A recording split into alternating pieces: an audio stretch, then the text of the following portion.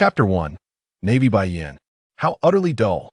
Bai Yan sat upon the docks of Marineford, observing the warships as they incessantly entered and exited the harbor. Each vessel embarked on its own mission, departing to fulfill its duty and returning only after having completed it, bringing back personnel for respite. Yet, Bai Yan found himself confined, unable to venture anywhere. It was not the Navy itself that restricted his freedom, rather, it was the constraints imposed by his system, which forbade him from leaving the Marine headquarters until he reached adulthood. Ah, little Bai Yan, why do you sit here all alone? If you were to fall into the water and get wet, you might catch a cold. Such a frightening prospect. A languid and peculiar voice drifted over from a short distance. Even without turning around, Bai Yan recognized the speaker, having spent considerable time within the Navy. This individual was one of the highest combat powers publicly promoted by the Marine Headquarters Admiral Kuzan, Bartholomew, who possessed the formidable abilities of the Pika Pika no Mi. Though referred to as an admiral, in terms of conventional military rank, he was merely a vice admiral. Old Huang, where are you off to? Bai Yan turned his head curiously, taking in the sight of the man clad in a yellow-striped suit, donning brown sunglasses, and draped in a white naval cloak. The Fleet Admiral Sengoku has assigned me the task of patrolling. Recently, things have been rather tumultuous. It seems many nefarious pirates have emerged, truly alarming. He spoke in a mockingly fearful tone, yet there was no trace of actual trepidation in his demeanor. In his previous life, Bai Yan had quite admired this laid-back fellow, who, despite possessing immense strength, feigned a nonchalant act. Consequently, netizens often joked that he was a master of slacking off. His salary was aptly described as doing nothing while earning a 4 emperors' pay, a fitting characterization for Kuzan. Well, once I finish my retreat, I'll join you at sea, Bai Yan remarked enviously. Haha, splendid. I would love to see who is stronger, our brilliant naval genius or those wicked new generation pirates. The new generation, indeed, is quite frightful. Through his brown sunglasses, his languid gaze lingered on Bai Yan, seated upon the stone bench. Just a bunch of little wannabes. Bai Yan, being a transmigrator, felt a surge of excitement upon entering the world of his beloved anime. Unfortunately, the system he received was somewhat lackluster. It was a check-in system, and he was required to comply with its demands. Wherever the system instructed him to check in, he had to go, and failure to adhere to its requirements would result in his erasure. It was hard to imagine how he had endured these past 6 or 7 years. Nevertheless, he was fortunate to have acquired several formidable abilities during that time. Conqueror's Haki, Armament Haki, and Observation Haki were all gained through check-ins within the first 3 years. Upon finally arriving at Marineford, he had succeeded in elevating all 3 forms of Haki to an intermediate level. During his journey aboard the warship to Marineford, he had also acquired swordsmanship. For Bai Yan, Marineford felt akin to a prison. Over the course of 4 years, his swordsmanship had been honed to an elite level, and the long sword that had accompanied him for 4 years had become as dark as ink. Yet, this infernal system still failed to notify him when his check-in period at Marineford had ended. Had it not been for the individual who brought him to Marineford being the current Fleet Admiral Sengoku, it would be difficult to fathom how the Navy had so indulgently supported Bai Yan for several years. Residing in a single-occupancy apartment and dining on officer-level meals, aside from the lack of salary, his treatment was nothing short of exceptional. Even without having undertaken a single mission, he had been promoted to the rank of lieutenant colonel by Sengoku within those 4 years. Many officers were quite resentful of Sengoku's favoritism. Even some brigadiers and rear admirals looked down upon Bai Yan, believing he had only attained the rank of lieutenant colonel through connections. Yet, only a select few core personnel understood just how extraordinary Bai Yan truly was. At merely 17 years of age, possessing all 3 forms of Haki, one could easily deduce that his swordsmanship was equally impressive, especially given the dark blade he carried with him. However, only a handful of high-ranking officials had witnessed the black blade sheathed within its dark scabbard. Even during training, Bai Yan seldom showcased his swordsmanship, but those who recognized the might of the Navy's elite forces dared not underestimate him. After all, who could be labeled weak if they could contend with the legendary Marine hero, Garp, for hundreds of rounds? What you say is indeed quite alarming. Bartholomew glanced at Bai Yan, then chuckled as he sauntered towards his warship.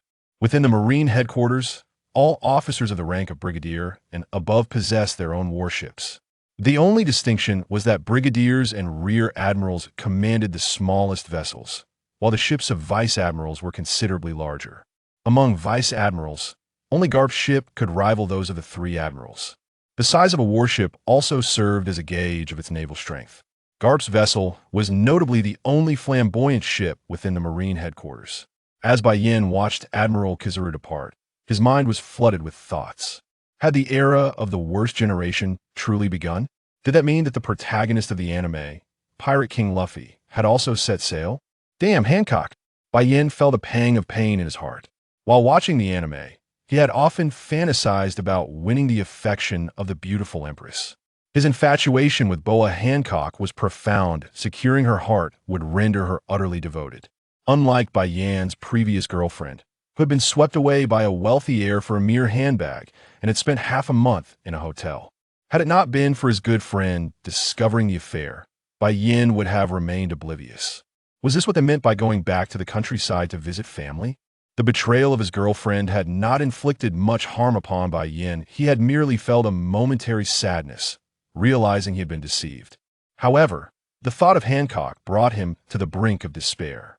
If only he were not in this world, he could dismiss it as a mere story.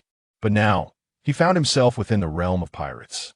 The thought of the world's most beautiful woman being unattainable left him feeling deeply unsettled, as though he was bringing shame upon fellow transmigrators.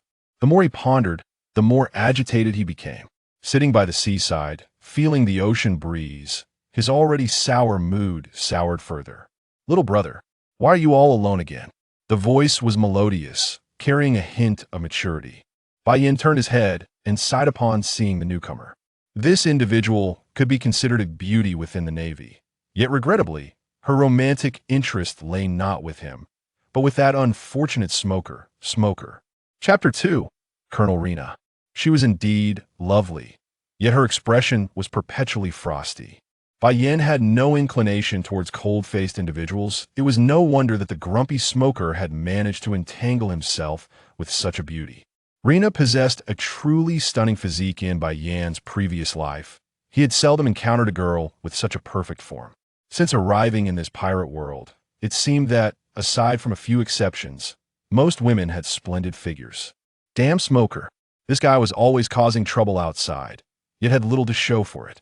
Rina seemed to have tirelessly toiled within the headquarters, constantly cleaning up the aftermath of Smoker's escapades. Had Bai Yan arrived in this world sooner, perhaps Rina would have been free of Smoker's troubles. "Sister Rina, you have some free time today?" Bai Yan had spent 4 years in the Marine headquarters. One could say there was hardly anyone in the Marine headquarters he did not know. Of course, everyone was aware of the young lad, personally brought to the Marine headquarters by Sengoku. Especially for a mere 17-year-old who had not undertaken any missions yet had attained the rank of lieutenant colonel, such a feat was a rarity in the annals of naval history. Rina, now in her 30s, had only achieved the rank of colonel. Smoker, on the other hand, was a man of principle, renowned for capturing pirates. Yet at over 30 years of age, he had barely reached the rank of captain. These circumstances underscored the absurdity of Bai Yan's position. Being a lieutenant colonel without any accomplishments would surely cause resentment among many naval leaders. However, those who could genuinely influence the matter remained silent. "Smoker has gotten himself into trouble again in Alabasta," Rina said with exasperation. "When did this happen?" Bai Yan was eager to avoid hearing about Luffy's arrival at Sabati Archipelago. Once that occurred, it would be a foregone conclusion that Luffy would soon meet Hancock. In Alabasta, Luffy must have once again enticed the intelligent beauty, Robin, to join him. Although Robin would not be as captivating as she would be 2 years later, fostering a connection after meeting her would still be a worthwhile endeavor. At that moment, Bai Yan had yet to lay eyes on Robin, all thanks to this damned check-in system. As others sign in at will, those who choose not to are free from such obligation, yet this system is rather severe, enforcing attendance as if it were a workplace. Mornings require a rise to sign in, and evenings demand the same, which is truly vexing. "It has already been a week since that incident," Jinai remarked, lighting a cigarette while observing Bai Yan with curiosity. After 4 years at the Navy headquarters, this younger brother of hers seemed to spend his days in a daze, with little else filling his memory. Most of the time, his expression oscillated between anguish and acceptance, a demeanor hardly befitting someone of his tender years. Oh, there's still time. Bai Yan exhaled, contemplating that Luffy must now be at Gaia Island, preparing to embark on the Sky Island arc. Considering the currents and the chaotic journey, it would likely take about a week. He pondered when his own attendance system would finally grant him an escape from the Navy headquarters. What do you mean there's still time? Enies inquired, her curiosity piqued by her younger brother's enigmatic and peculiar manner of speaking. Nothing. Just some thoughts crossed my mind. By the way, Enies, have there been any intriguing events at sea lately? Bai Yan felt unsettled under Enies' gaze and swiftly shifted the topic. Oh, some new pirates have emerged, and their bounties are quite substantial. Enies, unable to discern anything noteworthy from Bai Yan's expression, retrieved several bounty posters from her pocket. Bai Yan took them with curiosity indeed. Luffy's bounty had reached a staggering 100 million. It made sense, considering Crocodile was one of the 7 warlords of the sea, a title still quite formidable in the Grand Ocean. To defeat a warlord and earn such a bounty seemed entirely justified. Casually flipping through the other posters, Bai Yan's interest waned, but he noted Robin's bounty exceeded Zoro's, who had left Alabasta, standing at 79 million berries. At around 27 or 28, Robin had blossomed into a strikingly mature beauty. He wondered if his cunning older sister would ever take an interest in a mere boy like him. Yet, he mused, Luffy appeared to be around 17 or 18 as well. Gazing at the bounty, Bai Yan pondered how he might meet Robin without seeming out of place. What, are you thinking of going after these fellows? Enies observed Bai Yan's dreamy expression, incredulous, as she interrupted his daydreaming. I wouldn't dare to lay a hand on women. Bai Yan returned the bounty posters to Enies, rolling his eyes, and turned his gaze towards the distant ocean, a faint, inscrutable sorrow etched on his face. Having witnessed the sea's beauty countless times over 4 years, he felt he had seen enough of this place. Who would have thought? Little brother, you are such a chivalrous gentleman, Enies teased. Yet Bai Yan's expression lacked the flirtatious charm typical of such banter. Rather, it conveyed an air of aloofness, as her demeanor and words appeared quite extreme. Hancock, too, exuded an air of superiority, but her bashful side made Bai Yan's heart race uncontrollably. Ah, that scoundrel. If I ever get out there, he'll make sure he's unrecognizable. The more Bai Yan thought about it, the angrier he became, recalling that this scoundrel had seen Hancock bathing on Amazon Lily. It was utterly intolerable. Although Luffy had yet to reach Amazon Lily, Bai Yan felt as if Luffy had claimed all the advantages, leaving him with nothing. Who would you make unrecognizable? Enies stared at Bai Yan, puzzled, as he seemed lost in his thoughts, his expression suggesting he had encountered some grave injustice. It's nothing. I didn't say anything. Bai Yan suddenly remembered Enies was still beside him, hastily denying his earlier musings, springing up from the stone bench and dashing towards the dormitory area. Such a mysterious little one, not charming in the least. Enies scoffed at Bai Yan's retreating figure, secretly preferring the reliability of Smoke Man, despite his penchant for trouble, as he at least proved to be engaged in meaningful endeavors outside. Chapter 3. Instructor Zephyr. Having escaped the bay, Bai Yan meandered to the Navy's training grounds. At that moment, many new recruits were diligently running about, while an elderly man with purple hair lounged comfortably in a chair, observing these future generations of the Navy. Old man, living quite the leisurely life, Bai Yan approached the purple-haired elder, eyeing his robust mechanical arm. He seized the water jug from the table, pouring a generous amount directly into his mouth without bothering with a cup. It's you, Brad. Ever since Bai Yan arrived at Marineford, he had been entrusted to Zephyr, and within just 2 years, he had successfully graduated under his tutelage. Despite Zephyr still holding the title of chief instructor, the actual teaching responsibilities had shifted to his 2 students, Ein and Benz. He had become the second most leisurely person in the Navy, following only Bai Yan. As a result, Bai Yan, this young lad, often came to chat with him whenever he had nothing to do. If one were to consider who else in Marineford was closest to him, besides Zephyr's two closest disciples. It would almost certainly be the young man before him, Bai Yan. Of course, Old Man Carp could also be included in that circle. Wasn't this way of life rather pleasant? With age, one should refrain from incessant fighting and killing. Bai Yan, resembling a monk reciting scriptures, began to prattle on before Zephyr once again. I say, you little rascal, why is it that every time you visit me, you start off with such a torrent of nonsensical chatter? Zephyr felt as though his ears were becoming calloused from this boy's incessant prattle. Did this lad somehow glean the blood-soaked vendettas from the mouth of Sengoku? However, this young man did not seem like the type to be weak. Why did he persist in uttering such words to him? The world belongs to the youth. Old man, you are advanced in years and ought to enjoy your retirement. Leave the remaining matters to us young ones. Bai Yan disregarded Zephyr's irritation and continued his monologue. Zephyr cast a glance at Bai Yan. This boy was barely 17, yet spoke with such an air of maturity. What do you mean by that, you little brat? Coming here to ramble on and on is starting to vex this old man. Seeing Bai Yan's indifference to his irritation, Zephyr, in a fit of exasperation, asked sharply, Oh, old man, do not be angry. I merely wish for you to spend your twilight years in peace. Bai Yan shot a glance at Zephyr. In this world of pirates, if there was one outcome that Bai Yan dreaded witnessing the most, it would be that of Zephyr. This old gentleman seemed to have spent his life in tragedy. He married only close to 40 and, shortly thereafter, lost his family to pirates. Despite having nurtured many exceptional disciples for the Navy, misfortune struck in his later years when he suffered the loss of an arm to pirates, with only Enies and Bin surviving from his crew. Ultimately, he met his end tragically at the hands of his own numerous students. When Bai Yan arrived at Marineford, Chief Instructor Zefa had just been rescued by scientists and fitted with a mechanical arm made of Shanghai stone. Yet he had not yet had the opportunity to assemble the pirate guerrilla squad.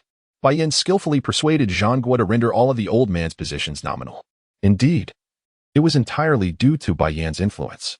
As for Enies and Binzi, they were summoned to the Navy headquarters specifically to oversee Zefa's instructional duties. A request made by Bai Yan.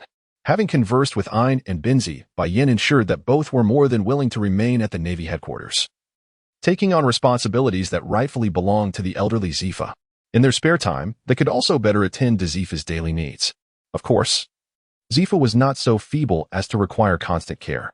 At this moment, Binzi was no longer the peculiar ninja figure clad in odd attire as seen in Bai Yan's previous animated encounters. Rather, he was now dressed in a formal black suit, draped in a justice cloak, with a long slender sword slung at his waist. His arms crossed over his chest, he cast a stern gaze at the recruits training below. Binzi now held the rank of Rear Admiral at the Navy headquarters. On the opposite side of the training ground stood a striking woman, adorned in a justice cloak, wearing a snug white shirt paired with denim shorts and black fishnet stockings that accentuated her shapely legs. This blue-haired, voluptuous beauty was Enies. Like Binzi, she too held the rank of Rear Admiral at the Navy headquarters. They were diligently instructing the naval recruits, teaching them the 6 forms of the Navy and basic swordsmanship. Upon noticing Bai Yan approaching the training area, Enies, after reprimanding the new recruits, made her way toward Zefa. Bai Yan, my dear brother, Enies exclaimed, her gratitude evident. She appreciated not only the opportunity to stay close to their mentor, but also the privilege of being a Rear Admiral at the Navy headquarters.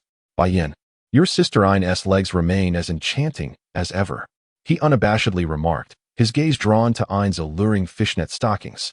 This was hardly his fault, as her usual attire was irresistibly captivating. Ahem, I'm still right here, Zefa interjected, bemused by Bai Yan's audacity. Is it too much to ask for some discretion in private matters? You like it? Then come visit me every day. I laughed, glancing at Bai Yan. This younger brother had a penchant for teasing her, yet when faced with the prospect of action, he would scurry away in fright. Bai Yan forced a smile. But did you think he did not desire more?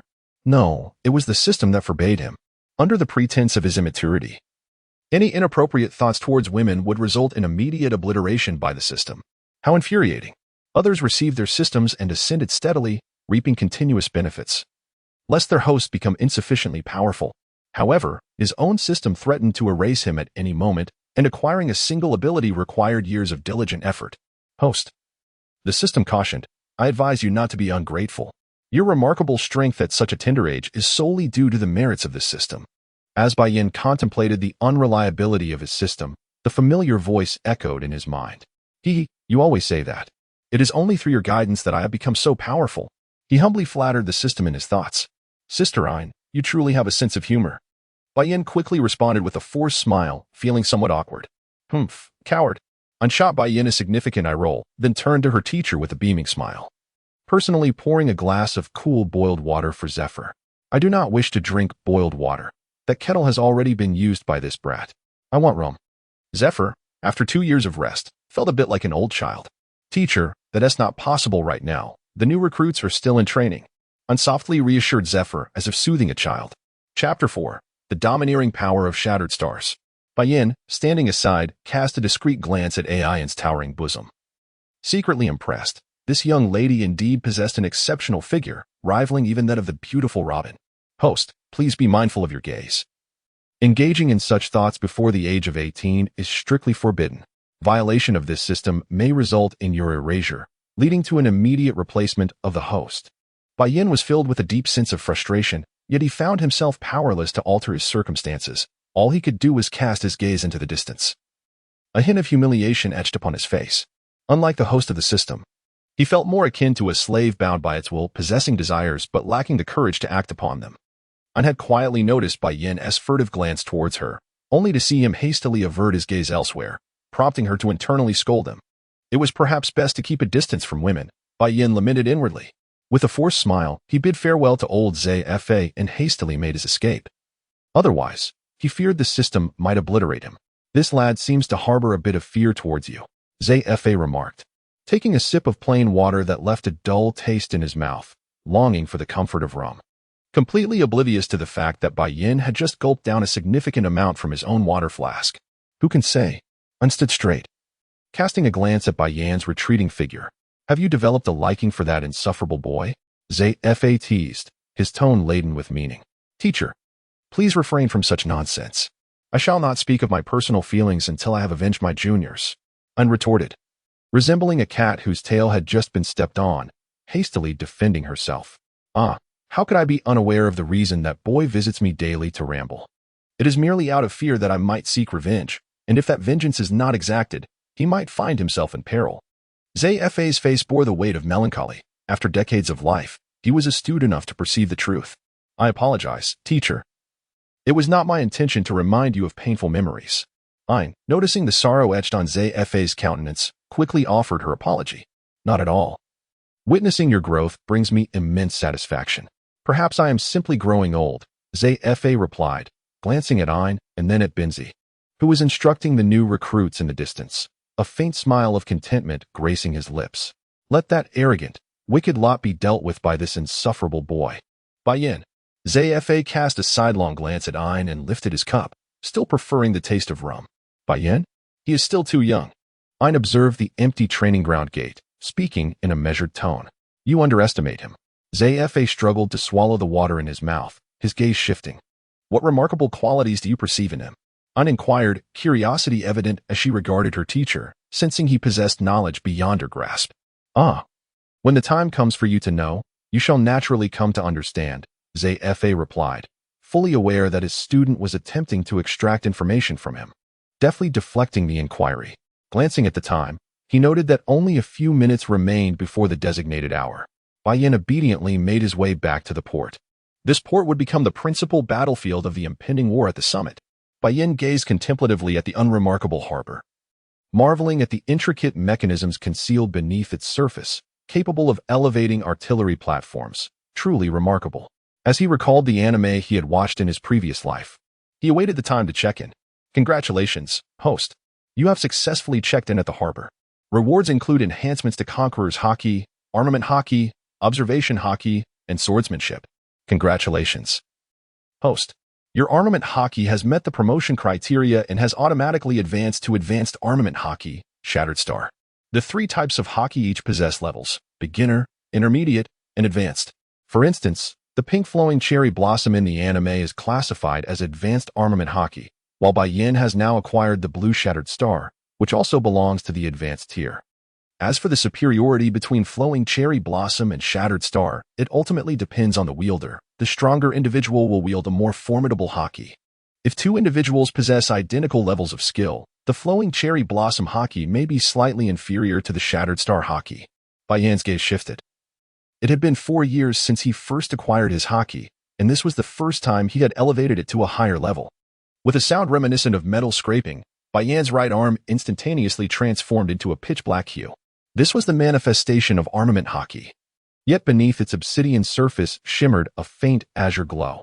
Clenching his fist tightly, Bai Yan felt as though he could shatter a star with a single blow, perhaps providing the inspiration for the name Star Shatter Hockey.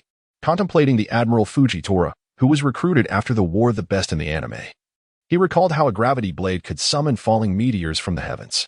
Meanwhile, Zaro, in a flurry of leaps and bounds, chanted incantations that culminated in a powerful strike. Yet he merely cleaved a meteor in twain. In stark contrast, the formidable Mihawk, with a simple slash, reduced the severed meteor into a cascade of celestial debris. Bai Yan now experiences the formidable advanced armament hockey, Shattered Star. He feels that with a single punch, he could reduce such a meteor to mere dust. The primary focus of flowing Sakura hockey is to strike from afar, while Shattered Star hockey not only possesses this capability, but also exhibits explosive effects. This reminds Bai Yan of another anime, where Chidori and Rasengan are featured.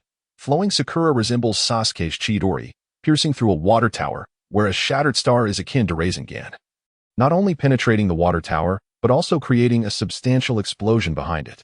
At this moment, Bai Yan no longer blames the system for its trickery. Instead, he gazes contentedly at his arms, reveling in the prowess of advanced armament hockey. Even in the later stages of anime, few can truly master such skills.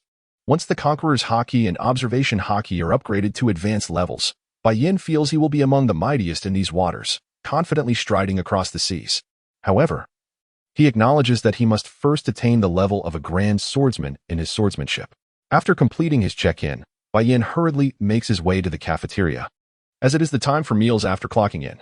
Holding his food, he finds a secluded corner to dine while simultaneously accessing the system panel to review his attributes. Sign-in system. Host. Bai Yan race. XXX age. 17 height. 185 centimeters combat power. Equivalent to an elite rear admiral of the Navy headquarters rank. Navy headquarters major abilities. Intermediate Conqueror's hockey. Advanced armament hockey. Shattered Star hockey. Intermediate observation hockey. Grand swordsman level swordsmanship. Perfect mastery of the 6 forms of the Navy wealth. 3. 739, 760 berries previously. Bai Yan had been curious about the salaries of Navy personnel within the pirate world. Now, as a Navy major stationed at the Navy headquarters, he has gained a clearer understanding of these salaries, despite never having received one himself. Chapter 5. Navy salaries. New recruits receive approximately 1,000 berries in monthly allowances. At first glance, this may seem meager, yet in the world of pirates, where a kilogram of rice costs merely 2.5 berries, this allowance is sufficient for new recruits to purchase 400 kilograms of rice to support their households. These new recruits are akin to apprentice sailors, occupying the lowest tier within the Navy, with their treatment resembling that of private soldiers. Upon completing their training without exceptional performance, they are granted the rank of private. Regular Navy soldiers, privates, earn 2,000 berries per month, essentially double that of a recruit due to their official status. Corporals, regarded as seasoned and elite soldiers, receive a monthly salary of 2,500 berries. The pay for sergeants stands at 3,000 berries. Despite the high bounties placed on notorious pirates, the salaries of Navy soldiers are relatively modest. However, when on missions, all personnel receive additional allowances. The pay for staff sergeants is 3,500 berries. Above the staff sergeant rank lies the warrant officer, who serves as a preparatory officer, earning 5,000 berries monthly. A junior lieutenant at the Navy headquarters earns 6,000 berries, while a junior lieutenant in the divisions receives 5,500 berries. A lieutenant at the Navy headquarters earns 7,000 berries, while a divisional lieutenant receives 6,500 berries. Captains earn 1,000 berries more than lieutenants, and divisional officers earn 500 berries less than their headquarters counterparts. Nonetheless, divisional officers enjoy slightly more freedom and opportunities for additional income. Navy majors can earn approximately 10,000 berries per month, a seemingly substantial amount. Yet it equates to the combined salaries of 5 privates. The majority of a Navy officer's income derives from missions when capturing notorious pirates. The bounties are distributed among the officers involved, calculated according to their ranks. For instance, if a pirate has a bounty of 10 million berries and is apprehended by 10 privates, 2 lieutenants, and 1 major, The distribution would be as follows. 10 privates would receive the equivalent of 12. 5 shares, 2 lieutenants 7 shares, and the major 5 shares, totaling 24. 5 shares. Consequently, the major would receive over 2 million berries, while each lieutenant would obtain 1. For million berries, and each private would receive 500,000 berries. Do you think the sailors are truly foolish? They accept such meager salaries while risking their lives. This is because capturing a notorious pirate can yield them a significant fortune. Naturally, if casualties occur, the compensation is divided among the surviving personnel, serving as a form of settlement for their families. A Navy major at the headquarters earns approximately 20,000 berries monthly, while division majors earn 2,000 berries less. In exceptionally stable basis, division majors may earn 3,000 berries less. A Navy colonel at the headquarters receives a salary of 30,000 berries. A rear admiral at the headquarters earns 40,000 berries monthly, while a divisional rear admiral earns only 35,000 berries. A Navy major general at the headquarters receives 60,000 berries, while divisional major generals earn 50,000 berries. A vice admiral at the headquarters earns 80,000 berries monthly, and although Admiral Carp is an exception, he receives a salary akin to that of an admiral. The salary for an admiral is 100,000 berries per month, and Admiral Zephyr, as the chief instructor of the Navy, receives an additional 5,000 berries. Although his current position is somewhat idle, resulting in a slight reduction in his salary, the fleet admiral earns a staggering 120,000 berries monthly. Moreover, the longer one serves in the Navy, the greater their salary becomes, with soldiers receiving an additional 100 berries per year of service. Junior officers receiving an increment of 200 berries, and senior officers gaining 500 berries annually. For admirals, the increase is 1,000 berries per year of service. Given this calculation, Admiral Carp's salary is indeed remarkably generous. Bai Yan, a lieutenant colonel in the headquarters, earns a modest salary of 20,000 berries a month. However, he has never been proactive in claiming his wages. His substantial wealth primarily stems from the numerous berries he accumulated through system rewards during his sign-in sessions prior to arriving at Marineford. Initially, he had envisioned a carefree existence in the world of pirates, yet the insidious system has ruthlessly obstructed his path to leisure. Host, please be aware of your thoughts. Your current mindset is exceedingly perilous. In light of this danger, this system intends to initiate a cleansing protocol. Ha ha ha. Dear system, what jest is this? How could I possibly harbor dangerous thoughts? Although Bai Yan felt a twinge of resentment, he understood that a true gentleman must possess the ability to endure and yield, even when the fault does not lie with him. Please pay heed to your mental state. The system reiterated its warning to Bai Yan. As he sat at the dining table, he felt utterly helpless, ensnared by a rather obstinate system that threatened to eradicate him at any moment. Acceptance of his fate was his only recourse. In the midst of his distress, a magnetic voice resonated beside him. Lifting his gaze, Bai Yan was met with the sight of a dark-skinned man with thick lips and curly hair, a visage that held no allure for him. Just as he was about to resume his meal, a realization struck him. This individual had fortuitously appeared to serve as an outlet for his frustrations. Admiral Kuzan. How about we practice a bit after our meal? Bai Yan's demeanor shifted from aloofness to one of cheerful invitation as he regarded Admiral Kuzan. Certainly, since the last encounter, where Bai Yan had subdued him with his haki, Kuzan had been devising ways to reclaim his dignity. After all, he was an admiral, while Bai Yan was merely a lieutenant colonel. In the embarrassment of that moment, Kuzan had concocted excuses for himself, claiming he had intentionally held back due to Bai Yan's youth, only to find that this young man had bested him in a single exchange.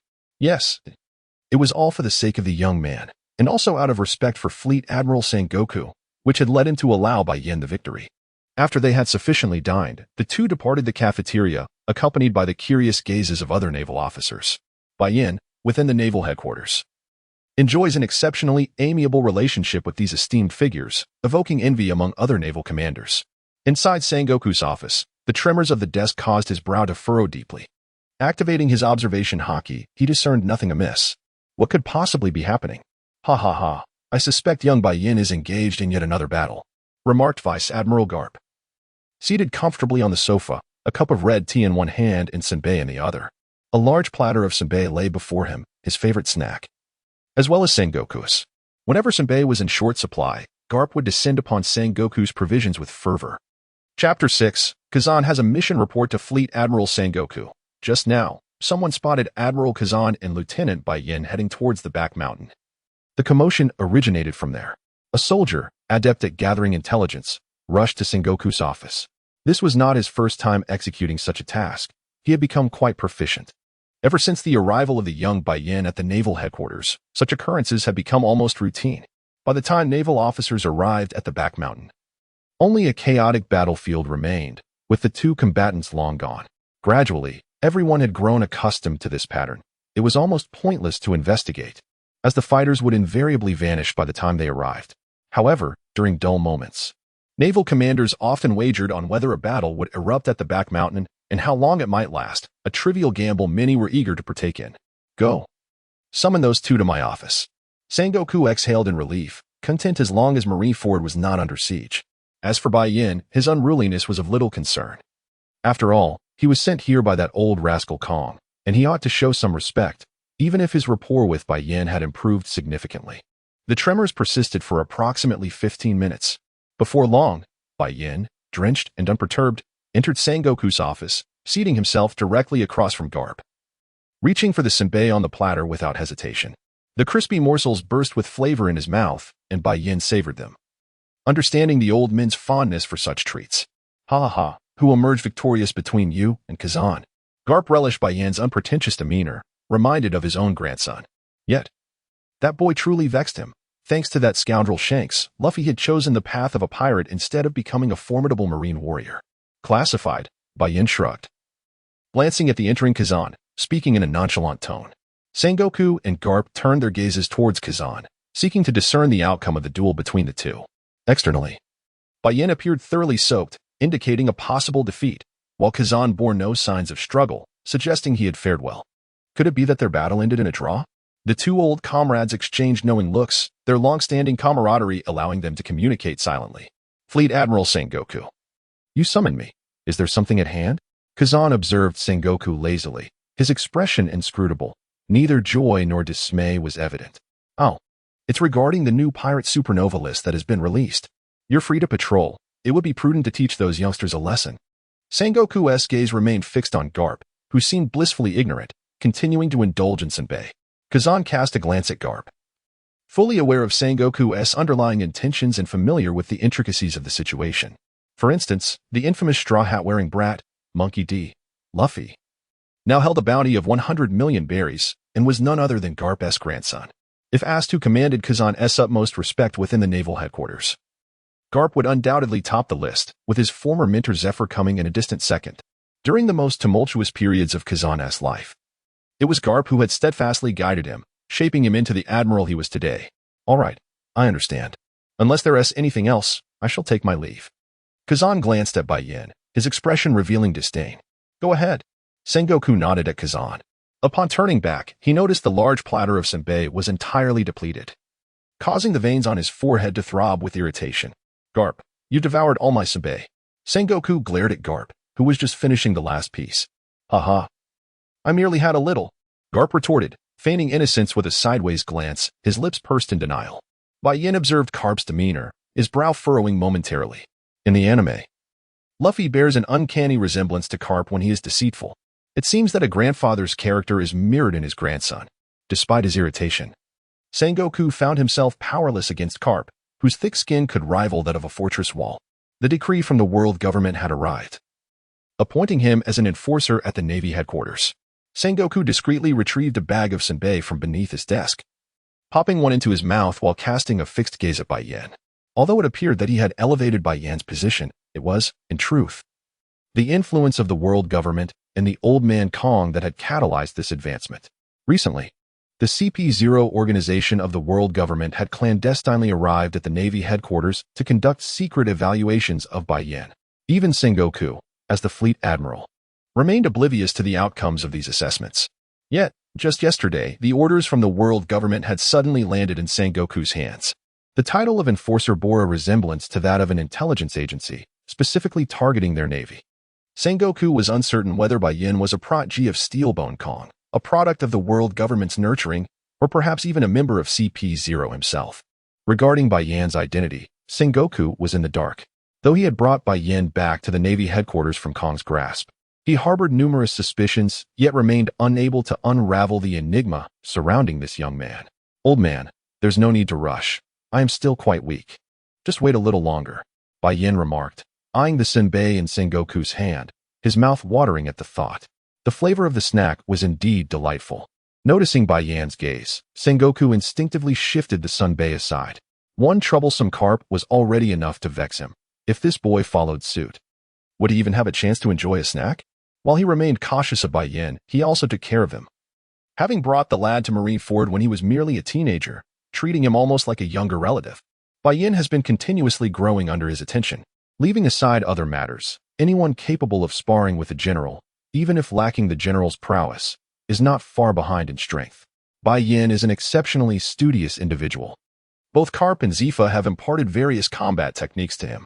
Over the past 4 years, this young lad has not disappointed the expectations placed upon him, steadily progressing toward becoming a capable individual who can stand on his own. Chapter 7. 7 years, however, it has piqued the curiosity of everyone around him that, despite his evident desire to leave Marineford, he has never uttered a word about departing. When Bai Yan first arrived at the Navy headquarters, Admiral Kong mentioned to Sengoku that as long as this young man did not wish to leave, he should be allowed to remain until he chose to depart on his own accord. Initially, Sengoku harbored doubts, wondering if Bai Yan was waiting for someone in Marineford. His suspicions were heightened with the arrival of CP0, leading him to believe that perhaps the person Bai Yan awaited had finally come. However, after conducting their secretive assessment of Bai Yan, that group simply departed. Bai Yan did not reveal his departure alongside them, which was quite perplexing, as it contradicted all his previous assumptions. Haha, you little rascal. Despite your weaknesses, you've surpassed my grandson. Carp looked at Bai Yan with a joyful smile, but suddenly, a thought crossed his mind, causing his expression to turn grim and his teeth to clench. The current Luffy was a pirate, and just thinking about it made him furious. When he encountered that fellow, he would ensure he felt the force of his beloved iron fist. Indeed, I am still quite weak, Bai Yan sighed, pondering whether he truly wished to leave or to venture into the vast seas. The answer was neither. He felt helpless. Cough. Cough, host, are you blaming me? The system's voice echoed in Bai Yan's mind, only to be interrupted. No, no, no. How could I ever blame such a magnificent system? If anyone is to blame, it's my own lack of strength. The great system is only looking out for me, wanting me to grow strong before I depart. Yes, host, that's the right mindset.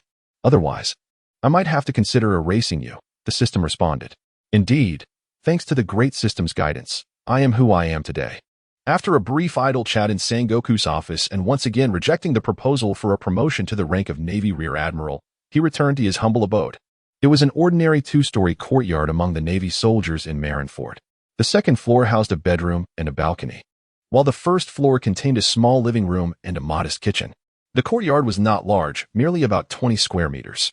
This was Bai Yan's residence for the past 4 years in Marineford. System, how long have I been in Marineford?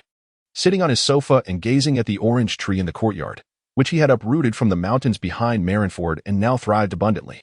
The host has been in Marineford for 1,478 days. Why do you suddenly ask this? Has it really been over 4 years? Bai Yan calculated, noting that 4 years equated to 1,460 days, and he had indeed been here for more than that. Yes, this system has taken care of the host for 2,634 days. Over 7 years. Remarkably, the system seems somewhat sentimental, displaying a touch of humanity. 7 years. I wonder if my family still remembers me. Bai Yan expressed his heartfelt longing for home. Although he cherished this world, he couldn't help but miss his family. Alone in this unfamiliar realm, how could he not yearn for home? He longed for his mother's dumplings and his father's stir-fried dishes. Despite some unpleasant experiences, it remained the place of his origin. Host, you should refrain from being overly sentimental. If you upset this system, I may become displeased. The system roared in Bai Yan's mind. Oh, I was merely reflecting, great system. Why are you getting angry? Bai Yan sensed the system's irritation and hastily activated his cheerful demeanor, having grown accustomed to this frequent change in mood over the years. Despite being the host, don't be snarky with this system, or I might just erase you. This was a sentiment Bai Yan had heard for over 7 years. Yes, yes.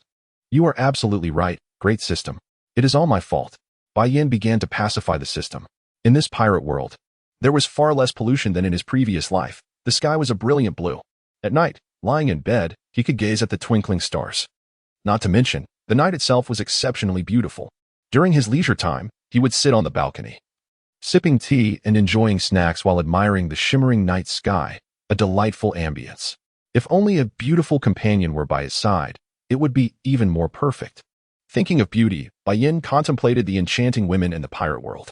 At the forefront of his mind was Hancock, the Empress, whose pure and regal style was irresistible to any otaku. Following her was Robin, the intelligent and slightly dark older sister, one who understood him well. Her figure and features were undeniably perfect. While many admired Nami, the headstrong girl, Bai Yan acknowledged her ample bosom but found her personality unappealing. Conversely, he preferred her sister Nojiko, who was gentle and diligent, his ideal type. Bai Yan also harbored affection for Rebecca from Dressrosa. Damn it. Thinking of Rebecca makes me grit my teeth. That rascal Luffy seems to seize all the good fortune. The mere thought of it incited Bai Yan's frustration, as he felt anger bubbling within him. Fighting was one thing, but to have someone pinned beneath him was infuriating. Luffy was the most vexing person to Bai Yan, second only to Momonosuke. Despite being the protagonist of this world, Bai Yan acknowledges his fondness for the anime One Piece, yet he harbors a disdain for the character Luffy, who incessantly feigns madness to exploit others. Contemplating this, Bai Yan cannot help but clench his fists, vowing that when he encounters Luffy, he will deliver a thorough beating. Amidst this fervor, Bai Yan quietly reflects on his mind, sensing that perhaps the system has taken a respite, refraining from intervening. Otherwise, it would surely emerge to annihilate him for indulging in fanciful thoughts about beautiful women. Kazuki Hiyori is indeed admirable, despite her brother's irksome nature. Kaido's daughter is also quite impressive, though Bai Yan resolutely refuses to admit that he is tempted by her physical allure. Nevertheless, this girl, despite being female, presents herself in a manner that resembles a man, frequently exposing her side breast, leading Bai Yan to conclude that her intellect may not be particularly sharp. In his past life, only attention-seeking internet celebrities would behave in such a manner. Being friends with her seems appealing. Her straightforward personality is refreshing. Although Bai Yan will not concede that his interest is merely to take advantage of her.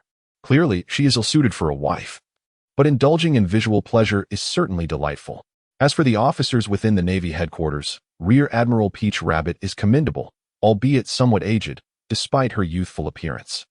An is also quite impressive, yet Bai Yan senses she may harbor some discontent towards him. Can one blame her?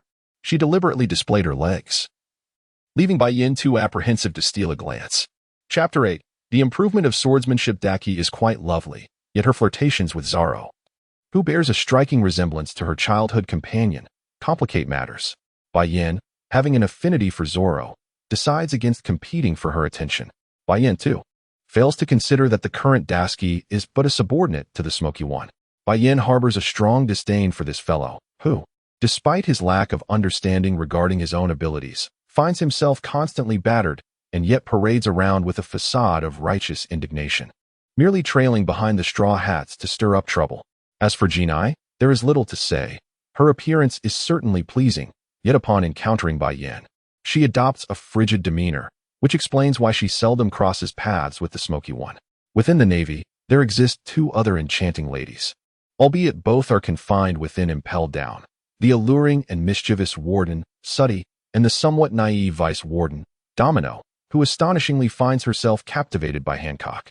Indeed, the Navy boasts many beautiful women, yet Bai Yan prefers to keep to himself, and even when he does encounter them, he remains oblivious to their names. His attention is primarily drawn to the captivating women he recalls from his days of watching anime, like Califa from CP9, who is undeniably a stunning beauty. As thoughts of these alluring women swirled in his mind, Bai Yan drifted into slumber on his bed. In his dreams, these beloved beauties surrounded him. And standing amidst this throng of women, he laughed heartily, relishing in the fulfillment of a man's dream. Ah, the sensation of dreams realized is indeed exhilarating. Yet, as is often the case, such pleasant dreams are fleeting. Before he could fully embrace his joy, the wake-up bell of the Navy resounded throughout Marineford. Bai Yan, somewhat irked, covered his ears with a pillow. That damn bell. After a brief morning routine, another ordinary and familiar day began. Following breakfast, Bai Yan checked the system's attendance tasks for the day. Nothing had changed. He obediently made his way to the bay to clock in. Congratulations, host. Attendance recorded successfully. Your conqueror's hockey has been enhanced. Your armament hockey has been enhanced. Your observation hockey has been enhanced. Your swordsmanship has improved. Congratulations, host. Your swordsmanship has advanced to the level of a sword master.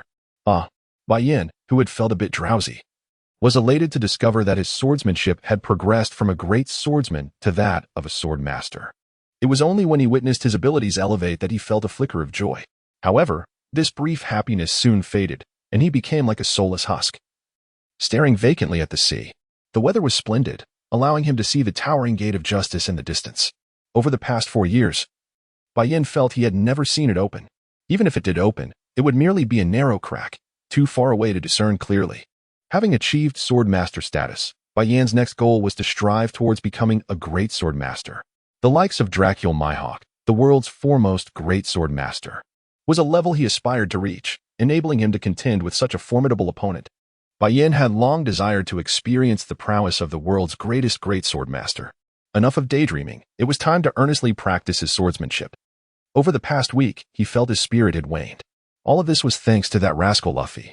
Why did he have to set sail so early? Couldn't he have waited another 2 years? Bai Yan resolved to train diligently, aiming to surpass Luffy in strength. Sneaking away to the back mountains of Marineford, Bai Yan preferred to practice in solitude. He swung his long sword repeatedly, executing simple cuts, slashes, thrusts, and stabs. Since arriving in this world, the sword had been his constant companion. After acquiring the armament hockey, Bai Yan had been nurturing his sword with it. The sword bore a simple name, Soul Cutter. Though it was not among the swiftest of blades, it was no inferior to them.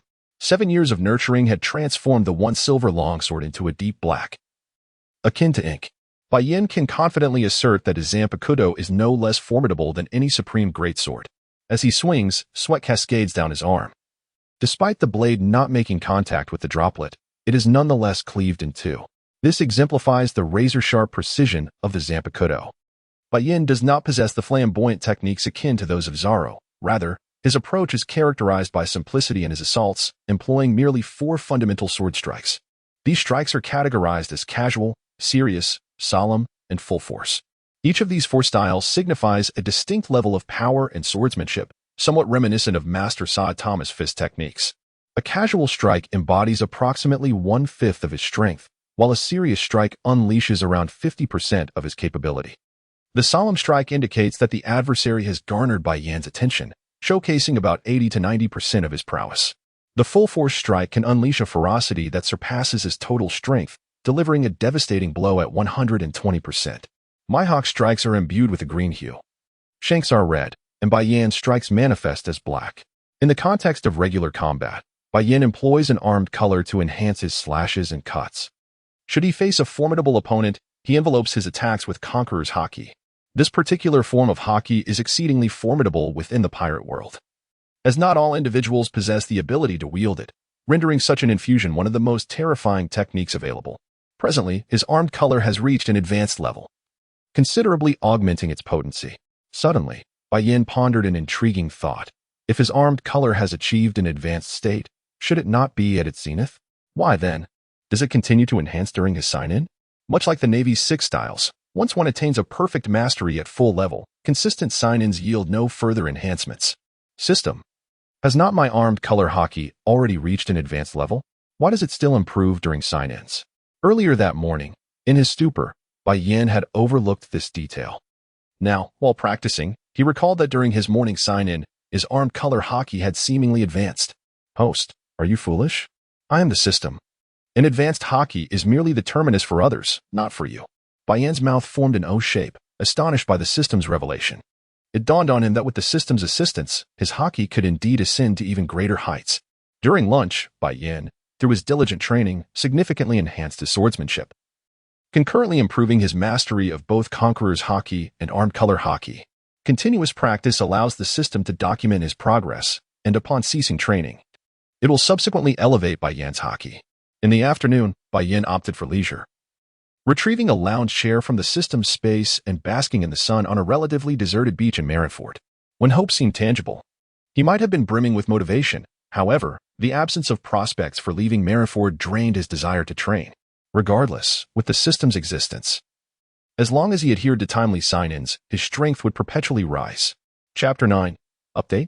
In his previous life, Bai Yan had read numerous novels, wherein the protagonists often lingered in obscurity until they became invincible beings, at which point they would emerge from their seclusion. He could not simply resign himself to fate. Rather, he found himself obeying the commands of the system, content to remain hidden in Marineford. After calculating the time, he realized that this young lad, Lucci, had spent approximately 20 days on Skypea, leading up to his arrival at Enies lobby. According to Nami's intelligence, Lucci should have already entered Skypea, and in 15 days, he would reach Water 7.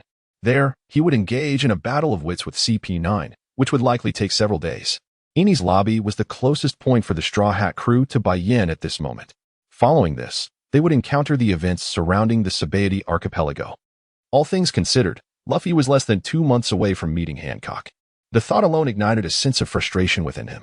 If only he could escape the Navy headquarters, he could whisk Robin away with him. With his presence, Robin would remain unharmed. Given his connections with CP0, CP9 would pose no threat. Those incapable of wielding hockey would hardly be a challenge for Bai Yan. "Host, do you wish to leave this place?" The system's voice suddenly echoed in his mind. The system's unexpectedly gentle inquiry made Bai Yan feel a surge of tension. What could this question imply? His mind raced through various scenarios. "Oh dear system, I recognize your concern for my well-being. I merely yearn for the outside world, not necessarily to depart." The system pondered this sentiment in silence. "Host, there is something I have been concealing from you." After a prolonged silence, the system's voice resonated once more in Bai Yan's consciousness. What could the system possibly be withholding? Surely, if it were keeping secrets, it was only out of concern for his inadequacies. Bai Yan was reluctant to provoke the system, fearing that it might decide to erase him in jest. "Do you know how many days remain until you reach adulthood?" The system posed this peculiar question, leaving Bai Yan baffled. Having traversed into this realm, he was uncertain as to when he would be considered an adult. He only had a vague estimate of his age. After all, before his arrival, he had been a man in his 30s. It was rather absurd that, at the age of 30, he was addressed as uncle by young girls. Shouldn't he be referred to as big brother? As for his current age in this world, he could only approximate it to be in his teens, lacking any concrete notion since this body, aside from its striking handsomeness, bore no memories pertaining to age. "I am not quite sure," Bai Yan admitted candidly. He understood that the system was aware of his thoughts, choosing not to dwell on the minutiae out of its own generosity. This benevolence was also the reason why the system often contemplated erasing him. While he continued to flatter it, frequently it overlooked his grievances, not holding them against him too harshly. Moreover, having the system around provided a companion for idle conversations, which was a pleasant change. "You have 10 days remaining until you officially become an 18-year-old adult. At that time, the system will undergo an update, and it may no longer be the same entity conversing with you." 10 days until I reach adulthood? An update for the system? Will the intelligence be replaced? Bai Yan was inundated with questions. An update typically meant enhancements or a transformation into something more formidable. Why imply a change in identity? System, with an update. Won't you become even more powerful? Why speak of such things? Bai Yan found it perplexing, having never encountered such notions in the novels he had read previously. The system itself is unsure. It merely senses that as the date of your maturity approaches, there is an unsettling apprehension. "Oh dear system." Your tone resembles that of a mother watching her child grow. Naturally, as the child matures, they must learn to soar. Remaining in the nest stifles their potential. While I may not possess knowledge of whether I am male or female, I must contest your comparison to a mother. I believe it is more fitting to refer to me as your father. Furthermore, I have been bound to you since your infancy. Observing your growth over the past 7 or 8 years, does that not make me your elder? Bai Yan found himself somewhat speechless at the system's statement. Merely from this phrase, it was evident that the system was undoubtedly masculine. After all, it was rare to hear of a woman who enjoyed being called father. Such a sentiment was typically reserved for men. Though perplexed, he had no grounds for rebuttal. If one were presented with a system that required them to call it father, it was likely they would acquiesce with enthusiasm, for the presence of a system promised a life filled with excitement. "Great system, you are my esteemed guardian. Thanks to you, I am who I am today. Rather than referring to you as my guardian, it would be more fitting to call you my master. Indeed, from now on, I shall address you as master." Bai Yan decided to embrace the situation wholeheartedly. For reasons unknown, he felt that if he could merely keep the system amused, the rewards he would reap would far surpass a few flattering words. It seemed there was indeed wisdom in this notion. The host speaks truthfully. All your abilities are bestowed by me. To say that this system is your master is not an exaggeration. The system's tone grew noticeably cheerful. Master, earlier you mentioned that I have reached adulthood and that you would undergo an update. What does that entail? Seizing the opportunity while the system was in high spirits, Bai Yan inquired about his curiosity. Well, as for the nature of the update, I am not entirely certain. At its core, this system remains a check-in system. Even with updates, it will still revolve around check-ins. The method of check-in may undergo some changes, or perhaps the rewards will manifest in a different form. In truth, the system's instinctual response hinted at the distinctions that would emerge post-upgrade. Bai Yan's eyes sparkled with excitement. Is it true that soon there will be no need to remain stationed in one place, clocking in day after day, even if one roams the world? As long as one clocks in on time, it suffices. What my master said makes perfect sense. Regardless of how my master may change, you will always remain my master. My spirits lifted. I found myself more adept at handling the horses. Chapter 10. The Old Man of Zefa in the days that followed. Bai Yan was in exceptionally good spirits, walking with a newfound vigor that contrasted starkly with his previous lethargy. He moved with a breeze, radiating a more vibrant and handsome demeanor. In his previous life, Bai Yan was not conventionally unattractive. One could only say he was passably appealing. However, he bore no resemblance to the concept of handsomeness. In this life, having traversed into the world of pirates, he emerged as strikingly handsome. With short black hair that lent him a spirited air, double eyelids that framed his keen gaze, a prominent nose, and sharply defined cheekbones. Bai Yan himself believed he surpassed all the men in the pirate realm in terms of attractiveness. Had he been in his past life, he would undoubtedly have ranked among the top-tier heartthrobs, unmatched by any. Zaro is indeed handsome, yet when compared to the present Bai Yan, he pales significantly. Shanks is rather appealing too, but he still falls short by a margin. If the current Bai Yan were to be placed in the eyes of women from his previous life, he would unquestionably be deemed the most handsome man of the pirate world, without exception. However, the inhabitants of this world are not particularly discerning. They do not place much value on appearances. Such beauty is merely a source of amusement for Bai Yan himself. Take Luffy, for instance. With his unrefined appearance and his penchant for picking his nose, he is an absurd character who inexplicably garners the affection of girls. Can one truly label him as handsome? Yet, he captures their hearts, which is nothing short of baffling. Conversely, Sanji, with his suave demeanor, appears almost infatuated. Many times, Bai Yan finds himself pondering the peculiarities of this world's values. One wonders if the creators of the anime, perhaps not possessing striking looks themselves, intentionally inverted the standards of beauty portrayed in their works, or if other factors were at play. Nevertheless, upon entering the pirate world, Bai Yan observed that its aesthetic sensibilities indeed seemed flawed, albeit not as egregiously as depicted in the anime. While handsomeness does attract a segment of admirers, the majority seem more inclined to idolize the strong. The existence of someone who is both handsome and powerful is a rarity, thus. People's appreciation has gradually shifted from mere looks to a preference for associating with the strong. Beauty has become somewhat superfluous, not due to a lack of understanding of who is truly handsome. After all, what value does handsomeness hold when faced with a mere lackey who can easily be dispatched with a single blow? Such fleeting beauty is worth little.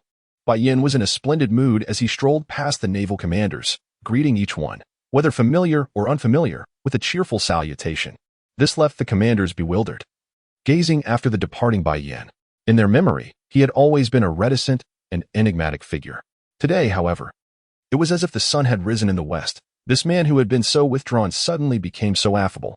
Old man, I'm here to see you again. Have you missed me? Bai Yan sauntered into the training grounds.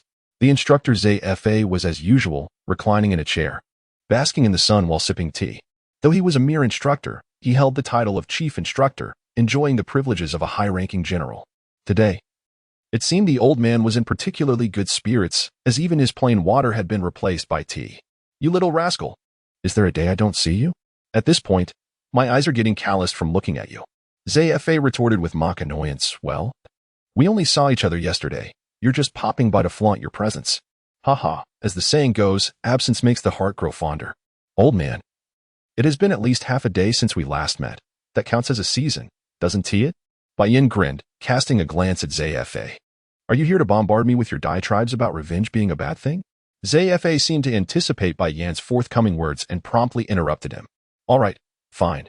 We shall not speak of that today, Bai Yan conceded, feeling a bit awkward as he dragged a chair closer to Zefa. Sitting beside him, Bai Yan noted the growing number of white strands in Zefa's once vibrant purple hair, prompting a silent sigh from him. What is the matter? Zefa noticed Bai Yan's sudden shift in mood and cast him a curious glance. Old man, I remember when I first joined the Navy. You had no white hairs at all. Bai Yan's naval six styles had been taught by Zefa himself, although during the training, the old man Carp would often join in the fray. Oof, what are my white hairs? Carp has even more than I do. The old men, despite their age, still engaged in trivial comparisons, even regarding something as inconsequential as white hairs. Bai Yan pondered for a moment, reflecting on the old man Sengoku, who, despite having a head of gray hair, insisted on dyeing it, presenting a fade of youthful black locks. He recalled the aftermath of the Paramount War in the anime, when Sengoku relinquished his position as commander and took on the roles of instructor and inspector. During the Dressrosa arc, both Sengoku and Carp were depicted with their full heads of white hair. Heh, you old geezers are aging, and with age comes acceptance, right? Leave the matters of the world to us young folks. Bai Yan grinned. Hold on, old man. I got it. No need to keep repeating it in front of me. I'll be sure to notify you at the first opportunity. Zefa interrupted, sensing Bai Yan was about to launch into another spell. Well then, that works.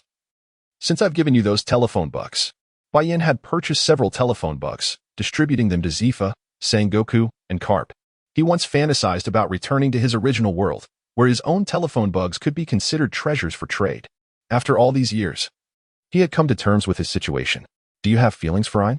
Zefa suddenly sat upright, his expression grave as he fixed his gaze on Bai Yan. The old man's inquiry startled Bai Yan, leaving him perplexed. What was this old fellow up to today, posing such a serious question? Old man, what is wrong with you? Are you feverish? Bai Yan stood up, reaching out to check Zefa's forehead. Get lost. I'm perfectly fine. I merely wish to understand your thoughts. Ein has endured a difficult past, and as long as I'm alive, I naturally hope for her happiness. Zefa brushed aside Bai Yan's hand, his demeanor earnest. Don't be so serious. It's making me nervous. Bai Yan awkwardly glanced at Ein in the distance, then back at Zefa's serious face, attempting to lighten the mood. You're worried about nothing. You can't be nervous while smiling like that. So, speak up. I'm keen to hear your thoughts, Zefa reclined once more. Old man, you still don't know me.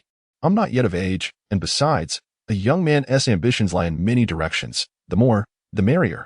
Bai Yan chuckled, continuing to ramble. Stop with the nonsense. It's evident that Ein has a fondness for you. Zefa rolled over, taking a sip from his water flask leisurely. Chapter 11. Ein, you say Ein likes me? Bai Yan was momentarily taken aback, his previously playful demeanor transforming into one of shock.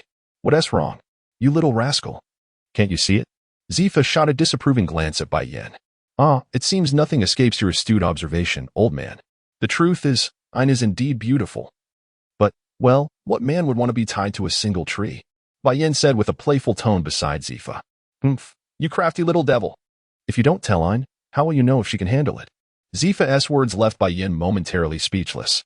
While watching the anime, Bai Yan had noticed a significant aspect. In the world of pirates, there were no constraints on monogamous relationships. Upon arriving in this world, he understood this even better. For instance, one of the 4 emperors, Big Mom, had dozens of husbands. Conversely, in the anime, the kings of various nations typically had only one wife. After all, the protagonist can only have one, as the plot necessitates. However, in this world, Bai Yan discovered that, although the anime didn't explicitly state it, there were no restrictions on the number of spouses. This meant that a woman could have multiple husbands, and likewise, a man could have multiple wives. This concept clashed somewhat with Bai Yan's previous understanding of familial relationships. Moreover, this world was tumultuous. A couple that appeared harmonious today could be torn apart by pirates or war, leaving one spouse bereaved in an instant. Bai Yan naturally yearned for a household filled with wives and concubines, all established on a foundation of mutual consent. However, he found it utterly unacceptable for his women to have multiple husbands. Well, I'm still young. Perhaps I shall reconsider in a couple of years. Besides, my heart has always been set on the Empress of the Daughter Nation. Bai Yan scratched his head and chuckled. The Empress? That pirate? Boa Hancock. Upon hearing Bai Yan's words, Zefa sat up abruptly, harboring a profound disdain for pirates. Oh dear, look at you. Mention pirates, and you become impulsive. I am merely guiding these misguided young women back to the righteous path. Old man, you must see it from my perspective. I am a Navy officer. Although she is a pirate, if she were to be with me, wouldn't she then have a Navy husband? If her husband is a Navy officer, Shouldn't he follow the path of the Navy?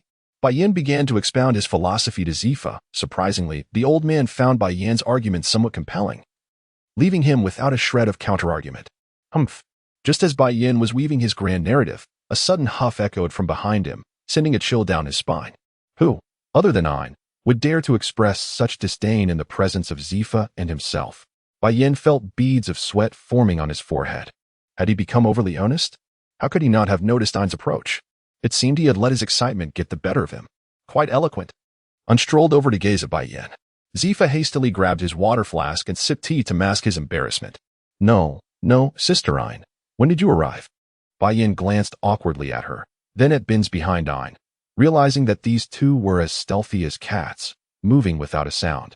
In reality, Bai Yan had unjustly accused them. During his fervent speech, training had merely taken a temporary pause, and the two had not intentionally concealed their presence. It was his own immersion in the moment that had blinded him to their arrival. When? Since you mentioned you were still young. Ein shot Bai Yan a resentful glare, interpreting it as an implication of her age. After all, she was only 25. The more she thought about it, the angrier she became, wishing she could slap Bai Yan back into his mother's womb. Her ability, once employed, could regress anyone she touched by 12 years. All right. Could you pretend you didn't hear that? Bai Yan, for reasons unknown, mustered the courage to say with a grin. Why? Ein was taken aback by his suggestion, puzzled by his request to act as though she hadn't heard. Because in my heart, Sister Ein is the most beautiful. Bai Yan's audacity was indeed unparalleled.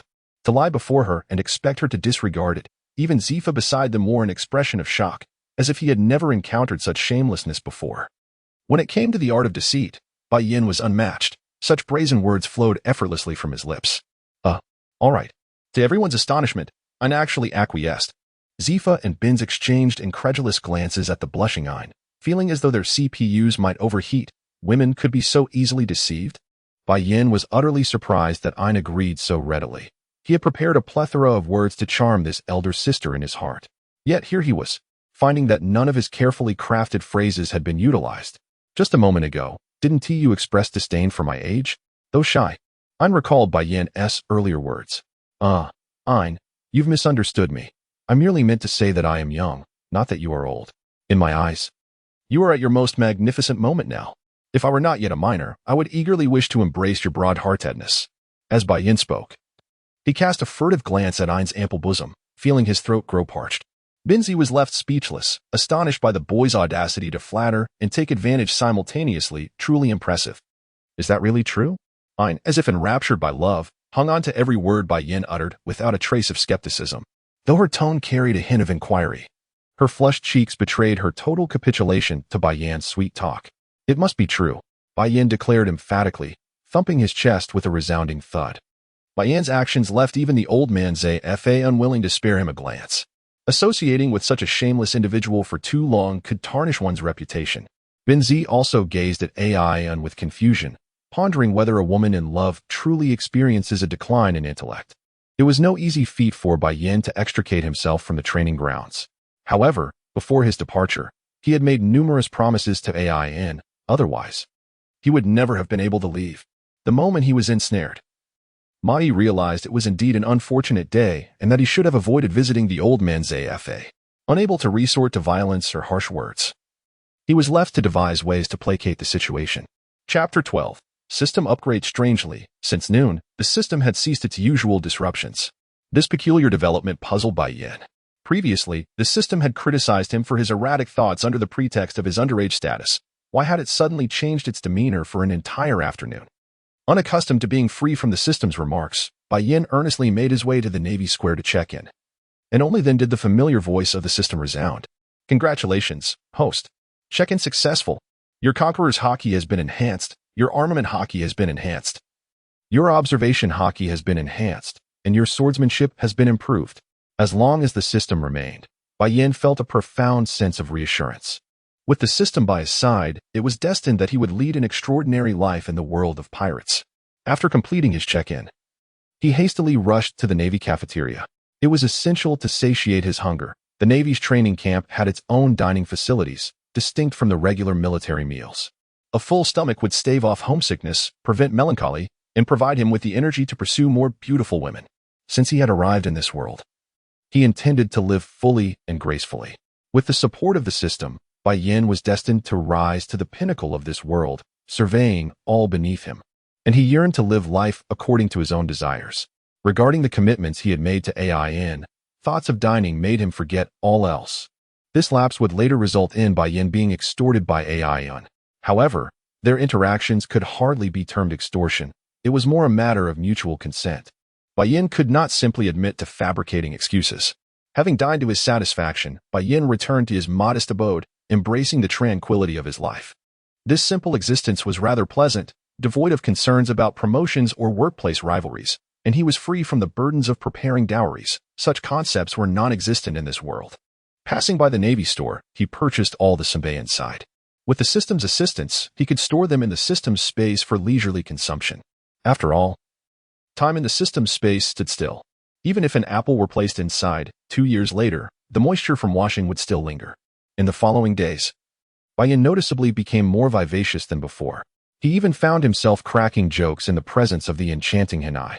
The system, too, had adopted a slightly more disciplined demeanor, perhaps due to Bai Yan reaching the age of 18, prompting an upgrade that left the system feeling somewhat despondent. Congratulations, host. You have turned 18, and the system is now upgrading. Please wait. Bai Yan was excited as he checked in for a meal. While the system silently progressed through its upgrade, it remained uncertain whether the lack of 5G networks in this world contributed to the delay. It was not until Bai Yan had finished his meal and returned to his humble dwelling that the system had reached only 10% of its upgrade. He wondered if the system would successfully upgrade by the time he awoke the next day. If not, would he be exempt from check-ins and free to enjoy a leisurely slumber?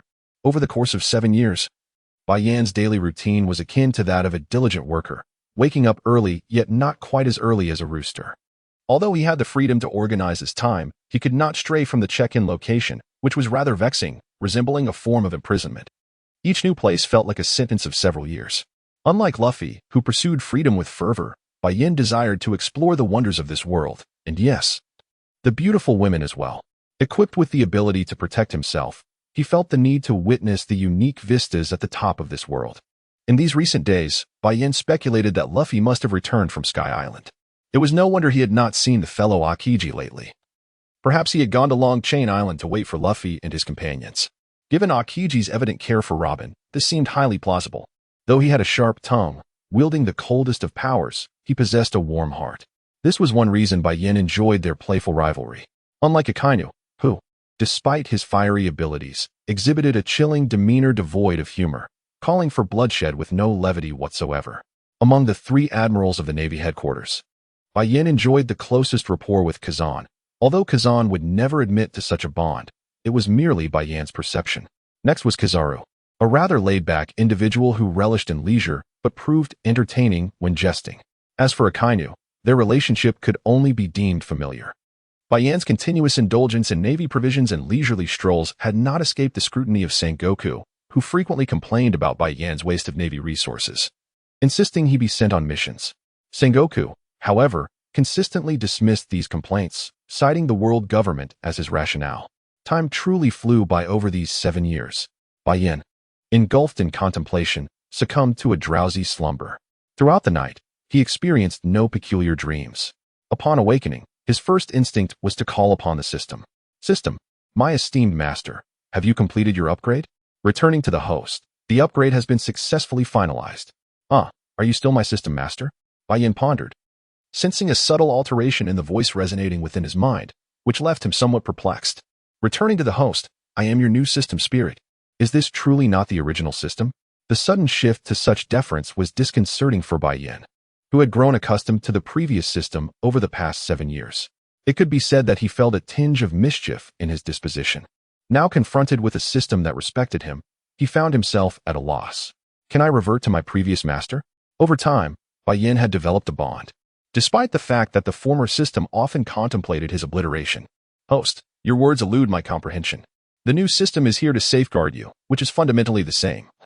And furthermore, this spirit possesses enhanced capabilities. We are not well acquainted. I desire my original system spirit. Sitting on the edge of his bed, Bai Yan felt a sudden pang of disappointment. The peculiar system spirit, aside from the long sword in his grasp, had been his most enduring companion. Each previous version of the spirit would be reclaimed and subsequently destroyed by the system headquarters, and during the upgrade process, the former system spirit had indeed been annihilated. Chapter 13. Extraordinary Physique. Bai Yan was taken aback. No wonder, in these last few days, the system had suddenly become taciturn, displaying an air of discontent. Could it truly have been retracted and destroyed? Regardless, I implore you, system, swiftly return my former system sprite, or I shall be compelled to request the disconnection of the system. Bai Yan now feels a twinge of guilt towards the system, while the system silently mourns. He remains oblivious, laughing and joking without a care for its feelings. Host, the previous system always sought to eliminate you. Do you still wish for its return? The notion is merely a jest, for he knows that since binding with the system, despite its words of annihilation, it has always shown him great care. The more he contemplates, the heavier his heart grows. Had he known better, he would not have let his temper flare at the former system spirit. Despite residing in this 18-year-old body, a soul of over 30 years dwells within, having lived 30 years in the past and now over 7 in this life. Bai Yan feels a sting in his eyes, perhaps fueled by the system spirit's annoyance, which mirrors his longing for the elders from his hometown, those sharp-tongued yet tender-hearted individuals. Upon waking, Bai Yan fights back tears, for a man should not shed tears lightly, only when truly heartbroken. Host, are you on the verge of tears? Leave me be. Return my master. He snaps back, a hint of anger in his tone. Host, you seem quite bold now, daring to command this system to leave. Do you believe I won't erase you? Do you dare to unbind me? He retorts, incredulous, just as he is about to erupt in anger. He senses a shift in the system's voice, transforming into the very spirit he despises. Well, it seems you possess a modicum of conscience. At least I did not suffer in vain. The familiar voice and tone return. So, all of this was merely a deception orchestrated by you, dear system master. Bai Yan feels a wave of embarrassment wash over him, realizing he is crying at such an age. It was merely a trivial test of boredom on my part. After a moment of silence, the system speaks slowly. You must compensate me. I nearly shed tears myself. I am quite upset. Considering how much you seem to care about this system, I had prepared a gift for your coming of age, but given your current mood, I assume you wouldn't want it. Dear system master, what jest? How could I ever be angry with you?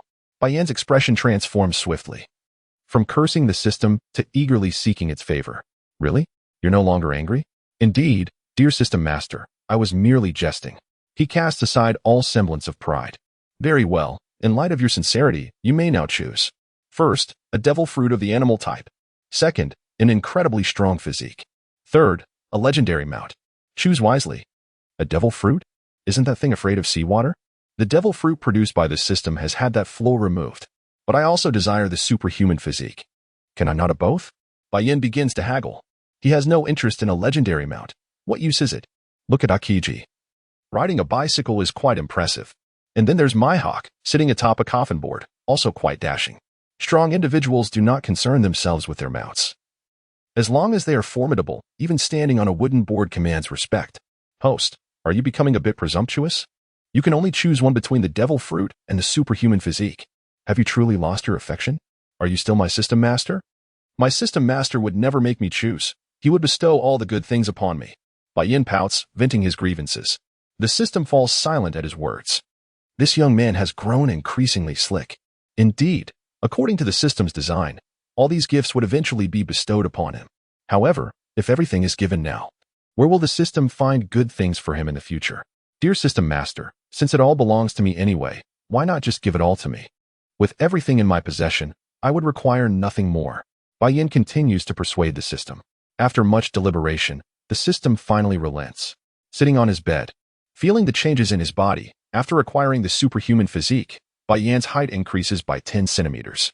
His once slender frame now appears robust and powerful. Bai Yan felt an inexhaustible strength coursing through his body. Is this the essence of extraordinary physique? Within the recesses of his mind, he recalled that such a physique possessed remarkable self-healing capabilities, even comparable to the powers of nature-based devil fruits. Indeed, in actual combat, an extraordinary physique could decisively triumph over nature-based devil fruits. Now endowed with such formidable attributes, Bai Yan was eager to engage in a confrontation with Kaido, the beastly figure, to ascertain whose physique reigned supreme. As for that so-called legendary vehicle, he harbored no interest in it for the time being. His current needs did not align with such aspirations. With a heart racing with excitement and hands trembling, Bai Yan retrieved a box from the system space. Within this box lay a Zoan-type devil fruit, meticulously processed by the system to eliminate its drawbacks. The Zoan-type devil fruit is often regarded as having the most variations in the pirate world. Initially, Luffy mistakenly believed his fruit to be a Paramecia type, only to discover it was a Zoan type, illustrating that despite its seemingly weaker appearance, the Zoan fruit possesses immense strength. A notable characteristic of Zoan-type devil fruits is their superior recovery abilities and overall physical prowess.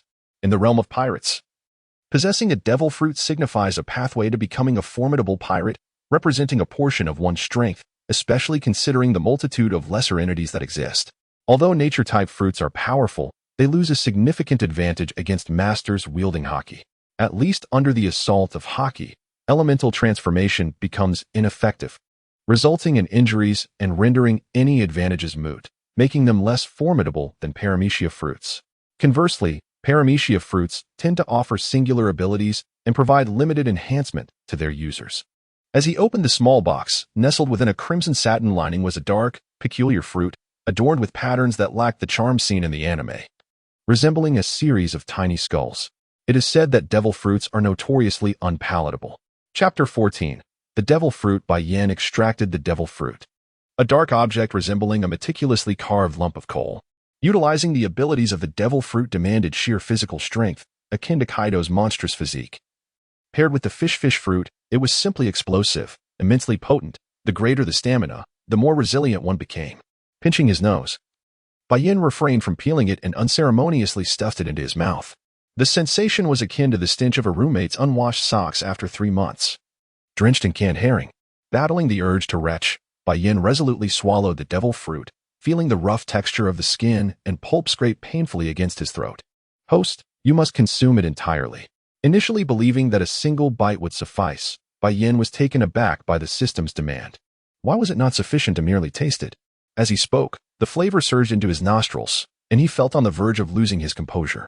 The system, having undergone transformation, had eliminated its drawbacks. Yet in this world, those who stood at the pinnacle of humanity were the very ones who consumed the entirety of the devil fruit. Thus, it was imperative to devour it whole to ensure the power attained was truly exceptional. Bai Yan listened in a daze to the system's words, glancing at the black fruit in his hand. Good heavens, even the flesh was a deep shade of black. Was this truly not a lump of coal fished out from a latrine? The sensation was akin to consuming a piece of coal, leaving him breathless. Could it be true? Doubtful, Bai Yan inquired once more. Indeed, the system affirmed with unwavering conviction. He steeled himself for the formidable power that lay ahead. Pinching his nose, Bai Yan grit his teeth in silence. He hardly chewed. The taste was overwhelmingly pungent. Reluctantly, he swallowed the devil fruit, his eyes rolling in exasperation. Even so, he dared not chew extensively. He even tossed the stem of the devil fruit into his mouth, hastily rising to grab the orange juice from the table, gulping it down. The sweet and sour sensation instantly filled his mouth, continually dispelling the bizarre taste imparted by the devil fruit. System, what animal-type fruit have I consumed? Bai Yan had brushed his teeth for the 5th time, exhaling into his palm, finally feeling somewhat reassured that he had asked all the pertinent questions. Host, revel in your fortune. It is the human fruit, mythical Zoan type, with the form of the king of the underworld. The system's voice echoed in Bai Yan's mind. Human fruit, mythical Zoan type, king of the underworld? Why is it deemed the most potent of animal-type fruits? Bai Yan pondered with curiosity. Wasn't there no definitive strongest animal-type fruit? It entirely depended on the user's capabilities and their development of the fruit. Because the system's voice continued to resonate within Bai Yan's consciousness. Wow, how impressive. Bai Yan was now so elated he scarcely knew how to articulate his feelings. Yet he had firmly set his sights on the next objective, enhancing the fruit's development. The upgraded system had evidently become considerably more user-friendly. The original rules had been amended, now merely possessing time constraints without regional limitations. The daily check-in transformed from a strict 8 a.m. to a more flexible 10 a.m. The afternoon check-in was now available after 6 p.m. at any time. Of course, the morning check-in could not commence before midnight, while the afternoon check-in could not occur past midnight. Bai Yan suddenly felt as though he were ensnared in some peculiar glitch. Could it be that he could clock in twice around midnight? The clock-in system had evolved to become more user-friendly, now awarding him a random 5 to 7 freedom points with each check-in. These freedom points could be allocated to enhance any particular ability. such as Conqueror's Haki or the development of a devil fruit. If left unused, these freedom points would accumulate indefinitely. Bai Yan accessed his personal profile. Check-in system. Host, Bai Yan. Race, XXX. Age, 18 years. Height, 196 centimeters. Combat power, elite rear admiral level of the Navy headquarters. Rank, Lieutenant Colonel of the Navy headquarters. Abilities, Human Fruit, Mythical Zoan, Pluto Form, 1200, Intermediate Conqueror's Haki, 1740300, Advanced Armament Haki, Shatterstar Haki, 325000. Intermediate Observation Haki, 1650300, Master Level Swordsmanship, 323000. Perfect Mastery of the 6 Styles of the Navy. Freedom Points, 0. Money, 3. 739, 240 berries. Each ability was accompanied by a proficiency rating, allowing Bai Yan to discern precisely when his skills would advance to the next level. Inside his room, he managed to clock in successfully, earning 5 freedom points. To his surprise, this was a guaranteed minimum. Given his rapport with the system, shouldn't he have earned 7 points? System Master, shouldn't our relationship entitle me to 7 freedom points? He heard the system's response, clarifying that the freedom points earned from check-ins were indeed random, fluctuating between 5 and 7. Beyond his control, Bai Yan, initially intent on fostering a closer connection, now saw that he would have to abandon that notion. Proficiency could also be enhanced through daily training, a point that did not conflict with the check-in system. Furthermore, the quantifiable nature of his proficiency allowed him to perceive his progress with greater clarity. Dressed in his Navy uniform, Bai Yan, as per usual, ventured out to the cafeteria for a meal. Perhaps due to his newly acquired extraordinary physique, he noticed a significant increase in his appetite. His craving for meat intensified. Previously, he could eat enough for 4 average individuals, but now, he could easily consume a meal equivalent to that of 10. Calculating the time, he mused that the next course of action for that rubbery lad, Luffy, would likely be to head to Enies' lobby after Robin's capture. If they were to encounter Admiral Akiji, he would probably be recuperating on Long Chain Island. Given that a high-ranking Navy officer would need at least 4 to 5 days of rest after taking action, Bai Yan initially intended to visit Robin to familiarize himself. But upon reflection, he realized that if he were to go to Long Chain Island now, their next destination would inevitably be the Shabandi Archipelago. Upon reaching the Shabandi Archipelago, the time apart from each other would be alarmingly short. That scoundrel, Luffy, would be sent flying by that wretched Kuma to the land of the Amazon Lily. Such a scenario was utterly unacceptable. Bai Yan must arrive at Amazon Lily ahead of Luffy. The Empress is his, and no one is permitted to interfere. Anyone who dares to intrude will face his wrath. Following a system upgrade, the previous regional restrictions have been lifted, and as an adult, Bai Yan finds the constraints imposed by the system have been significantly relaxed. He can now legitimately depart from the Marine headquarters in Marineford. Chapter 15. Departing from Marineford having satisfied his hunger, the anxious Bai Yan hurried directly to Fleet Admiral Sengoku's office. What? You intend to leave? Sengoku's expression reflected disbelief. This was the first time Bai Yan had expressed such a desire since arriving in Marineford. Yes, I am bound for Amazon Lily, Bai Yan stated with unwavering determination. Sengoku adjusted his glasses, curiosity evident in his gaze, while the small goat beside him tilted its head, equally puzzled by Bai Yan's intentions. As Fleet Admiral, Sengoku was well aware of Amazon Lily's notoriety. The infamous warlord of the sea, the world's most beautiful woman, Boa Hancock, captain of the Kuja pirates, was a significant focus of the Navy's attention. Although appointed as a warlord by the world government, she remained a figure to be approached with caution. What do you intend to do there? Sengoku inquired, wishing to understand Bai Yan's reasoning for venturing into such perilous territory. I plan to pursue Hancock, Bai Yan replied candidly, feeling no need to obscure his intentions from the elderly admiral. Vice Admiral Tsuru, who had just taken a sip of tea, could not suppress her reaction and spat it out. Despite her considerable composure, Bai Yan's forthrightness caught her off guard. Fortunately, Bai Yan was quick enough to avoid the brunt of the incident, or he would have been drenched in tea. Please, continue, Tsuru said hastily. Sensing the scrutiny of both men upon her, she maintained an air of calm, quite unlike her previous outburst. You are merely a Marine lieutenant. That proud woman may not even regard you. Sengoku turned to Bai Yan, a thought flickering in his mind. Then promote me, Bai Yan declared. Realizing that as a mere officer, he might not suffice in Hancock's eyes, given her haughty disposition. Today the sun must surely be rising from the west, usually. I tried to elevate this lad's rank, and he has always declined. Now, for the sake of pursuing a pirate, he actively requests a promotion. Sengoku mused, scrutinizing Bai Yan. If he did not suspect that Bai Yan was an impostor, he would hardly believe such words could emerge from the boy's lips. Old man, are you capable of responding? Bai Yan urged, anxious to reach Kuja and secure Hancock's favor. He was eager to return to Sabaody Archipelago to deal with Kuma. Damn it. Why must the confrontation occur in Kuja? Couldn't we challenge Luffy elsewhere? Very well. Coincidentally, the world government has recently mandated that you serve as a marine enforcer. I will grant you that title, along with a promotion to Rear Admiral. How does that sound?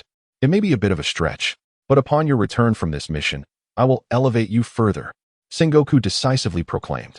Excellent. By the way, what does this enforcer position entail? Bai Yan inquired, intrigued. He had previously rejected the offer but was now curious about its implications. The enforcer is a newly established role within the Navy, appointed by the world government, tasked with monitoring marine officers. Should you discover any unscrupulous individuals, you possess the authority to apprehend and judge them. Of course, this assumes you can overpower them, Sengoku explained. That's splendid. As a marine, becoming an enforcer means that anyone, marine or pirate, who crosses me will face the consequences, Bai Yan exclaimed, delighting in the prospect of wielding such authority. However, should they not have committed any offenses, it is best to refrain from using that title to intimidate others, Sengoku cautioned, his brow furrowing. He pondered the implications of granting such power to one so young. Without further ado, Bai Yan urged, hurry and arrange a warship to send me to Kuja. His excitement was palpable. It had been 7 years since he had arrived in this world, and now he could finally roam freely. Sengoku wasted no time, sensing Bai Yan's urgency, and promptly contacted the necessary personnel. A warship was soon prepared, along with Bai Yan's Rear Admiral uniform, neatly arranged aboard. To mitigate any potential trouble caused by Bai Yan's exuberance, Sengoku thoughtfully assigned a seasoned Vice Admiral to accompany him. Bai Yan, however, remained focused solely on reaching Kuja. Do you believe this lad will succeed? Vice Admiral Tsuru asked Sengoku, observing Bai Yan's hurried departure. I cannot say. The affairs of youth are beyond our purview. If he can indeed subdue the pirate empress, our navy would gain another ally. Sengoku mused, secretly hoping for Bai Yan's success. He had analyzed the situation thoroughly and considered the various dynamics at play. Are you not concerned that this young man may be swayed to join our crew? Tsuru considered the possibility, aware that such outcomes were not beyond the realm of likelihood. I doubt it. I have faith in my judgment. For all these years, while I cannot vouch for others, this lad has grown under our watchful eyes. His character is well known. He is not that sort of person, Sengoku asserted confidently. Indeed. Over the years, we have yet to uncover the full extent of his background, Tsuru remarked, frowning slightly. This was the first time in many years that the Navy found itself unable to ascertain the complete history of an individual. At worst, he will just be a member of CP0. Sengoku replied dismissively, still viewing Bai Yan as a junior, regardless of the potential consequences. True, after all. Garp's grandson is a pirate. Tsuru chuckled, taking a sip of tea, recalling Garp's furious reaction upon receiving the news. Chapter 16. The colossal sea king gazing at the tumultuous sea, Bai Yan felt a sense of liberation wash over him as he departed Marineford. How swiftly I have been promoted to Rear Admiral. A tall woman in a pink marine uniform emerged from the warship, wielding a longsword. Ah, it's Sister Chiron, Bai Yan exclaimed, astonished to see this particular Vice Admiral accompanying him. He had not anticipated her presence. Though she held the rank of Vice Admiral, she was also a candidate for Admiral. To become a candidate for the position of Admiral, one must undoubtedly possess considerable strength, ranking among the elite within the middle ranks. Peach Rabbit genuinely treats Bai Yan as a junior, having imparted a great deal of swordsmanship knowledge during their time together at Marineford. Despite appearing to be in her 30s, Peach Rabbit is, in fact, over 40 years of age. For reasons unknown, she has remained single and has consistently rejected the advances of another Admiral candidate, T-Pig. This persistent suitor clings to her, displaying a tenacity that Bai Yan feels he cannot match, especially given his own lack of appealing looks. Is it that you do not wish for my company? Smiled Vice Admiral Shigeyuin, observing Bai Yan. Truth be told, Vice Admiral Shigeyuin is quite attractive. In a previous life, she would have easily been a celebrated star. From her physique to her stature, there is little to critique. The small beauty mark on her face adds an inexplicable allure that captivates many men. Not at all. I simply did not expect it. Compared to the others, I would much prefer to be in the company of Sister Shigeyuan. Bai Yan spoke sincerely. The odd assortment of middle-ranked officers did not appeal to him in the slightest. There was no comfort in their presence compared to that of a beautiful woman. Ah, that is reassuring. But what do you intend to do on Nine Snake Island? Though she may be a vice admiral and a candidate for admiral, she is still a woman, and women tend to be quite gossipy. Nine Snake Island is a land of women. What business could you have there? I intend to see if I can win over Hancock. Bai Yan was never one to lie, especially with such a thick skin. Hancock, the Empress? Shigeyuan furrowed her brow. She was well aware of the notorious female pirate, famed as the world's most beautiful woman and a member of the Shichibukai. As a beautiful woman herself, she held a certain disdain for other women. Yes, indeed. Bai Yan nodded. The world's most beautiful woman. At a naval ship's speed, it would only take about 2.5 days to reach the island. Such a speed is exponentially faster than that of pirate ships that rely on the wind. Naval vessels possess the ability to navigate through windless zones, greatly enhancing their speed. I hear she is quite proud. As a vice admiral and candidate for admiral at the Marine headquarters, Peach Rabbit was privy to information that many were unaware of. Rumor has it that this empress is exceedingly haughty, often looking down her nose at others. She is also referred to as the world's most beautiful woman. She considers herself stunning, which explains her disdain for suitors like T-Pig. Peach Rabbit found herself curious to see just how beautiful this empress truly is. Though having never witnessed it herself, she felt a twinge of disbelief. Indeed, she is simply a charming and willful girl. Recalling the scenes from anime in his past life, Bai Yan felt a surge of excitement. At last, he was about to meet this woman. All women are typically intrigued by two types of men, those who possess the strength to conquer them, and those who are powerful yet remain oblivious to their existence. That insufferable brat Luffy, with his face blindness and low emotional intelligence, belongs to the latter category. What Bai Yan intends to do is to adopt the first approach, directly confronting and conquering this woman through force. The crux of the matter is that he lacks the luxury of time to gradually cultivate a relationship with Hancock. Once that rascal Luffy arrives at the Daughter's Kingdom, the unforeseen events that may transpire are beyond imagination. That lad is a child of destiny, endowed with an abundance of blessings, and Bai Yan cannot afford to take risks. He must strike first. It seems you know her quite well. A pang of bitterness welled up in Gion's heart, for this charming young brother, whom she had watched grow up, was now pursuing other girls. All girls are the same. Bai Yan chuckled with delight. As the sea breeze tousled his cloak, he stood at the ship's railing, gazing out at the vast ocean. His heart too swayed with the rhythm of the waves. After 7 long years, he was finally about to meet this woman. The journey had been remarkably tranquil, devoid of any pirate encounters, which somewhat diminished the excitement of the voyage. Even as the warship entered the doldrums, nothing significant occurred. Standing aboard the warship, Bai Yan could distinctly sense the immense sea kings frolicking beneath the surface, reveling in the calm waters of the doldrums, a veritable haven for these colossal creatures. Bai Yan had previously speculated about the formidable nature of these sea kings, and now it was evident that they were indeed no trifling matter. At least within the perceptions of the Marine headquarters, half of these colossal sea kings possessed strength comparable to that of a Marine rear admiral, and among that half, roughly 1/5 approached the power of Kuzan and Bartholomew. Should these colossal sea kings go on a rampage, it would take mere moments for Marine headquarters at Marineford to be obliterated. It is little wonder that pirates steer clear of them. Their might is overwhelming, and they can easily wreak havoc on ships, rendering them the very nightmares of pirates. The doldrums have thus become a region instilled with reverence and fear among pirates. After all, they cannot defeat them, and if their ships are capsized or destroyed by these beasts, the pirates would merely become prey for the colossal sea kings. Many powerful pirates possess devil fruit abilities, and once they fall into the sea, they are rendered utterly helpless. This serves as a significant reason why pirates dare not traverse the doldrums. Even the mighty Yonko avoid these terrifying entities. The warships of the Marines are outfitted with sea stone beneath them, rendering them invisible to the colossal sea kings, akin to ordinary water flowing by, evading their notice altogether. As Bai Yan contemplated these gigantic sea kings, he suddenly recalled Rayleigh, who had managed to swim to the Daughter's Island. His prowess truly is remarkable. His companion, if memory serves, was the former emperor of the Daughter's Kingdom. That old rogue certainly has his share of romantic fortune. Chapter 17. Arrival at Amazon Lily indeed. He is an old associate of Roger, possessing not only a commendable appearance but also the charm to win over the Emperor of the Daughter's Kingdom. Fully aware of his flirtatious nature and penchant for younger girls, yet willingly staying by his side, Bai Yan murmured the name of Rayleigh in his heart. Yet he forgot that he himself was also intent on abducting the current emperor of the Daughter's Kingdom. The Navy possesses numerous permanent pointers to various locations, and Daughter Island is recorded among them. As long as the warships navigate according to the direction of the pointers, they will reach their destination. This is the convenience afforded by the Navy. Wherever one wishes to go, they have a guiding pointer. However, regarding the treasure of Roger, known as Raftel, the Navy lacks such a pointer. Otherwise, the era of great voyages would not exist, as the Navy could have easily seized Roger's treasure trove in one fell swoop. Time gradually passed by.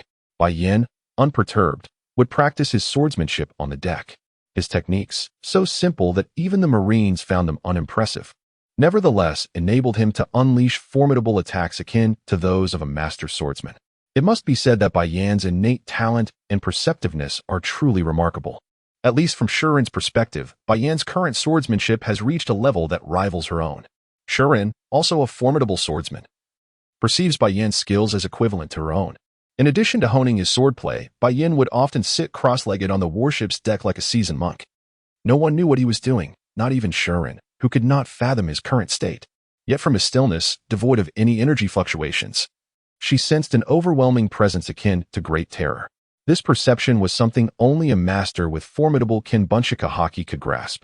To the ordinary Navy soldiers, Bai Yan merely appeared to be asleep. In his meditative state, Bai Yan was delving into the intricacies of his devil fruit abilities. With no adverse effects to consider, he sought to fully harness the powers of his devil fruit. His Zoan-type, the human fruit, mythical beast form, reminded him of Sengoku's Zoan-type devil fruit, which also belonged to the mythical beast category but took the form of a great Buddha. While his abilities bore similarities to Sengoku's, the great Buddha form paled in comparison to his own Pluton form, which possessed unique capabilities that the great Buddha could not rival. Even Luffy's future awakening of the Nika fruit, the sun god form, would fall short in comparison. As time passed, aside from meals and scheduled check-ins, Bai Yan remained on the deck. With his extraordinary physique, he could easily go half a month without sleep without issue. This was the remarkable effect of his superhuman constitution. However, his appetite grew larger each day. At last, on the vast ocean, an island came into view on the horizon. Carved into the cliffs of this island were the monumental characters, 9 snakes. This was Bai Yan's destination, Hancock's territory. The dreams of 2 lifetimes lay before him, prompting Bai Yan to cease his training and stand at the ship's railing, gazing into the distance. At this moment, it would be disingenuous to claim he wasn't excited. After all, this was perhaps the most thrilling moment of his journey in this world. Before the Navy ship could approach 9 Snake Island, the warriors of 9 Snakes had already spotted the vessel. In the calm waters of the doldrums, the stillness allowed the 9 Snake female warriors to see the ship from afar. Over 100 of these formidable female warriors, selected with great care, stood armed at the shore, awaiting the ship's arrival. These warriors were well informed, unlike the common citizens of the Daughter Kingdom, who were largely oblivious to the happenings outside their realm.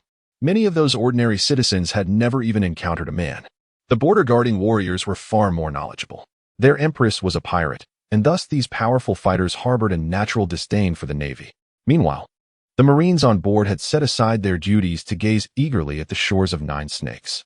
Having heard tales of their destination, they were filled with excitement, eager to witness what the Daughter Kingdom was truly like, wondering if it was indeed a land filled with beauty and if the women there were as unclad as rumored. "Just stay here. I can make my way onto the island myself," Bai Yan remarked, glancing at Vice Admiral Shirin and then at the Navy soldiers straining to discern the distant coastline. Unfortunately, the ship remained far from 9 Snake Island, making it impossible to even see whether anyone was beneath the trees along the shore, much less to discern anything further. Bai Yan's decision to dock the warship here stemmed from his concerns about potential conflicts between the warriors of the 9 Serpent tribe and the naval soldiers. In contrast to the frailty of the Navy personnel, the female warriors of the 9 Serpent tribe wielded armed haki with remarkable proficiency. Their innate strength was sufficient to overpower the naval soldiers.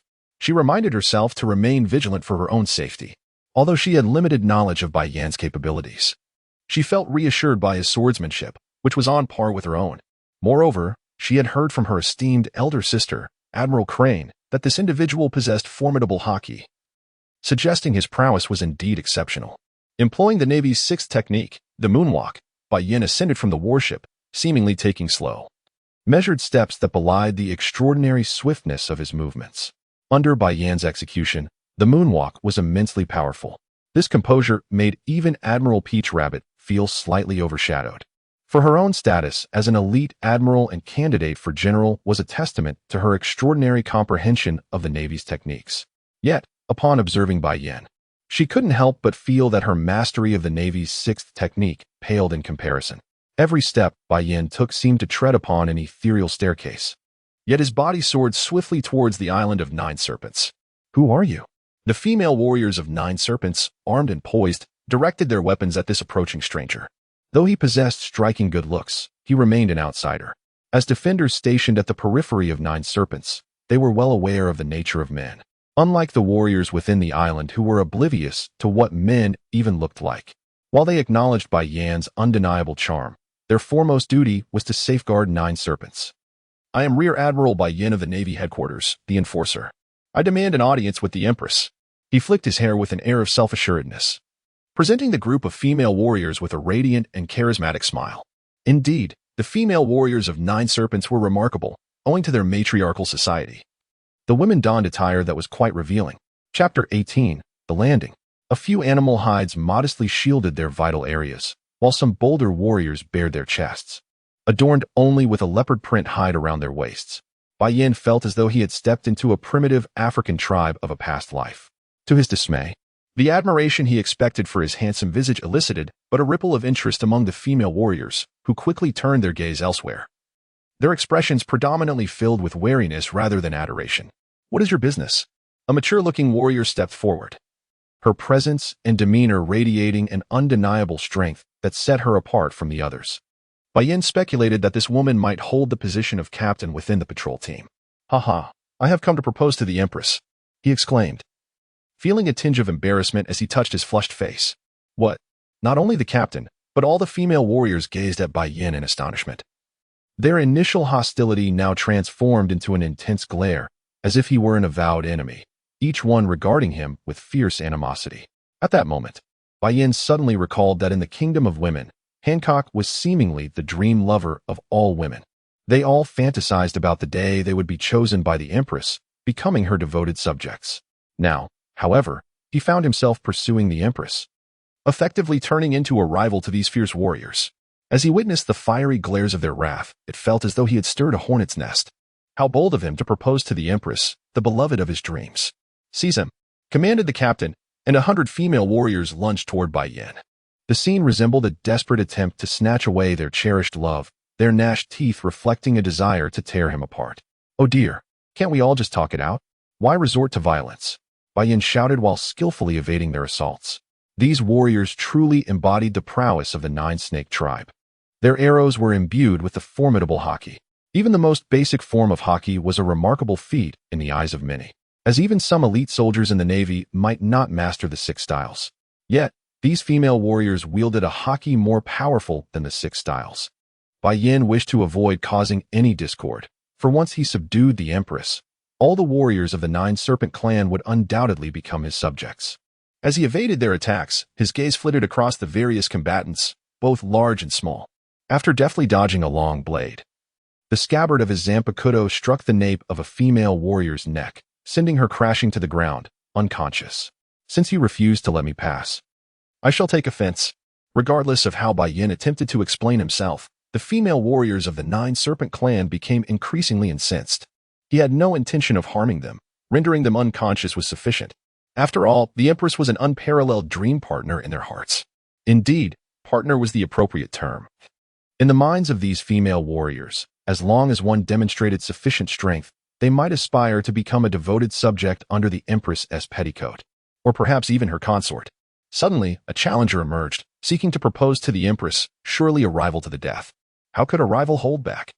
Each female warrior was resolutely determined to keep Bai Yan at the shoreline.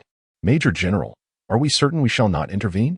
A naval elite soldier, unable to discern the island's situation, could hear the clamor of battle and turned to inquire of Major General Tao Tuesday. Whether their intention to assist was genuine or masked by ulterior motives remained uncertain. "No need. This fellow has yet to unleash his true power." Tao Tu chuckled lightly at Bai Yan's pretended peril, her expression a blend of amusement and a wry smile. While the other soldiers could not see the unfolding drama on the island, Vice Admiral Shurguan was acutely aware of Bai Yan's predicament amidst the trees. Indeed, as Shurguan had observed, since arriving on the island, Bai Yan had engaged in combat with the female warriors of the Nine Serpent clan. He hadn't even employed any ostentatious techniques, let alone the basic naval six styles. It was evident that he was merely toying with these warriors. And thus Shurguan felt no concern whatsoever. This is not good, Captain. This fellow possesses formidable strength, though they had encountered few men. The warriors of the Nine Serpent clan trained daily in combat, amassing considerable experience. This insufferable man had yet to draw a weapon from its scabbard. Yet he effortlessly rendered dozens of them unconscious. Such prowess was beyond the capabilities of warriors of their caliber. Hold the line. I shall call for reinforcements. The captain nearly ground her teeth in frustration as she produced an object resembling a piercing arrow, preparing to signal for aid. Oh dear, amidst this skirmish. You were thinking of summoning help? That will not do. No matter how powerful one might be, facing thousands of Nine Serpent warriors would prove troublesome. Even if the rain of arrows posed little actual harm, Bai Yan's figure flickered. The piercing arrow burst into flames. Yet the spark within had not yet ascended when it was seized by a pair of hands, black and blue. The flames erupted in his grasp, releasing a wisp of white smoke. Such disobedience, such disobedience. A spanking is in order. Bai Yan's silhouette vanished, reappearing behind the captain. The Nine Serpents, being a matriarchal society, consisted solely of female warriors. Thus there was little need for clothing. Only those on patrol might don a few leather garments made from animal hides to conceal their private areas, but such coverings were minimal at best. A searing hand struck the captain squarely on her backside. A sharp crack resounded, accompanied by the captain's cry of despair. Good heavens, Bai Yan was truly unreserved. The captain's fair skin bore the unmistakable imprint of a red palm. Seizing the moment while the captain was momentarily stunned, Bai Yan followed up with a swift chop, sending her crashing to the ground. Concerning the warriors of the Nine Serpents, Bai Yan harbored no fears about them collapsing in the wilderness. After all, those rustling sounds in the grass were not merely for amusement. They were the cherished companions raised since childhood. Although they had fainted, various serpents remained steadfastly by their sides, safeguarding their mistress's safety. These creatures, whether venomous or not, had been nurtured since youth, forming bonds even stronger than those with comrades. Chapter 19. A man's paradise. Having dealt with the guards, Bai Yan felt no lingering attachment to the delicate forms of the female warriors and promptly turned to dash into the depths of the island. The Nine Serpents, a kingdom of women, would likely deter any ordinary man from reaching the Empress's palace, given the abundance of exquisite women. Most importantly, their attire, if one could even call it that, was decidedly scant. Some female warriors, in fact, wore nothing but their spears and bows, eschewing clothing entirely. Were it not for Bai Yan's formidable self-control, traversing this path would have left him bloodied from nosebleeds. Even with his strong resolve, his gaze inevitably wandered over the warriors. What a splendid place it was, with figures both curvaceous and charming, a veritable feast for the eyes. The town's female warriors differed markedly from those patrolling outside. These women were remarkably innocent. Speaking of innocence, Bai Yan was reminded of Monkey D. Luffy. After being transported to the Nine Serpents, he shamelessly paraded about in the nude for these Na'vi girls to witness. It was uncertain whether Luffy himself was the peculiar one or if the creator of the anime was equally so. How could a grown man be so careless? It seemed deliberate, for even children understood the need to shy away from the opposite sex. Luffy, however, roamed about with abandon, clad in a navy uniform. Bai Yan stood out among the female warriors of the Nine Serpents. It was unavoidable. One could hardly blend in while dressed neatly on a beach. Such was his predicament. The Nine Serpents could be described as a nation of warriors. It would not be an exaggeration to call these civilians combatants. Every passerby eyed Bai Yan with curiosity, for his appearance diverged from that of the women. Most notably, he was fully clothed, and while handsome, he appeared somewhat out of place. The endearingly Na'vi warriors of the Nine Serpents, though intrigued by Bai Yan, had yet to consider him an intruder. No wonder Hancock had once been captured by slavers. The female warriors of the Nine Serpents were genuinely too innocent. Why are you wearing so many clothes? Aren't you hot? A young girl inquired innocently of Bai Yan. Because I ought to wear this much clothing. Bai Yan replied, his white suit enhancing his charm, while his navy justice cape billowed behind him as he walked. Are you not one of us, a Nine Serpent? The girl asked curiously, noting that the warriors of her tribe did not dress so elaborately. Indeed, Bai Yan chuckled, playfully pinching the girl's cheek. Oh, but you're quite ugly, not at all as lovely as our 9 serpent warriors. The little girl innocently glanced at the busy female warriors around her. Bai Yan was struck by the words of the little girl, who remarked on his appearance. How could she say he was ugly? He was, after all, the most handsome in the Navy. He tried not to take offense, recognizing the innocent nature of children. Initially, he had intended to engage in conversation with the girl, but his interest waned, as children often do lack depth.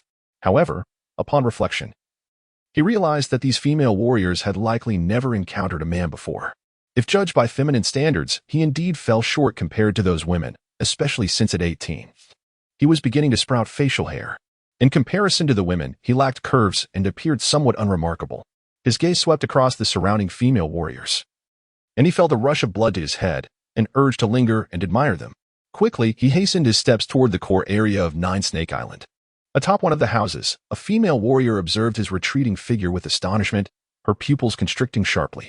This woman was a member of the 9 Snake Pirates, renowned on the seas as a follower of the Empress. Unlike the naive female warriors, her experiences were vast. She understood what constituted a handsome man and what did not. Most importantly, she could discern the nature of individuals, who was a villain and who was a hero. She had encountered pirates, Navy personnel, and civilians alike, even the oddly shaped fishmen. The person who had just passed was a naval officer, and as a member of the 9 Snake Pirates, the Navy was their adversary.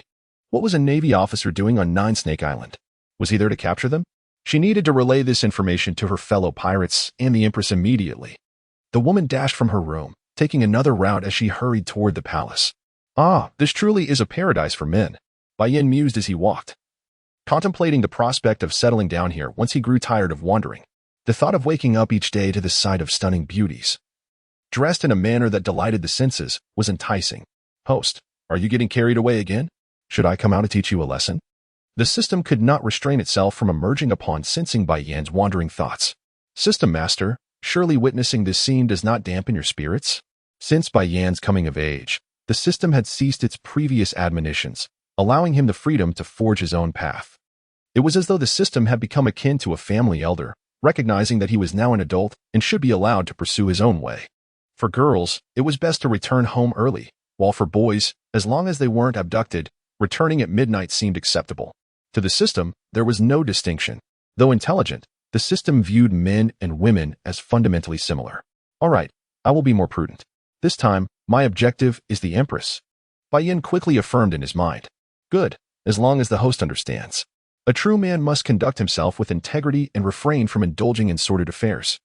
The system began its lecture, causing Bai Yan to twitch at the corners of his mouth. What if I were to seek multiple wives, System Master? Do you have any suggestions? Bai Yan sought to test the limits of the system's constraints on him. Host, you are a being endowed with a system. Having several wives is only fitting. The system's words filled Bai Yan with joy, revealing that, in its eyes, marrying multiple wives was entirely acceptable. As he conversed with the system, he walked toward the palace, paying little attention to the women around him, which significantly increased his pace. What? Boa Sandersonia exclaimed, gazing incredulously at her subordinate-s report. A Navy officer was boldly striding toward the palace. What is happening? Organize a team to intercept him immediately. I will inform my sister. Boa Sandersonia quickly stood and commanded the members of the 9 Snake Pirates to act. I want to go too. Boa Marigold added urgently. After all, they were pirates, and even though her sister was a warlord now, they could not let their guard down against the Navy. As a cadre member of the 9 Snake Pirates, Boa Marigold was quite formidable, ranking among the top 3 within the crew. All right, sister. You go see what this Navy officer intends, and I will inform our sister. Boa Sandersonia nodded and made her way to the highest room within the palace. Everyone, follow me. As the youngest of the Gorgonian sisters, Mary often seemed the weakest among the 3, primarily because her elder sister, Boa Hancock, frequently stole the spotlight. Yet, in reality, Mary was immensely powerful, possessing both armament hockey and observation hockey. In the anime, her abilities were somewhat diminished to elevate the protagonist, Luffy, to stand out among the many 9 Snake warriors. Mere fruit abilities were not enough. As the captain of the 9 Snake Pirates and one of the warlords, Empress Hancock's strength was formidable, evidenced by her recognition from the world government. Unfortunately, when facing Luffy, her prowess, along with that of her companions, was often portrayed as lacking. Just look at my Hawk, the strongest swordsman in the world, and the likes of Doflamingo and Bartholomew Kuma, none of them were easy foes. With a bounty exceeding 100 million, Luffy was effortlessly swatted away by Bartholomew Kuma, a clear testament to the disparity in strength. Don Quixote da Flamingo, a formidable adversary in the latter stages of the saga, exemplifies the immense power possessed by the warlords of the sea. As for Gecko Moria, this individual once had the audacity to challenge Kaido and emerged unscathed. Certainly, his apparent weakness is a mere narrative necessity rather than a reflection of his true capabilities. Moreover, his despondency has led to the squandered potential of his remarkable abilities. He stands as the singular character to have confronted Kaido and left intact, while later on, Kid was captured and relegated to labor in the mines. At this juncture, a fully armed contingent from the Kuja pirate crew arrived at the square before the palace. White Rock had only just reached the vicinity and, from a distance, observed this assembly of individuals poised for confrontation. The tension in the air was palpable, unmistakably indicating they were not there to extend a warm welcome but rather to engage in combat. In the anime, the character of Mary has been portrayed unfavorably to highlight the beauty of Hancock. In reality, as Hancock's sister, Mary is quite an attractive woman. Save for her slightly larger frame, she embodies the kind of woman described as pleasantly plump, exuding charm. With her voluptuous figure, cascading golden waves of hair, and clad in a purple bikini, she was modestly draped in a fur pelt concealing her most private areas. Marine, halt. Mary commanded, her gaze fixed on White Rock, radiating a vigilant aura, brimming with an energy that could erupt at any moment. Yet, to White Rock, the sight of Boa Mary Golod gripping her massive sword, knuckles whitened from tension, signified a formidable presence. The overwhelming pressure emanating from this marine was more terrifying than that of their empress, the Queen of the Snake. Visually, he appeared striking, with his short black hair, dark eyes, and tall stature. However, the arrival of marines at the pirate stronghold could only spell trouble. Ah, so it is Sister Mary, White Rock exclaimed, displaying an audacity unbecoming of one merely 18 years of age, while Boa Mary Golod was already well into her 20s. To address her as sister was a bold affront, one that even the author would find hard to match in impudence. Sister? Who are you calling sister? Mary's expression shifted as she processed this marine's words. While acknowledging his decent looks, she was reminded of his allegiance to the Navy. Pray tell, what brings a marine to our Kuja territory? Ah, let us set aside our weapons. Violence is unbecoming of a lady. White Rock gestured with open palms, insisting he was not there to fight. Speak quickly. We, the Kuja, do not welcome marines. Mary glared at him. Her hostility somewhat diminished, yet her guard remained firmly in place, a consequence of childhood encounters with deceitful foes. Well, to be frank, I have come to propose to Hancock, White Rock declared astonishingly, his demeanor one of casual certainty. What? Though Mary had anticipated numerous scenarios, the marine's proclamation was entirely unexpected. The Kuja members behind her stared in disbelief. Was this marine sincerely proposing to their captain? Had they misheard? Or had this marine lost his sanity? After all, they were pirates. And here stood a marine seeking to wed their leader. Indeed, White Rock dramatically revealed a bountiful bouquet of roses, akin to a magician's trick. This unexpected gesture left Mary momentarily speechless, caught between the impulse to fight and the realization that this man bore no malicious intent. Yet, it was equally absurd for a marine to intrude upon their territory with such intentions towards her sister. All eyes scrutinized the marine before them, and to their astonishment, it appeared he was not jesting. A profound silence enveloped the Kuja pirate crew, as the captain's lack of response left them uncertain of how to proceed. Chapter 21. Boa Hancock, are you truly sincere? Mary's demeanor softened, for the possibility of this man successfully proposing to Hancock meant he could become her brother-in-law. No. Why would she entertain the notion that this marine could ever be her brother-in-law? Shaking her head, she realized, despite her thoughts, he was rather endearing. Bai Yan scrutinized Mary closely. Indeed, the young girl grew increasingly enchanting with each passing moment, bearing a resemblance to Hancock in certain aspects. It was curious how a newly minted adult like him could refer to a girl a few years his senior as a young girl. Was my manner of expression not sufficiently clear? He tucked away the flowers in his hands, casting a serious glance over Mary. It was no wonder that those reclusive individuals from his previous life were so fond of women of this particular type. One must admit, slightly plump girls possess an undeniable charm. Such matters are beyond our control, so do wait here for a moment. My second sister has already gone to inform the eldest. After some contemplation, Mary decided to set down her large sword. Observing the officers of the Nine Serpents lowering their weapons, the surrounding members gradually followed suit. Having arrived at 9 Serpent Island, Bai Yan felt less urgency, choosing to sit by a flower bed and gesturing for Mary to join him. When Boa Hancock hurriedly arrived with her sister Sonda, despite having mentally prepared for the worst, she was still taken aback by the sight before her. Members of the 9 Serpent Pirates sprawled across the ground. Where were the navy? Where was the promised battle? The plaza outside the palace was eerily quiet. The only commotion came from a cluster of female warriors gathered by the flower bed, encircling a navy officer, where no conflict ensued. Nor was there any animosity.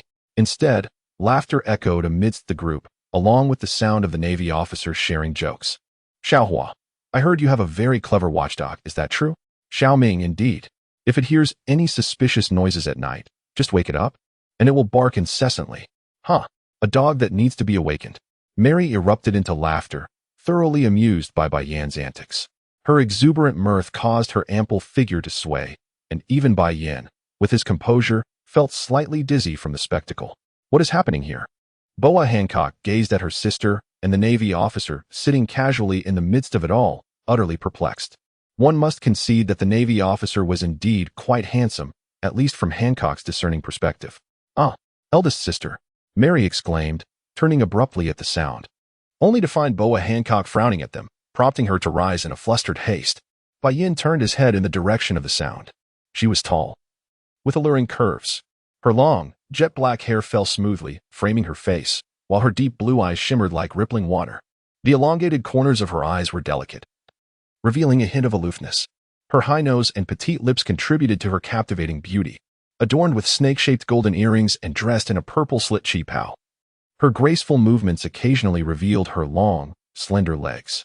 Having admired her beauty in anime before, Bai Yan found that the real Hancock far surpassed the animated depiction. She resembled a legendary fairy reincarnated, captivating everyone around her, men and women alike, who gazed at her with hearts aflame. She was truly breathtaking. Hancock, marry me. The presence of the Empress, Boa Hancock, sent everyone into a frenzy. Only Bai Yan boldly stepped forward, presenting a bouquet of flowers, his excitement palpable. Even Hancock was taken aback by his sudden declaration. Many men coveted her beauty, yet none had dared to propose so directly. Especially not on her home turf of Amazon Lily. What is the meaning of this? How dare you speak to me in such a manner? A faint blush graced her cheeks, but her proud demeanor compelled her to strike a haughty pose, pointing a finger at Bai Yan while leaning back. Yet before she could perfect her stance, strong arms encircled her slender waist with remarkable speed, so swift that even Hancock, adept in observation hockey, could hardly react. The warriors surrounding them, including Sonda and Mary, appeared petrified, mouths agape in sheer astonishment at Bai Yan's audacity. You have such audacity. Release me at once. The sudden embrace sent shockwaves through the Empress, leaving her flustered. Whether startled by the electrifying sensation or genuinely angry, her long legs instinctively kicked at Bai Yan's abdomen. Fear not. I shall protect you, all of you. Bai Yan deftly caught her kick and swept Hancock into his arms. Release me, or I shall be angered. At that moment, she resembled a helpless girl, struggling with a flushed face, a blend of fear, panic, longing, and vulnerability. This was her first experience of such intimacy. While the embrace felt warm, it also stirred a sense of resistance within her. Her usual icy demeanor masked the fragility within, haunted by countless nightmares that tormented her nights. What girl hasn't he dreamed of love?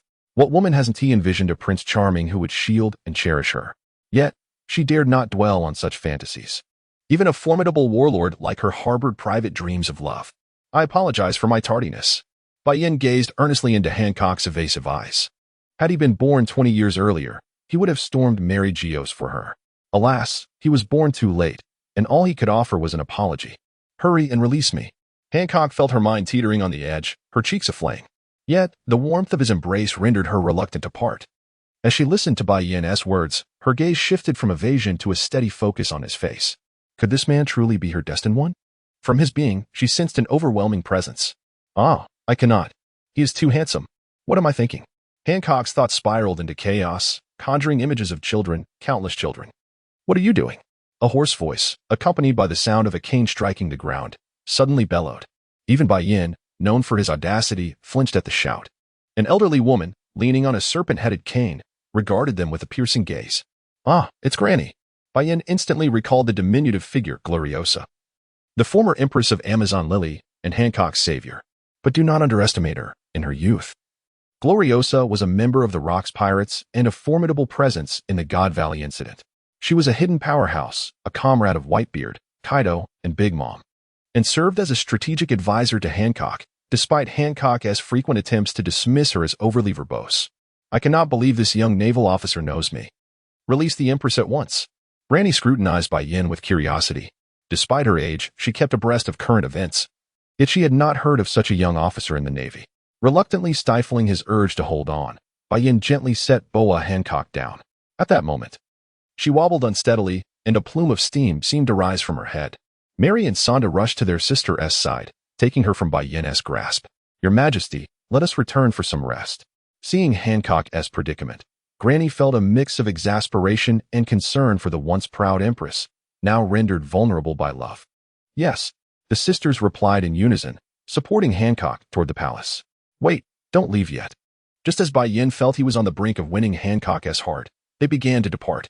Bai Yan now felt a sense of urgency.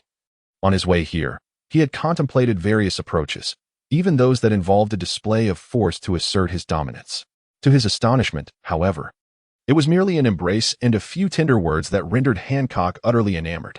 Indeed, she was a woman of formidable appearance. Yet her heart was pure and endearingly naive. Come with me, old lady.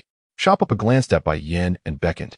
Although he was reluctant, he complied, acknowledging that as a junior, it was his duty. Are you truly here to confess your feelings to the Emperor? In a room reminiscent of a parlor, Shapapa scrutinized Bai Yan with a penetrating gaze. Yes, I have always harbored feelings for Hancock, but due to various circumstances, I never had the opportunity to express them. Now, at last, I have come to seek her out, and I hope you will not hold it against me. Bai Yan spoke earnestly, striving to convey sincerity, for this was the beginning of his happiness, and he must not let it falter.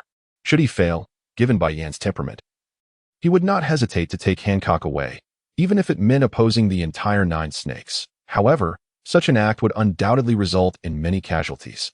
I have never heard of you.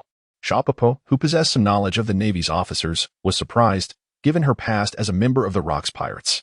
Ah, I am a newly appointed Navy officer, currently a Rear Admiral at the Navy headquarters, and merely 18 years old. It is understandable that you have not heard of me. What? Shapapa was taken aback by Bai Yan's revelation. This young man was only 18? Indeed, he does appear youthful.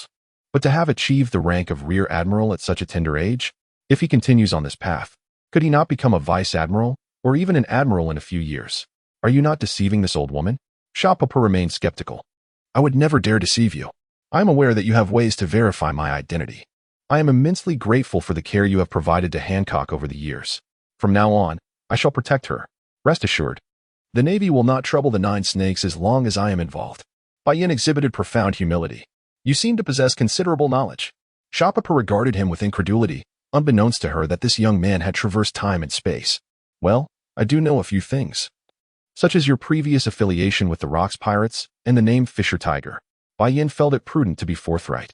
Moreover, I have the means to heal the injuries of my beloved and her 2 sisters, he added, fearing his words might not suffice. These 2 statements caused a noticeable shift in Shapapa's demeanor. Had anyone else made such claims, she could have feigned indifference. However, the speaker was a Navy officer. Did the Navy truly possess knowledge of events that transpired years ago, including her identity? Ah, I may have startled you with my words, but this matter is known only to myself.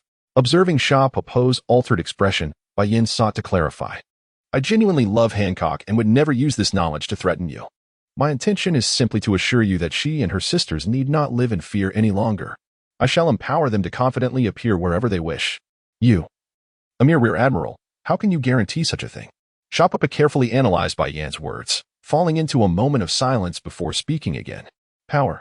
Bai Yan uttered the word with an air of calm, akin to an ancient beast slowly awakening from slumber. By the time Shapapa arranged for Bai Yan's accommodations, an hour had already passed.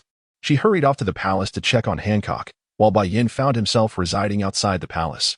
The palace of 9 Snake City was not particularly large. To prevent others from witnessing their markings, even the maids were forbidden from entering. Hello, is this Sister Peach Rabbit? Bai Yan spoke into the transponder snail. I have arrived in 9 Snake City. Tonight, I hope you can rest aboard the warship. Once I have resolved matters here, I will return directly. Is everything all right? The voice and demeanor of Peach Rabbit were perfectly mimicked by the transponder snail. All is well, sister. Do you still not trust me? Bai Yan chuckled, feeling quite confident. Very well, as long as everything is fine, take care. Understood, sister. Chapter 23. The palace. After hanging up, Bai Yan sat in a chair in his room, recalling that he had yet to check in for the day. Congratulations, host. Check-in successful. You have received 7 freedom points. System master, do you think I will succeed? Bai Yan gazed at the distant architecture and the female warriors of the 9-snake tribe, each engaged in their tasks. He could not help but wonder what these women were so tirelessly occupied with. Host, I cannot provide insight into such matters. Bai Yan sat there, somewhat entranced, his mind filled with thoughts of the charming and beautiful Hancock. He had previously contemplated Robin and Noki Gao, but now he felt truly content with the prospect of having someone like Hancock. In his previous life, only those computer-generated women could rival Hancock, for in reality, he found no one who could match her. Truly, she was the most stunning beauty in the pirate world. Ah, could it be that I am still a love-struck fool? I desire Hancock, and I desire Robin as well. Suddenly, Bai Yan seemed to awaken from his reverie, having nearly succumbed to the allure of longing for Hancock. As a man in this world, he believed that he must possess the women he desired, even if it meant taking them by force. At the royal palace of Snake Princess Island, Sonda looked at her sister, who lay in bed with a foolish grin, filled with concern. What's wrong with you, sister? She asked. Cough, cough. Perhaps this is the power of love. The elderly matriarch, having witnessed many a man's charm in her time, quickly discerned that it was merely a case of falling in love. If this young man truly was as remarkable as he seemed, destined for greatness, then he must be Bai Yan, right? Hancock, with an ice pack on her forehead to cool her feverish brow, lifted her head to inquire about Mary. Yes. His name is Bai Yan. Mary replied hurriedly, adjusting the ice pack that was about to slip away. Bai Yan, haha. Yes, Bai Yan. Hancock murmured dreamily, lying on her soft couch, repeating his name in a daze. The other 3 looked at Hancock in astonishment. The once cold and cruel empress of Snake Princess Island now appeared utterly lovesick. Although Bai Yan had spoken sincerely, not sounding deceitful, the wise matriarch decided to use a snail phone to contact someone. This was a rare action for her, as each use of the snail phone increased the risks for both parties involved. Why are you suddenly calling me? Came a seductive voice from the snail phone. Xiachi, I need your help with something. You aren't going to ask me for money, are you? The matriarch was well aware of Xiachi's character. Though they hailed from the same nation, she preferred to keep her options closed to avoid any potential jokes at her expense. As expected, age brings wisdom, she thought.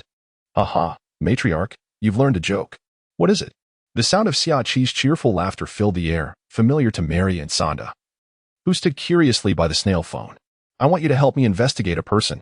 The matriarch realized that asking someone being pursued by the Navy to investigate the Navy would certainly pose considerable trouble. Who is it?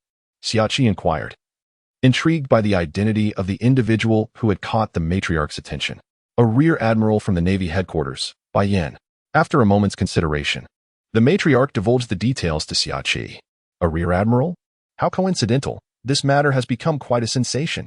Haven't you seen today's newspaper? Xiachi glanced at the newspaper lying on the bar counter and picked it up. The newspaper? Is it from today? It probably hasn't reached Snake Princess Island yet, given that we are in the doldrums.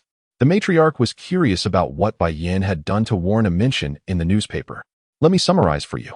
Xiachi scanned the newspaper's cover, confirming that the young man the matriarch sought was indeed a young Navy officer. Bai Yan is a rear admiral from the Navy headquarters. He has been in the Navy for 4 years and is a young officer authorized by the world government. He's only 18 years old. But that is not the most significant detail. The critical point is that he has been appointed as a Navy enforcer. This enforcer holds tremendous power, capable of scrutinizing all Navy affairs, including even the admirals and commanders. What? The matriarch was taken aback by this revelation, while the other 2 stared in shock at the snail phone. Bai Yan, where is Bai Yan? A dazed Hancock sat up, seemingly having heard someone mention his name. Is that Hancock? Why are you suddenly interested in investigating this rear admiral? Xiachi asked, puzzled by Hancock's voice on the other end. Well, it's like this.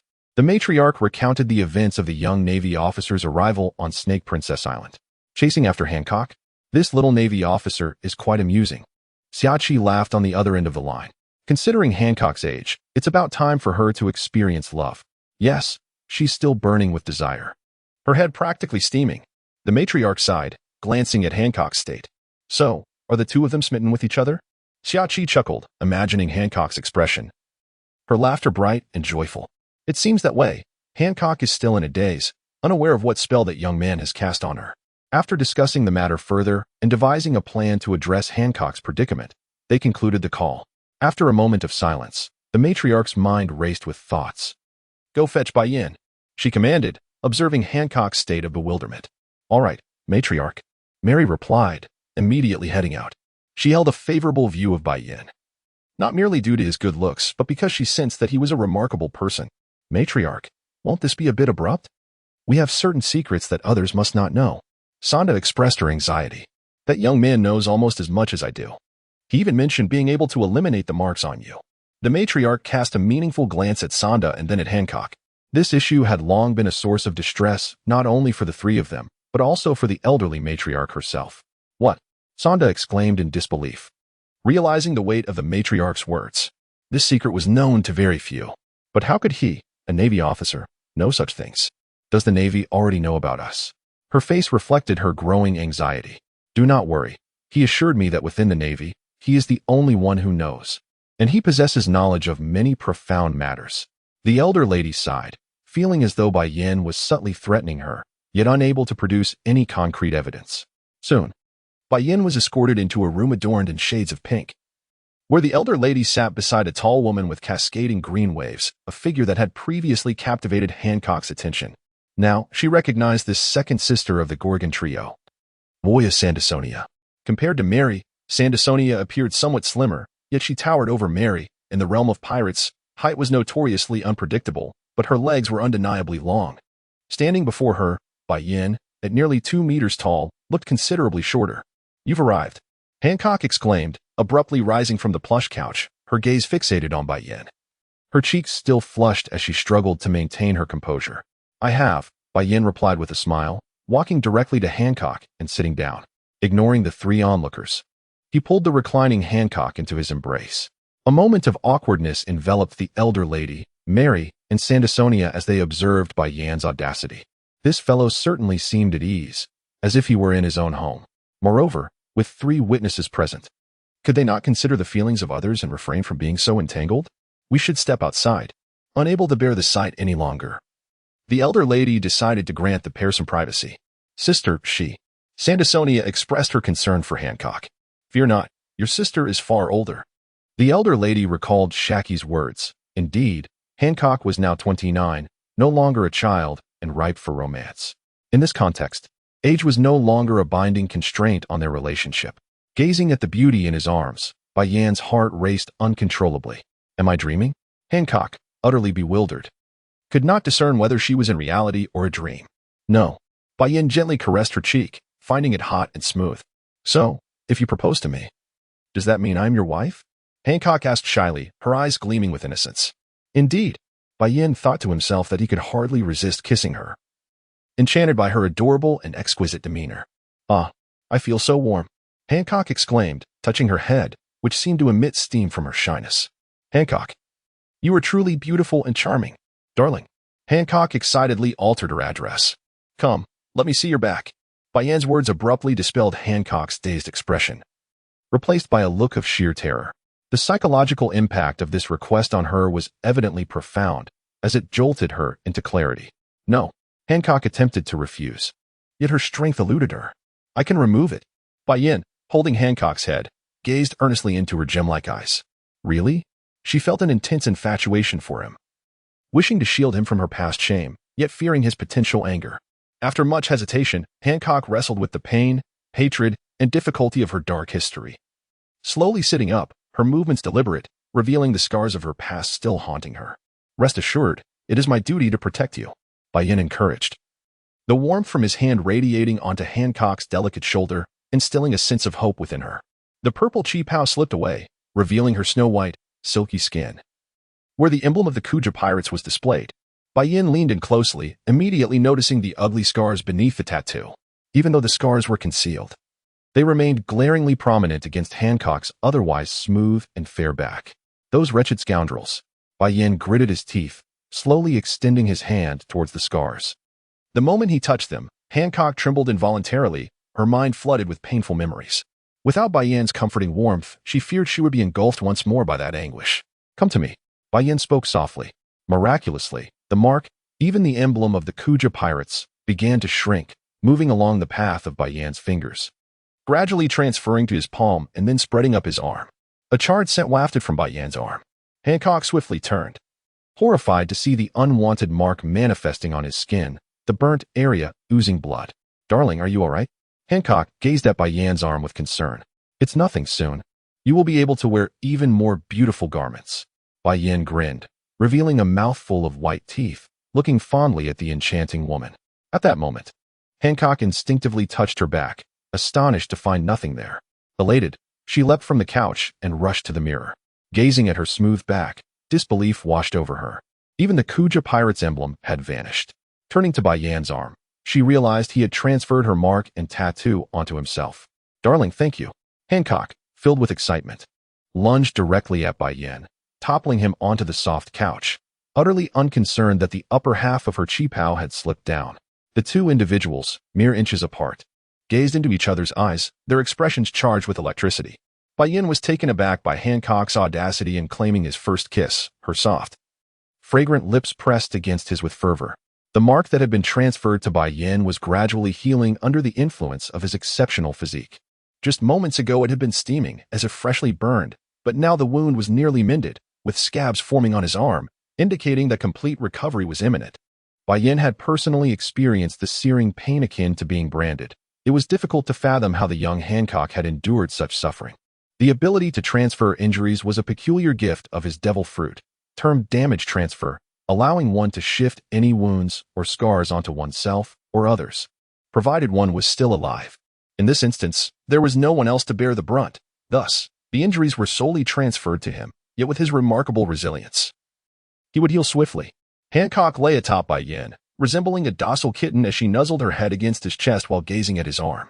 Before her eyes, she witnessed the tormenting mark, which had plagued her for so long, slowly fading under Bai Yan's formidable healing power.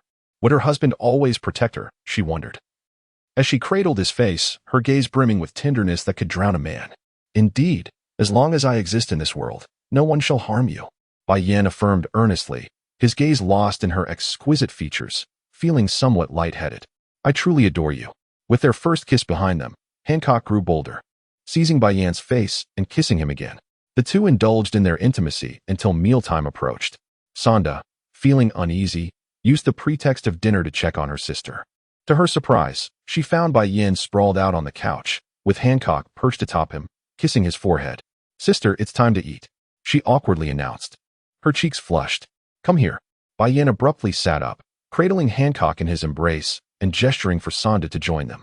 From now on, when you meet my beloved, you must show respect and call him brother-in-law, understand? Hancock glanced at her sister, her expression darkened by the interruption of their tender moment. Yet a flicker of gratitude for Bai Yan's invitation to Sonda softened her ire.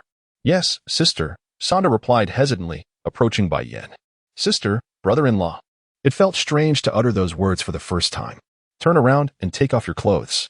Bai Yan's command nearly sent Sonda into a frenzy. What impudent words. Her sister was right there. How could he expect her to undress? This shameless man. Do as he says, Hancock coldly instructed, for in her heart, only Bai Yan deserved her gentleness. Yes, Sonda was in disbelief. Her sister not only didn't stop him, but encouraged her compliance. Yet, she dared not disobey. Trembling, she began to remove her clothing. All right, that's enough. Come closer. Bai Yan realized if he remained silent, this Navi's sister-in-law might strip entirely. And her simple garment was already scant enough. Though Sonda felt uncomfortable, she obediently squatted down, presenting her back to Bai Yan. At that moment, she felt exposed. Particularly the mark on her back laid bare before him. Warm hands made contact with her back, causing her to shiver. Despite her towering height, she was still a young woman, and no man had ever touched her before. Though nervous, a peculiar sensation began to wash over her, as the embarrassment slowly faded. Hancock watched as the odious mark shrank, creeping along Bai Yan's fingers and onto his arm, the acrid scent of charred flesh permeating the air. Witnessing Bai Yan's bloodied arm, Hancock felt a pang of heartache and clung tightly to his waist. Was this man truly aiding her in ridding her of the mark? All done. Bai Yan spoke with an air of calm, devoid of any hint of pain, even though his arm was indeed a bloody mess. He had endured far worse in the past, and this minor injury was trivial. Sonda, still perplexed by the unfolding events, glanced back at her sister, wondering, is it over? That was quick. This brother-in-law can't be all that. If Bai Yan were aware of Sanda's thoughts, he would surely be incensed. Such a notion was far from the truth, for he possessed a physique rivaling Kaido's. Not only could he last half an hour, but even an entire day and night would be within his capabilities. Go look in the mirror. Hancock coldly directed Sanda while casting a gentle, affectionate glance at Bai Yan. The stark contrast in her demeanor striking. It's nothing. I'll be fine soon, Bai Yan assured her, gently stroking Hancock's cheek with his uninjured hand. I just feel a bit pained. Ah, it's gone. Sanda exclaimed excitedly, rushing to Hancock's side. As her clothing had slipped to her waist, in her exuberance, it fell further, revealing her ample bosom that swayed with her movements, catching Bai Yan's attention despite his virtuous nature. Chapter 26. Staying over. Even if Bai Yan were a paragon of virtue, he couldn't help but steal a few glances. The author, in a fit of disdain, spat in contempt at Bai Yan's supposed virtue. A paragon of virtue, yet you lingered. If not, would you have been punished? Hey, author, are you just jealous of me? Bai Yan cheekily made a face at the author. What? You little rascal. Do you want to be dealt with? I could ensure you never see the sun rise again. The author was seething, unable to tolerate Bai Yan flaunting his closeness to the author's muse. Dear author, I'm just teasing. Bai Yan quickly transformed into a compliant figure, blinking earnestly at the author, for he had been humbled many times before. Get lost. The author, growing increasingly agitated, felt his frustration building. All right, you rest well. Bai Yan scurried away like a sycophant. It's all thanks to my husband. Without needing Hancock to say it. Sanda noticed the gruesome mark on Bai Yan's arm. Sister, brother-in-law, thank you. Do you need me to fetch you some medicine? Sanda felt she had unjustly accused this man. Realizing that her perception of Bai Yan had been rather base, she quickly expressed her gratitude. It's nothing. I'll be fine in a moment. By the way, is dinner ready? I'm quite hungry. Bai Yan replied with a smile. Ah, darling, are you hungry? Would you like me to personally prepare a meal for you? Hancock. Upon hearing Bai Yan's statement, hurriedly interjected, her eagerness displaying a charming innocence. It's all right. I can just nibble on something. Whatever you make. I'll save my appetite for the next meal. Bai Yan playfully pinched Hancock's nose, a gentle gesture filled with affection. Well then. I shall rise early tomorrow to prepare breakfast for you, Hancock said, her cheeks flushed with embarrassment and a coy allure. Sounds good. Bai Yan readily agreed. When the three of them arrived at the dining hall within the palace, an array of delectable dishes awaited them on the table. This was the first time Bai Yan had encountered such an opulent spread since arriving in this world. During his time in the Navy, meals were merely sustenance. This, however, was true culinary art. Granny Shah and Mary had also reached the dining hall, and upon seeing Hancock and Bai Yan, everyone took their seats in turn. Hancock naturally moved her chair closer to Bai Yan, wishing to be near him. Despite her age, Granny Shah possessed keen eyesight and immediately noticed the gruesome scar on Bai Yan's arm. Sister, look. Sanda boldly removed her outer garment in front of everyone, treating Bai Yan as if he were family. After all, during their joyful moments, she had almost bared everything to him. There was no hesitation now. She acted with complete openness. Ah, sister, you're back. Mary exclaimed, her eyes wide with astonishment as she observed Sanda's smooth and flawless back, devoid of scars and the emblem of the Kuja pirates. Granny Shah quickly understood the reason behind Bai Yan's arm and, although she was unaware of how he accomplished it, her esteem for him only heightened. The two sisters whispered amongst themselves, while Bai Yan was voraciously indulging in the feast before him, appearing utterly unrefined in his hunger. Hancock, on the other hand, ate sparingly, smiling as she served Bai Yan, placing dish after dish before him. Observing Bai Yan devour various meats and dishes without restraint, one could hardly believe he was a rear admiral of the Navy. Granny Shah might have thought him a ravenous ghost. Before long, Bai Yan had consumed more than half of the lavish spread. Curiously, despite his gluttony, his stomach remained unchanged. Meanwhile, the gruesome condition of his arm gradually improved as he ate. By the time the meal concluded, his arm had returned to its pristine state, leaving everyone in awe. What kind of ability is this? Granny Shah pondered, though she refrained from probing further, respecting the secrets that each individual harbored. Brother-in-law, can I have some too? Mary eagerly rushed to Bai Yan after witnessing him finish his meal. Mary, Hancock frowned, about to reprimand her when Bai Yan gently took her small hand in his. The icy facade of her demeanor melted away, replaced with a soft, entranced gaze directed at Bai Yan. Of course, he replied with a warm smile. Before he could say more, Mary, more decisive than Sonda, promptly removed her clothing without a hint of shyness. Any other man might have been rendered speechless, and even Bai Yan felt the weight of the situation. I cannot linger on Snake Princess Island, he thought to himself, realizing the peril he faced. Though Sonda and Mary might not rival Hancock's beauty, they were undoubtedly stunning in their own right. After all, they were three sisters, each closely aligned in appearance, with Hancock simply epitomizing the pinnacle of beauty.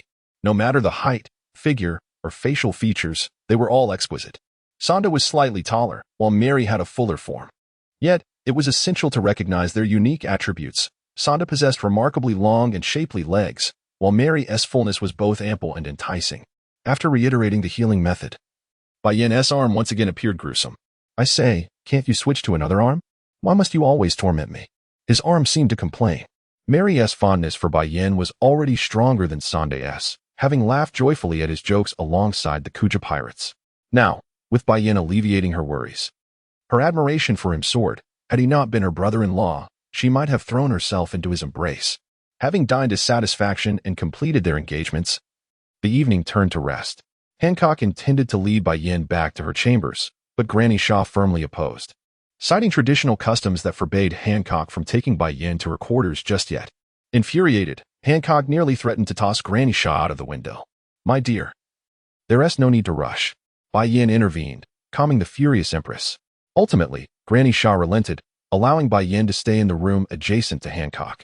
The old woman understood that even if he were outside the palace, Hancock would find a way to be with him. Though Bai Yan had not known Granny Shaw for long, she had developed a certain respect for him. Since he had spoken so, she was willing to grant this favor. That night, Bai Yan did not seek Hancock, yet she stealthily crept into his room.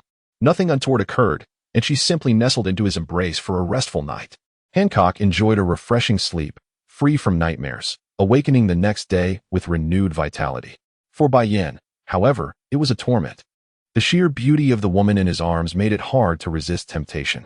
Inhaling her fragrant hair and the subtle scent of her toiletries, he could only endure in silence, maintaining the pretense of composure. Tomorrow would be a different story. He silently vowed that no one could deter him. As morning dawned and Bai Yan remained in slumber, Hancock rose early, eager to prepare breakfast for him. Sensing her movement, Bai Yan kept his eyes closed. Reassured by the safety of Snake Princess Island, he decided to seize the opportunity to catch up on some much-needed rest. When he finally opened his eyes, he found a large table set with an array of breakfast delicacies. Astonished, he gazed at Hancock, whose cheeks were dusted with flour, marveling at her extraordinary prowess.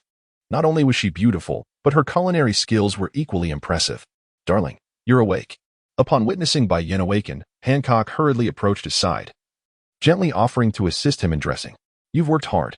Bai Yan, for the first time, initiated a tender kiss upon Hancock's lips. Just yesterday, it was Hancock who took the lead, leaving Bai Yan feeling somewhat passive. I am not weary, Hancock exclaimed, her heart fluttering with bliss from the kiss, nearly causing her to swoon. As they rose to partake in breakfast, Bai Yan initially anticipated only the spread laid out before them. However, to his surprise, Sonda and Mary, the two sisters, continuously brought in additional dishes from outside the room. This breakfast, prepared by Hancock early that morning, was even more lavish than the supper from the previous night. Bai Yan is also one to welcome all, and given the delectable nature of the fare, why would one refuse? Observing Bai Yan relish the meal with such delight, Hancock's mind began to conjure images of herself as the epitome of a devoted wife, tending to Bai Yan's daily needs while also nurturing their children. Such a life seemed overwhelmingly blissful, bordering on euphoric. After finishing their breakfast, the two individuals, clearly enraptured in love, naturally found themselves entwined together. Bai Yan has not forgotten to check in. Ever since arriving at 9 Snake, he has felt remarkably fortunate, with all his check-ins registering at 7 points. Hancock, the Empress, truly is his lucky star. After a phone call with Rear Admiral Peach Rabbit, he reassured her that he was doing well on 9 Snake, and that she need not worry. Should any issues arise with the Navy, he would return promptly. Rear Admiral Peach Rabbit conveyed that there were currently no pressing matters, and they were not in a hurry, waiting outside 9 Snake for Bai Yan. Naturally, Peach Rabbit wished to avoid returning to Navy headquarters, where she would inevitably encounter that persistent fellow, Chibuta, who, despite her repeated refusals, remained undeterred. Was she to explicitly state her aversion? Rear Admiral Crane's suggestion was to simply keep him at bay. Otherwise, should a conflict arise, the Navy headquarters might lose a formidable fighter. Peach Rabbit could only heed her dear friend's advice, for there seemed no other recourse. To evade harassment, the best solution was to undertake missions. Now, accompanying Bai Yan on Nine Snake Island offered a rare tranquility, and there was no way she would heed his suggestion to return. While Bai Yan reveled in his affections, another woman he had in mind, Nico Robin, was compelled to assist CP9 in assassinating the iceberg to ensure the Straw Hat crew's safe departure from Water City. The unreliable Akiji had notified CP9 and handed over the golden transponder snail capable of summoning the Demon Slayer Order to the despicable Spandam. This series of events elevated the Straw Hat crew to legendary status within the anime. They triumphed over Justice Island, rescuing their comrades and surviving the Demon Slayer Order. Without delving into what was to unfold there, let us return to Bai Yan. The author, having set aside the keyboard, gazed with a twisted expression at this brash character. That cold, haughty, yet adorably foolish empress had now transformed into a genuine woman. Indeed, this shameless fellow acted the following evening. Even though the author felt a deep-seated resentment, the die was cast. In contrast to Hancock's innocent heart, Bai Yan was nothing but a filthy old witch. After their sweet interlude, Hancock lay in Bai Yan's embrace, her heart and body now wholly belonging to this man. Bai Yan, rare as it was, extracted a cigarette from his system space, leisurely lighting it. In his previous life, he was an avid smoker, yet in this life, due to not having reached the age of 18, the system had perpetually suppressed his cravings. The pack of cigarettes he purchased 4 years ago remained in his system space, and now he sought to savor the essence of tobacco in the world of pirates. Hancock, far from being repulsed by Bai Yan's smoking, found it rather dashing. Watching him take slow, deliberate puffs, her face blossomed with a sweet, blissful flush. In his previous life, many were curious about whether Hancock had suffered at the hands of the celestial dragons in Marineford, while the psychological torment was undeniable. With rigorous training aimed at transforming her into a mere plaything for the celestial dragons, her physical safety had been largely preserved. After all, when she was rescued from Marineford, she was still a young girl. This was evident after Bai Yan had his way with Hancock, proving that she remained untouched. 15 years prior, Hancock was merely a girl just entering her teens, likely not even 10 when she was sold to the celestial dragons by human traffickers. Though the celestial dragons were known for their depravity, they often considered themselves to be exceptionally noble. Their sense of superiority was so profound that they feared the very air they breathed might tarnish their exalted status. It was no surprise, then, that they would exploit the slaves they purchased for entertainment, forcing many female slaves to perform for their amusement, while some perverse individuals kept beautiful slaves for years, indulging in their whims. As for Bai Yan, he had experienced 5 or 6 relationships in his past life, the youngest of whom had only just come of age, while the oldest was 2 years his senior. The pirate world was a veritable treasure trove for men in his former life. Amidst the chaos, many women upheld their virtue. "My dear wife, how I adore you." With that, Bai Yan extinguished his cigarette and embraced Hancock's exquisite form tightly. "My husband, I love you dearly as well," Hancock murmured contentedly in response. Their flirtation escalated into passionate kisses, leading to a series of enchanting moments on Hancock's soft couch. For 3 consecutive days, Bai Yan remained sequestered within the palace, having easily dispatched the unfortunate patrolling soldiers who had alerted Sonda and Mary. After all, Bai Yan had now become a legitimate brother-in-law, and these subjects could be considered his own. Rebellion was out of the question. The sound of the telephone snail stirred Bai Yan from his slumber. "Hello, this is Bai Yan," he answered without checking the caller ID. "You rascal, why haven't you returned to Nine Snake? It's been ages." The voice belonged to the old man Sengoku. "Old man? I've only been here for 3 days." Bai Yan protested, feeling quite aggrieved as he had only just escaped from the Navy headquarters. "Well, there's a mission for you. You'd best return promptly." Sengoku glanced at Kuzan, his brow furrowing deeply. "What is it?" Bai Yan inquired, suddenly alert at the mention of a mission.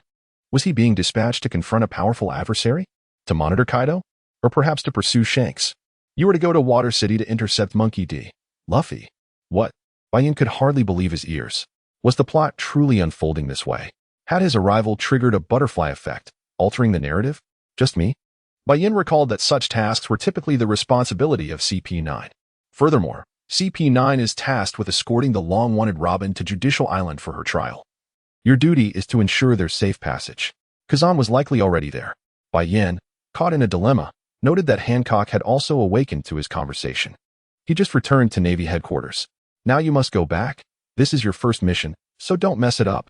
All right, I understand. Bai Yan felt a surge of excitement at the prospect of seeing Nico Robin. Author's note. Weren't you supposed to love only Hancock? Come, let us duel.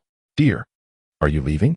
Hancock gazed at Bai Yan, her eyes filled with sorrow. She wished for him to stay. Alas, I must obey the orders of Admiral Sengoku.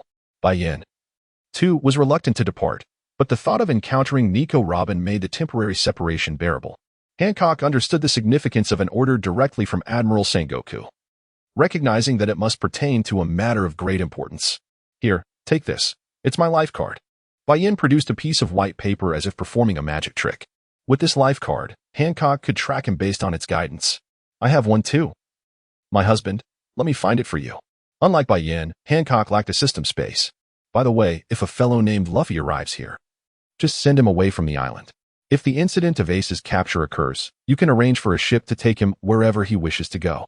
Upon arriving at Nine Snake, all the female warriors were initially unaware of Bai Yan's existence.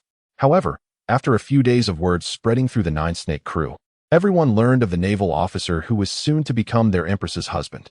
As they walked through the streets alongside their empress, the warriors of Nine Snake lined the path, eyes fixed on Bai Yan, though most were captivated by Hancock, their dream lover. So this is a man. He is now the husband of our empress, the new king of Nine Snake Island.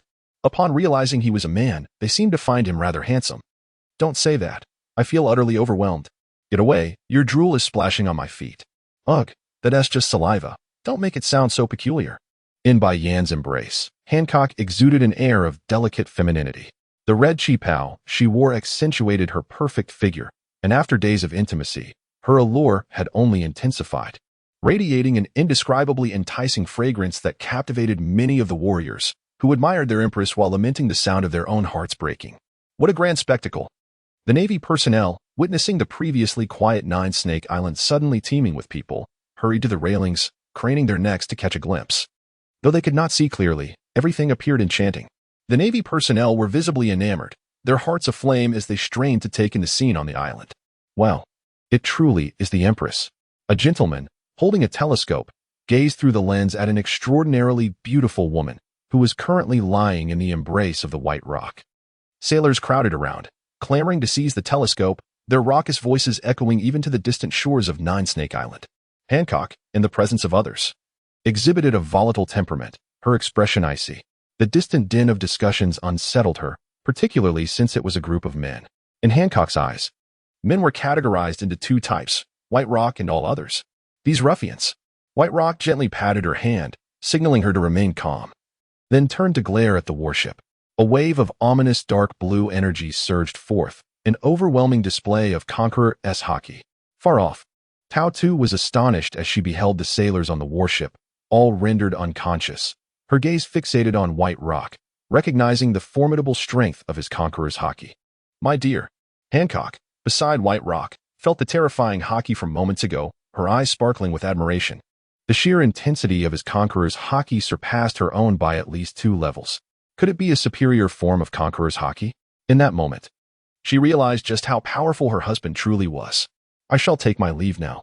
If I move swiftly, I shall return. White Rock turned, pressing a kiss upon Hancock's lips, who eagerly reciprocated. Chapter 29. Arrival at Water City. This kiss lingered for several minutes before White Rock reluctantly placed Hancock onto the flower cart. Take good care of your sister. He glanced at Sando and Mary, who nodded in affirmation, before soaring toward the warship. Darling, I shall seek you out. Hancock called out, her face flushed. I will be waiting. White Rock nodded, forming a heart shape with his hands towards her. The warship had set sail, yet Hancock remained on the shore, entranced by the ocean. Sister, we should return now. Sanda finally spoke, noticing the warship had vanished from view. Let us go. Turning away, Hancock transformed back into the tyrannical queen of Nine Snake, her demeanor icy and regal. At the Navy headquarters, Sengoku scrutinized a photograph in his hands. Had this Shichibukai, the Empress of Nine Snake, truly been won over by that scoundrel White Rock? After a moment's hesitation, he summoned Vice Admiral Tsuru, Vice Admiral Garp, and even Zefa to his office. Following 2 hours of deliberation, a decision was finally reached. Newsbirds seemed to have acquired some extraordinary information, darting off to various corners of the world. What? She is actually allied with the Navy? On an island teeming with baboons, a gentleman clad in a white shirt sipped coffee, perusing the newspaper in his hands. What is the Navy up to? In the New World, Shanks, the scarred captain of the red-haired pirates, also scrutinized the newspaper, astonished by the large image it displayed. Golalala. It seems like this Navy brat is making headlines. He glanced at the slender nurse beside him, still craving a sip of alcohol.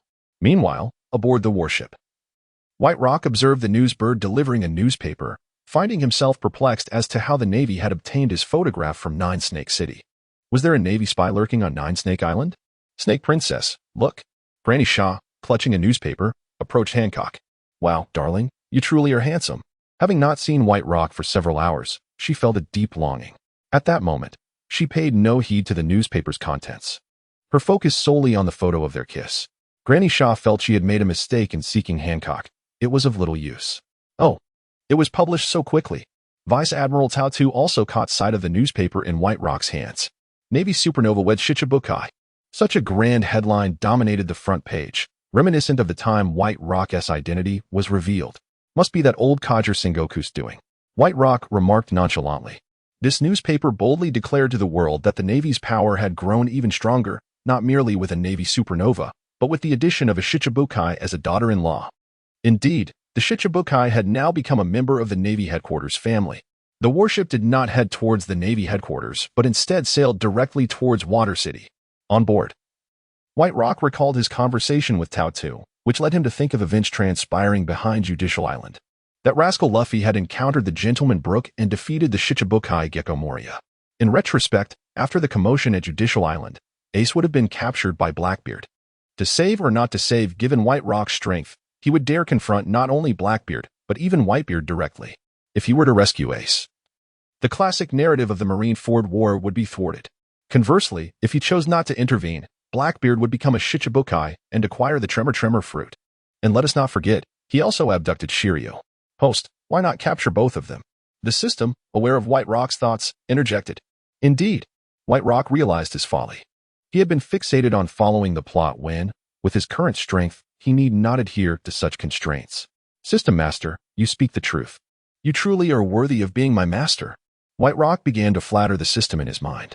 Despite the flattery, he soon contemplated a change in strategy. Perhaps he should allow Blackbeard to capture Ace, to teach him a profound lesson.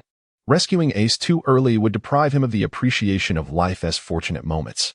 As the warship reached Water City, Vice Admiral Tao Tu departed for another mission. A man clad in a Navy uniform stationed at the dock attracted considerable attention. Awaiting the rendezvous was a fellow clad in yellow beach shorts, sporting horn-like hair. As a time traveler, Bai Yan immediately spotted Bruno, a member of CP9 who had been concealed in Water City for 5 years. His horn-like hairstyle was hard to forget. This fellow possessed a remarkably convenient ability, the door fruit of the Paramecia type, which allowed him to create doors on anything he touched. Among CP9, he was one of the earlier members to acquire a devil fruit power. For an otaku, this ability was akin to a cheat. Yet the extent to which he had developed it was rather disheartening. It was a pity that such a remarkable fruit was being misused by him. Rear Admiral Bai Yan. Bruno led Bai Yan to an uninhabited alley and presented a set of casual clothes. No need for that. Bai Yan glanced at him, waving his hand, causing his navy cloak to vanish instantaneously, revealing a sharp, elegant white suit.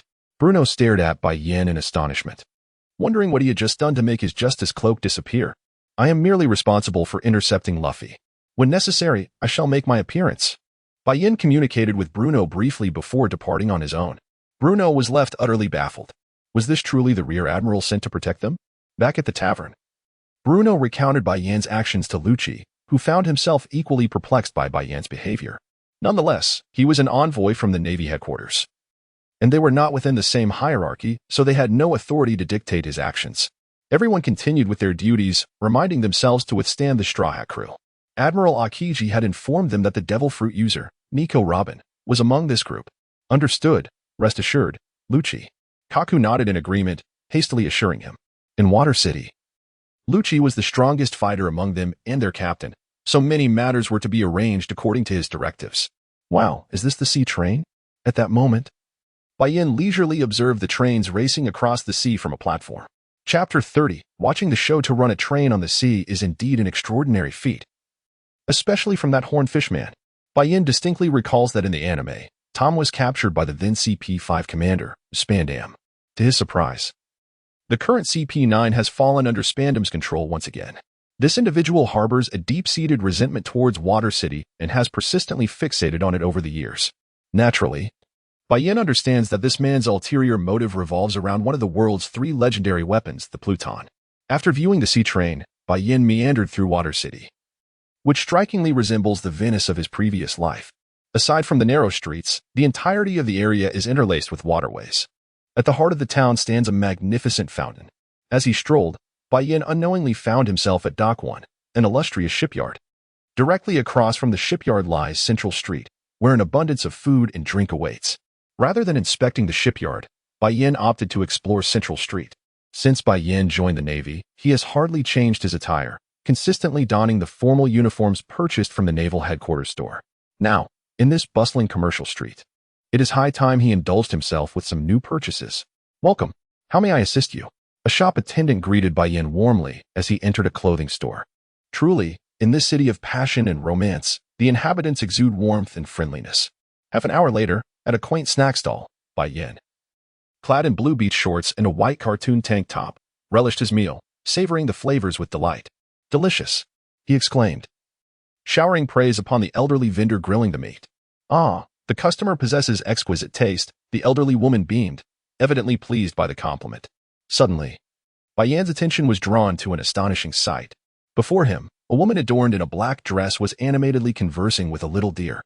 The name Nico Robin sprang to mind as he observed the elegant figure. The blue-nosed deer must indeed belong to Chopper, the ship's doctor of the Straw Hat crew. In Bai Yan's mind, since the naval headquarters had already reached out to summon him here, it was likely that Luffy and his crew had arrived as well. Yet, from the current scene, it appeared they had only just made their entrance. Robin was still engaged in cheerful banter with Chopper. Before long, members of CP9 approached Robin, delivering a message that prompted her swift departure.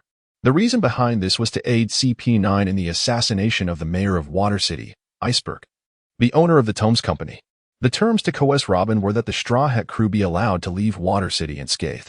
Glancing at Robin's profile, Bai Yan noted her beauty. From her silhouette, she rivaled Hancock in physical allure. Perhaps spending time with Hancock over the past few days had refined Bai Yan's appreciation for femininity. After all, the world's most beautiful woman had become his wife. In Bai Yan's eyes, Robin's allure transcended mere appearance. She possessed the wisdom of an older sister, albeit with a cunning edge. Such a woman held immense intrigue.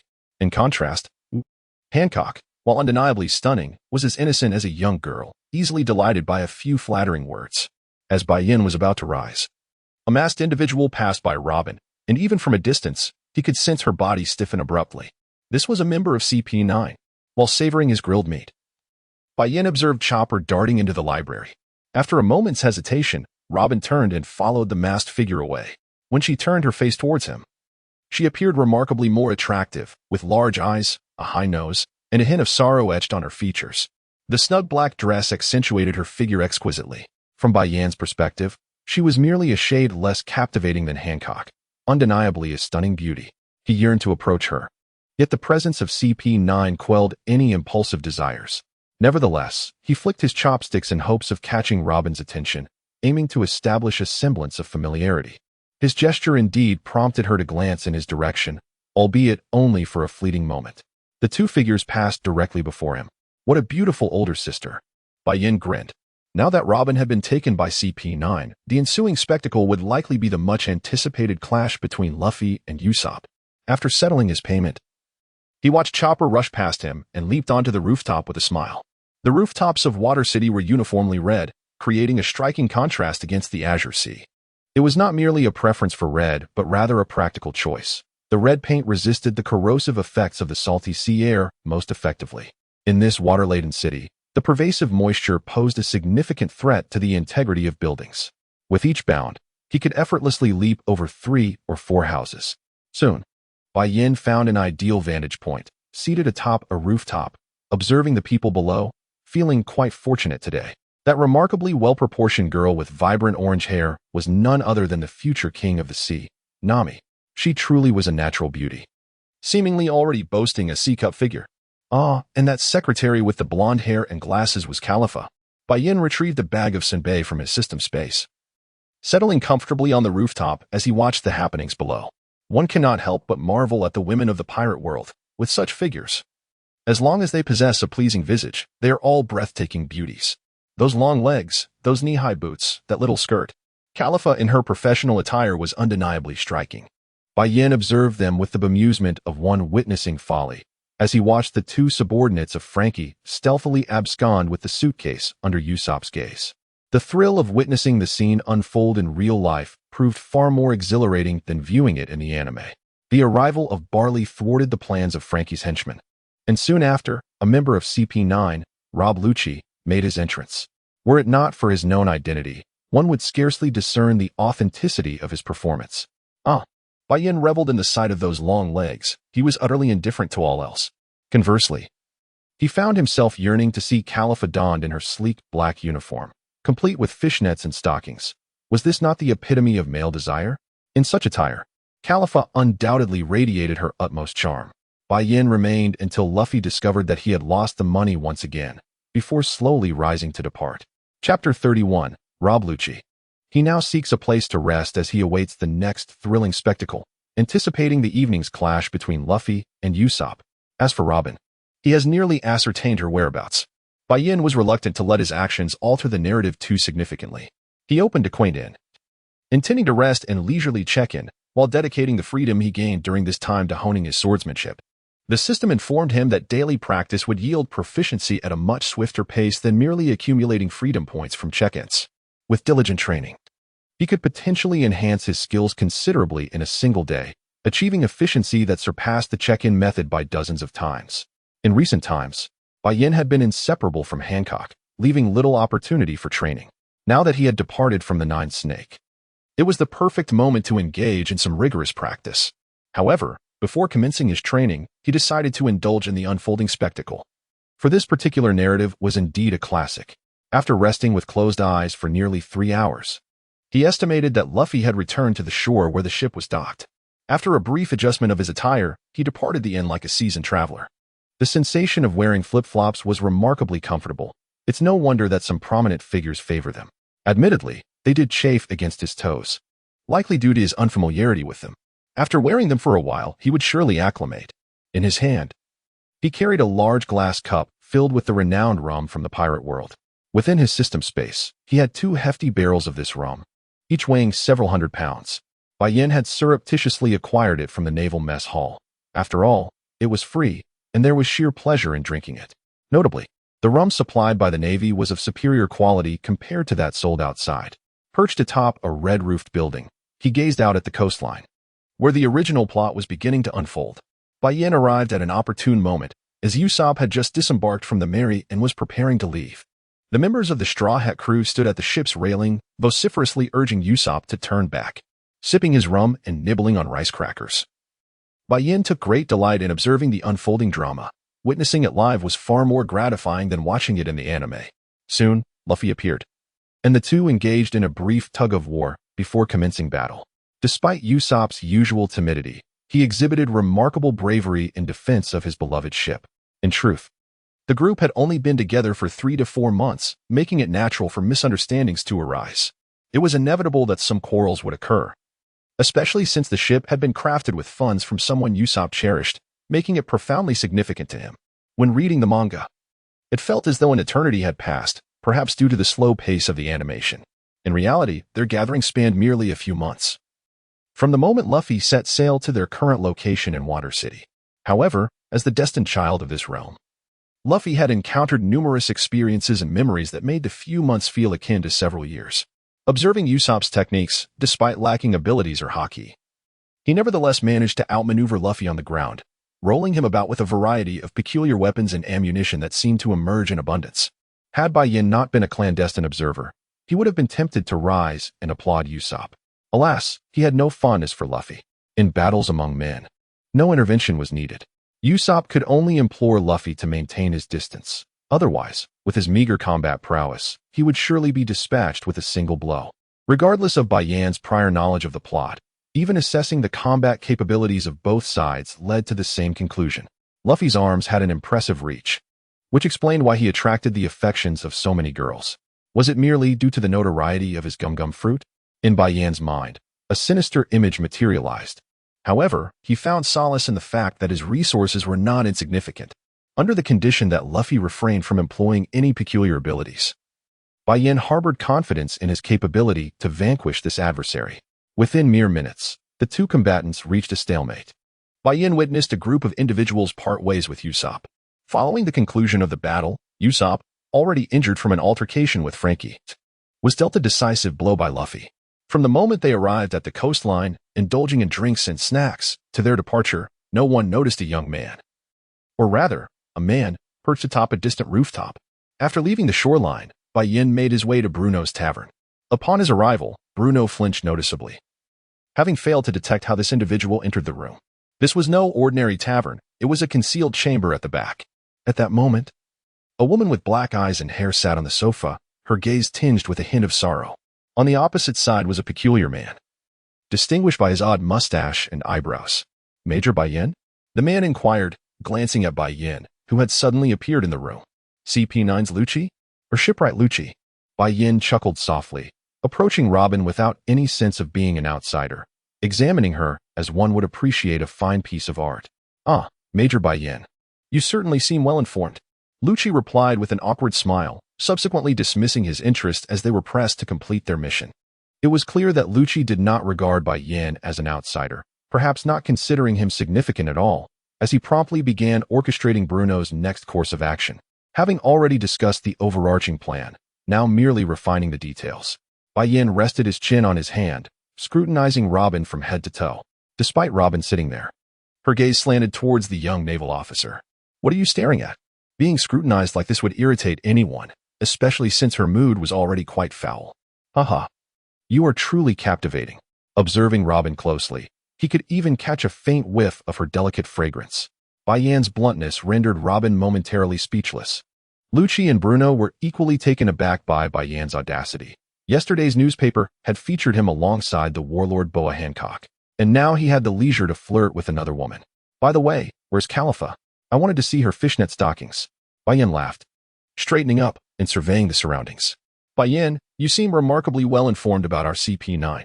Lucci found it hard to believe their organization was shrouded in secrecy, and being recognized could only be due to his presence with Bruno. Well, I know a little, but not in great detail, Bai Yan nodded, dismissing the menacing aura emanating from Lucci. Lucci, don't be impulsive. Bruno, though curious about this young naval officer's extensive knowledge, kindly tugged at Lucci's arm to prevent any internal conflict. You complete your mission. I am merely here to hinder Luffy and his crew. Let us not make this any uglier than necessary. Bai Yan fixed his gaze on Lucci, his tone calm yet laced with contempt. Under such scrutiny, Lucci felt his pride wounded. After all, he was hailed as the strongest genius of CP, a formidable presence in the organization. Possessing considerable combat prowess at a young age, he was bound to be somewhat arrogant, particularly when confronted by this 18-year-old naval officer who dared to regard him in such a manner. It was infuriating. Hindering Luffy? Robin looked at Bai Yan in disbelief. Had the Straw Hat crew already caught the Navy's attention? Ah, I forgot. Miss Robin is indeed one of the Straw Hats. Bai Yan grinned broadly. Youngster, you are merely a naval major, here to assist us. I hope you refrain from undertaking any unwise actions. Suddenly, Lucci coughed up blood, pressed against the wall, with Bai Yan standing before him, one hand gripping his throat. Youngster? Haha. Even if you are CP's genius of 8 centuries, you are still nothing remarkable, are you? Oh, I see. Perhaps you haven't even unleashed your powers yet? Bai Yan seemed to have an epiphany and released Lucci's neck. In that instant, Lucci felt dazed, unable to comprehend how Bai Yan had moved so swiftly. Major Bai Yan, please, don't act rashly. Bruno was somewhat panicked. If a conflict erupted with the Navy now, it would complicate matters significantly. Haha, I was merely testing his strength. With a chuckle, Bai Yan took a seat opposite Robin, his unwavering gaze fixed on her. Lucci, don't be rash. We are no match for him. Bruno assessed the situation, noting that despite Lucci's imposing stature, he was quite astute. It was evident that even together, they stood little chance against Bai Yan. Lucci had failed to perceive how Bai Yan had attacked moments ago. Observing Lucci's expression, it seemed he too was bewildered by the preceding events. Casting a wary glance at Bai Yan, the two supported each other as they exited the secluded chamber. Ah, you are that person? Robin inquired with uncertainty. Hee, perhaps, Bai Yan chuckled. Aside from this minor episode, the ensuing events unfolded according to script. Bai Yan paid no heed to Robin and Bruno as they embarked on their mission. After merely observing Robin, he departed. having fulfilled his desire to make an impression in her presence. He also demonstrated his strength to the oblivious Lucci. Upon returning to his hotel, Bai Yan anticipated the arrival of the water gods the following day, which would also mark the most challenging day for Luffy and his crew in Water City, facing opposition at every turn. However, this bore no relevance to him. He simply found Luffy insufferable. Perhaps it was due to his status as a traveler, a new child of destiny in this realm, that his disdain for Luffy only intensified. Not wishing to dwell on these thoughts, Bai Yan lay down in his hotel room, drifting into a deep slumber. He needed to gather his strength, for tomorrow he must thwart Luffy's disruptions. After all, having come this far, it would be unacceptable not to teach that brat a lesson. In the tranquil embrace of slumber, Bai Yan found himself enveloped in sweet dreams, while CP9 and Luffy endured a far less peaceful rest. Usopp had become separated from the team, and Robin had vanished without a trace. The circumstances bore an uncanny resemblance to the words spoken by the Admiral of the Navy on Longchain Island. As they journeyed together, the bond among the crew had gradually deepened, yet this sudden turn of events left many feeling disheartened. Amidst the commotion, Bai Yan was abruptly roused from his dreams. The streets abuzz with talk of the mayor of Ice City being stabbed. The noise was so disruptive that it hindered his ability to return to sleep. After vacating his room, he yawned his way to Bruno's tavern. Upon sighting Bai Yan, Bruno's demeanor shifted. He had contacted Spandam the previous night, only to receive the warning that Bai Yan should not be meddled with under any circumstances. He had been particularly urged to avoid any conflict with Bai Yan. Consequently, Bruno conveyed Spandam's message to Lucci, lest Lucci find himself at odds with Bai Yan, which would not bode well with Chief Spandam. Would you like to drink? Bruno feigned unfamiliarity with Bai Yan, yet his tone remained courteous. As the proprietor of a tavern, he was obliged to treat his patrons with respect. A glass of rum, please, and some snacks to accompany it. Bai Yan replied with a smile, taking his rum and retreating to a corner table. The atmosphere outside was indeed lively. It seemed that the denizens of this world had an insatiable fondness for libations at any hour. Even before noon, several tables were already occupied within the tavern. Bai Yan's arrival went unnoticed by others, who presumed him to be just an ordinary traveler. The wind outside grew increasingly fierce. It would be wise to finish the meal quickly and return home to tidy up in preparation for seeking refuge at the dock. Indeed, this year's winds are more tempestuous than in previous years. Alas, there is no remedy. Each passing year seems to bring more hardship than the last. Bai Yan savored his snacks while sipping on wine, quietly listening to the conversations unfolding within the tavern. Mr. Iceberg had awakened, and the culprit was none other than the Straw Hat crew. With even the slightest hint of news, the entire Water City would soon be abuzz with gossip. It was no jest. In the anime, dozens, if not hundreds, of reporters were stationed at the entrance of the Carrera headquarters, ready to relay any developments to the masses at the first opportunity. As he downed a glass of rum and prepared to order another, the tavern door swung open, revealing a familiar figure, Kokoro, the elderly conductor of the sea train. Kokoro approached the bar and ordered her drink, guzzling it down with gusto. During his anime viewing, Bai Yan had always regarded this old woman as the one with the greatest capacity for alcohol, never bothering with food, solely focused on her bottle of liquor. She appeared to be in a state of inebriation, yet her words remained astonishingly lucid. Lost in thought, Bai Yan pondered various matters. Suddenly, the lively tavern fell into a hushed silence as all eyes turned in astonishment towards the newcomer. Bai Yan also glanced back, as a blue-haired, iron-nosed fellow strode in barefoot. It was evident that Bruno was quite familiar with him. Frankie. Bai Yan observed this individual, who walked with an undeniable swagger, the pair of twins accompanying him. Disregarding their peculiar hairstyles, were undeniably stunning beauties, and the fact that they were twins only heightened their allure. However, trailing behind this second-rate character was an air that seemed to overshadow the innocent charm of the young lady. It bore a resemblance to a DJVU of a spirited girl venturing out in a previous life. Still a million belly left? Observing this fellow's arrogant demeanor, Bai Yan felt an urge to deliver a sharp slap. Frankie, never spend money from the previous night. All expenses incurred today will be on me. This phrase sounded remarkably familiar, reminiscent of a line from a certain film. Tonight's expenses will be covered entirely by young Master Zhao. Bai Yan felt rather fortunate to have his drinking expenses covered, finding himself in a state of contentment. As a multitude of coins soared into the air, the entire tavern erupted in cheers. However, outside, the wind began to howl, and Frankie, engrossed in his libations, received troubling news from his subordinate. He had been assaulted. It was quite astonishing, for Frankie was renowned throughout the Seven Water City, a notable figure, and yet someone had the audacity to provoke his underling. Infuriated by the attack on his subordinate, this individual, in a fit of rage, smashed the bar and set out for retribution. Bai Yan wore an expression of eager anticipation. A splendid performance was about to unfold. This fellow had once again been lured onto the pirate ship by that rascal Luffy. Pirates, after all, are synonymous with such vessels. After indulging in libations for most of the day, Bai Yan felt a gentle intoxication wash over him. Rising from his seat, he departed the tavern, eager to witness the spectacle. As night gradually enveloped the surroundings, a multitude of dockworkers congregated at the base of the Carrera headquarters. These laborers had gathered to protect their boss and the mayor, Iceberg. The 5 foremen had also assembled early, standing vigil at Iceberg's door. Everything unfolded precisely as Bai Yan had observed in the script, the only difference being that Bai Yan now stood directly before Luffy, dressed casually in relaxed attire and flip-flops. Bai Yan wielded a long blade known as Zhanpo. "Step aside and do not obstruct my path, or I shall send you flying." Luffy had initially intended to protect Iceberg, but now found his way obstructed by the man before him. "Ha ha ha, send me flying? I do believe that if it were Old Man Garp saying it, but you, not so much." Bai Yan cast a glance at Nami, observing her closely. Indeed, the young lady possessed quite a generous figure. Nami, alarmed, gazed at the man across from her, involuntarily shuddering, feeling as though she were a bare lamb before his predatory gaze. "Grandpa." Luffy, upon hearing Garp's name, trembled slightly despite his usual bravado.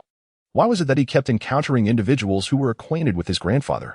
The highest combat power of the Navy, Admiral Kuzan, was one. And now this young man as well. "Are you with the Navy?" Nami inquired hesitantly, her hands clasped tightly against her chest, as if to shield herself from Bai Yan's penetrating gaze. "Major of the Naval Headquarters, Bai Yan." Bai Yan nodded, declaring his title. "Major of the Headquarters." Zoro's sword sprang back in shock. If they could not contend with an admiral of the headquarters, how could they hope to overcome a mere major? In that instant, his blood surged with excitement. If it were any other major, the outcome might be uncertain, but alas, they had encountered Bai Yan. The battle was on the verge of erupting, with Zoro being the first to strike. One sword style, Lioness Song. In the repertoire of Roronoa Zoro, this technique represented the pinnacle of his skill. He had now mastered the art of cutting steel, barely scraping into the ranks of great swordsmen. Yet, despite his ability to slice through steel with speed, it proved utterly ineffective against Bai Yan. Bai Yan did not employ any techniques. He simply swung his pitch-black Zanpakuto with casual ease, effortlessly nullifying Zoro's strike. The only witnesses to Bai Yan's movements were Zoro himself and Luffy. Zoro, having unleashed such a formidable attack without success against Bai Yan, felt a shift in his expression and immediately drew all 3 of his swords with remarkable speed.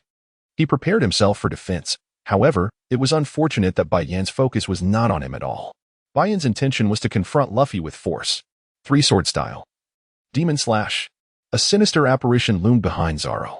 To Bai Yan, this individual, whose technique name was longer than his swordsmanship, held little interest in his eyes. Zoro had yet to mature to a level capable of facing him in battle. As Zoro lunged forward, swift as the wind, Bai Yan effortlessly struck the hilt of Zoro's sword against his abdomen, sending him hurtling several meters away. Zoro believed himself to be quite formidable, yet in the presence of Bai Yan, who had not even drawn his blade, he was utterly defeated, a situation that felt like a cruel mockery. At that moment, Nami and Chopper were utterly lacking in combat prowess. Nami was primarily tasked with finances and navigation, still far from the skill she would wield 2 years hence, while Chopper could only be regarded as a pet for the time being. Nami found herself engulfed in a mix of anger and embarrassment. After Bai Yan had knocked Zoro down, he audaciously took the opportunity to caress her face and even pinched it. As the supreme figure of the Straw Hat crew, Luffy, Zoro, Sanji, and even Chopper and Usopp had all been on the receiving end of her blows. None had ever managed to take advantage of her, and now, this Lieutenant Bai Yan brazenly touched her face and pinched it. Yet, she felt utterly helpless, paralyzed by fear of his formidable strength. The mischievous grin on Bai Yan's face was utterly detestable to her. "How dare you tease Nami?" Luffy exclaimed angrily as he rushed forward, having emerged from the shadow of his grandfather. Isn't this guy supposed to be ignorant of such matters?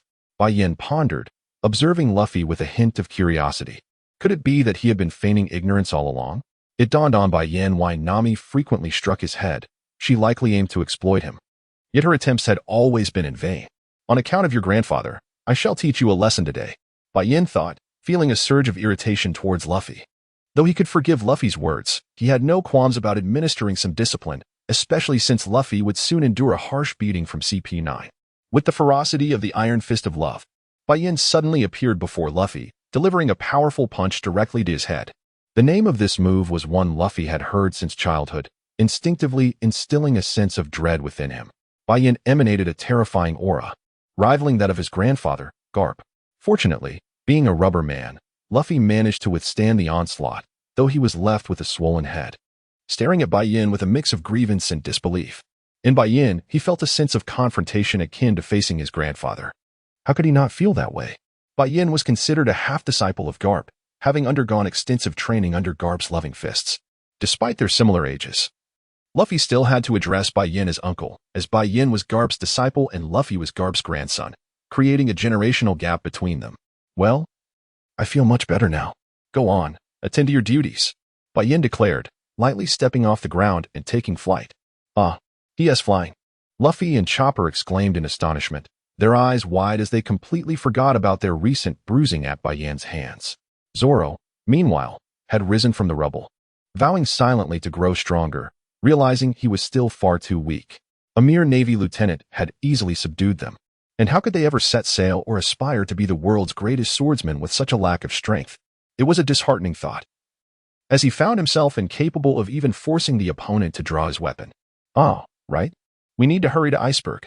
Luffy suddenly recalled their mission to protect Iceberg after Bai Yan had vanished. The group hurriedly made their way toward the Carrera headquarters, which was under attack by masked assailants.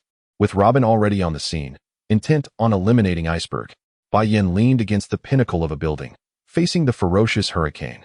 As he poured the liquid courage into his mouth, it is no wonder that many are fond of drinking. The intoxicating sensation is truly exquisite. Accompanied by the sound of an explosion, Bai Yan turned to behold the Carrera headquarters engulfed in flames. It was time to depart. Bai Yan was the first to arrive at the maritime train, settling himself comfortably in the first carriage. The members of CP9 regarded Bai Yan with a hint of pride, for they were part of a distinguished division within the CP organization. Even if a vice admiral from the Navy were to appear, they would remain indifferent, as they operated within entirely different hierarchies. Their relationship was one of collaboration, devoid of any notion of subordination. Leaning back in his seat, with his legs propped up on the table, Bai Yan stifled a yawn. This place, lacking even a whisper of grandeur, was utterly mundane. Of course, he had encountered numerous beautiful women, whether it be Nami or Robin, and even that little minx, Califa, was rather appealing. Once the events at Enies' lobby had concluded, he would see if she might be interested in accompanying him. Becoming a secretary seemed fitting, especially since she had already spent 5 years in that role. She should be quite adept at it. When there were tasks to be done, the secretary could handle them, and when there were none, well, there were other pleasures to enjoy. Bai Yan, with a mischievous smile, closed his eyes in a moment of tranquility as the time to drive drew ever nearer. According to the storyline, Luffy and his companions should have captured Frankie and Usopp, setting their course towards the sea train. It had been quite some time since he practiced with his sword, and suddenly he felt an itch in his hands. Reflecting on this companion that had been by his side for 7 years, he realized that no one had yet managed to draw the blade, which left his old partner feeling rather neglected. Upon returning to the Navy headquarters, should he perhaps venture into the New World? No, after the events at Enies' lobby. Only a few days had passed. Had that rascal Luffy already constructed a new ship and set sail once more? After defeating Moria, he would likely be at Sabaody Archipelago by now. That fellow Kuma would surely make an appearance. It seems that upon returning to headquarters, his destination would be Sabaody Archipelago. The supernovas? Well, that was more the purview of Kizaru. His targets were Rayleigh and Bartholomew Kuma. It was imperative to give Kuma a proper lesson, guiding Luffy wherever he wished to go, with one critical condition, not to head towards Amazon Lily. Although this might slightly alter the plot, given Luffy's nature, he would undoubtedly charge towards the Navy headquarters regardless of the circumstances. Very well, that shall be the plan. As Bai Yan emerged from his contemplation, he noticed an elderly member of CP9 entering with Robin. Upon seeing Bai Yan, Robin's expression shifted. Major Bai Yan, Robin will be staying here. Rest assured, I am here. Bai Yan waved dismissively at the CP9 members, as if shooing away flies. Have a seat, he gestured to the space beside him. Robin nodded and settled down. May I rest my head on your lap? Bai Yan's sudden question earned him a peculiar look from Robin, who found this Navy major rather audacious. If you wish, then go ahead. Robin was perplexed about the role this Navy major was playing in the situation. If he was allied with Lucci, why had he beaten him? Conversely, if he was not a good person, why had he consistently urged her to remain calm since their first encounter? From the moment she laid eyes on Bai Yan enjoying food at the barbecue stall, he had subtly conveyed to her that there was no need to rush, encouraging her to accompany CP9. Throughout, she had remained uncertain about Bai Yan's true intentions and his role in this affair. The Demon Slayer order must be quite terrifying, huh? Bai Yan mused as he rested his head on Robin's supple thigh. Indeed, Robin's gaze transformed. As if transported back 20 years to the site of 5 vice-admirals and 10 colossal warships, wielding a terrifying destructive power that had obliterated an entire island. Do not worry. You are safe, and the Straw Hats shall be unharmed as well. However, before that, you must remain resolute in your desire to leave. Considering your agreement with CP9, Bai Yan closed his eyes, finding comfort in the pliability of Robin's thigh. The faint fragrance of femininity wafting through the air, an aroma that was undeniably pleasant. Which side are you on, and why do you wish to assist me? Robin inquired. Observing Bai Yan's youthful visage, realizing he had just turned 18, as she had learned from a newspaper on a table in the tavern's back room. Watching this handsome and refined major, her heart raced. Hee, Sister Robin, I merely admire you and cannot bear to see you captured and tormented by the world government. Bai Yan replied with a smile, suddenly opening his eyes and locking gazes with her. You admire me? Robin was taken aback, questioning her reality aboard the CP organization SC train. I know the warlord, the world's most beautiful woman, Boa Hancock, is your woman. After a moment, Robin studied Bai Yan's eyes, which did not seem to lie, and spoke. Chapter 35. Usopp's arrival. Yes, Hancock is indeed a lovely woman. Bai Yan recalled Hancock, a smile unconsciously spreading across his face. And you still like me? Robin's initial nervousness began to dissipate under Bai Yan's rhythm, giving rise to many mischievous thoughts in her mind. Indeed, I do not possess grand aspirations, but I cannot resist the allure of beautiful women. My desire is to gather those who have suffered in the past and provide them with a warm and happy environment, though I know this may not be practical. As everyone has their own paths to follow, I will always be their sanctuary. For instance, you wish to decipher the true history. I will support you in pursuing your aspirations. However, that does not impede my affection for you. As Robin listened to Bai Yan articulate his grand yet impractical ideals, the sea train began to move.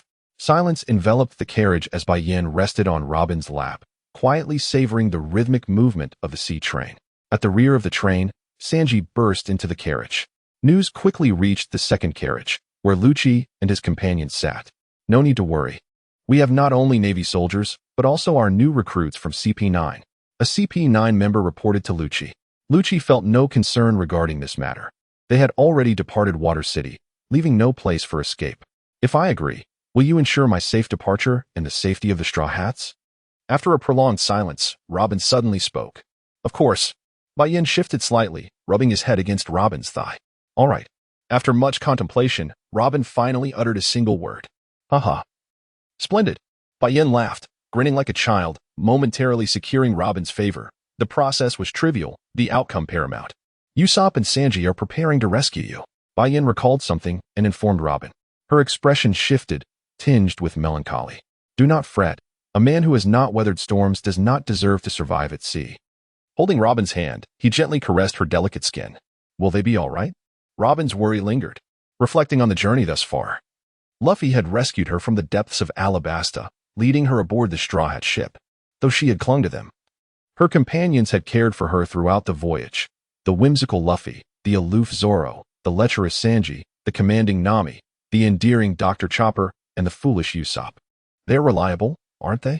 Bai Yan gazed at Robin, as if he could read her thoughts. Yes, they are a wonderful group. It was precisely because they were so admirable that she no longer wished to sacrifice them. She would gladly sacrifice herself to protect them. As long as she could leave safely, then let us follow them. When the time comes, I will inform you, Bai Yan nodded. Though I cannot always be by your side, as long as you are safe, I will find you. Are you not afraid of retribution from the world government? Robin was curious about the source of Bai Yan's confidence. And what do you believe CP9 is for?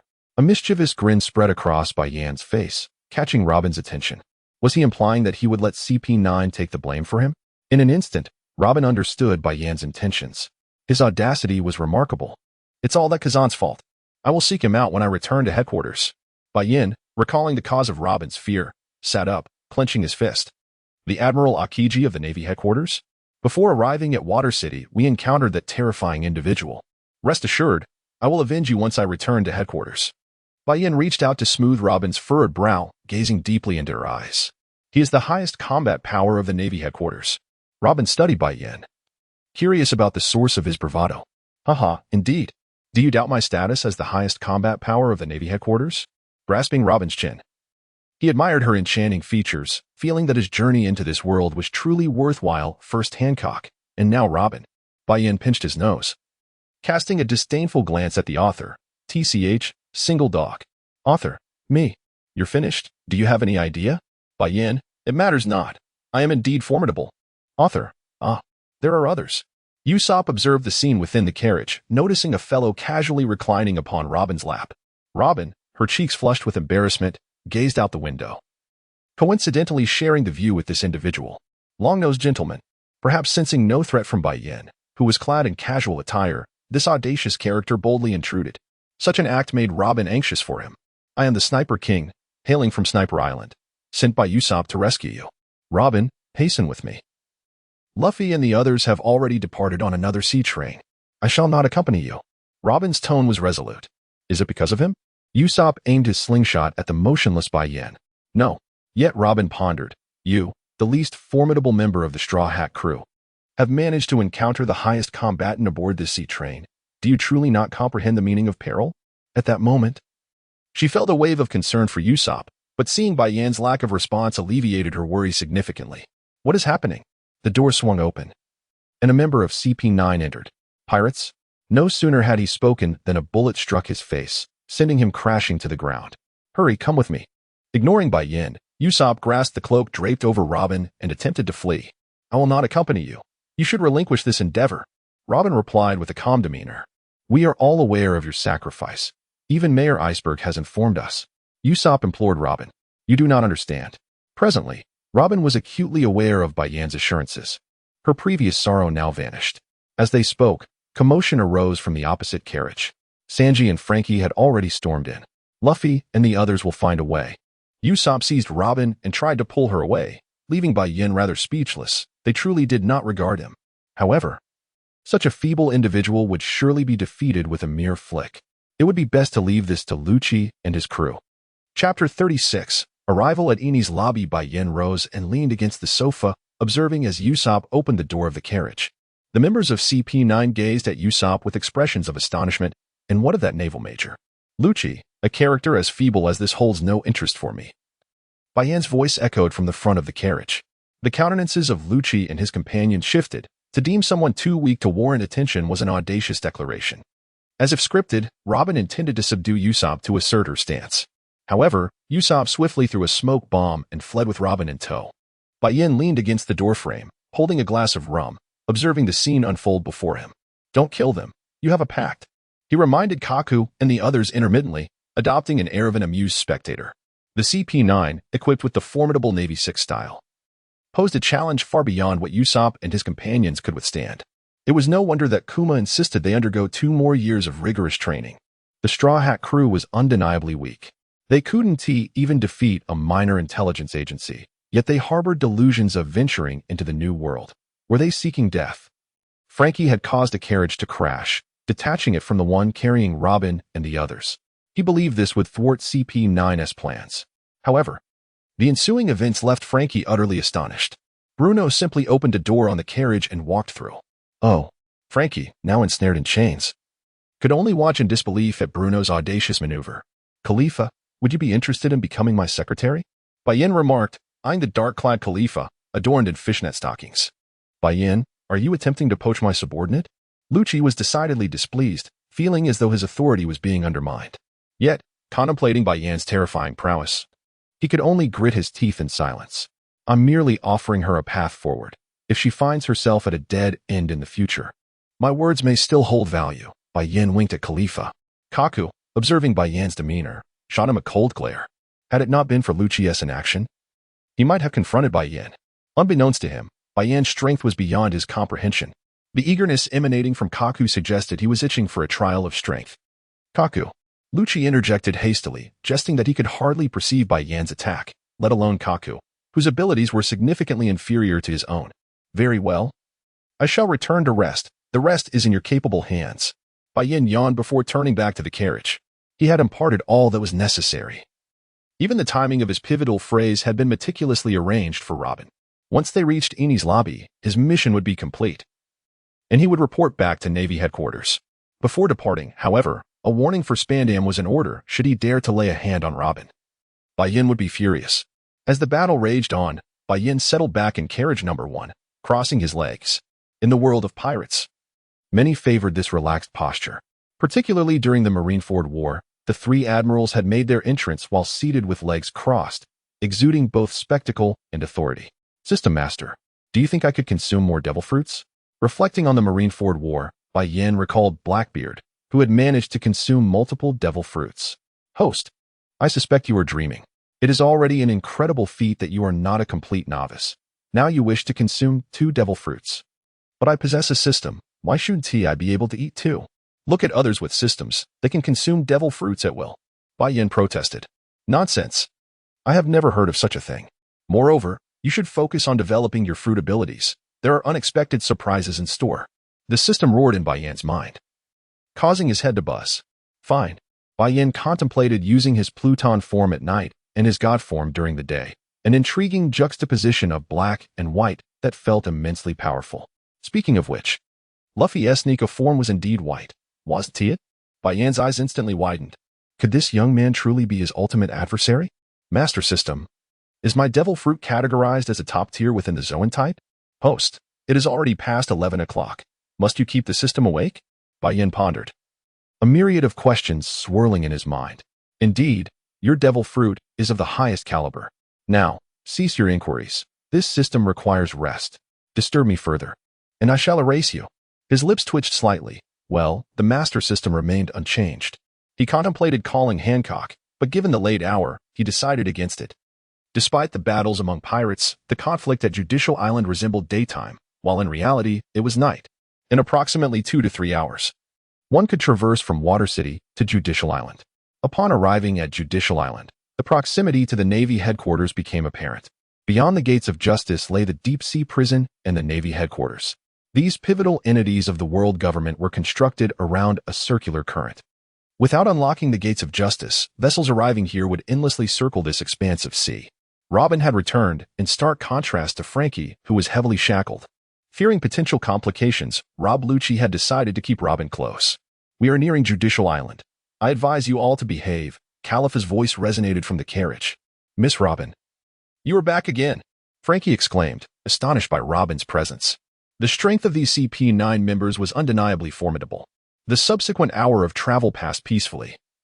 Having successfully evaded Sanji and Usopp, the sea train arrived punctually at Judicial Island. Awakened, Bai Yan yawned as he beheld the grand assembly before him. In truth, these individuals had gathered to welcome Lucci, who had spent 5 years undercover. At long last, he had returned. Commander! Everyone saluted Lucci, clad in black. The CP9 members made it evident that Califa stood out as the most attractive among them. Bai Yan, clad in slippers, followed suit. Both the Navy and CP members regarded him curiously, as he seldom made public appearances, rendering him unfamiliar to them. Spandam. Bai Yan's gaze fell upon the lecherous figure adorned with braces. Major Bai Yan. Spandam approached to shake Bai Yan's hand. For the latter was now highly esteemed within the Navy, CP0, and the eyes of the world government. No need. I'll leave Robin here. The rest is up to you. I shall return to Navy headquarters. And you, do not lay a hand on Miss Robin. Bai Yan's eyes were piercing as he regarded Spandam. Why would I? We are all cultured individuals. We would never resort to violence. Spandam replied with a smirk, albeit laced with embarrassment. It is best that way. Bai Yan nodded and glanced back at the CP9 members. If you can't stay, come find me at the Navy. Especially you, Miss Califa. I truly need a secretary like you. In Robin's presence, Bai Yan gestured towards Califa of CP9. Robin's eyes sparkled with amusement as she regarded Bai Yan, realizing he indeed had a penchant for beautiful women. Spandam, taken aback, had not anticipated Bai Yan would recruit his subordinate in his presence. However, according to CP intelligence, This Major Bai Yan was now at least of Rear Admiral caliber. Such a formidable figure was beyond Spandam's combat prowess, which barely registered at a level 9. When the time came to report to the 5 elders, he would certainly provide a comprehensive account of Bai Yan's conduct. Understood. Khalifa surprisingly responded. Khalifa. Spandam exclaimed in frustration. Commander, this is harassment. Khalifa's demeanor towards Spandam was markedly different. Even Spandam felt a profound sense of injury from the contrasting attitudes directed towards him. Bai Yan departed, heading back to the naval headquarters to report in. As he left, he winked at Robin, a smile gracing his face. Spandam, feeling a profound sense of threat due to the recruitment of the Navy's subordinates, promptly revealed the devil fruit he had initially intended to use as a reward. Kaku, Khalifa.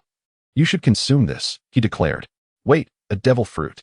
Gabra, who had been testing his combat prowess, felt vexed by Kaku, who had surprisingly surpassed him in strength. Upon spotting the devil fruit, he began to voice his discontent.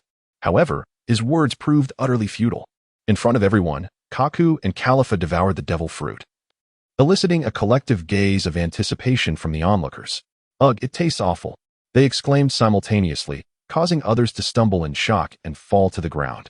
Ignoring the events at Judicial Island, Bai Yan was now aboard a warship en route to the naval headquarters.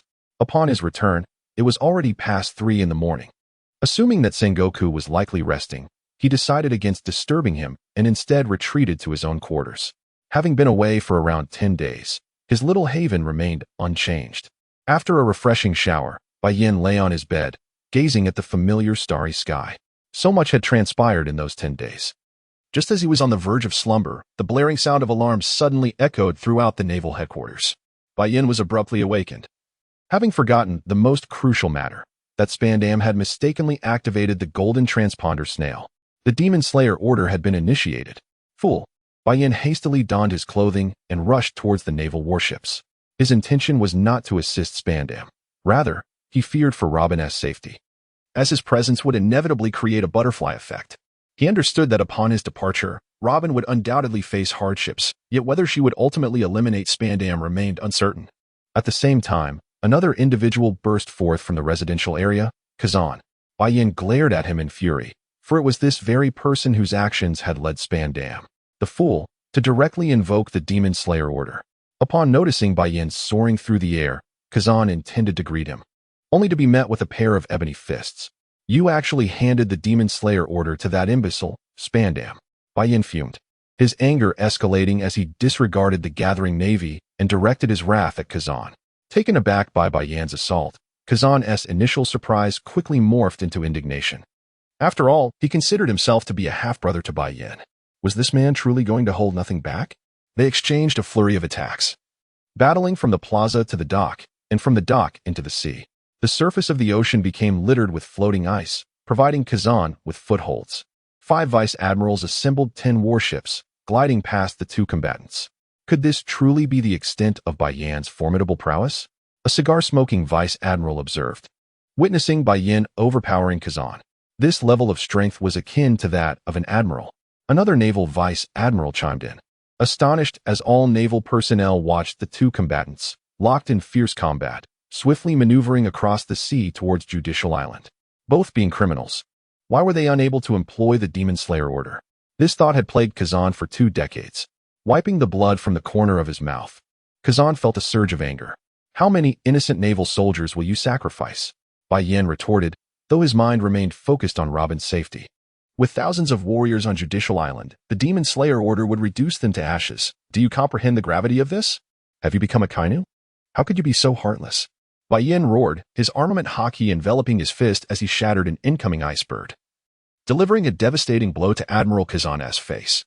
The moment the seawater touched Kuzan, it froze instantly, preventing him from sinking and forcing him to slide across the ice surface. Countless ice spikes materialized around Kuzan, pelting towards Bai Yan like raindrops. At that moment, Kuzan recalled the Demon Slayer order he had participated in 20 years prior during the O'Hara incident. Back then, Akaina had even sunk boats meant for civilians to escape. Unable to bear it, Kuzan had refrained from striking the 8-year-old Nico Robin after freezing the defector, Vice Admiral Saul. Over the past 2 decades, the guilt of allowing Nico Robin to escape had weighed heavily on Kuzan's heart. You have changed. Their battle continued relentlessly as the naval ships arrived at Judicial Island, and they clashed in the waters just outside the island. As shells rained down upon Judicial Island, Bai Yan could do little to prevent the barrage. For the first time, in front of so many witnesses, he slowly unsheathed his blade. Outside the Gate of Justice, Spandam, Robin, and Frankie stared in bewilderment at the two combatants engaged in a fierce duel. The formidable strength of the Marine headquarters transformed the sea beneath Kuzan into a land of ice. At the moment Bai Yan brandished his sword, every vice admiral aboard the warships turned their gaze towards him. Chapter 38. Bai Yan versus Kuzan. A pitch-black long sword, glimmering with a chilling light, appeared in his grasp. This was the Black Blade. The perceptive vice admiral's expression shifted. A black blade is not merely defined by its color upon forging, but rather by the prolonged intertwining of armament hockey and conqueror's hockey, transforming the blade itself into a pitch-black weapon. This was an existence that could rival the legendary 12 Supreme Blades. The fabled 12 blades had all reached the realm of Black Blade, such as Mihawk's Black Blade, Yoru, which is one of the 12 Supreme Blades. You have drawn your sword against me. Are you declaring war on the Navy? Kuzan's demeanor shifted. Realizing that Bai Yan had never unsheathed his blade during their previous encounters, and now he had done so. Do not forget that I am an appointed enforcer of the world government. Your actions have displeased me. I seek to gauge your full strength. Bai Yan's tone was calm. With a casual swing of his blade, a cutting arc, akin to the edge of the heavens, cleaved through the air, bisecting countless shells aimed at Judicial Island. Is this the true strength of this man? Nico Robin wiped the blood from her lips, recognizing that this man was hers. He was powerful enough to single-handedly contend against the Demon Slayer Order. Ice Age. Kuzan's expression shifted as he recalled Bai Yan's authority, rumored to extend even over Fleet Admiral Sengoku. If Bai Yan were to use this pretext to eliminate him, his demise would be in vain. The destruction of Judicial Island due to the Demon Slayer Order would undoubtedly fall on his shoulders. Realizing this, Kuzan's expression darkened, reflecting on his previous impulsiveness. Admiral, the naval personnel aboard the warships were at a loss, as shells from 10 massive warships continuously struck amidst their fierce battle. It was hard to fathom that a man engaged in combat with an admiral could simultaneously intercept the artillery fire from the warships. Although many shells still struck Judicial Island, they were merely a fraction of the original barrage. However, since the incident had occurred, someone must bear the responsibility. As Kuzan continued to attack Bai Yan, he spoke. The battlefield was situated precisely between the warships and Judicial Island. No more naval casualties. Bai Yan glared at Kuzan, as long as Robin remained unharmed. He had no desire to interfere, yet witnessing her in distress filled him with both concern and rage. What shall we do? Kuzan, in a state of urgency, understood that if this matter could not be resolved, his own life would be forfeit. He could overlook the position of admiral, but he still valued his life. Spandam must die. Someone must be held accountable for this. Bai Yan's words were spoken lightly, yet they transformed the gleam in Kuzan's eyes. The principle of the death of a companion does not equate to the death of the path was universal across all worlds. I understand. Kuzan nodded. And the two engaged in close combat, their conversation inaudible to the Navy soldiers. Continue. Observing Kuzan blocking Bai Yan, the vice admirals aboard the warships urged, as a torrent of shells began to rain down upon Judicial Island. Bai Yan now focused on intercepting only the shells that were in close proximity to Robin. In the fierce confrontation with Akainu, the black blade cleaved with such ferocity that each strike seemed capable of splitting the vast ocean asunder. The sheer terror of it transformed Zoro's gaze as he stood upon the precarious bridge. This man, astonishingly, wielded an ordinary attack with a potency rivaling that of Mihawk's most formidable techniques. No wonder, during their encounter in Water 7, he had refrained from even drawing his sword. His current prowess was indeed insufficient for a clash with such an opponent, as Robin deftly dispatched the advancing Navy soldiers. Her eyes remained fixed on the two men engaged in combat in the distance. One had captured her under the watchful eye of CP9, yet had ultimately freed her after 20 long years of evasion and hiding. The other, however, was none other than her beloved Nico Robin's man, though this bond remained concealed. She was acutely aware of their connection, and she envisioned the day when she would stand by his side, with the rank of a rear admiral. He stood at the pinnacle of the Navy's might. Now, fortified by incredibly dependable allies, it seemed as though her fortunes were shifting for the better. After enduring 2 decades of hardship, the dawn of change was finally upon her. She resolved to live on, for her comrades and for that man she cherished. Even under the protection of the White Rock, Judicial Island was still engulfed by flames. However, thanks to White Rock's efforts to buy time. Numerous Navy soldiers managed to escape.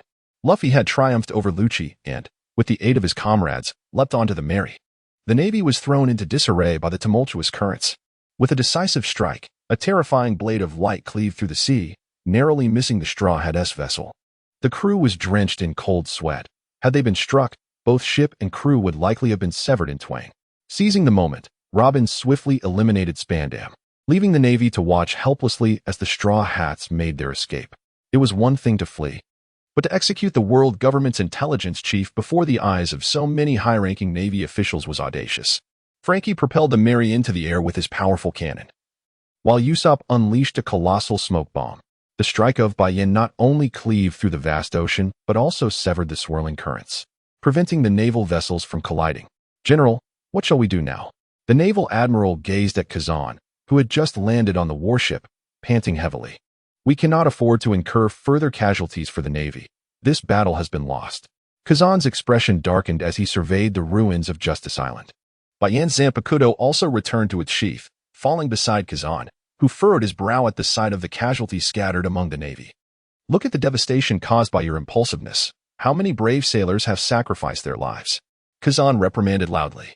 The 5 admirals, witnessing Bai Yan's somber countenance, dared not utter a word. After all, they had observed how Kuzan, a general, was being subdued, and as mere admirals, they held no authority to speak. "Focus on treating the wounded and rescue everyone who has fallen into the sea. Then, we shall return to the naval headquarters." At this moment, Bai Yan's words carried more weight than Kuzan's. Yes, countless naval soldiers saluted Bai Yan with great respect, regardless of anything else. Bai Yan's concern for these sailors only endeared him further to them. Everyone hurriedly set about tending to the injured and recovering their comrades who had fallen overboard. When the ship was filled to capacity, they sailed directly towards Marineford. Once most of the Navy had departed, Bai Yan turned to the somewhat dejected Kuzan at the bridge. "Aren't you going to check on her? After all, you have cared for her for 2 decades. Bai Yan pulled out a cigarette, placed it between his lips, and lit it against the sea breeze. "How could you possibly know?"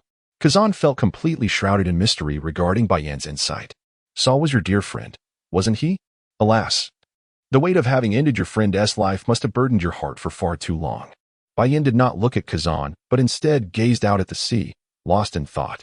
Kuzan fell silent again, this matter having been concealed in his heart for 2 decades. "Go on. I will handle things here." Bai Yan forced a smile and patted Kuzan on the shoulder, resembling an old friend. "Well, thank you for your efforts." Kuzan stood up, casting a complicated glance at Bai Yan before leaping into the sea. Observing Kuzan conjure a bicycle to ride away, Bai Yan chuckled softly. "Farewell, dear Robin. We shall meet again in the Sabaody archipelago." Bai Yan's gaze shifted from the sea to Judicial Island. "Hey, is he dead?" Bai Yan inquired as he stood beside the fallen Lucci, struggling to open his eyes. Lucci gazed at the man before him, his lips twitching slightly. "Naval headquarters."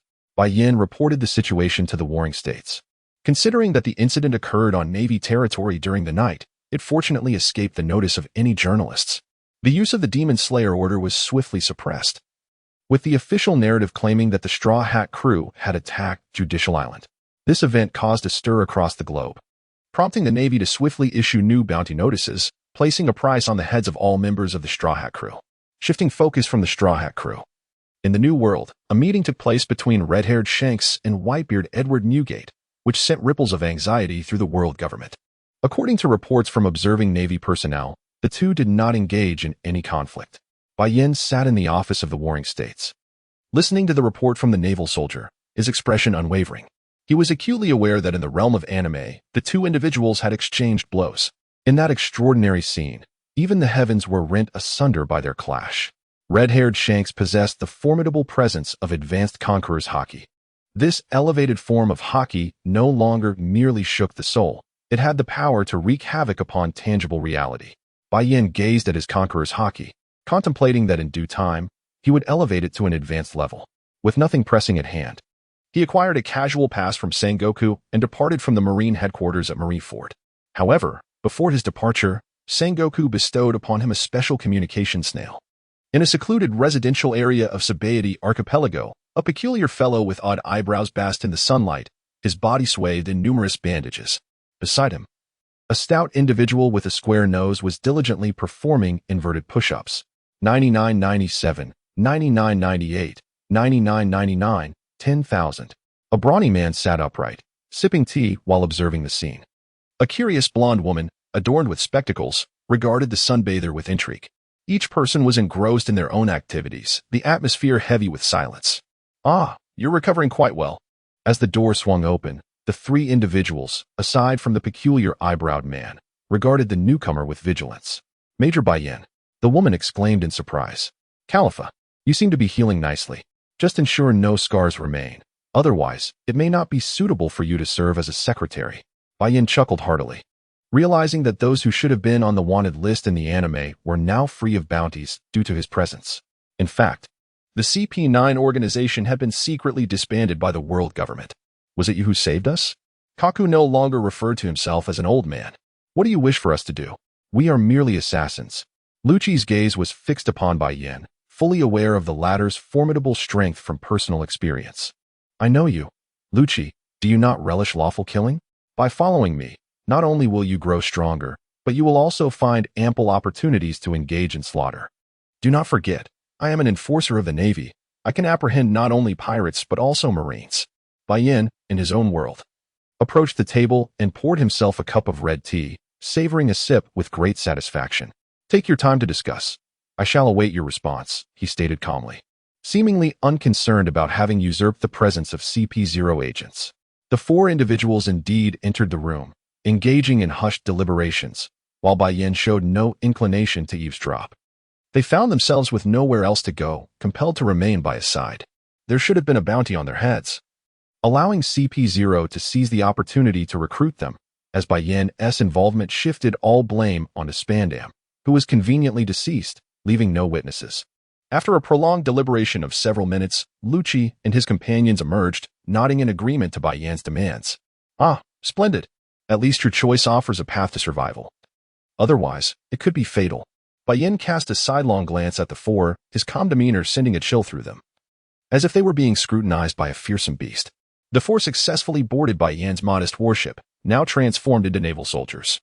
Bai Yan has directly bestowed the rank of major to four individuals, which stands as the highest military title he is capable of offering within his purview. This small naval vessel was specifically arranged for Bai Yan by the warring states, boasting remarkable speed and representing the latest achievements of scientific research.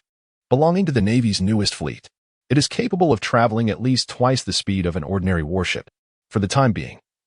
Lucci serves as Bai Yan's aide, while Khalifa acts as his secretary, and Kaku and Bruno fulfill the roles of assistants, accompanied by 100 naval soldiers. This comprises the entirety of personnel aboard the new warship. "I will take you to meet someone." Bai Yan, recently enamored with casual attire, ambles forward in a relaxed manner, trailed by the four in their Navy major uniforms. "Who?" Lucci inquires, puzzled. They are familiar with the Sabaody archipelago, the entryway to the new world of the Grand Line. Here, merchants pay to traverse the Red Line through legal means, while pirates opt for clandestine routes.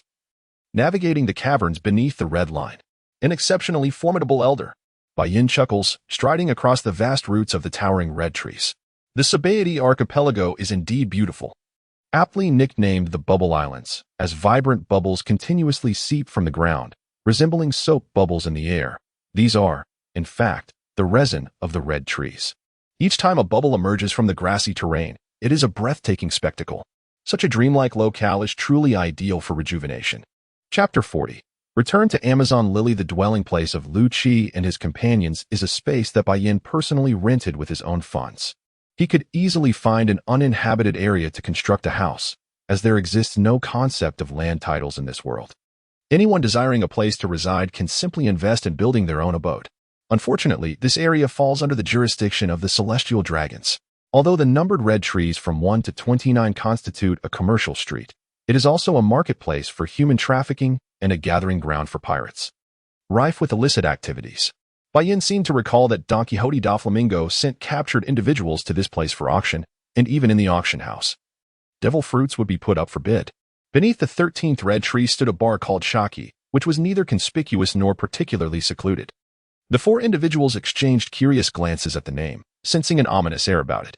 They pushed open the door and stepped inside. "Welcome." A woman with short black hair, cropped to her ears and smoking a cigarette, glanced over from behind the bar. Sister Shaki, Bai Yan greeted with a smile as he approached her. The 4 Navy majors behind him caused the pirates and the bard to change their expressions. Upon hearing the term of endearment, Shaki scrutinized Bai Yan intently. You must be the young Bai Yan. I never imagined that this dashing young man was the Rear Admiral Bai Yan from Navy headquarters who recently associated with Hancock. That's me.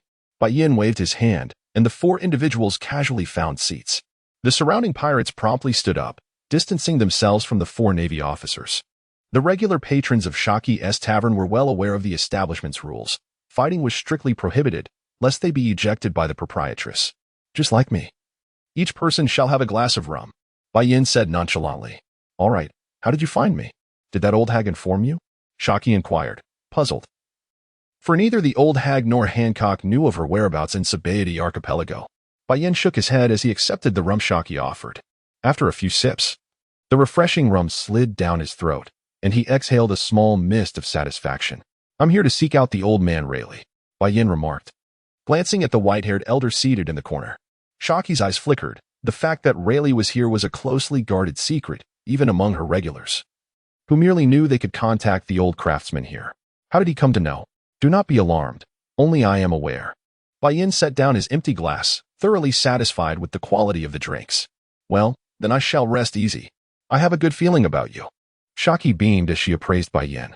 Indeed, he was quite handsome, and his courage was commendable, knowing that old Rayleigh was here. The young man's confidence in seeking him out suggested a strong belief in his own abilities. Bai Yan retrieved a handful of berries from his pocket, covering the tab for himself and his 4 companions, before rising and striding toward Rayleigh. Rayleigh cast a glance at Bai Yan but said nothing, promptly standing up and exiting the tavern. At a secluded seaside in the Sabaody archipelago, the bespectacled Rayleigh regarded Bai Yan from across the way, aware that this remote locale would shield them from prying eyes, even if a brawl were to ensue. Ray, please don't make it seem like I'm here to fight. I merely wish to discuss a matter with you. Bai Yan gestured innocently, attempting to convey his lack of malice. He could not fathom why this old man was in such a foul mood, sprinting ahead after leaving the tavern and leading them to such a desolate location. Speak, Rayleigh commanded, his gaze fixed on Bai Yan. It was evident that he possessed an aura befitting the right-hand man of the pirate king, even at his advanced age. An undeniable strength radiated from his seemingly frail form. Bai Yan could vividly sense the terrifying power contained within. It was no wonder that even the likes of Kuzan found no advantage in his presence. Come now, we are both sons-in-law of the Amazon Lily Kingdom. So why the formality? Bai Yan attempted to lighten the mood, yet Rayleigh remained unresponsive to his overtures. Very well, Luffy will arrive shortly. When he does, I shan't allow Kuma to send this fellow off to Amazon Lily. Let's see if we can find a different location. That place is now my wife's territory, and I would prefer he does not go there. As he spoke, Bai Yan exuded a fierce aura that rivaled Rayleigh's. Behind him, Lucci's brow furrowed at the mention of Luffy. He harbored a deep-seated resentment for the individual who had recently brought him shame in battle. Rayleigh regarded Bai Yan with curiosity, baffled by the latter's remarks. You will understand in due time. If Kuma comes, you can ask him why a perfectly good warlord would be subjected to the world government's scrutiny. Luffy should train elsewhere. Amazon Lily is not welcoming to him. In truth, it was a straightforward matter. Bai Yan was certain that Rayleigh would take it upon himself to guide Luffy, for he had a promise to uphold, entrusted by Shanks. Rayleigh, who had formerly served as the first mate aboard the Pirate King's ship, had witnessed many crew members flourish under his mentorship, including Shanks and Buggy. Meanwhile, a sleek black warship sped through the calm waters, en route to Amazon Lily.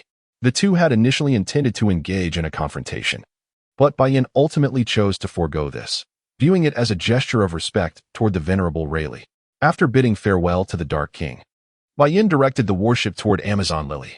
Currently, Lucci and the others were only acquainted with the 6 powers of the Navy, a skill set ill-suited for the challenges that lay ahead.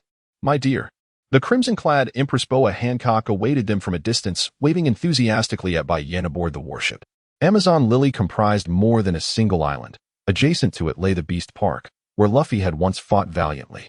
At the shoreline of Beast Park, a cluster of wooden structures had been erected, a project commissioned by Hancock for the training of Bai Yan and his naval soldiers.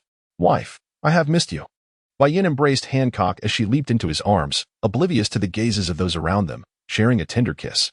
Hancock, ever bashful, remained as endearing as ever. The purpose of bringing Lucci and the others to this location was to allow them to learn hockey from the female warriors of the Kuja tribe. Chapter 41. Rest and Training. Bai Yan, however, had no intention of teaching unless they possessed a solid foundation.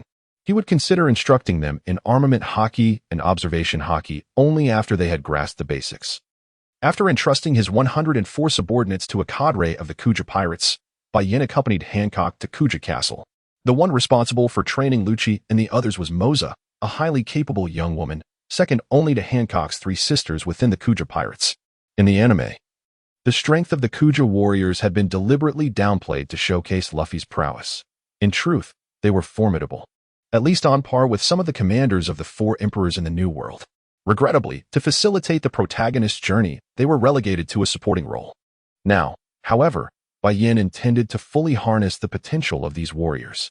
What had once seemed like an impressive mastery of the Navy's six powers appeared juvenile in comparison to the Kuja warriors, who effortlessly bested Lucci and his companions in combat.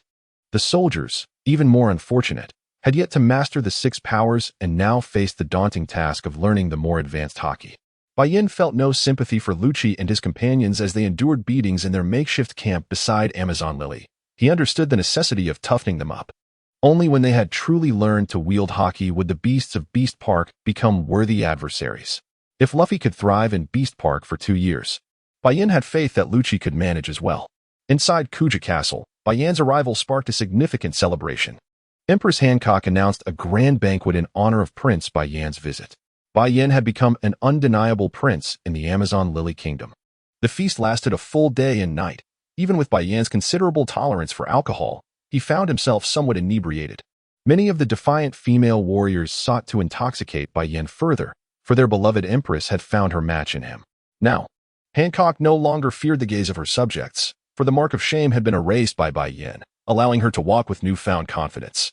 Naturally, this newfound freedom empowered her to govern the Amazon Lily Kingdom with greater authority. To become formidable, one must first establish a strong foundation.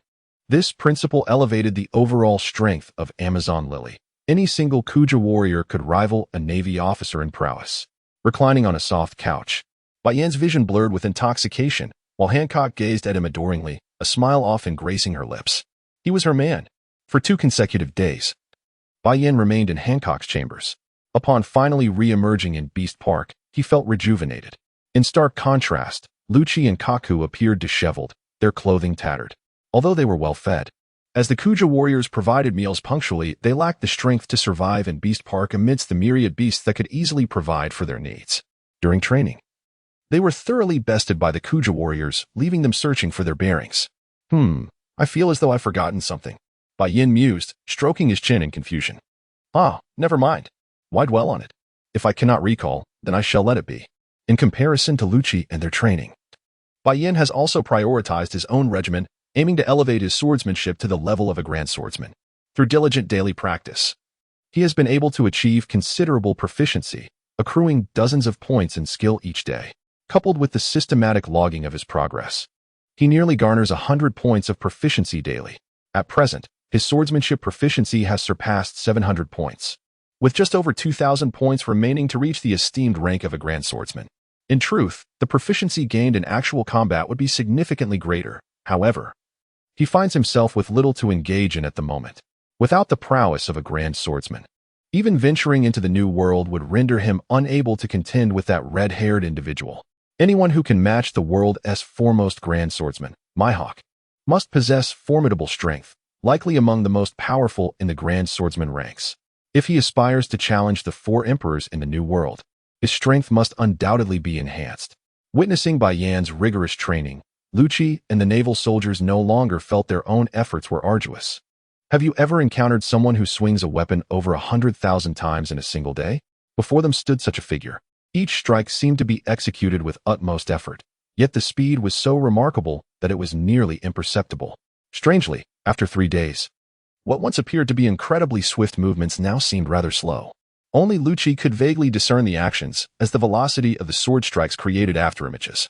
Even more astonishing was the fact that, without employing any abilities, Bai Yan generated enough wind pressure from his arm's motion with the long sword to carve a trench over 10 meters long upon the sea's surface.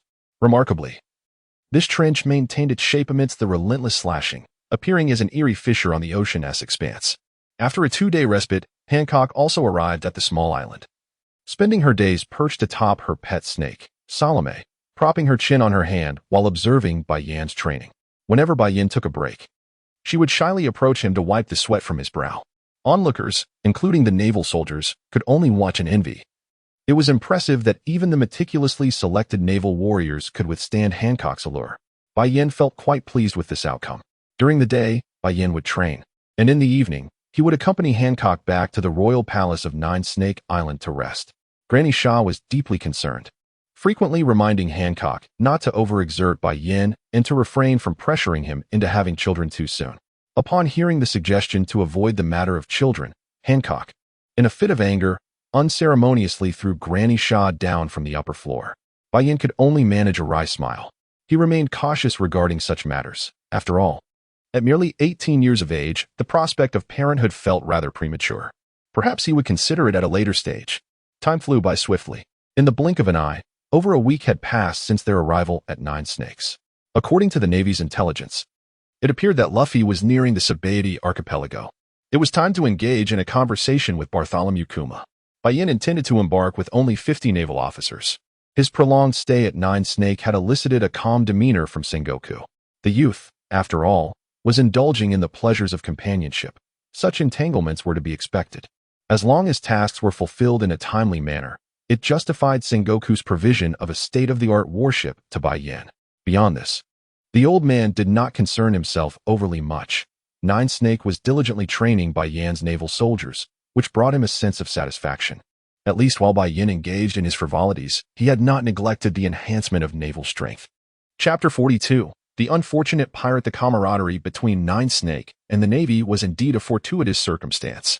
Regrettably, the warriors of the Nine Snake tribe were only assisting in training Bai Yan's contingent. Were they to train the entire Navy, the overall proficiency would undoubtedly soar to new heights. That said, both Garp and Zephyr appeared quite at ease in their current situations. It seemed a waste for such formidable masters of hockey not to contribute to the Navy's ascension. In a chamber within Marineford, a blue-haired woman gazed out the window. Contemplating the passage of a month since Bai Yan had departed from the naval headquarters, she still held dear the promise he had made to her. Upon his return, she would ensure he received a proper reprimand. Presently, Bai Yan was beyond her physical prowess, yet she could shrink him down to the stature of a child. In that case, would he not be at her mercy? Anne chuckled at the thought of holding a diminutive Bai Yan on her lap, playfully swatting him. If they were to have children in the future, would she find herself treating them the same way? Oh dear, they weren't even together yet. And already her thoughts wandered to children. It was simply too embarrassing. Achoo! Bai Yan sneezed, pondering his constitution. Could it be that his recent nocturnal activities had weakened his immune system? Glancing at the slumbering Hancock, her cheeks flushed. He could not resist planting a kiss upon her face. Early in the morning, he thwarted her intention to rise and see him off, and after the kiss, he hastened to the shore. On board the warship, the 50 naval soldiers exhibited an entirely different demeanor compared to the previous week. Their erect postures radiated an aura of determination. Set sail, Bai Yan proclaimed from the deck of the vessel. Big Bear, you had best comply, or you shall face dire consequences. Bai Yan's impression of Bartholomew Kuma has always been that of a benevolent figure, one who aids others. In the anime, it is mentioned that he was once notorious for his brutality, earning him the moniker Tyrant Kuma. However, in reality, Kuma is a remarkably gentle soul. Yet, at some point, he seemingly acquiesced to some request from Vegapunk, transforming himself into an emotionless machine. Perhaps this was the result of a mutual agreement of sorts. It appears that the young girl among the pirate supernovas is Kuma's daughter, albeit not by blood. It is a pity for such a formidable individual to have sold himself to others. Now it is too late. Had he acted sooner, perhaps he could have altered his perspective and become an ally. When discussing Kuma, one cannot overlook the peculiar nature of his powers. Otherwise, fate would not have twisted so. While watching the anime, Bai Yan felt that Kuma's abilities were somewhat insurmountable in the early stages, which contributed to his destiny of needing to be sanctioned.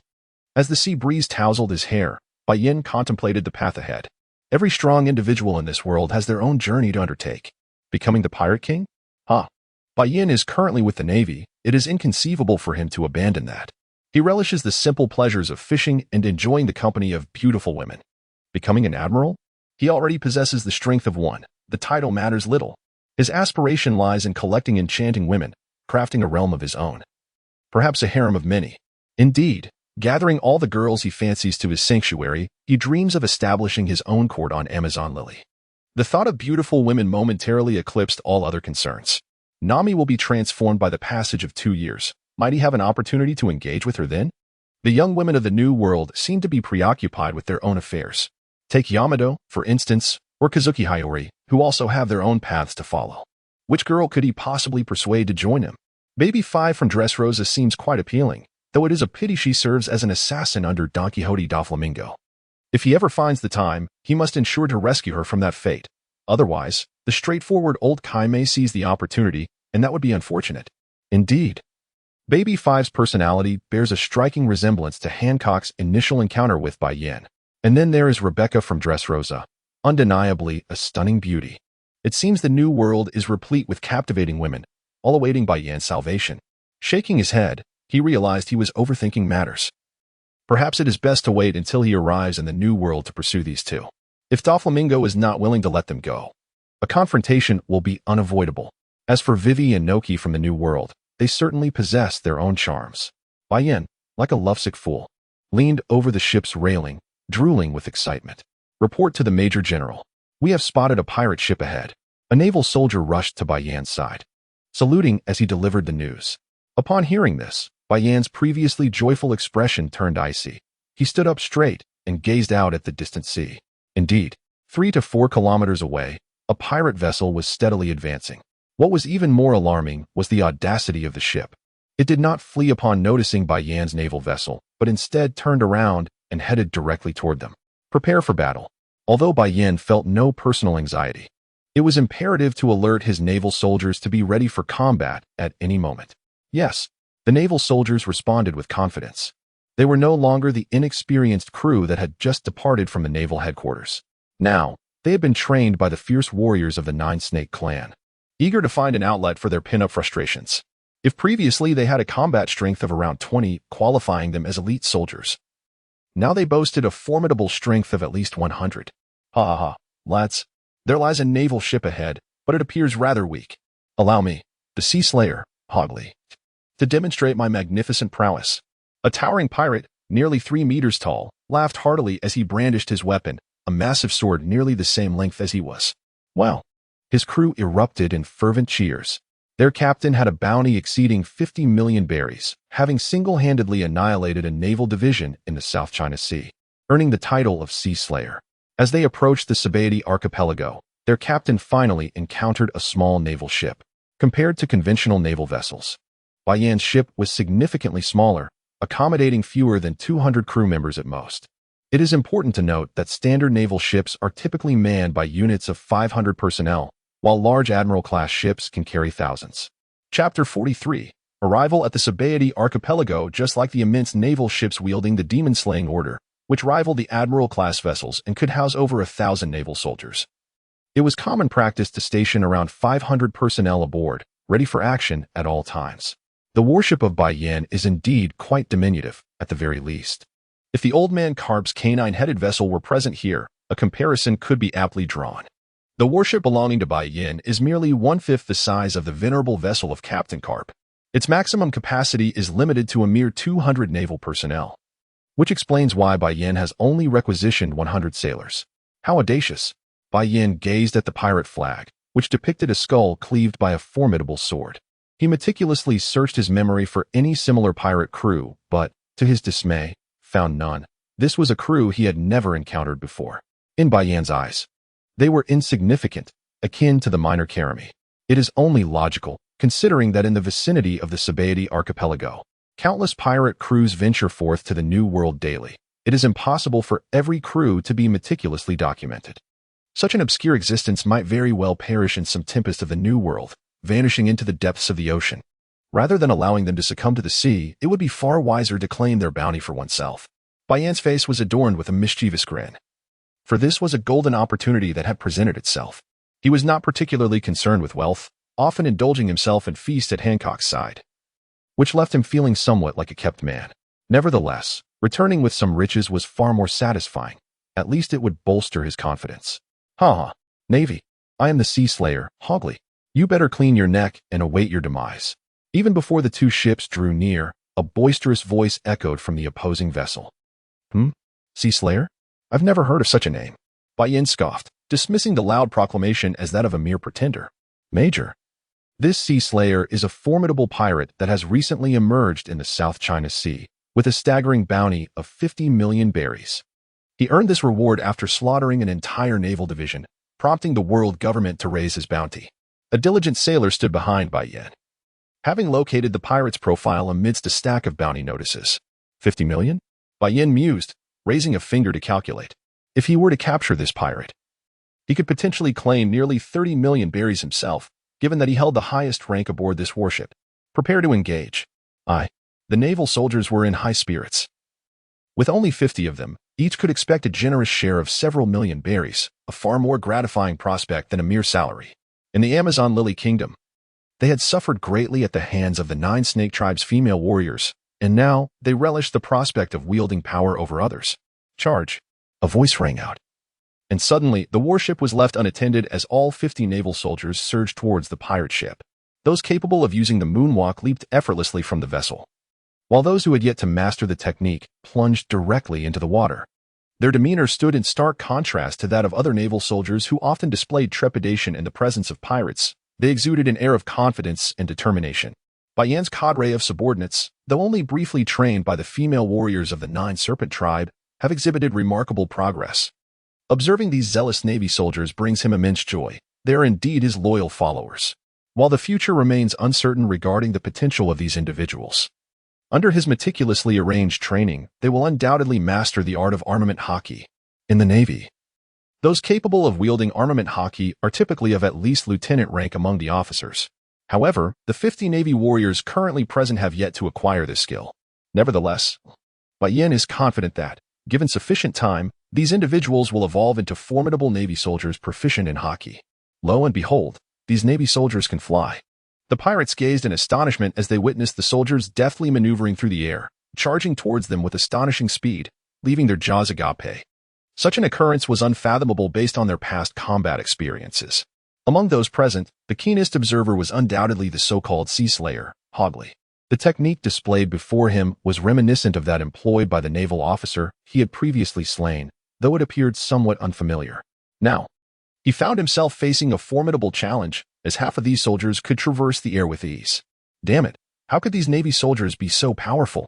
Sea Slayer Hogley swung his massive blade relentlessly, yet his assaults did not bear the fluidity he had anticipated. Instead, they were effortlessly parried by the group of Navy soldiers. Notably, under the pressure of battle, each soldier had managed to grasp the essence of the 6 forms of the Navy, achieving a commendable level of proficiency.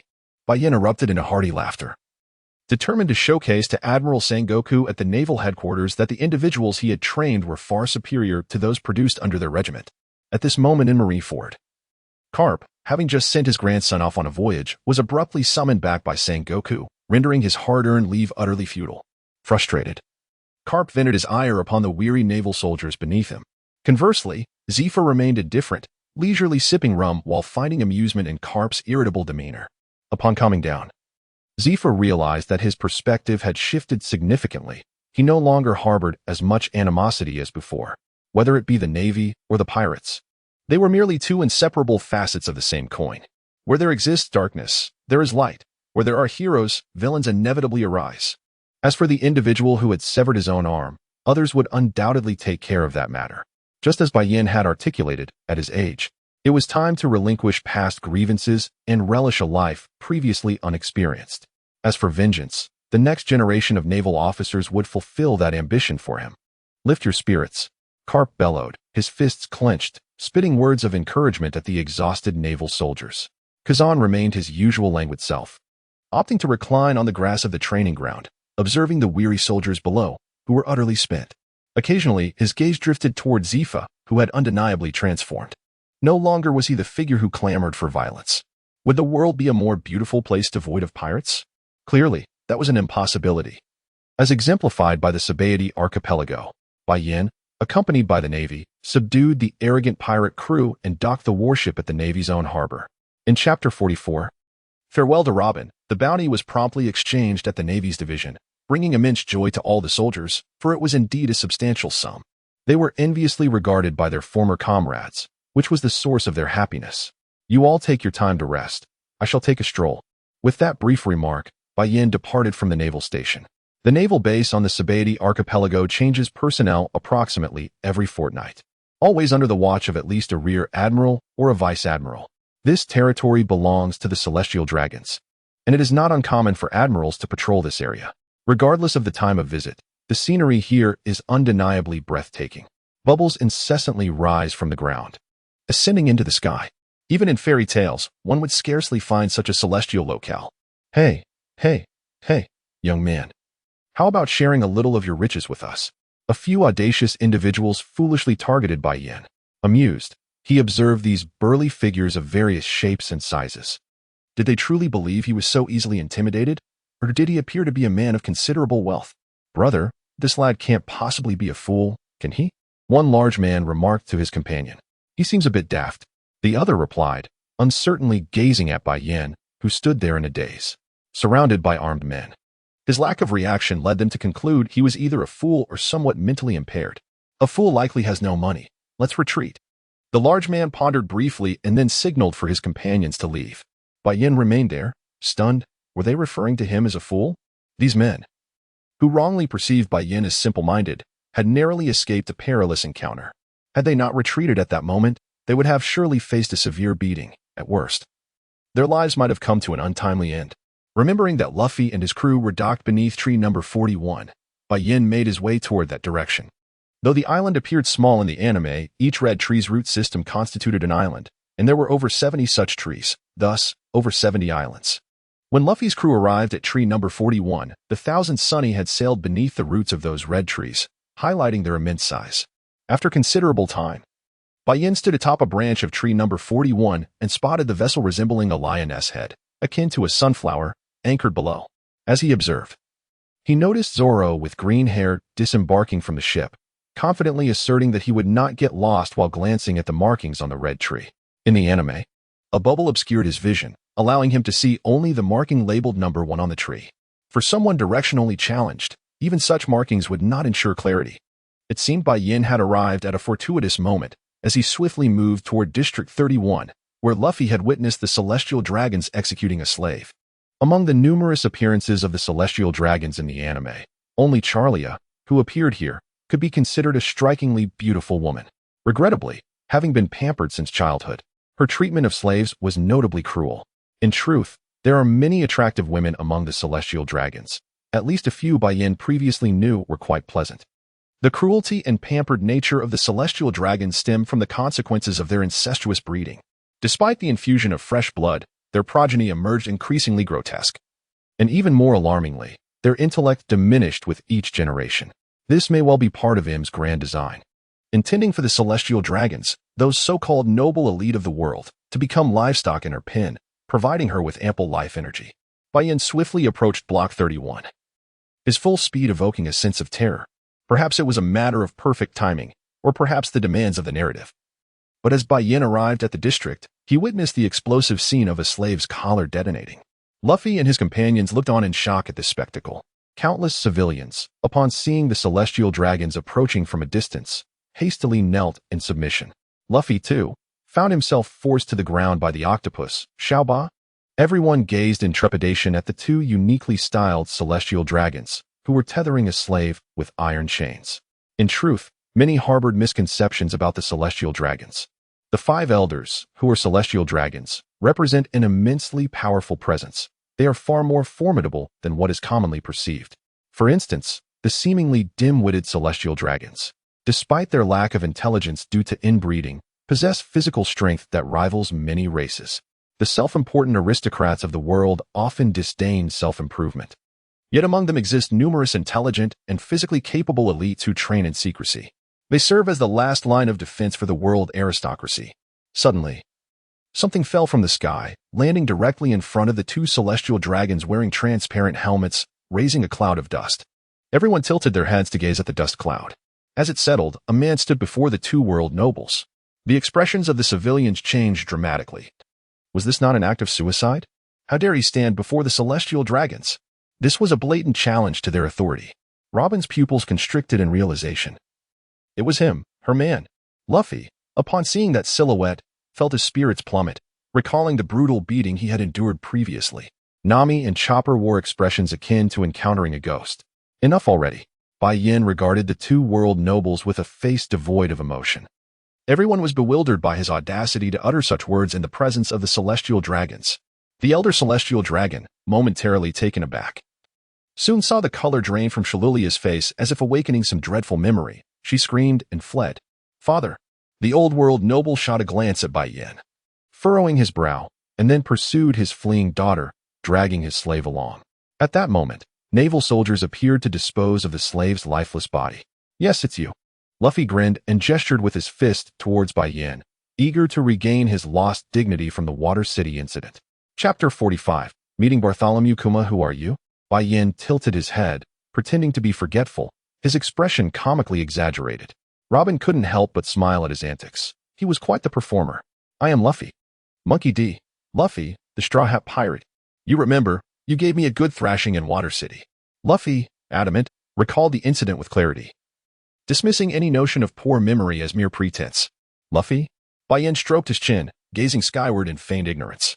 Suddenly, his gaze fell upon Nami's face, and with a swift motion, he appeared beside her, exclaiming, still so smooth and delicate. He playfully pinched her cheek. Luffy's expression soured as he stared at Bai Yan's mysterious antics, confusion evident. I am Nami. Nami, though incensed, held back her anger.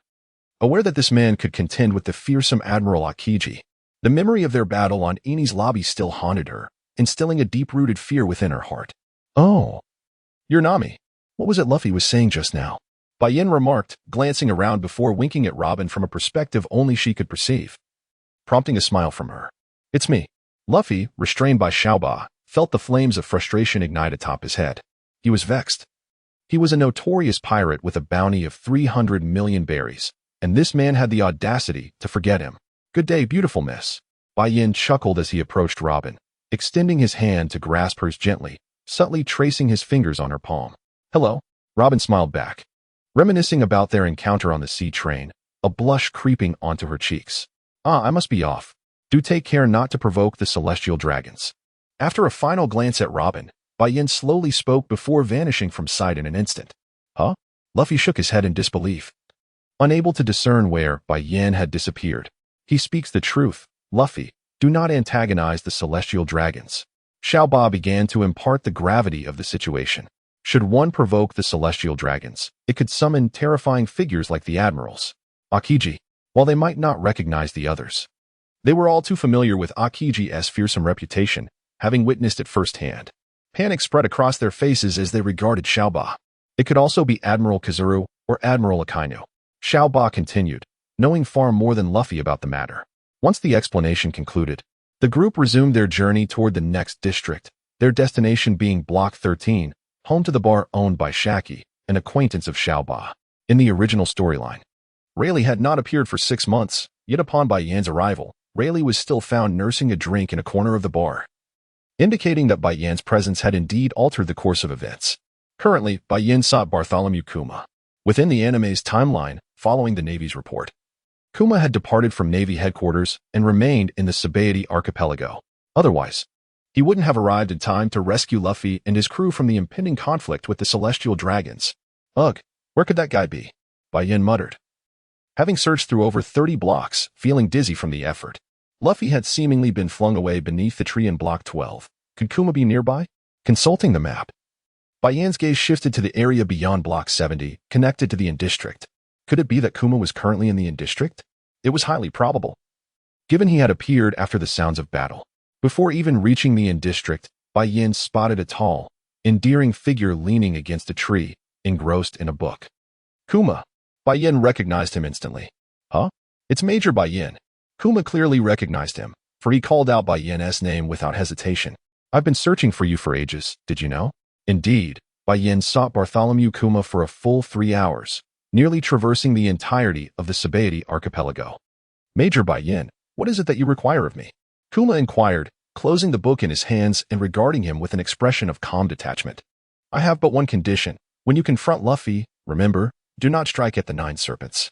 Bai Yan stepped closer to the towering figure, whose impressive height of 6 meters and 9 centimeters was no jest. Stacking 3 Bai Yans would not match this behemoth's stature. Among the 7 warlords, only Moria could rival him in height, but with news of Moria's defeat at the hands of Luffy's crew, it was likely the world government was in haste to find a replacement. Who exactly are you? I have not disclosed this matter to anyone. Kuma's expression shifted, revealing a flicker of concern. How could this man know of his plans? This was a secret known only to him. Do not concern yourself with how I know. The Amazon Lily Kingdom is the domain of my wife. If you dare to take Luffy there, I will not hesitate to eliminate him. Bai Yan remained unfazed, even as Kuma radiated an intimidating aura. Regrettably, soon this individual would be transformed into a robot, and it would be impossible to encounter such a rational Kuma again. Taking advantage of Kuma's current clarity, Bai Yan was eager to test the full extent of the 7 warlords' abilities. If Dracul Mihawk was the foremost attacker among the warlords, then Kuma undoubtedly ranked as the strongest defender. His devil fruit powers allowed him to repel any object that came into contact with him. Weaker blows could be deflected, while stronger strikes would send opponents flying to designated locations. You cannot comprehend my intentions. This is knowledge known solely to me. Kuma's anxiety was evident. With a gargantuan paw, he unleashed a bubble of force directly towards Bai Yan. Air Paw Impact. Chapter 46. A wish fulfilled. Good heavens. Are you attempting to silence me permanently? Alas, you cannot kill me.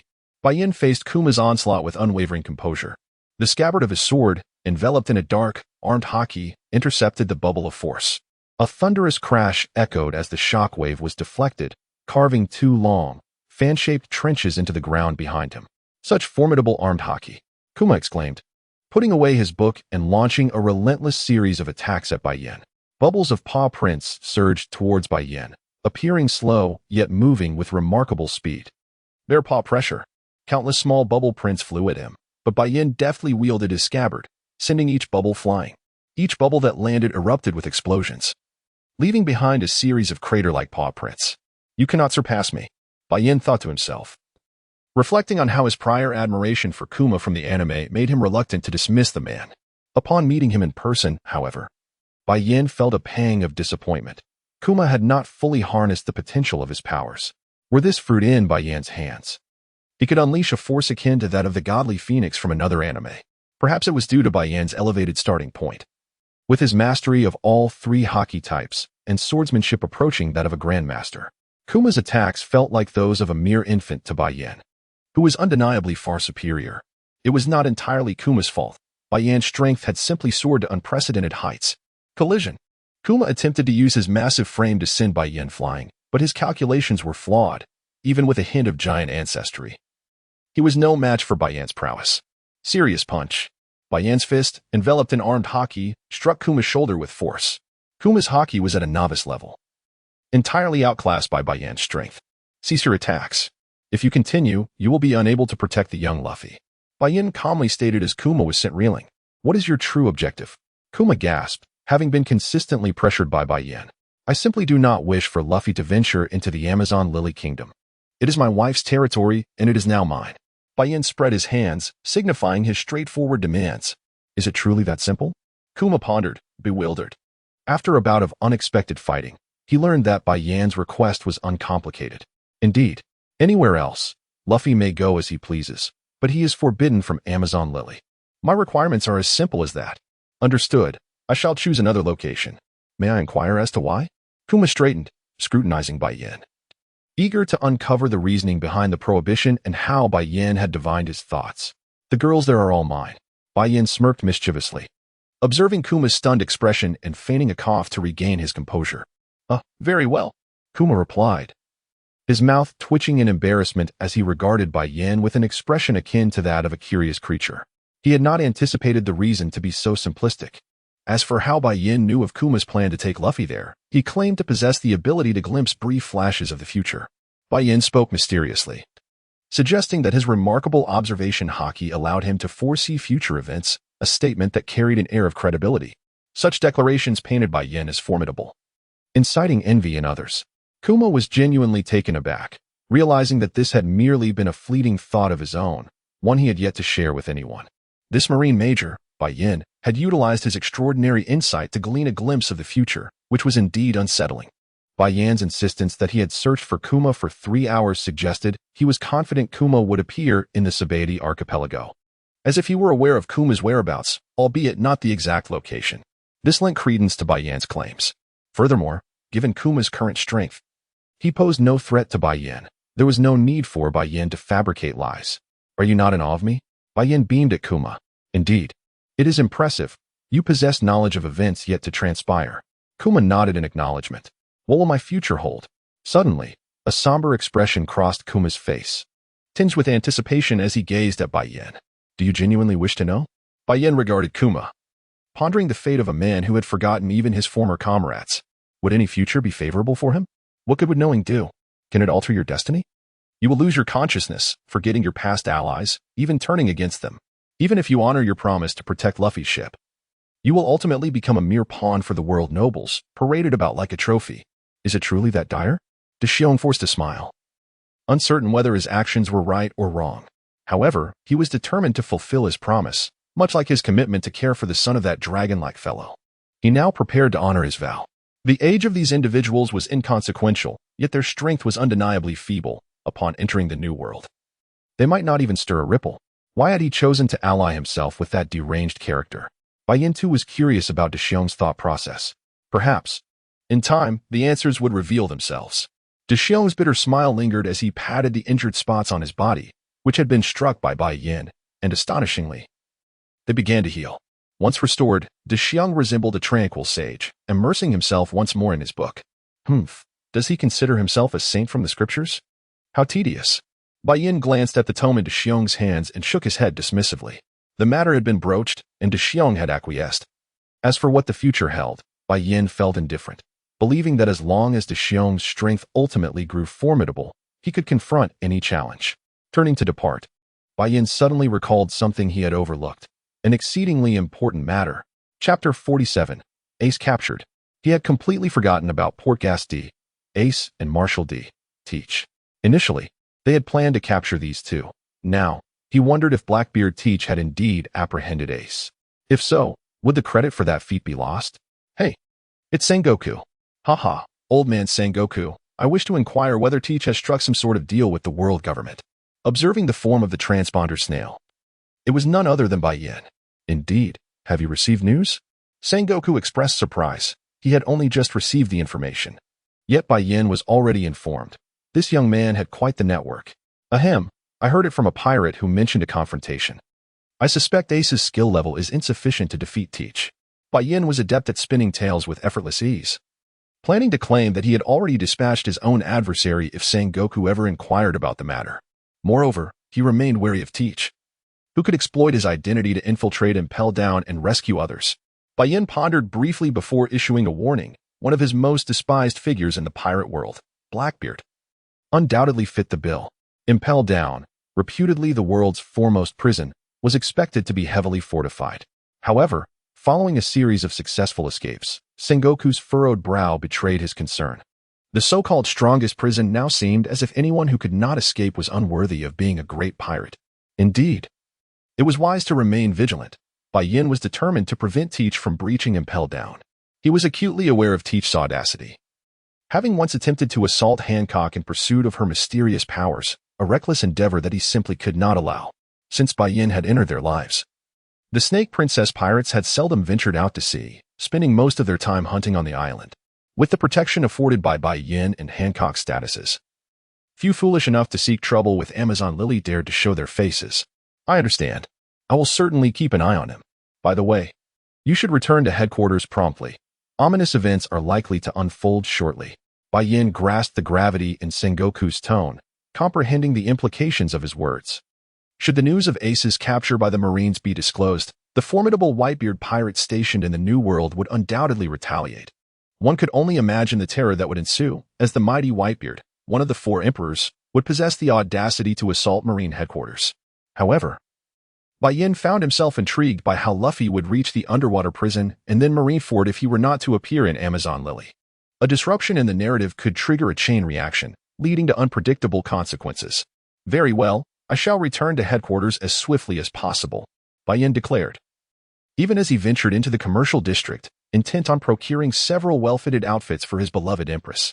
It would be a jest to appear at the Marineford war clad in a dress, as it might compromise his dignified demeanor. Showing off those long legs would undoubtedly draw unwarranted attention. He resolved to purchase a few pairs of black jeans and white ones, perhaps even a couple of ultra-short skirts, along with an assortment of stockings. In this world, the wardrobe options were far more extravagant than in his previous life, with a level of openness that surpassed the modest comforts he once knew. The pirate world was inherently chaotic, rife with violence and plunder, with instances of oppression occurring ceaselessly. Without adequate time, those pirates were mere playthings, subjected to indignities. Bai Yan had been oblivious to these realities while indulging in anime. To put it plainly, the so-called righteous Marines were not exempt from vice. Their commanders often indulged in revelry and frequented dubious establishments. Whether pirate or Marine, they all lived on the knife's edge. It was a philosophy of live for today, for no one knows what tomorrow may bring. Choosing not to dwell on such grim matters, Bai Yan focused on adorning Hancock with exquisite attire. Such a beautiful woman deserved even more allure to reach perfection. The thought filled him with joy as he hurried toward the commercial district. Following his vision, he nearly cleared out several clothing stores, leaving the proprietors grateful as he exited with a sense of fulfillment. As he stowed his purchases within the confines of his system space, he noticed fish fluttering through the sky, fish flying by. Bai Yan's mind struggled to process this unusual sight, wondering if it was a result of his acclimatization to this society.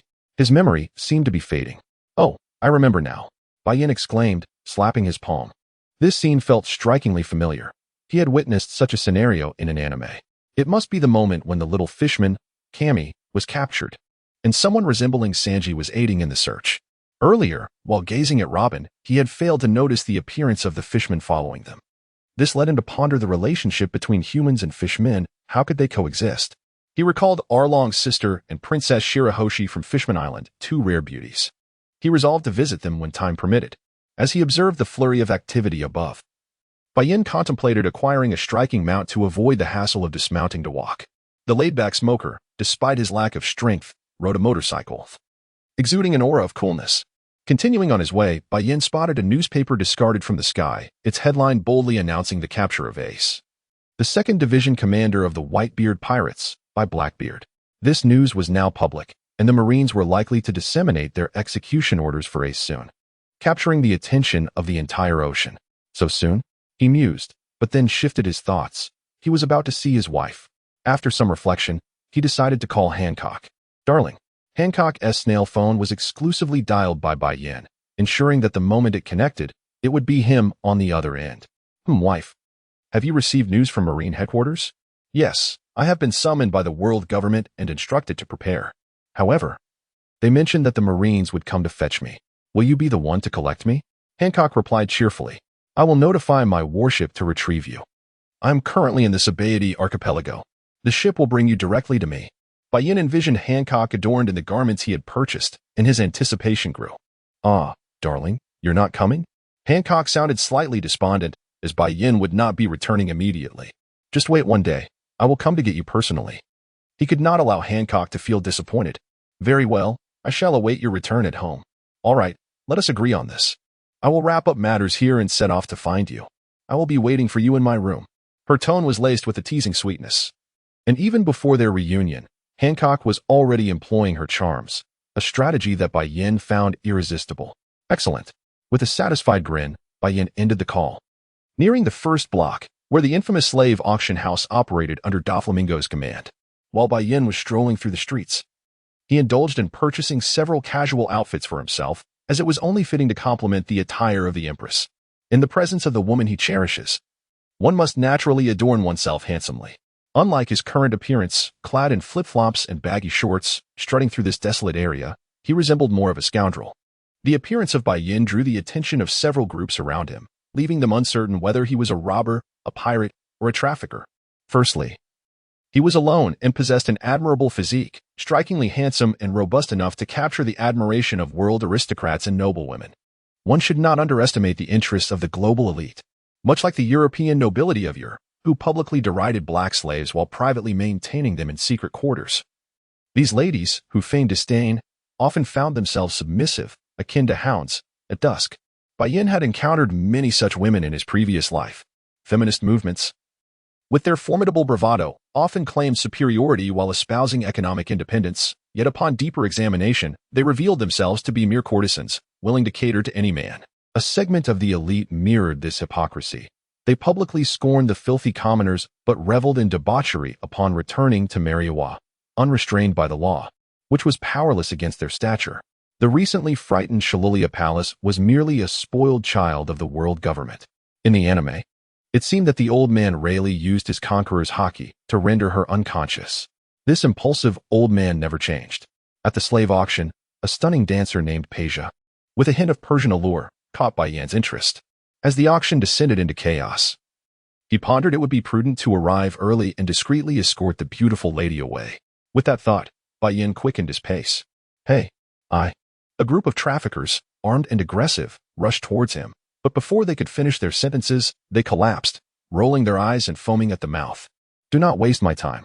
Bai Yan's mere gaze was unbearable for them. His conqueror's haki was nearing an advanced level. It was fortunate that they merely fainted. Many others soiled themselves. This display of power also intimidated several lurking pirates in the vicinity. A girl perched on a rooftop, engrossed in her meal, noticed the overwhelming aura and couldn't help but gaze at Bai Yan. Who is that? Such a powerful presence. Let us follow him. This girl, voraciously eating, was none other than the notorious bounty-hunting pirate and supernova, Jewelry Bonnie, the adopted daughter of Bartholomew Kuma, whom Bai Yan had encountered earlier. Finally, as Bai Yan observed the influx of guests, everything seemed perfectly timed. Disguised as a naval supernova, he strolled confidently into the auction house, unnoticed. Upon entering, he spotted Kid leaning against the wall with a few subordinates, exuding a far stronger aura than the average slasher. To Bai Yan, Kid appeared significantly more formidable than Luffy. A quick scan of the crowd revealed Law, accompanied by his crew, including the large bear, seated in the audience. Coincidentally, this auction was set to gather over 3 supernovas, all intertwined by unseen threads of fate. Bai Yan's arrival went unnoticed by anyone. He directly settled into the back row of the special seating area, designated for the world's nobility. Casting a glance around the room, he observed that the attendees were either aristocrats from various nations, members of royal families, or exceedingly wealthy and influential merchants. If one were to stage a heist here, it would undoubtedly yield billions of belly. Bai Yan, with malevolent thoughts, observed as the surrounding clamor abruptly fell silent. The head of the auction house, obsequiously bowing, welcomed 2 individuals who had previously fled in fear, Sialalia Palace and her father, Rosward Saint. Perhaps due to the anticipation of the slave auction, Sialalia Palace was in good spirits and failed to notice Bai Yan seated behind her. Had she caught sight of him, she would likely have screamed and fled in terror. The reasons for her profound fear of Bai Yan could be elaborated upon later. Suffice it to say, her mere presence in his vicinity instilled an overwhelming dread, for Bai Yan had not been gentle in his treatment of her. The two conversed jovially, discussing the types of slaves they wished to purchase. Bai Yan pursed his lips. With the world's nobility in attendance, the auction was bound to commence without delay. After all, it was not customary to keep such esteemed guests waiting. Today was a day for extraordinary treasures. Bai Yan held no interest in the preceding characters such as pirates, captains, or farmers. However, he did cast a glance at several female slaves. Although they were undeniably beautiful, he felt a sense of dissatisfaction. Nonetheless, many nobles were eager to procure them. That insufferable Charlos had also arrived. Every time Bai Yan beheld his snot-nosed visage, he felt an overwhelming urge to deliver a resounding slap.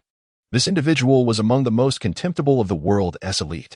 He had already seized more than 10 exquisite wives, yes, seized, akin to the tyrannical young lords of ancient times who would snatch beautiful women for themselves.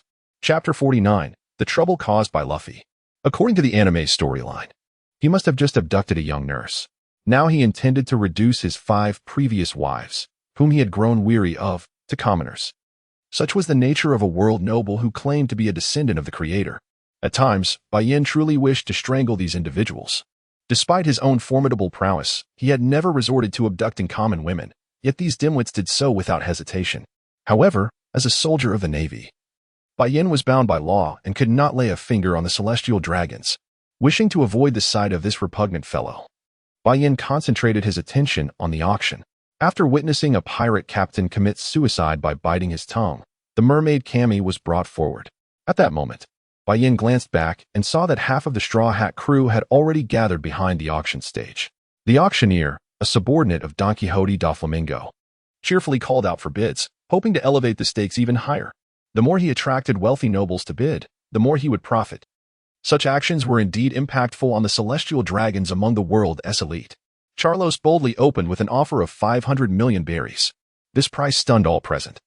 Perhaps only the celestial dragons could afford such an amount.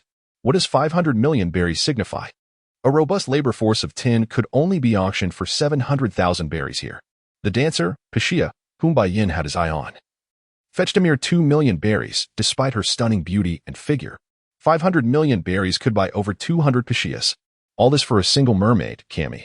To be frank, among mermaids, Cammy was of above-average attractiveness. However, it was her sister Shirahoshi, our long sibling, who truly captured Bai Yan's thoughts.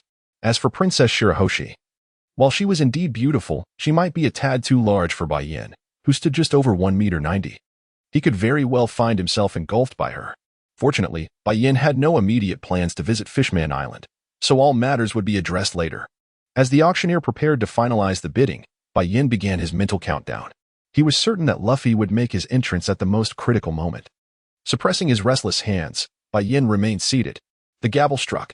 Just as expected, at the last moment, that fool Luffy appeared. He charged toward the auction stage, shouting fervently. Despite Little Eight's desperate attempts to restrain him, he inadvertently exposed his identity as a fishman. Nobles from various nations began to berate Little Eight, questioning whether he was a fishman and if he carried any diseases. To Bai Yan's astonishment, Charlos stood up, gun in hand, his demeanor utterly arrogant, and shot at Little Eight. This act enraged Luffy, who was fiercely protective of his companions. How dare he shoot Little Eight? Although Little Eight was merely injured and not mortally wounded, such an affront was unforgivable. With his temper flaring, Luffy charged forward and delivered a punch to Charlos. The entire assembly was left in shock, not just the commoners, but even the nobles felt their hearts skip a beat. Kid and Law exchanged incredulous glances at Luffy's audacity. This young man truly was fearless. To strike a celestial dragon on their own turf. It was clear that Luffy's judgment was somewhat lacking. Everything had exceeded expectations, save for Bai Yan, who was merely an observer. St. Roseward, recovering from his shock, shouted for the nearby men in black to protect him. These men in black, while shielding Roseward, retrieved a den mushi from their garments. This particular den mushi could connect directly to the Navy headquarters, to Fleet Admiral Sengoku's office. The ability to directly contact Sengoku revealed that the identities of these men in black were anything but ordinary. Bai Yan recognized these individuals. Indeed, the figure cloaked in black standing beside Roseward was none other than a notorious member of the CP organization. Throughout their journey, these worldly nobles were invariably accompanied by numerous CP agents and naval forces for their protection. However, the auction house was rife with clandestine dealings. As warriors of justice, the naval soldiers would never set foot inside such a venue. Only the CP organization, with its dark methods, would follow the likes of St. Roseward into the auction house. The chaos that erupted within the auction house sent a multitude of nobles scrambling for the exit, terrified that they might become embroiled in the unfolding events. Observing the turmoil from outside, the waiting naval soldiers, under the command of their superior, swiftly encircled the auction house, weapons at the ready, prepared to confront any potential breach by the assailants. Meanwhile, the CP guards inside the auction house, while safeguarding St. Roseward, rapidly launched their attacks against Luffy. Bai Yan disregarded the desperate nobles fleeing in all directions, instead focusing his gaze on Peja while observing Shalalia. The latter, impulsively intent on slaying Kimmy, had been rendered unconscious by Rayleigh's imposing aura. Upon entering, Bai Yan had employed his observation haki to discern that the old man, Rayleigh, was indeed situated behind the auction house. Peja's beauty rivaled that of Nami. She possessed all the desirable features, an exquisite visage and a curvaceous figure, complemented by the fact that she was in the prime of her youth and allure. Additionally, as a dancer, Bai Yan mused, her flexibility must be quite remarkable. In Bai Yan's mind, a multitude of thoughts surged forth, and at that moment, an individual unexpectedly descended from the ceiling, striking Roseward and rendering him unconscious. Astonishingly, out of the 3 world nobles, the Straw Hat crew had managed to incapacitate 2. Amidst the cacophony, no one paid heed to Bai Yan, who remained seated and motionless. Were he to rise, Robin would undoubtedly notice him. Yet, sitting there rendered him inconspicuous as everyone was engrossed in the fierce battle, leaving no time for casual observation. The tumultuous scene was further complicated by the formidable CP organization, with each participant engaged in combat with utmost seriousness. Shalalia stood up, gun in hand, her expression icy as she approached Kimmy on the platform. Do not act impulsively. Seeing Shalalia make her move, Bai Yan stood and followed her. Upon hearing the sound, Shalilia instinctively trembled, turning in alarm to face Bai Yan, her heart racing at the sight of him. What are you doing here? Bai Yan's unwavering gaze caused her to feel an unsettling dread. What ails you? Bai Yan observed her with a dispassionate demeanor, as if he were merely remarking on an event about to unfold, the corners of his mouth twitching slightly. Shalilia, startled, hastily discarded the handgun onto the ground. She vividly remembered that his mouth would twitch when he was angry. Bai Yan, you must protect me. They are rebelling. Perhaps recalling other threats, Shalilia's courage inexplicably surged, and she grasped Bai Yan's arm, imploring him. Your predicament is of your own making. Bai Yan disregarded her plea and approached Pishiya, reaching for the collar around her neck. At that moment, Pishiya was utterly stunned by the chaos, and upon regaining her senses, her primary instinct was to fear for her life. She was acutely aware that the collar was equipped with explosives, and should it be tampered with, it would detonate. In her panic, she widened her eyes at Bai Yan, resigning herself to the possibility of dying in the embrace of such a strikingly handsome man. She leaned into Bai Yan's arms, her gaze fixed on his face without blinking. A thunderous explosion echoed in the distance. Awaken, all is well. Bai Yan reassured the girl, chuckling as he gently patted her back. Pishiya, bewildered, glanced at her neck, relieved to find the collar had vanished. In the distance, a plume of smoke lingered in the air from the recent explosion. The resounding blast drew the attention of the remaining pirates in the auction house towards Bai Yan, who stood on the auction platform. It's that naval officer. Luffy's gaze was fixed on Bai Yan, while he might not remember others distinctly. The one who had thoroughly bested him with the iron fist of love was vividly etched in his memory. A naval officer? Law regarded the man on the platform, who was holding Pishiya, with curiosity, having never encountered him before. Why is he here again? And why is he treating that girl so kindly? Robin pondered, though upon reflection, she realized that Bai Yan's objective was likely to gather all the beautiful girls under his banner, making his presence here less surprising. Hey, he is a naval officer. We must flee. Chopper, terrified at the sight of Bai Yan, recalled his immense power from previous encounters, though he had never fought against him. The strength Bai Yan exuded instilled in him a complete lack of resolve to resist. Chopper's frightened demeanor caused both Kid and Law to furrow their brows, noting that their ages seemed comparable. Come with me. Bai Yan spoke softly to Pishiya, ignoring the others. Is that permissible? Although uncertain of Bai Yan's intentions, she surmised that this situation was infinitely preferable to being a slave. Absolutely. Bai Yan nodded, offering a radiant and charming smile. Enveloped by his warmth, Pishiya found herself utterly captivated. No, she is our auction item. The auctioneer, in a state of anxiety, rushed forth from his hiding place, eager to voice his protests. Oh, even Doflamingo wouldn't dare speak to me in such a manner. What are you? Bai Yan regarded the auctioneer with a tone that was both indifferent and slightly frosty. The auctioneer, realizing that he was addressing a man capable of reprimanding even the world nobles, understood that Bai Yan was no ordinary individual. Indeed. Witnessing Shalilia's panicked reaction upon seeing him only further affirmed Bai Yan's formidable presence. Bai Yan's imposing words caused a noticeable shift in Luo's expression. If anyone knew Don Quixote Doflamingo best, it was undoubtedly him, and he clenched his fist in silence. Doflamingo, just you wait, Luo vowed inwardly, determined to avenge his fallen benefactor. The auctioneer, rendered speechless, merely observed as Bai Yan led Pishiya out of the venue. Bai Yan, take me with you. Xiaoliya, initially irked by Bai Yan's concern for his slave, felt a pang of urgency as he prepared to leave alone. She hurriedly rushed to his side. Should we stop him? Kid thought Bai Yan was excessively arrogant, dismissing the supernovas like them. Nonsense, you can't defeat him. Luffy glanced at Kid, sensing a lack of intelligence in him, unaware that Kid held a similar view of him. Quickly, let's flee. Admiral Kizaru is approaching, Bai Yan remarked cryptically, casting a significant glance at the captains of the 3 pirate crews before turning to exit the auction house. Admiral, Bai Yan, please help remove the collar from Cammy. Luffy interrupted Bai Yan's path, having witnessed him freeing a woman from her collar moments ago. Me? No need. That old man at the back has lingered long enough. It's time for him to emerge, Bai Yan replied.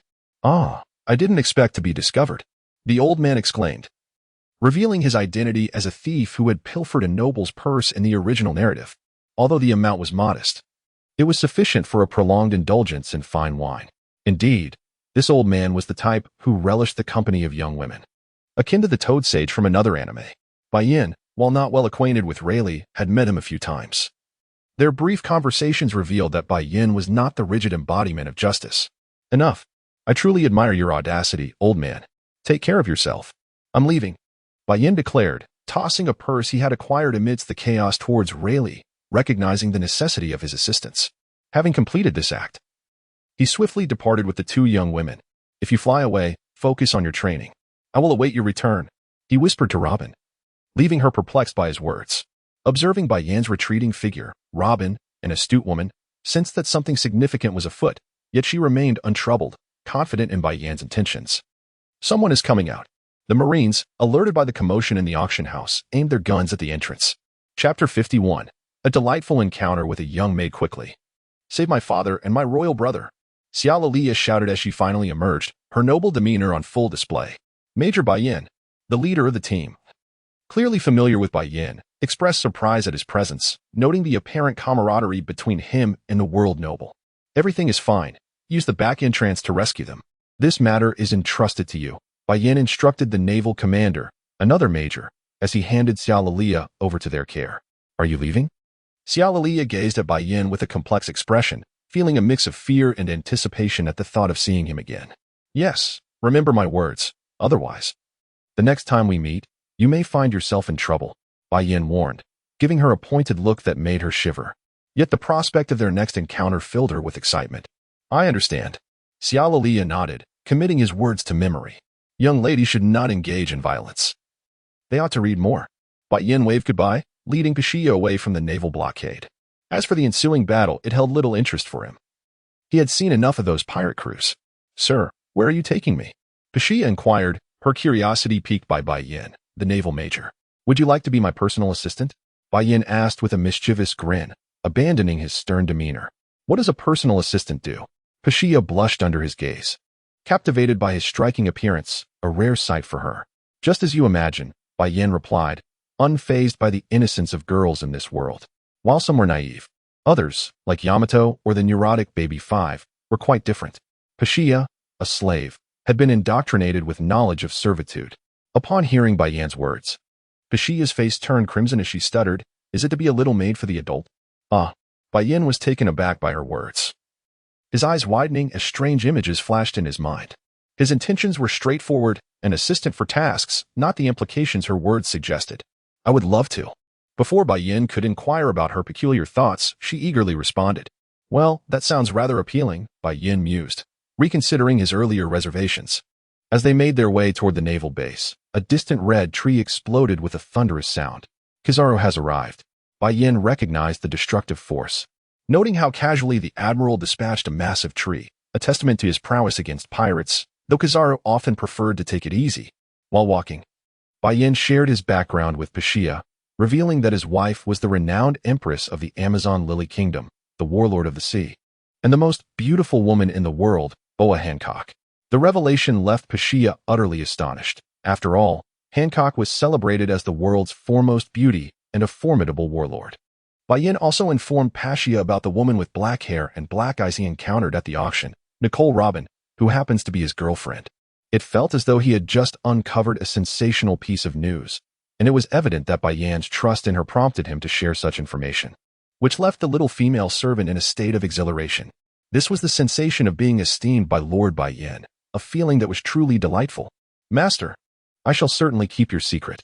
Pashia's address made Bai Yan feel an overwhelming sense of comfort. It seemed that this little girl had inadvertently awakened some peculiar inclination within him. Speaking of which, Bai Yan yearned to experience the thrill of being a rising star. Yet he pondered how to justify his indifference towards the world nobles being attacked. Thus, it was wise for him to make an early exit. If he were discovered by the old man Kizaru, it would spell trouble. As for the rear admiral accompanying the world noble, it was unlikely he would speak ill of himself. Regarding Kizaru, the Admiral Bartholomew, he would undoubtedly hold back during this conflict, if Bai Yan remained present. It would be quite embarrassing for him. After all, if he couldn't handle a mere pirate, the news might reach Akainu's ears. And that fellow would likely want to give Bartholomew a thorough training session. The simplest solution was to leave without knowing anything, after all. Old Sengoku would have no means to deal with him. While walking towards the Navy's base, Bai Yan admired his own cleverness. Pashia looked at him curiously, wondering what bizarre thoughts were crossing his mind as he occasionally frowned and then smiled foolishly. Was he contemplating something risky? Oh dear. How embarrassing it was to think such things in broad daylight. However, her lord was indeed youthful, so handsome he could charm anyone, and she would gladly sway her figure before such a magnificent man. Rear Admiral. Upon seeing Bai Yan return to the Navy base with a carefree stride, the 50 sailors were quite anxious. The Navy stationed there had all gone out to capture pirates, leaving only them with orders to remain on the warship. Set sail. Homeward bound. Bai Yan reached out and lifted Pasha into his arms, leaping onto the ship. Ah, are we returning to the Navy headquarters? The sailors are waiting for the Rear Admiral to lead them to the island to capture pirates. And yet we're setting sail? Back to Amazon Lily. You fool. Bai Yan playfully tapped the sailor on the head, a move reminiscent of Garb's delightful antics.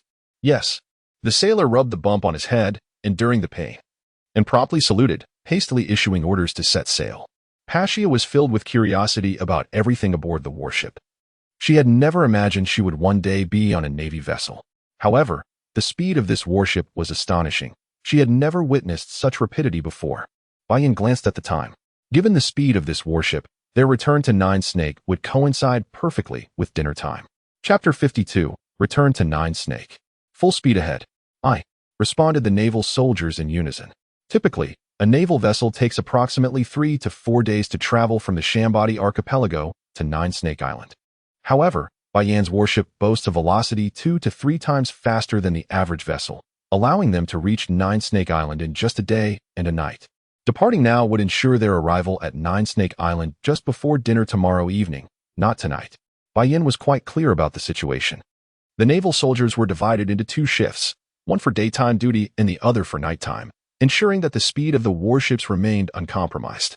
The vessels, ingeniously modified by those scientific prodigies led by Pankabek, were indeed formidable. While seated in his office, Persia approached Bai Yan from behind, her soft, delicate hand gently resting on his shoulder, providing a soothing massage. Oh, what a delightful sensation it was. In his previous life, Bai Yan often frequented establishments for bathing and massages, which were quite enjoyable, though the attendants were typically of a more mature age, lacking the exquisite charm of the beauties available now. In terms of both visual and tactile pleasure, they could not compare to the current offerings. The Amazon Lily Kingdom indeed boasted many beautiful women, yet Bai Yan hardly had the time to patiently study them. His priority was to charm those he found appealing into his company, lest he turn around and find them snatched away by others. By the time he realized it, they might have been completely consumed by someone else. The food aboard the warship was fairly decent, yet it paled in comparison to Hancock's culinary creations. With thoughts of Hancock occupying his mind, Bai Yan found himself lacking in appetite. His recent expenditures of energy had been minimal, making him rather selective about his meals. After a light snack, and feeling only mildly hungry, he retreated to his quarters. Persia, lacking any combat abilities or supernatural powers, dutifully embraced her role as Bai Yan's personal maid, a title he had bestowed upon her. Before others, she was his private assistant, never to be referred to as a mere little maid. In private, however, she remained the devoted young maid willing to do anything for her master, Bai Yan. This diligent maid ensured that even aboard the warship, Bai Yan enjoyed services that one might not experience at home. Occasionally, she would even dance for him, showcasing the unique allure of distant lands. The arrival of a beautiful woman on the warship did not go unnoticed by the naval soldiers, who adhered to a strict code of conduct. Regardless of her identity, she was recognized as the guest of Major General Bai Yan, and thus beyond their reach. Should anyone find themselves in need of companionship, there were plenty of single warriors among the Nine Snake tribe who had undergone training, although they were a bit more formidable. Aspiring to marry one of them without any skills would surely lead to trouble. However, once one's strength grew, those women would undeniably make excellent wives. More importantly, even when on missions, one would not have to worry about their home being mistreated, for having a wife endowed with the power of hockey was no trivial matter. Bai Yan reclined on a deck chair, while Pasha, clad in the jeans and tank top he had provided, knelt beside him, continuously offering him grapes. This sensation was akin to a regal indulgence. Even if Bai Yan were to be appointed as a general, he would not trade this lifestyle for such a position. For the comfort he currently enjoyed far surpassed that of any military commander. Host, I perceive a degree of complacency in you. Are you about to enter the realm of a tyrant? Ah, Master System, where lies my negligence? Just a few days ago, I was diligently training. The sudden voice of the system startled Bai Yan, causing him to jolt. Your sporadic efforts are evident, host. I misjudged you. I should have obliterated you long ago. The system's tone bore a hint of frustration, a palpable sense of disappointment that even Bai Yan could distinctly perceive. All right, Master System, please do not be angry. I shall commence training at once. Complying with the system's directive, Bai Yan swiftly rose to his feet. Pashia and the naval soldiers were taken aback by his sudden action, bewildered by the apparent madness of the Major General. Step aside, I am about to begin my training. Bai Yan flashed a smile at Pashia and then proceeded to train on the deck. As if conjured from thin air, a formidable great sword materialized in Bai Yan's grasp. The moment the massive blade appeared, the entire warship seemed to sag under its weight, leaving the naval soldiers in a state of astonishment. The sheer magnitude of the sword was a source of intrigue for all. Its length was an astonishing 40 to 50 meters, extending from the deck of the ship down into the ocean. It had been a long time since Bai Yan had wielded it. Memories of his rigorous swordsmanship training flooded back. He had begun with a weapon weighing merely a dozen pounds, gradually progressing to longer and heavier blades. Now, he wielded this colossal weapon, which possessed the unique ability to grow heavier and longer in accordance with his adaptation to its weight. This was a remarkable training tool he had received from the system upon its binding. After such a prolonged absence, he now felt its weight significantly more pronounced in his hands. Bai Yan's right arm bulged with veins as he gripped the hilt, revealing the immense effort required to lift it. He gradually raised the sword, then swung it down with great force, ensuring the blade remained level with the horizon. Everyone aboard the vessel could sense the intensifying winds swirling around them. Look above in the sky, a marine suddenly exclaimed in astonishment. The clouds overhead were split into two swirling vortices by Bai Yan's powerful swing. Having not engaged in such intense physical exertion for a prolonged period, Bai Yan felt the strain after merely 3,000 swings. In the past, he had routinely executed over 10,000 daily. Switching the sword to his left hand, he discovered that, while his dexterity diminished, his power surged.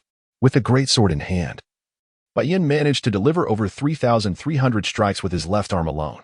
This total of 6,000 swings consumed over 7 hours of his time. Under Bai Yan's prior instructions, a vast array of food was prepared and subsequently delivered to the deck by Pashia.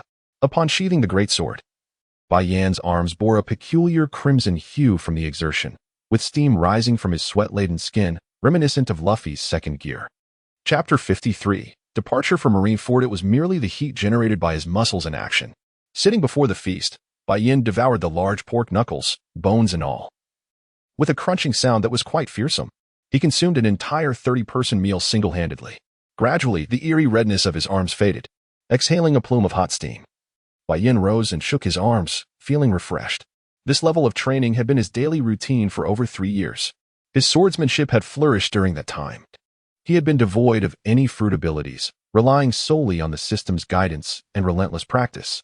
Without any abilities, establishing oneself in this world was an impossible feat without formidable skills. Mastery of swordsmanship was the key to ascend to greatness. Glancing at the time, he noted that only 3 hours remained until their arrival at Amazon Lily. Given his current state, he realized he needed to freshen up. Despite Hancock's likely lack of disdain for his sweat, Bai Yan found the stickiness of his own perspiration intolerable. He retreated to his quarters for a hot shower and a change into clean attire. His soiled clothes had already been taken away by Pashia for washing, a convenience afforded by having a woman nearby. Bai Yan believed that wherever he ventured in the future, it was essential to have a woman by his side on the vessel to manage the trivial matters. The coastline of Nine Snake Island was already visible. As the warship approached, numerous individuals stood along the shore, and this time, even Granny Shao was waiting by the seaside. "My dear," Hancock exclaimed, joyfully waving her arms at Bai Yan. Her exuberance resembled that of a long-awaited reunion. Indeed, one day apart felt like 3 autumns. Bai Yan ascended to Nine Snake Island, where the naval soldiers aboard the warship made their way directly towards the beast paradise. Meanwhile, in the royal city of Nine Snake, preparations for a grand banquet were underway, meticulously arranged by Hancock herself. Bai Yan, having indulged in a hearty feast, returned to the palace with Hancock, lost in affectionate exchanges. The night passed in silence. After a restful night on Nine Snake Island, Bai Yan's warship set sail once more, this time manned by an additional 50 naval warriors. Lucci and his companions did not accompany them, as they had yet to reach the level required to partake in the great battle. Pashia, too, remained on Nine Snake, undergoing more specialized training, with the promise of joining the expedition upon her return. The Empress felt a pang of jealousy upon seeing Pashia, as being close to Bai Yan had always been her cherished aspiration, only to find another woman achieving that proximity before her, which stirred her ire. Encountering the world's most beautiful woman, the Shichibukai, and the sovereign of Nine Snake Island, Pashia was exhilarated, however, amidst her excitement. She maintained a clear sense of her own identity, consistently regarding herself as Lord Bai Yan's maid, leaving Hancock with no grounds for criticism. Bai Yan's maid, well, merely a little maid for her husband, as she is the rightful wife and must not diminish her status, coupled with Bai Yan's affection for her at night. Hancock completely forgot about this matter by the next day, her gaze solely fixated on Bai Yan. This time, the warship did not advance towards Impel Down as depicted in the anime, but instead sailed directly through the windless zone, passing by Judicial Island en route to Marineford. Judicial Island, having suffered from the previous Demon Slayer's onslaught, is now in a state of ruin, yet it is diligently undergoing reconstruction, compared to its former scale. This iteration of Judicial Island is far more expansive. Not only is it larger, but it is also heavily fortified, with a naval division stationed there. The commander of this division is an esteemed vice admiral from the Navy headquarters, and all veteran vice admirals take turns guarding Judicial Island each month.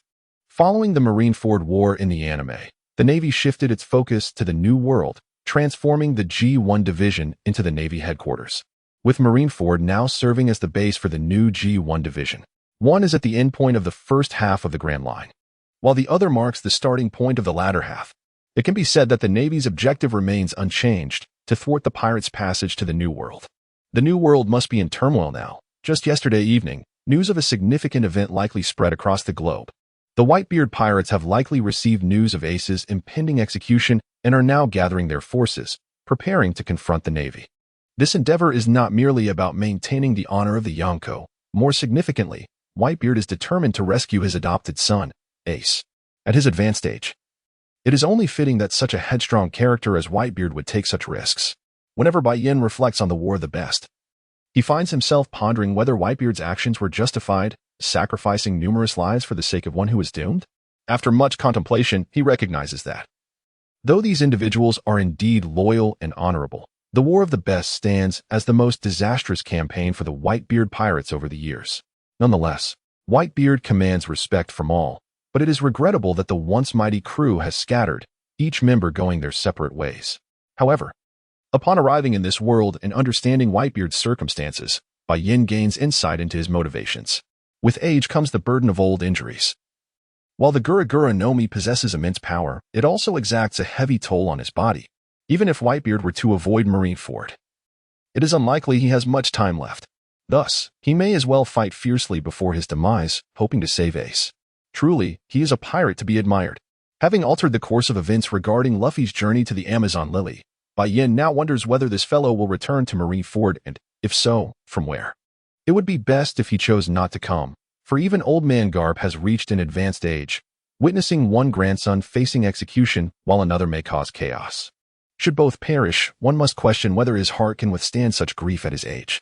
After Roger's surrender, he entrusted Ace to Garp, yet regrettably, Garp failed to shield Ace from the world's perils, leading him to become a pirate at the tender age of 18. One cannot help but feel a sense of guilt for betraying Roger's expectations. "My dear, what are you looking at?" Hancock approached the deck, observing Bai Yan, who was lost in thought while gazing at the distant sea.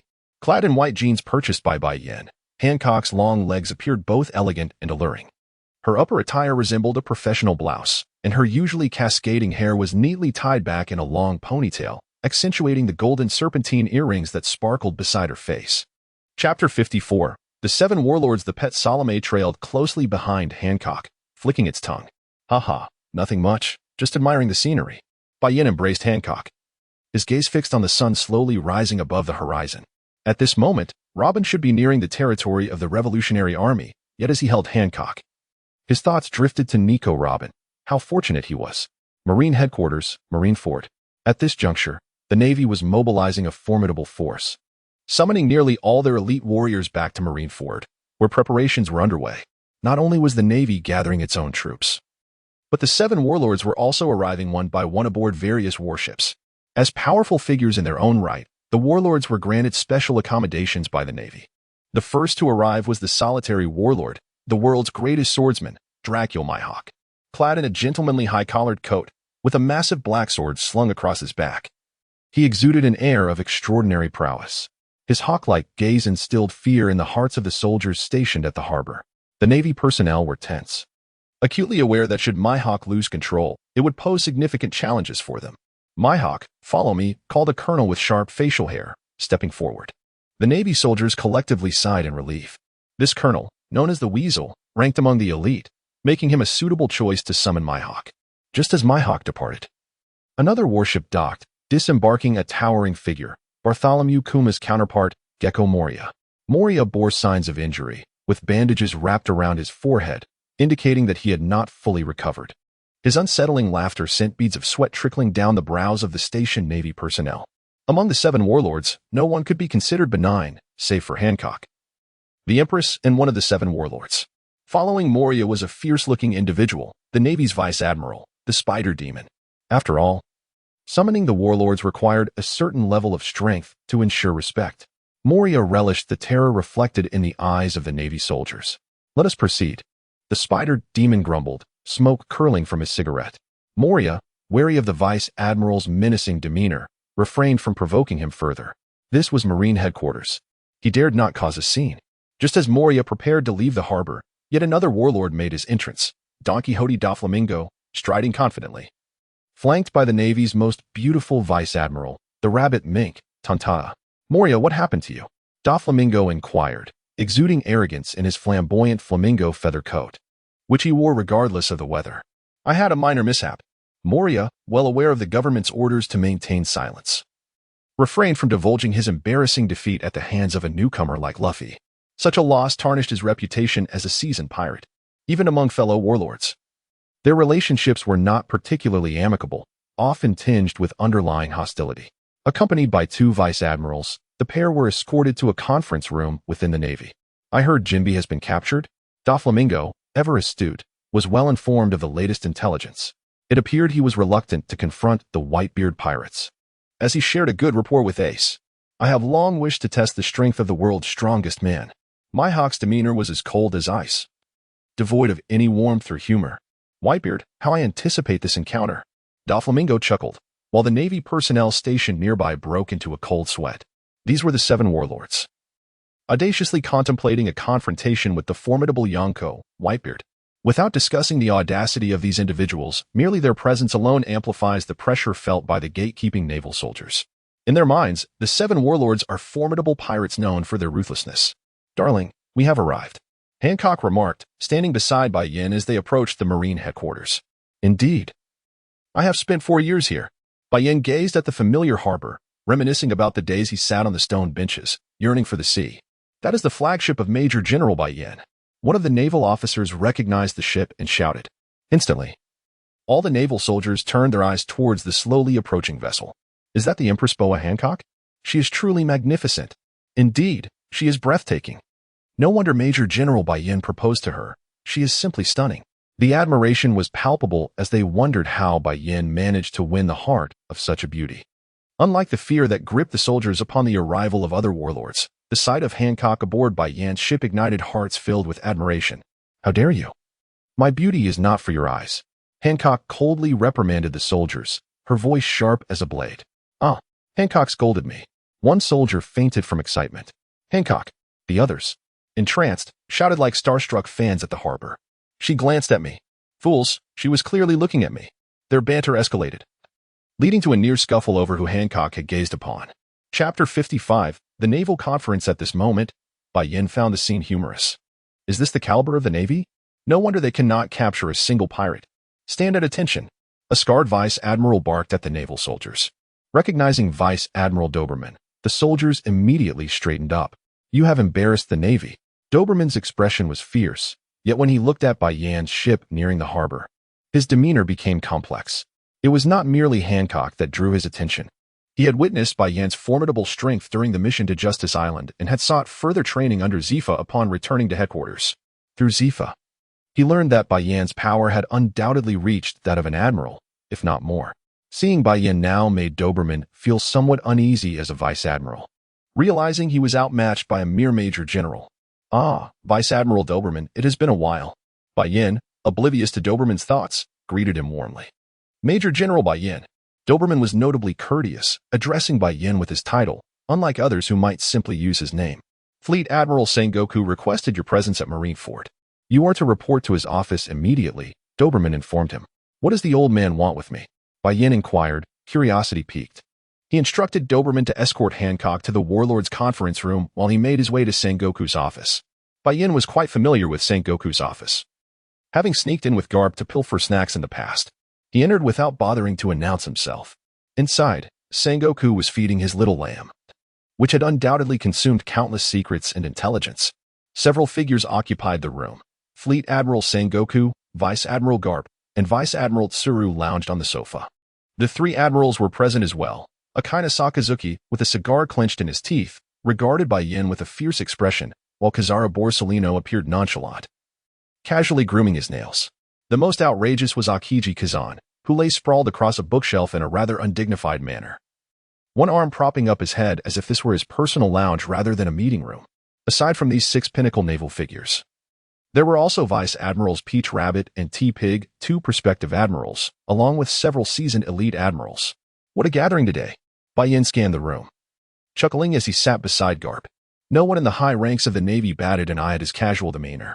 Many had witnessed Bai Yan's strength firsthand and even sparred with him when he was merely a student with the title of naval officer. Ha ha! Bai Yan, you finally returned.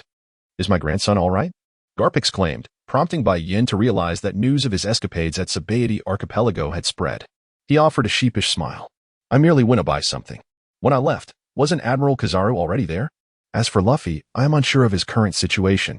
Bai Yan shrugged, feigning ignorance. Now that you've dodged that question, let us discuss your current strength. Sengoku stroked his beard, his glasses reflecting the light as he peered intently at Bai Yan. The gaze of everyone in the room, from admirals to vice admirals, fixed upon Bai Yan, their curiosity piqued regarding the extent of his abilities.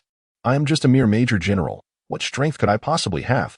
Bai Yan laughed nervously, wishing to pursue his own desires without drawing attention. I cannot even match him. Akiji yawned, his words drawing everyone's attention back to Bai Yan. If even Admiral Akiji could not best him, did that imply Bai Yan had ascended to the level of an admiral? Akiji, do not mislead people. When have I ever been able to defeat you?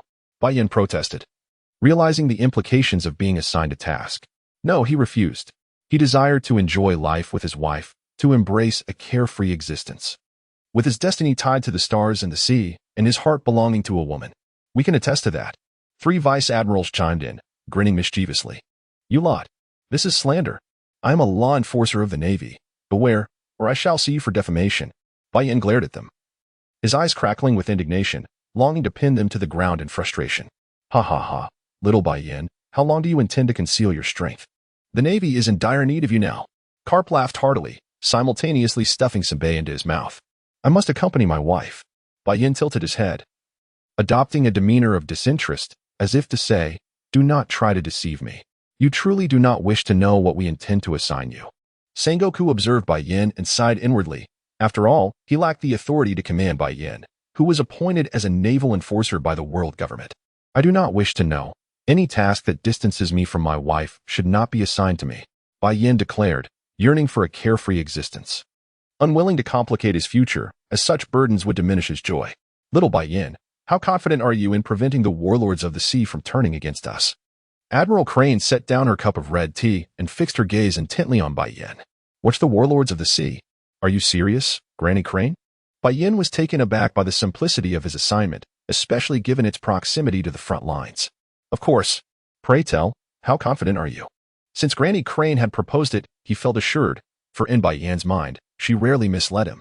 Unlike Sengoku and the old man Carp, who often engaged in idle speculation, attempting to see who could outwit him. The anime does not elucidate the disparity between the warlords and the admirals. Chapter 56. Sparring. After all, they exist as a unique organization to balance the powers at sea. However, through Bai Yan's observations, it appeared that the warlords were at least on par with vice admirals. Figures like Mihawk seldom reveal their full strength, yet he can contend equally with Shanks, undeniably showcasing admiral-level power. He may even be approaching an emperor's caliber. Among the warlords, only Moria seems somewhat lacking. The others generally possess vice admiral strength. Otherwise, how could they maintain equilibrium against the emperors and the marine headquarters? Haha, need I say more? Hancock is my wife, that goes without saying. As for the others, only Mihawk poses a challenge. If I were to take him seriously, I would have a 90% assurance of subduing him. As for Doflamingo and Kuma, should they unite, I would still possess at least a 70% chance of overpowering them. Bai Yan, with a light-hearted chuckle, spoke with an expression that was indescribably relaxed, as if discussing the simple task of catching a couple of chicks. The people present were momentarily stunned. To possess a 90% certainty in suppressing the world's greatest swordsman, and a 70% assurance of single-handedly subduing 4 warlords of the sea? Even the notoriously irritable Admiral Sakazuki dared not claim he could single-handedly handle 4 warlords. How could one possess a 70% certainty in subduing 4 warlords? Vice Admiral Tsuru sought further clarification. It wasn't that she doubted Bai Yan, but rather that she suspected he might be concealing some hidden capabilities. Wait, weren't there 6? Bai Yan scratched his head, looking at Vice Admiral Tsuru with a puzzled expression. Ha ha ha, didn't you just say that you could suppress 6 warlords by yourself, with a 70% certainty? Karp grinned broadly as he inquired. Indeed. Why are there only 4? Bai Yan asked, genuinely perplexed.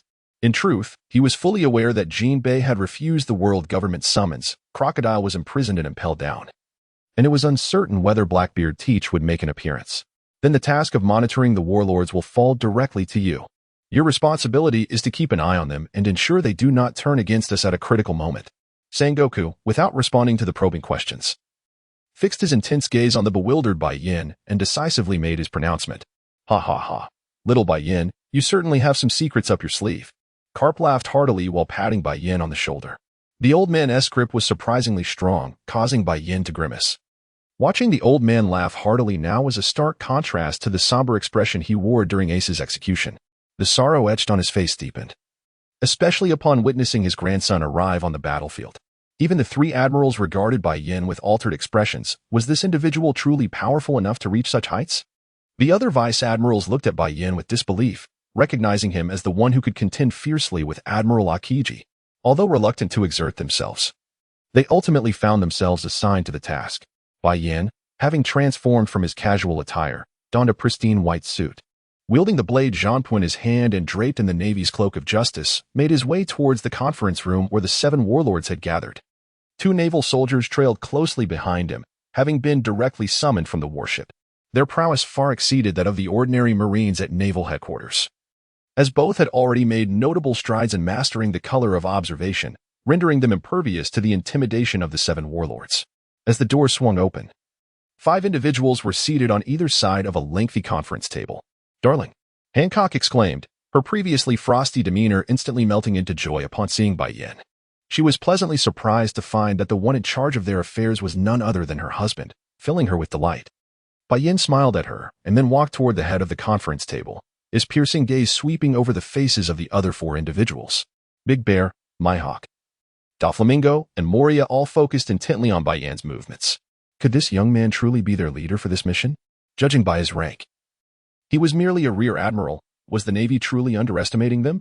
Among the 5, only Hancock looked genuinely pleased as she regarded Bai Yan, her eyes sparkling with admiration at his dashing demeanor. I am Bai Yan, your commanding officer at the Navy headquarters, Bai Yan declared nonchalantly, reclining into his chair, his gaze sweeping across the faces of the 4, except for Hancock. Who is this brat?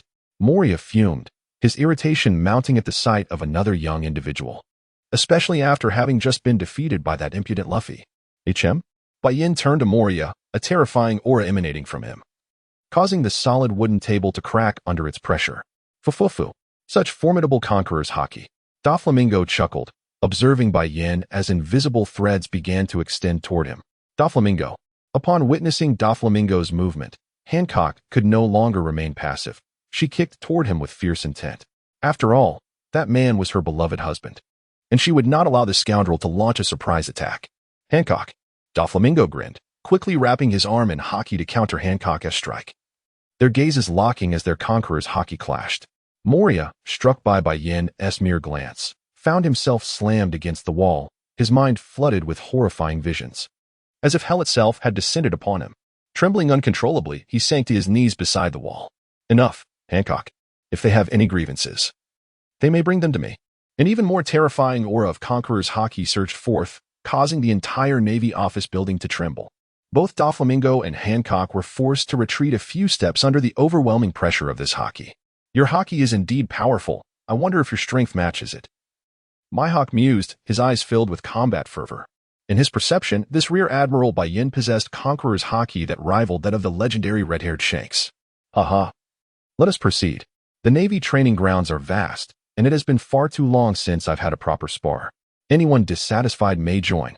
With a flourish of his Navy cloak, Bai Yan approached Hancock, taking her hand and leading her outside. As he held her hand, the previously domineering Hancock transformed into a docile kitten. Quickly, to the Navy training grounds. Rear Admiral Bai Yan is set to battle the 7 warlords. Bai Yan's confrontation with the 7 warlords, against whom would he clash? It seemed it would be against all but the Empress, Boa Hancock. Let us all go together. Chapter 57. Battle with the warlords. Ha ha ha. Let us go see. Karp and Suru, walking along, were intrigued by the commotion as sailors shouted nearby. Demonstration, is it? How terrifying. The old man mused, deciding to join in. The yellow monkey also caught wind of the news and swiftly proceeded toward the training grounds with great interest. At that moment in the Navy training grounds, soldiers who had been training gathered at the edges, watching intently. Zephyr seemed unmoved, reclining in his designated lounge chair, while Akiji had already arrived, lazing about in the corner. Enies' gaze remained fixed on Hancock, the woman Bai Yan had spoken of. She was truly exquisite. In comparison to Hancock's beauty, I felt like a mere ugly duckling. Bai Yan had already removed the mantle of justice, which Hancock hurriedly took into her hands, meticulously folding it and smoothing out the creases. Darling, do your best. Hancock's encouraging voice shattered the hearts of the surrounding naval soldiers. Humph, unscoffed. Noting that Hancock now appeared overly coy, devoid of her empress demeanor. At that moment, a multitude of naval commanders had gathered, their curiosity piqued by Bai Yan's prowess. Eager to witness his prowess firsthand, Sengoku and Garp appeared at the edge of the training ground the instant the battle commenced. Mihawk unsheathed his black blade, Yuru, his gaze fixed intently on Bai Yan. The aura emanating from Bai Yan intensified rapidly, even causing a flicker of trepidation within Mihawk, a subtle warning from his observation haki. Without hesitation, Mihawk launched an aggressive slash towards Bai Yan, his attack far more formidable than others' ultimate moves. Moria and Kuma were also poised to engage in the fray. Before the battle had even begun, Doflamingo had already unleashed his abilities across the training ground. With a casual motion, Bai Yan responded to the strike of the world's greatest swordsman with remarkable calmness, drawing his Zanpakudo for the first time before such an audience. The obsidian blade elicited a furrowed brow from Mihawk, who could not help but feel the weight of its presence. A clash ensued as a green slash collided with a black one, illuminating the training ground in a brilliant display of energy, cleaving it in two. The black and green forces vied for supremacy, each one destructively countering the other. Strings of attacks continuously emerged from Doflamingo's hands, hurtling towards Bai Yan, who stood steadfast behind the onslaught of slashes. Bai Yan wielded the black blade, Jean Pur, with deft precision, effortlessly deflecting the incoming projectiles. A colossal black shadow loomed closer from the ground, an ominous presence. Such trivial skills, he scoffed, as Moria's attacks appeared almost comical in the face of a formidable opponent. Easily shattered with a mere flick. Such mockery of his power was a blatant disrespect to a warrior of his caliber. With legs enveloped in the armor of haki, he stomped down upon the dark shadow. Though it seemed a casual act, it elicited a pained cry from Moria. Suddenly, Bartholomew Kuma materialized behind Bai Yan, his pudgy paw poised to strike. The haki-imbued arm collided forcefully with the soft, rounded hand, deflecting an attack in the face of overwhelming strength. Such a notion was utterly implausible. The black haki reverberated violently, causing Kuma to stagger back a step. Remarkably, having withstood assaults from 4 adversaries, Bai Yan remained rooted, exhibiting no signs of movement whatsoever. The surrounding Navy officers watched in rapt fascination. This was indeed the prowess of a Navy supernova. Intriguing. Mihawk observed as 2 slashes simultaneously dissipated, gripping his black blade, Yoru, and charging toward Bai Yan, the world's foremost swordsman engaged in close combat. His terrifying prowess reaching its zenith. If not for his formidable aura, Bai Yan would hardly stand a chance against Mihawk. His swordsmanship, to this day, has merely reached the level of a great swordsman, leaving him with a considerable journey ahead to attain the stature of a top-tier swordsman. As he engages Mihawk in a fierce clash, sparks fly from the collision of their blades, accompanied by the dispersing force of their oars.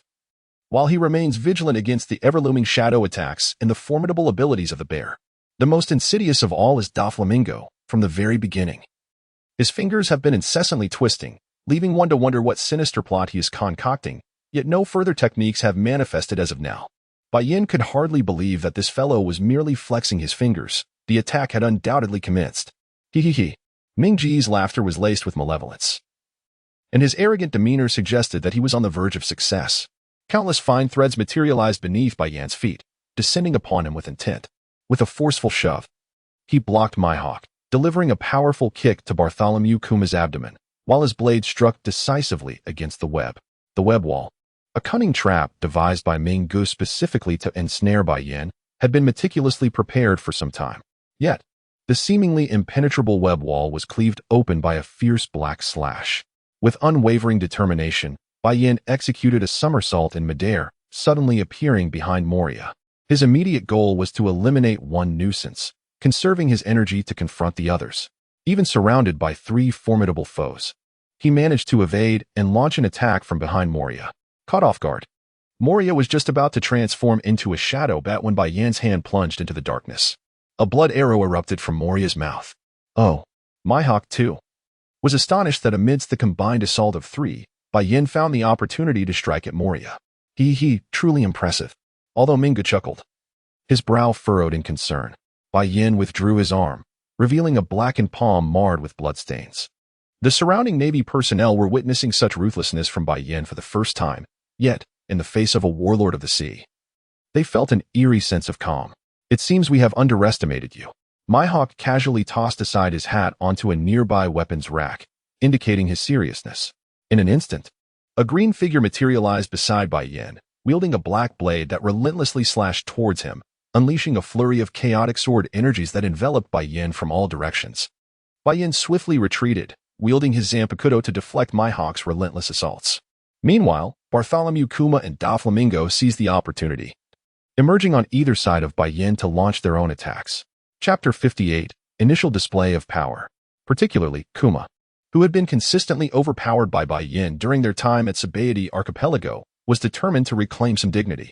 In an instant, Bai Yan found himself in a perilous situation, narrowly blocking each strike from the 3 formidable adversaries, each comparable to an admiral. Hancock observed anxiously from the sidelines. After all, they were warlords of the sea, summoned by the world government due to their immense strength. Unclenched her fists tightly, recognizing that this level of combat was beyond her capacity to intervene. Zephyr, on the other hand, leisurely sipped tea, seemingly unperturbed by Bai Yan's current predicament. Sengoku was tense, acutely aware that Bai Yan represented the Navy's honor. Although Bai Yan's prowess had already been established, a defeat could bring disgrace upon the Navy. Garp and Saru wore furrowed brows. Even Garp, despite his formidable strength, found the situation concerning. This brat claimed to possess a 70% certainty of subduing the 6 warlords. Yet, things appeared quite perilous now. Kuzan, appearing relaxed, lay still, but his body was taut. Recognizing that even he might struggle to withstand the current circumstances. Such terrifying warlords, such frightening Bai Yan. Admiral Kazuru, sitting beside Kuzan, pouted, his eyes glimmering behind his tinted glasses, lost in thought. Has this kid truly progressed to such a level? Meanwhile, Admiral Akainu, with a cigar in mouth and a furrowed brow, mused over the world government's decision to grant this young man the title of enforcer to oversee the Navy. It was clear that he possessed considerable skill. Alas, it seems you have underestimated me. Bai Yan was sent skidding back several paces by Kuma's powerful strike, shaking his Zanpakuto with a wry smile. Just as Bai Yan's smile froze, an overwhelming aura erupted from him, an abundance of dark energy emanating from his form, shocking everyone present. The surrounding Navy officers stared in astonishment at the dark energy enveloping Bai Yan, their minds racing with questions. What is this? A technique? Or perhaps a devil fruit ability? Mihawk cautiously unleashed a slashing attack, but upon contact with Bai Yan's dark energy, it merely stirred the shadows slightly before being entirely consumed. What? Everyone gaped in disbelief at the dark energy, their faces a mix of astonishment. Even the casual strike of the world's greatest swordsman was formidable. Yet it had been devoured and vanished without a trace. The dark energy continued to grow, eventually enveloping Bai Yan completely. Moria, having sustained injuries, withdrew from the battle, realizing that with his level of strength, he was merely an obstacle within this chaos. Suddenly, the dark energy swelled and then contracted, revealing a colossal figure towering 9 meters tall before all present. Bai Yan stood with his upper body bare, his skin as dark as ink. intricate golden lines tracing countless elaborate patterns across his body. White steam erupted from his mouth, while blue-black flames blazed continuously on his shoulders. From this fiery display, all present felt the oppressive aura of an overwhelming conqueror. What? Is this the power of a devil fruit? Sengoku gazed at Bai Yan with astonishment, for it was the first time he had witnessed Bai Yan manifest in such a form. He had long suspected this young man was hiding something, but he never anticipated such a formidable secret. This shouldn't be possible. Just recently, I saw them swimming in the water, a rear admiral remarked. Indeed. When he fought alongside Admiral Kuzan, he had fallen into the sea, yet he emerged unscathed. Another rear admiral recalled that battle. Could he belong to some peculiar race? Such thoughts raced through everyone's minds, for the abilities granted by devil fruits are scorned by the sea, leaving all, without exception, bound by its limitations. Of course, this does not apply to hosts with systems, a group of exceptional beings. With the exhibition of his power, Bai Yan's speed had doubled at the very least, and he charged towards his three adversaries. Countless afterimages flickered across the training ground, leaving those of lesser strength bewildered as to what transpired. This terrifying velocity was such that even among the three admirals, only Kizuru could keep pace. Although the others were immensely powerful, they found themselves outmatched by this speed, only able to perceive fleeting shadows. As Bai Yan's speed escalated dramatically, Mihawk's gaze shifted as well. Previously, Bai Yan could hold his own against three opponents. Yet now it appeared that the trio was desperately defending against his onslaught, with several being knocked out of the fray. The surrounding naval commanders were intently focused, striving to discern the outcome. After all, in battles of such caliber, many simply came to enjoy the spectacle, unable to grasp the complexities involved. The clash continued unabated. Among the 7 warlords, it was surprisingly Don Quixote Doflamingo who first succumbed, despite being a significant hurdle for Luffy in later stages, 2 years prior. His strength was considerably inferior to what it would become. In Bai Yan's eyes, even Doflamingo from 2 years later might not stand a chance. Spitting blood, Doflamingo's body was propelled out of the training ground, crashing violently against the stone wall beyond. Conqueror's haki entwined. The battle momentarily paused, and Sengoku's sharp gaze fell upon the black blade in Bai Yan's hand, where the swirling black-blue flames danced. This young man possessed advanced armament haki. Zephyr stood up, fully aware of the significance of such mastery within the Navy, particularly among those known as Black Arms. It could be said that, aside from that old kook carp, Zephyr held the greatest familiarity with armament haki at the naval headquarters. What a formidable young man. At merely 18, he already wielded advanced armament haki. Even more astonishingly, he had learned to utilize Conqueror's haki entwined. Kizaru, behind his sunglasses, watched Bai Yan intently, realizing that, given Bai Yan's current strength, he might not be his equal. This was quite awkward. As the highest combat powers of the naval headquarters, the 3 admirals present were hesitant to claim they could defeat Bai Yan. Kuzan, witnessing Bai Yan's Conqueror's haki entwined, understood that often in their sparring, Bai Yan had been holding back. Otherwise, relying solely on his haki could inflict irreparable harm. Chapter 59. Bai Yan's minor victory. Haha. No matter how powerful he is, he once sought our guidance. He is merely our junior. Carp remained as carefree as ever, nonchalantly producing a bag of sunbae, savoring them while watching the battle unfold. Ayn gazed at Bai Yan in astonishment. Initially, she believed Bai Yan was already formidable, but witnessing his combat prowess firsthand revealed that his strength surpassed her wildest expectations. Bai Yan's overwhelming power left Ayn momentarily speechless. His formidable strength made Ayn wonder if he would look down upon him, especially given the apparent prowess of his wife.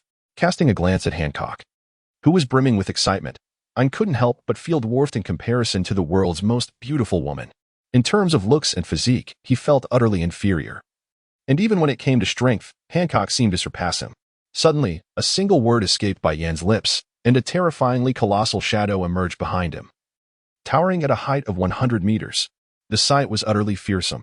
With 3 heads and 6 arms, the shadow's eyes blazed with fury. Each of its 6 ethereal hands brandished an array of bizarre weaponry, hurling them directly at Mihawk and Bartholomew Kuma.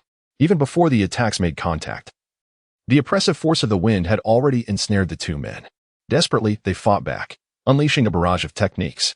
Yet, regardless of their efforts, every assault that reached the shadow was absorbed without a trace. This phenomenon was strikingly reminiscent of the sinister black mist that had enveloped Bai Yan initially. What astonished everyone was that, with each successive attack from Mihawk and Kuma, The terrifying shadow grew increasingly solid. The more tangible it became, the more pressure it exerted upon them. Despite the overwhelming weight, they could not relent, compelled to resist with all their might. Even before the clash of weapons could be heard, they felt an immense pressure coursing through their arms, spreading to their bodies and then to their ankles, causing the ground to crack beneath them. Even the formidable warlords of the sea were pinned to the ground by this mountain-like weight. And yet the shadow's assault had yet to descend upon them. Both men stared in astonishment as the shadow loomed just 10 centimeters above their heads. When the attack ceased, they exhaled in unison, relief washing over them. "Are you satisfied now?" Bai Yan gasped, his first display of power exhausting him more than a duel with blades or guns. The use of his devil fruit abilities drained his stamina rapidly. Had his endurance not been formidable, he might not have lasted this long. For manifesting such a powerful shadow demanded considerable energy. It seemed evident that he must diligently develop the capabilities of this fruit. Absorbing damage appeared to be a formidable skill. Even the world's greatest swordsman's attacks had been effortlessly swallowed. "You indeed possess immense strength. Yet, I can see that your stamina is waning," Hancock remarked as he rose, still seemingly at ease. Had Bai Yan refrained from using his abilities, the two could have battled for 3 days and nights without respite. "Huh? You believe my stamina is low? Are you certain this is my limit? Is it not possible that I merely wish to spare you?" Considering the serious battles that lie ahead, as countless tendrils of black mist dissipated and reabsorbed into Bai Yan's body, his earlier breathlessness vanished in an instant. Hancock, wielding his black blade, Knight, watched Bai Yan intently, astonished to discover that the feeling of weakness had evaporated once the black mist returned to him. It appeared that the manifestation of that black mist required a significant expenditure of energy. Now that the mist had been absorbed back into his body, his stamina had undoubtedly seen a considerable resurgence, though he still possessed the capacity to fight. Was it truly wise to engage Bai Yan in a life-and-death struggle at this moment? Since they had arrived at Marineford, it was only natural to unleash their full potential. After a moment of silence, Hancock sheathed his black blade behind him. Bai Yan sheathed his black blade with a beaming smile as he regarded Hancock, recognizing his understanding of the situation. In this confrontation, Bai Yan held a slight advantage over the 4 warlords of the sea. Perhaps concerned that the impending battle might endanger the families of the Navy personnel, Sangoku had issued a retreat order. On the back streets of Marineford, the families of Navy members were orderly evacuating towards the warships under the Navy's guidance. No one dared to assure that, once the battle ignited, there wouldn't be a massacre of civilians by pirates. The safest course of action was to evacuate these individuals from the area. The 4 warlords of the sea now obediently allowed the Navy to arrange their accommodations, while Hancock followed Bai Yan back to his residence in Marineford. Regardless of her status, Hancock was, after all, Bai Yan's wife, and their cohabitation drew no objections from anyone. At most, there were whispers of envy regarding Bai Yan's fortune. Upon entering, Bai Yan was taken aback to find clear signs of tidying in both the yard and the room. Even his old Navy uniform had been washed and neatly placed in the wardrobe. He did not believe such acts could be attributed to Sangoku and his associates, who would hardly visit his quarters. The only person capable of such care could only be one. Recalling the forlorn figure he had seen upon leaving the training grounds, Bai Yan felt a pang in his heart. Hancock, now deeply curious, surveyed the space, wondering if this was indeed her husband's abode where he had resided for over 4 years. Every corner exuded his essence. Suddenly, amidst his scent, she detected a fragrance that made her heart flutter with jealousy. "Someone has tidied up for me. It's usually a bit disordered," Bai Yan mused as he surveyed the room. Had he not lived here for 4 years, he would scarcely believe it was his own space, as everything, tables, chairs, and bedding, was arranged with immaculate precision. "Husband!" Hancock exclaimed, stepping forward to embrace Bai Yan from behind, her cheek brushing against his back, feeling her arms encircle him. Bai Yan sensed the emotion she conveyed through her grip. "She truly is a wonderful girl," he thought, turning to envelop Hancock in a warm embrace, holding her tightly. Yet her face beamed with joy. "Will there come a day when you no longer want me?" Hancock's voice trembled with insecurity, for she was already 29, 11 years his senior. "Silly girl, do you not realize how much I adore beautiful women? You were the first to capture my heart." Bai Yan chuckled as he settled onto the sofa with Hancock nestled in his arms. "I don't know," she replied, her cheeks flushed, yet her eyes sparkled with curiosity. "That's because you are my chosen wife. No one can surpass you, nor can anyone replace you." Bai Yan gazed at her, his heart lightened by the sight of her dreamy expression, a smile gracing his lips. "Ah, husband, I am so happy." I want to be with you forever, Hancock declared, excitedly wrapping her arms around his neck and straddling him. Yes, forever together, Bai Yan began, but was promptly silenced by Hancock's affectionate kiss. The strength of the Navy headquarters had never been greater. Except for some crucial regions, all officers of brigadier rank and above had gathered at Marineford. Meanwhile, in the New World, the ships tasked with monitoring the four emperors could not locate the white-beard pirates at all, indicating that they were not as composed as anticipated. They were likely heading straight for Marineford. Presently, in the New World, the red-haired pirates and the beast pirates had seemingly clashed. An incident appeared to have occurred between them. But due to the Navy's surveillance ships maintaining a safe distance, the exact nature of the conflict remained unknown. As for Luffy's whereabouts, Bai Yan wished to remain oblivious, hoping that this individual would not indeed arrive at Marineford. Should he come, Bai Yan would face a dilemma, whether to capture him or let him go. Although Old Man Garp was frustrated with Luffy's antics, he was nonetheless pleased to see his grandson growing stronger. If Bai Yan were to apprehend Luffy at the Navy headquarters, Garp would lose 2 grandsons in one fell swoop, an unbearable thought for the old man. Garp was a pitiful figure, laughing heartily in public while secretly nursing a deep sorrow, surrounded by grandchildren who were far away, with Luffy being the only one he could occasionally see. His son, in contrast, was utterly unreachable. Bai Yan gazed at the slumbering Hancock, and his thoughts drifted to Robin. Surely, she would face some hardships in that place. After all, in the biting cold, devoid of food and drink, she would also have to endure beatings. However, the presence of the revolutionaries in that region should offer her some reassurance. As for Big Bear, he was not only tight-lipped but also quite dependable in his actions.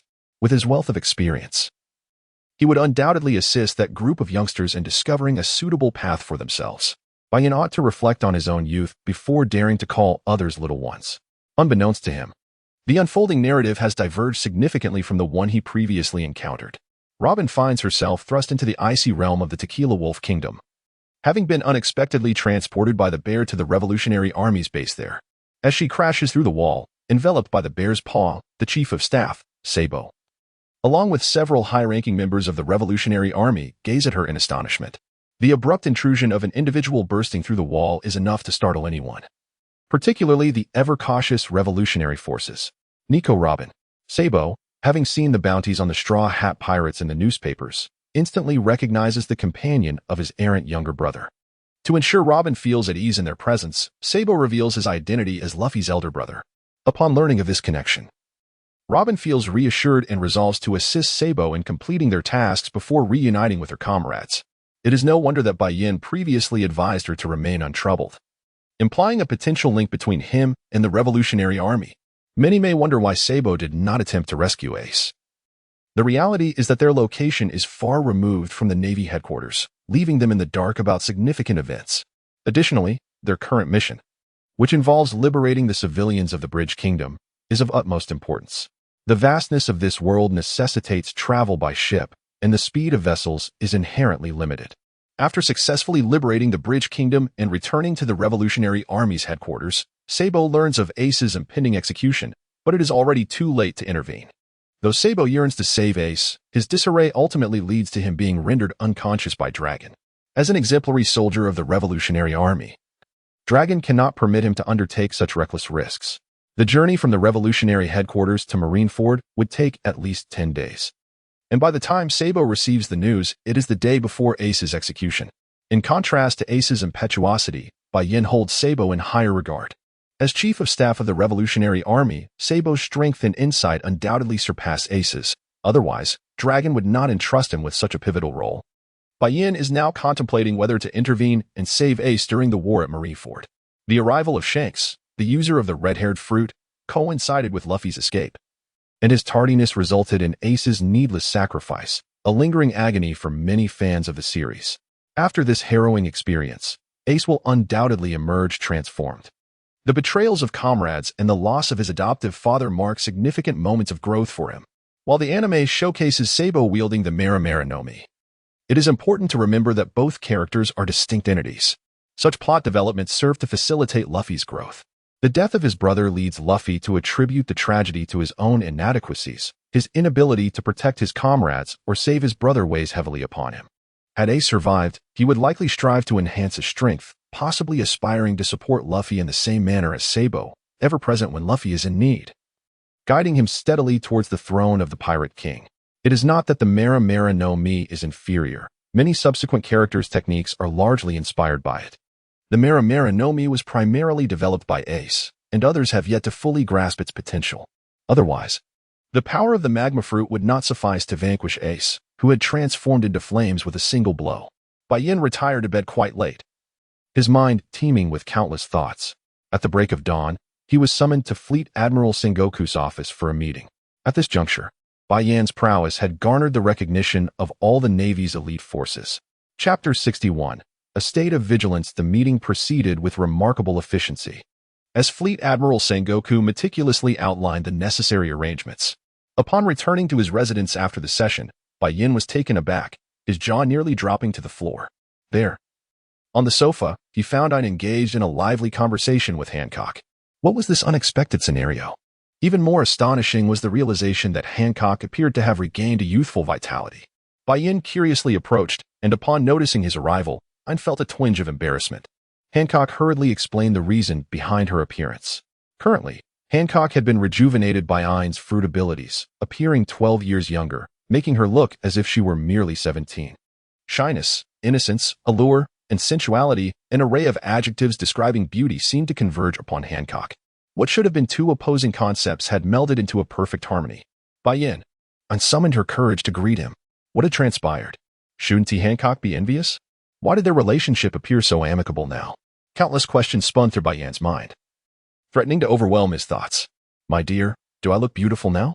Hancock, with a bashful expression, gazed at Bai Yan. After becoming younger, she felt an invigorated sense of confidence. Beautiful? What on earth is happening? Bai Yan pondered, as there seemed to be no grounds for complaint. His wife had indeed regained 12 years of youth. With a shy demeanor, Hancock nestled against Bai Yan's strong physique, gradually recounting the events to him. It turned out that while Bai Yan attended a meeting, Hancock found herself unable to sleep, reflecting on his words. Perhaps it was a moment of impulsiveness. But she sought out Ein, who was training the Marines at the training grounds. Initially, Ein harbored hostility towards Hancock, as she had indirectly taken away her man. Thus, she assumed Hancock was there to confront her, especially since she had entered Bai Yan's home without his consent, albeit with good intentions. However, the mature, alluring, and beautiful woman surprised Ein by stating that to aid her man in achieving his dreams sooner, she had resolved to personally intervene and earnestly invited Ein to become Bai Yan's partner. Upon hearing this, Ein was taken aback. What an act of selfless love. With a tentative willingness to explore this new dynamic, Ein could not suppress her inner impulse and acquiesced to Hancock's request. Thus, Hancock brought Ein back to Bai Yan's home. After exchanging introductions and getting to know each other, they unexpectedly became close friends. Furthermore, upon learning of Ein's abilities, Hancock conceived a bold idea. She implored Ein to help her regain a touch of youth. Ein, impressed by Hancock's generosity, felt no need to refuse. As long as Ein maintained her powers, Hancock would forever remain in her 17-year-old form. Bai Yan nearly dropped to his lap, as he had initially thought that a collision akin to Mars crashing into Earth was inevitable. To his astonishment, it turned out to be perfectly averted. Nevertheless, the harmonious rapport between the two left Bai Yan with little to say. Hancock's heart is, indeed, vast, not only expansive but also remarkably tender. Most importantly, at this moment, it possesses an even greater elasticity. Bai Yan even felt that choosing Hancock as his principal wife was his most astute decision. Undoubtedly, Ein's abilities held significant weight in Hancock's heart. Initially, there may have been some reluctance, but upon discovering Ein's prowess, any hesitation dissipated, and everything seemed to fall into place effortlessly. Gazing at the petite Hancock nestled in his embrace, even in broad daylight, he was overcome by a wicked thought. In contrast, Ein, with a flushed face, watched as Bai Yan boldly kissed Hancock right in front of him. Bai Yan naturally would not show favoritism. He directly seized Ein, who was attempting to escape, pulling him back with ease. For Bai Yan, this was truly exhilarating. The defensive formation of Marineford had been established after several rounds of deliberation, with everyone fulfilling their designated roles. 50 naval ships surrounded the crescent-shaped Marine headquarters at Marineford, with various cannons and mortars readied at the harbor. As for the first line of defense, it was entrusted to the 7 warlords of the sea, who were also pirates. In Sengoku's words, he intended for them to engage in a dog-eat-dog scenario. However, Bai Yan boldly retorted against him. What did he mean by a dog-eat-dog situation? Hancock was his wife, and he was determined to remain at the front line to keep an eye on the 7 warlords, which implied that he too would be likened to a dog. Though Sengoku was his elder, Bai Yan deemed him nothing more than an old dog. Bai Yan's words twisted Sengoku's nose in irritation, yet he found himself at a loss for rebuttal. This amusing exchange elicited continuous laughter from Carp and Admiral Tsuru, for there was nothing more entertaining for them than witnessing the banter between the old and the young. Ultimately, the Grand Admiral Sengoku could only helplessly rephrase his statement, declaring it to be internal strife. The second line of defense consisted of 100,000 elite naval warriors, led by various rear admirals, commodores, and vice admirals. Dozens of naval vice admirals would be strategically dispersed among these 100,000 sailors, each commanding their own teams while remaining ready to provide mutual support at a moment's notice. The third line of defense comprised the highest combat strength of the Navy, the 3 admirals. Their prowess was comparable to that of hundreds of thousands of elite sailors. As for Carp, Zephyr, Tsuru, and Sengoku, they represented the Navy's ultimate bastion. Originally, Zephyr had no involvement in this matter. In the anime, he was not present in Marineford at this time. However, Bai Yan's unexpected appearance had compelled the old man to remain. Now, he was brought in to counter the Whitebeard pirates. Although Zephyr's combat strength did not match Carp's, he was still a formidable elite vice admiral. Nevertheless, Bai Yan repeatedly assured Zephyr that his role in this battle was merely to observe from the sidelines. There was no need for him to engage directly. Zephyr nodded in agreement, as he had effectively staked the future of the entire Navy upon Bai Yan's capabilities. Everything was now in place. Awaiting the arrival of Ace from Impelled Down to Marineford, Bai Yan gazed at Hancock and Enies on the bed. After 2 days, he felt a twinge of discomfort in his lower back. He never anticipated that, prior to the Summit War, he would accomplish a small step in his life. After exchanging a few words with the two, he stepped out, for he could not remain cooped up at home. The Navy was in dire need of him.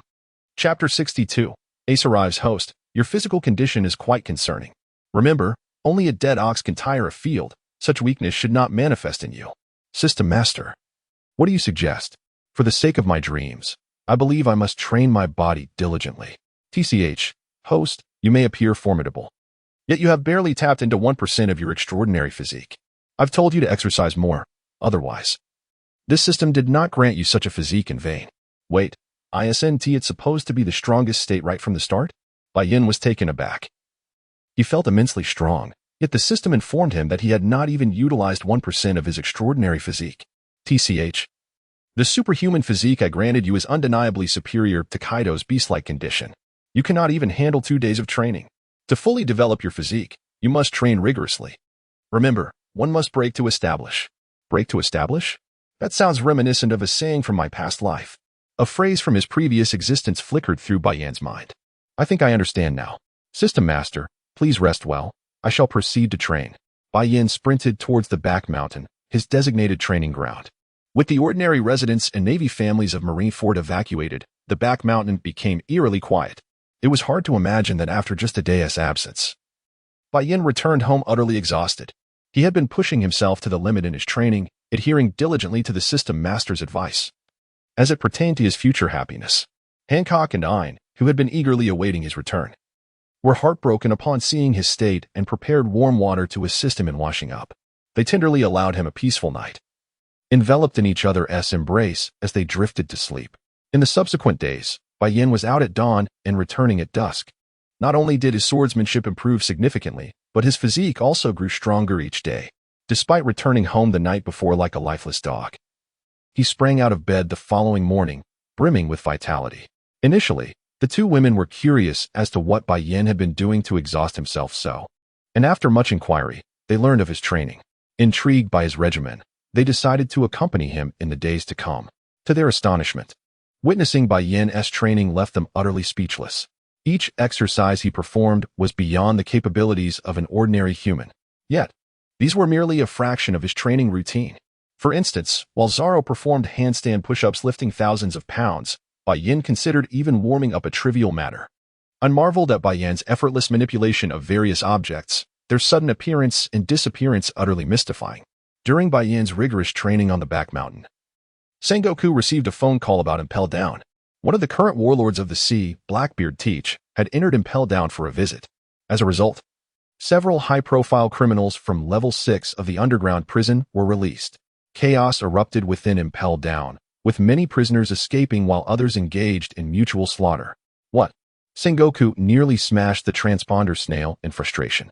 He had already informed Impel Down not to allow Blackbeard's entry. Where had it all gone wrong? At the same time, he regretted not taking Bai Yan's warnings more seriously. Impel Down. Ha ha ha. Thank you, Shiryu. Without you, I would have likely succumbed to Magellan's poison. Blackbeard chuckled gleefully at the man in the Navy uniform before him. From this moment, the notorious warden of the deep-sea prison Impel Down could very well become his ally. Especially since this individual had injured the warden of Impel Down himself. I must also thank you for rescuing me. Had it not been for you, I might have spent my entire life here. Shiryu, cigar in mouth, replied graciously, acknowledging that without Blackbeard, he would still be imprisoned on level 6. Ha ha ha. Do you wish to join my crew? Blackbeard Teach asked, wringing out his red scarf and draping it over his shoulder, his gaze intense upon Shiryu. Well then.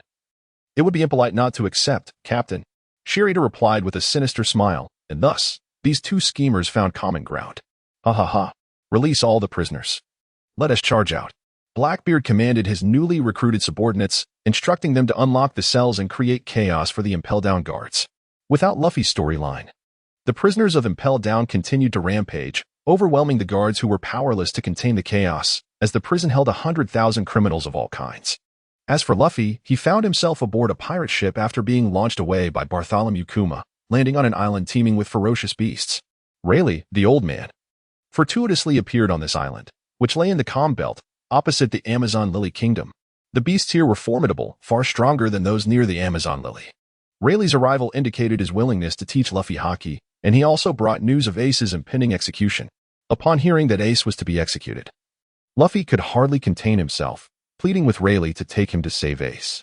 Rayleigh, unaware that Ace was Roger's son, remained indifferent to the situation. After exchanging a few moves with Admiral Kazuru, he felt slightly winded, let alone facing the full might of the Navy. It had indeed been a long time since he had fought. Aged and reluctant to engage in such matters, he instead instructed Jinbe to find a pirate ship, allowing Luffy to board it and head to Marineford. The ship Luffy boarded bore the flag of the Whitebeard Pirates. The crew aboard was part of the Whitebeard Pirates' peripheral fleet, heading to the Navy headquarters to rescue Ace. Despite Bai Yan's involvement, fate had it that Luffy set off once again towards the Navy headquarters. Ace was delivered to Marineford by the ships of Impel Down, personally greeted at the dock by Old Man Garp. Upon seeing Garp, Ace broke down in tears. Though they shared no blood relation, Garp had arranged for his care until he turned 18. This kindness was perhaps more valuable than that of a biological grandfather. Grandpa! Ace cried, and Garp, looking at Ace, felt a deep sorrow welling within him. Chapter 63. The day of execution arrives. Garp looked at Ace and was reminded of Roger. He had been there to see Roger off in his final moments, never imagining that 20 years later, it would be Ace's turn. Damn it. Why didn't you listen to me? Kapu clenched his fists, yet he could not bring himself to strike Ace, opting instead to smash his hand against the wall, sending shards of stone flying. Grandfather, I am so sorry.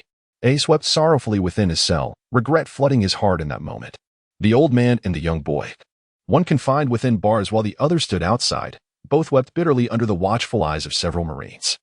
Ace's arrival intensified the already palpable sense of crisis at the Navy headquarters, where anxiety permeated the air, and every rustling leaf felt like a harbinger of danger. The Marines busily polished their weapons, meticulously cleaning their gun barrels, for in critical moments, these preparations could mean the difference between victory and defeat. Today, Bai Yan was unusually free from training, having been summoned to the office by Sengoku. Upon learning that Blackbeard had escaped from Impel Down along with thousands of criminals, Bai Yan inwardly cursed these unreliable scoundrels. Was this truly the world's strongest prison, where no one could escape? It was nothing short of a farce. Amir Blackbeard had turned Impel Down upside down. Currently, he was only a warlord, not yet one of the 4 emperors. If he were to ascend to the ranks of the 4 emperors in 2 years, wouldn't he directly assault Navy headquarters? He will definitely come to Marineford. Bai Yan asserted resolutely, his gaze fixed on Sengoku. Impossible. He has already amassed a formidable crew. Why would he come to Marineford? Sengoku questioned, puzzled by Bai Yan's assertion. Was Blackbeard truly mad? Having just plundered Impel Down, would he come to the Navy headquarters merely to flaunt his prowess? We shall see. It is merely instinct. Bai Yan thought, unwilling to divulge his knowledge of Blackbeard's intentions. Master of the system, is my devil fruit ability not as potent as the dark fruit? Bai Yan inquired. Host, I assure you, Your fruit is exceptionally powerful. If it can absorb others' attacks to restore itself, is it not possible that I could directly devour others' abilities? Bai Yan pressed on. Well, host, everything requires your own exploration. So, it's possible then? Bai Yan mused, to which the system responded with a somewhat exasperated tone. You, host, never conduct your own research and constantly bombard me with questions. Your ability cannot completely consume others' devil fruit powers, but you can extract portions of their abilities. The system, despite its annoyance with Bai Yan's incessant inquiries, proved reliable when it mattered most. At least this statement illuminated a crucial truth for Bai Yan. The living could not acquire the abilities of others, but the deceased could. As the king of the underworld, it seemed reasonable that he might glean a few techniques from the souls of the departed. Master of the system, I am enlightened. Bai Yan's eyes sparkled with newfound hope, now more eager than ever to develop his fruit's potential. As the strongest of the Zoan-type fruits, it was indeed extraordinary. Or perhaps each of the strongest fruits across all categories was remarkably unique. To be regarded as the strongest among so many abilities clearly indicated its singular nature. It was certainly no ordinary devil fruit. Whitebeard, since you are already deceased, why not allow me to make use of you? As Bai Yan gazed at the brightly lit bay, a smile crept upon his lips. Blackbeard, will you be utterly astonished? Tomorrow marks the day of Ace's execution, and the Navy headquarters will broadcast it live to the entire world. This evening, Bai Yan has traversed the night with unbridled vigor. He battled Hancock and Enies, leaving them disarmed and vulnerable. The training of these past days has not been in vain. Bai Yan's physical prowess has increased several-fold since his early days at Marineford. Embracing the two charming ladies in restful slumber, Bai Yan contemplated his role in this impending conflict. As dawn broke, all the naval forces had feasted and taken their positions. Standing at the ready, everything was set for the impending confrontation. Bai Yan, under the attentive service of Hancock and Enies, indulged in an abundance of sustenance to ensure his formidable combat prowess. After all, one must consume copiously to maintain vitality. Mihawk, Doflamingo, Bartholomew Kuma, and Gecko Moria stood at the edge of the harbor, their esteemed status causing the Navy to maintain a respectful distance. Amidst them, Bai Yan reclined on a chaise lounge, with Hancock, dressed in denim attire, seated closely beside him. Meanwhile, Salome, inseparable from Hancock, had gracefully coiled herself to serve as her chair, providing an undeniable comfort. Doflamingo cast a sidelong glance at Bai Yan, contemplating that given the opportunity, this individual would undoubtedly seize the chance to eliminate a formidable Navy rising star. Alas, they were at the Navy headquarters, Marineford, not his domain of Dressrosa. Moreover, Bai Yan's current might was a palpable reality, and Doflamingo was acutely aware that he was not yet a match for him. This thought remained concealed within, as he pondered that perhaps there would be an opportunity in the future to test his mettle. The clanking of chains resonated from behind the execution platform, as two soldiers escorted Ace to the designated site. All eyes of the Navy turned towards him. There stood the captain of the Whitebeard Pirates' 2nd Division, Port Gas d'Ace. Admiral Sengoku had already taken his position, coldly observing the somewhat disheartened Ace from behind his glasses. Once Ace was secured on the execution platform, 3 towering figures approached from the side and seated themselves on the 3 chairs of the 3rd line of defense. These figures represented the pinnacle of the Navy's might, the 3 admirals. Whether soldier or high-ranking officer, all gazed upon these 3, akin to the allure of a traffic light. Bai Yan chuckled softly, observing the 3 individuals before him, each displaying an air of arrogance, their legs crossed in a nonchalant manner. Brother Ming, I have heard whispers of a woman among your crew named Baby 5. With a sense of idleness, Bai Yan inquired of Don Quixote Doflamingo. Indeed, such a person exists. Doflamingo shot a sidelong glance at Bai Yan, perplexed as to how this fellow had knowledge of his subordinate. I desire her. Perhaps you might consider parting with her? Bai Yan's candidness was striking, causing the veins on Doflamingo's forehead to bulge, resembling writhing earthworms. She is my family. Doflamingo's gaze, obscured behind his glasses, turned hostile. Ha. Is that so? I understand. I shall personally visit Dressrosa when I have the chance, and we can discuss this in detail. Unfazed by Doflamingo's hostility, Bai Yan concluded the conversation as Sengoku prepared to speak. Chapter 64. The gathering storm. Sengoku glanced at the time, and then at the Navy soldiers responsible for the live broadcast, nodding slightly. Holding the transponder snail, he suddenly inquired, Ace, please reveal your father's name. Ace looked at Sengoku, bewildered, before responding, My father is Whitebeard. Upon hearing Ace's answer, Sengoku's dissatisfaction was palpable. Veins erupted on his forehead as he shouted, Incorrect. Your mother is Port Asti, Rouge. a year and 3 months after your father's death. The child born of the world's most notorious lineage came into existence. Ace clenched his jaw tightly at Sengoku's words. All the Navy personnel looked at Sengoku with confusion, unsure of what he meant.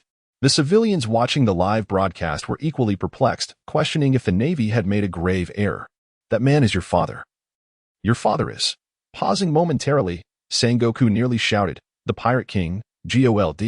Roger. In an instant, the soldiers at Navy headquarters were left astounded, while the journalists outside were too agitated to utter a word. What? This is monumental news. Ace is indeed his son. Countless rumors began to spread across the globe. The Navy headquarters was enveloped in silence, for it was unimaginable that the 2nd Division commander of the Whitebeard Pirates was the son of Gold. Roger, his adversary. How intriguing. Doflamingo, watching Ace on the execution platform, laughed joyously, having completely forgotten the earlier displeasure brought by Bai Yan. His own son has survived? Truly a miracle. Anyone associated with Roger should have been executed. Moria also regarded Ace, understanding that all pirates aspire to become like the Pirate King, yet as pirates, they did not wish to possess such a formidable rival. The Navy personnel buzzed with chatter, the situation exceeding everyone's expectations.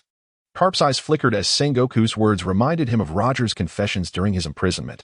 He recalled the first and last time he saw Ace, when he was merely an infant in need of care. Stroking his head, Carp felt as though he had failed to care for these 2 young souls. Ace was one, and his own wayward grandson seemed to follow suit. Vice Admiral Tsuru observed Carp's pained expression with concern, gently patting his back. Sengoku continued his address, explaining Ace's lineage and detailing his journey at sea, how the Navy discovered him, particularly emphasizing Ace's time aboard Whitebeard's ship, where he was groomed as the next Pirate King. Nay, it was my desire for my father to become the Pirate King that led me to that ship. Ace vehemently disagreed with Sengoku's assessment. That is merely your interpretation. We cannot act against you because you are shielded by Whitebeard. If left unchecked, you may one day exhibit the potential to stand at the pinnacle of piracy. Therefore, executing you today holds great significance, even at the cost of a full-scale war with Whitebeard. Sengoku nearly shouted this statement, expending all his energy. After all, the one facing execution was none other than the son of the Pirate King, Roger. The soldiers and commanders cheered, as if their presence here meant to fulfill this very purpose. Following the raucous cheers, an eerie silence enveloped the scene. The closer the moment of Ace's execution drew, the greater the likelihood of Whitebeard's appearance. Indeed, he was the strongest man in the world, and his name alone could quell the cries of even the youngest children in the New World. Such tranquility. Hancock gazed at Bai Yan, regarding him as the epitome of perfection, while dismissing all others as nothing more than a rabble of odious men, unworthy of her attention. Ah, the calm before the storm. Bai Yan smiled, reflecting on how many times he had witnessed this impending conflict in the animated series. Bai Yan's words prompted Mihawk to steal a glance at him.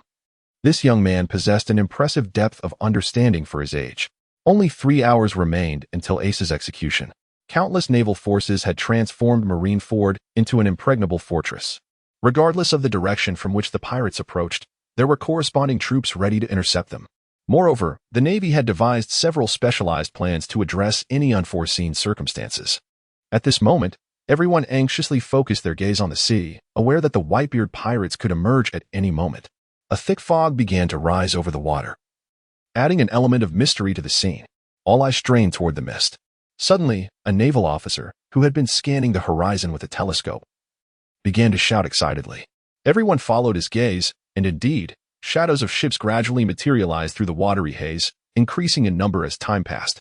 As these phantoms drew closer, clarity emerged. The onlookers recognized that these vessels belonged to various crews under the Whitebeard pirates. Upon closer inspection, there were dozens of ships, each proudly displaying the emblem of the Whitebeard pirates upon their flags, confirming their allegiance to this formidable alliance. Bai Yan straightened his posture, fully aware that the next to emerge should be the Moby Dick, helmed by the legendary Whitebeard. As a time traveler and a devoted fan of pirate anime, he felt a profound admiration for the grand entrance of Whitebeard. Prior to knowing the outcome, Bai Yan had contemplated numerous possibilities, yet he never anticipated that the ship would rise directly from the depths of the sea. During the naval conference, the admirals were equally taken aback by Whitebeard's unconventional approach, and Bai Yan refrained from offering any warning. After all, such knowledge was reserved for those privy to the conclusion. While everyone anxiously gazed at the distant pirate fleet, Bai Yan's gaze remained fixated on the naval inner bay. In the crescent-shaped bay, bubbles rose incessantly, giving the illusion that the water was boiling. What was happening? Some Navy personnel stared in astonishment at the bubbling water, when suddenly, a colossal ship resembling a whale leaped from the depths, heading towards the right bay. Following the first vessel, a second whale-like ship emerged, veering towards the left bay. It was not until a third ship burst forth from the water, targeting the naval warships outside the curve, that everyone realized these were the Moby Dicks of the Whitebeard pirate crew. A fourth whale ship surged from the sea, directed towards the naval inner bay and the execution platform. All the Navy personnel, including Sengoku, gazed in disbelief at the four massive Moby Dicks. Initially, Bai Yan had thought it quite simple. He had long assumed there was only one Moby Dick. While watching the anime, he had often wondered why there were four identical whale ships. Now, immersed in the pirate world, Bai Yan comprehended that the so-called Moby Dick actually comprised four grand vessels, each serving as the residence for Whitebeard's sons and the ships of the core crews under his command. This elucidated why Whitebeard was perpetually surrounded by so many sons. The core captains had always lived alongside him, so they had emerged from the depths, cloaked in a membrane. Sengoku's expression shifted continuously, yet he remained upright. Although the situation had exceeded his expectations, it had not reached an unmanageable level. The three admirals, seated with their legs crossed, wore grave expressions as they observed the Moby Dick. As the membrane shattered, everyone beheld the figures standing aboard the ships. These were the captains of the Whitebeard pirate crew, led by Marco. Ace, kneeling on the execution platform, stared in astonishment at the members of the Whitebeard crew, rendered speechless by anxiety. It was all because of him that the Whitebeard pirate crew now faced the Navy head-on. From the moment they appeared, a confrontation had become inevitable. After all, the Navy would never allow the Whitebeard pirate crew to arrive at their headquarters unscathed and leave in peace. The metallic clangs reverberated through the air, causing everyone to hold their breath and turn their gaze towards the inner bay. Some were so overwhelmed by the oppressive atmosphere that they nervously swallowed hard. Silence enveloped the scene as 100,000 elite Navy personnel fixated their attention on the source of the sound, the Moby Dick. A towering figure wielding a massive sword gradually ascended from the ship's hold, his imposing silhouette emerging before the eyes of all. Bai Yan also gazed into the past.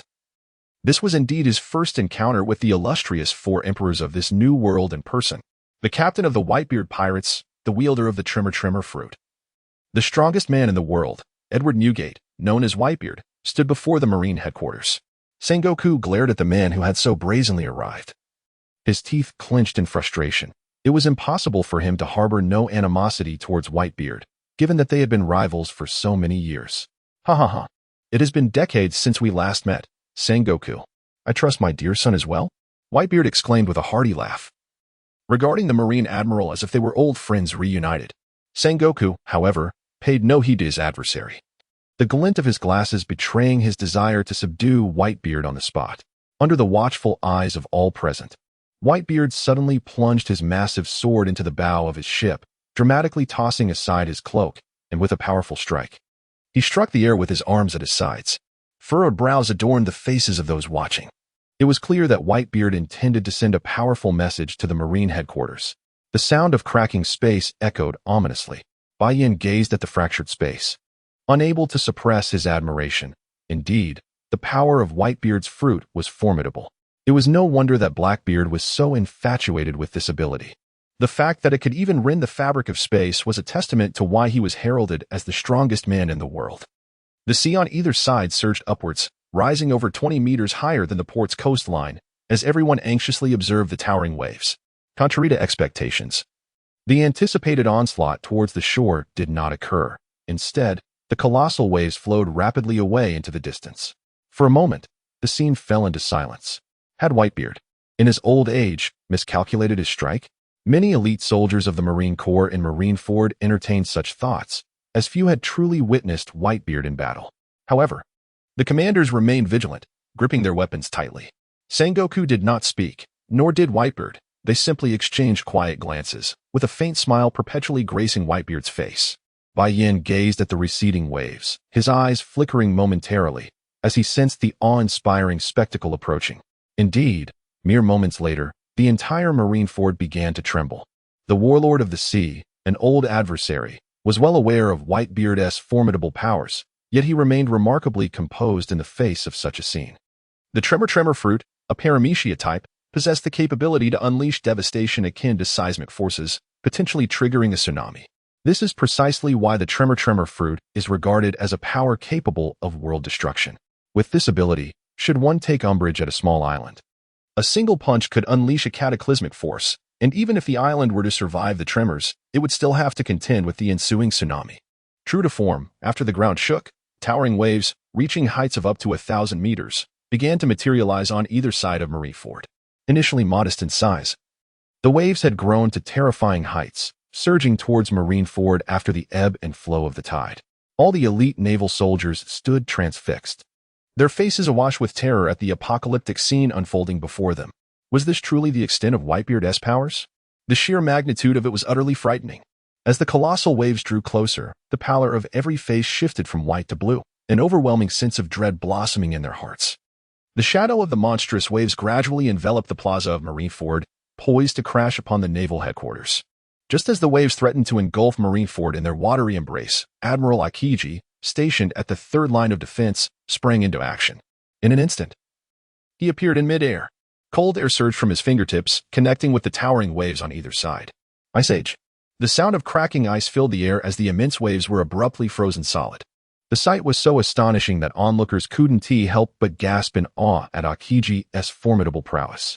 Instead of retreating, Akiji swiftly conjured 2 ice spears at his side and hurled them towards Whitebeard with astonishing speed, jolting the previously panicking elite soldiers back to attention.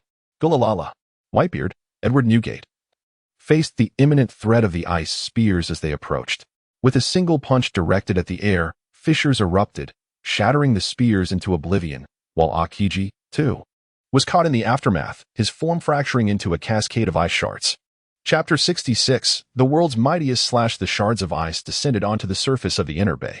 While other devil fruit users might have faced dire consequences, Akiji was no ordinary adversary. As a Logia-type user of the ice fruit, the shards rapidly froze upon contact with the sea. The surface of the water transformed as the ice morphed and coalesced into a humanoid form. Admiral Akiji emerged unscathed upon the icy expanse, exhaling frigid air as he fixated on the distant Moby Dick, or more accurately, on Whitebeard standing atop it. The entirety of the inner bay lay ensnared by Akiji's powers, rendered into a smooth and traversable expanse of ice. The crew aboard the Moby Dick of the Whitebeard pirates gazed upon the frozen cove, realizing that their vessel could proceed no further. However, they could still disembark and charge across the ice. Meanwhile, the Navy, filled with fervor, drew strength from their formidable ranks, which included 3 admirals and the 7 warlords of the sea. This immense power instilled considerable courage in the face of Whitebeard. Suddenly, a voice rang out, and countless cannons began to roar to life, unleashing a relentless barrage of cannonballs upon the Moby Dick. The battle commenced. Unperturbed by the explosions thundering on either side of the ship, Whitebeard did not even blink, embodying the confidence of the world's strongest man. As the Navy initiated their assault, the captains of the Whitebeard pirates raised their voices in rallying cries, leading their subordinates to leap from the ship and charge towards the Navy on the shore. In response, the Navy, witnessing the pirates' descent, also leapt into the cove to confront the members of the Whitebeard pirates.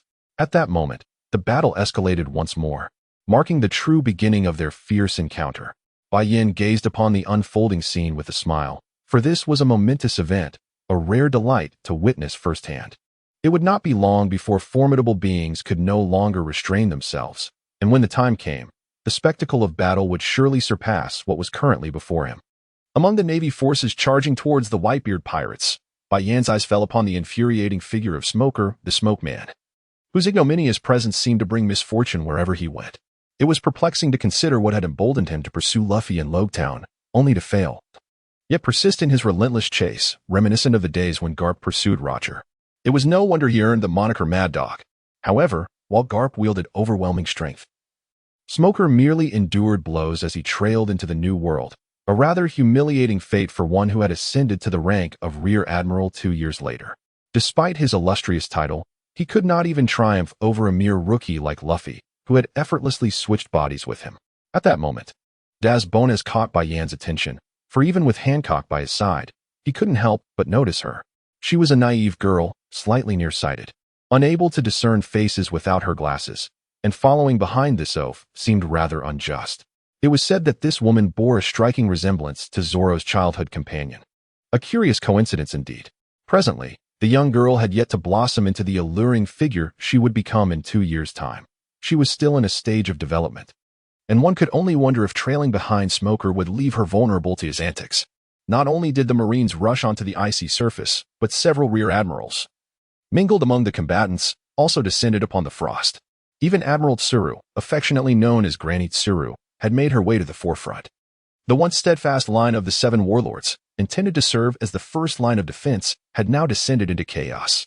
Bai Yan remained indifferent, for his sole responsibility was to guard the 7 warlords, as explicitly instructed by Sengoku. He need not engage in battle, but the 7 warlords must not cause any trouble. Observing the fierce clashes upon the icy surface, the intensity of the skirmishes was palpable. Among the 7 warlords, Dracula Mihawk subtly shifted his position. Not only did Don Quixote Doflamingo glance at Mihawk, but Bai Yan's gaze also fell upon him. Even the 2 generals commanding from a distance cast incredulous looks at Mihawk, who had always been a lone wolf, suggesting that he might actually join the fray. In the realm of pirates, Dracula Mihawk is renowned as the world's greatest swordsman, and his notoriety is compounded by another title, the Marine Hunter. What does it mean to be a Marine Hunter? It signifies a hunter who specializes in exterminating Navy personnel. Can you believe it? This individual perceives himself as a soaring eagle, dedicated to the elimination of the world government's watchdog, the Navy. This is precisely why Sengoku has consistently urged Bai Yan to keep a close watch on Mihawk. The number of Marines who have fallen to his blade is not fewer than those pirates who dared to offend him. Fufufu, so, are you planning to join the fight? Doflamingo inquired, his grin revealing his curiosity about Mihawk's intentions. It was merely a test, to discern the extent of their disparity. Mihawk's piercing gaze was fixated on Whitebeard, standing at the bow of the ship, his expression sharpening with intensity. Hancock also stole a glance at Mihawk, his gaze instilled trepidation in Minnie, though it did not affect her companion. In Hancock's eyes, she had yet to witness Bai Yan fear anyone. Turning her head, she looked at Bai Yan, her face adorned with a blush. Being beside this man was undoubtedly her wisest decision. The resonance of a blade echoed, reverberating through the air, compelling both battling parties to glance towards Mihawk, who stood on the inner bay platform. Was that the legendary Black Blade? Many had never laid eyes on the Black Blade, and even more had never witnessed Mihawk draw his sword. That was the Black Blade, Yoro.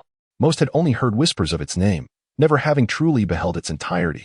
It is one of the 12 supreme grade swords in existence. Little did they know, in Bai Yan's grasp lay another blade of equal caliber to Yoro, the Black Blade. Janpa. Additionally, present at the scene was another supreme grade sword, wielded by Whitebeard, the blade known as Tsong Yunxia. Whitebeard cast a glance at Mihawk, perceiving him as nothing more than a mere child, inconsequential in the grand scheme of things. Mihawk swung his black blade, Yuru, in a wide arc before abruptly raising it high. With considerable force, he brought it crashing down towards Whitebeard. A vivid green slash materialized, carving a deep trench into the icebound sea below, a testament to the formidable power behind the strike. Many of the Navy and pirate forces caught in the path of this attack were sent flying by the sheer force of the shockwave, which was merely a consequence of the slash, not the strike itself. The members of the Whitebeard pirates gazed in astonishment as the deadly slash approached Whitebeard relentlessly. In their hearts, the Navy hoped that this strike could eliminate Whitebeard in one fell swoop. However, they understood that such an outcome was merely a figment of their imagination. Inflicting any damage on Whitebeard would be a commendable feat, let alone the fanciful notion of defeating him in a single blow. Such a prospect was utterly implausible. As the slash neared the Moby Dick, a figure suddenly surged forward, positioning itself in front of the strike.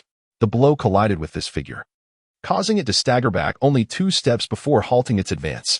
It was blocked. Both the Navy and the pirates stared in awe. To withstand the attack of the world's greatest swordsman was no small feat. With a fierce roar, the green slash was flung skyward. As it spiraled upward, it erupted in a dazzling explosion against the backdrop of the sky. On the icy surface stood a figure, glimmering with brilliance, grinning at Mihawk. It was Marco, the captain of the 3rd Division. Many recognized him. The pirates erupted in cheers, while the Navy furrowed their brows in concern. True to his status as a Paramecia-type diamond fruit user, his body was indeed remarkably resilient. The world's foremost slash had been thwarted.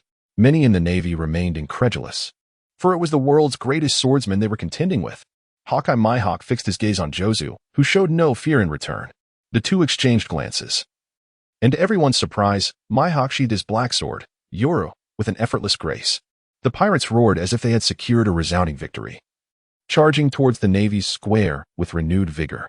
Sengoku observed the pirates charging recklessly toward the Navy's stronghold and felt a wave of foolishness wash over them. He promptly ordered the cannons to target the advancing pirate reinforcements.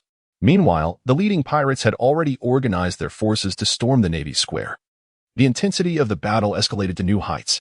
Perhaps sensing the substantial losses among his troops, Admiral Kizaru, sitting atop his platform, began to fidget restlessly. The captains of the Whitebeard pirates were undeniably formidable, each one a veritable monster. To minimize casualties, capturing the thief would surely mean capturing the king first.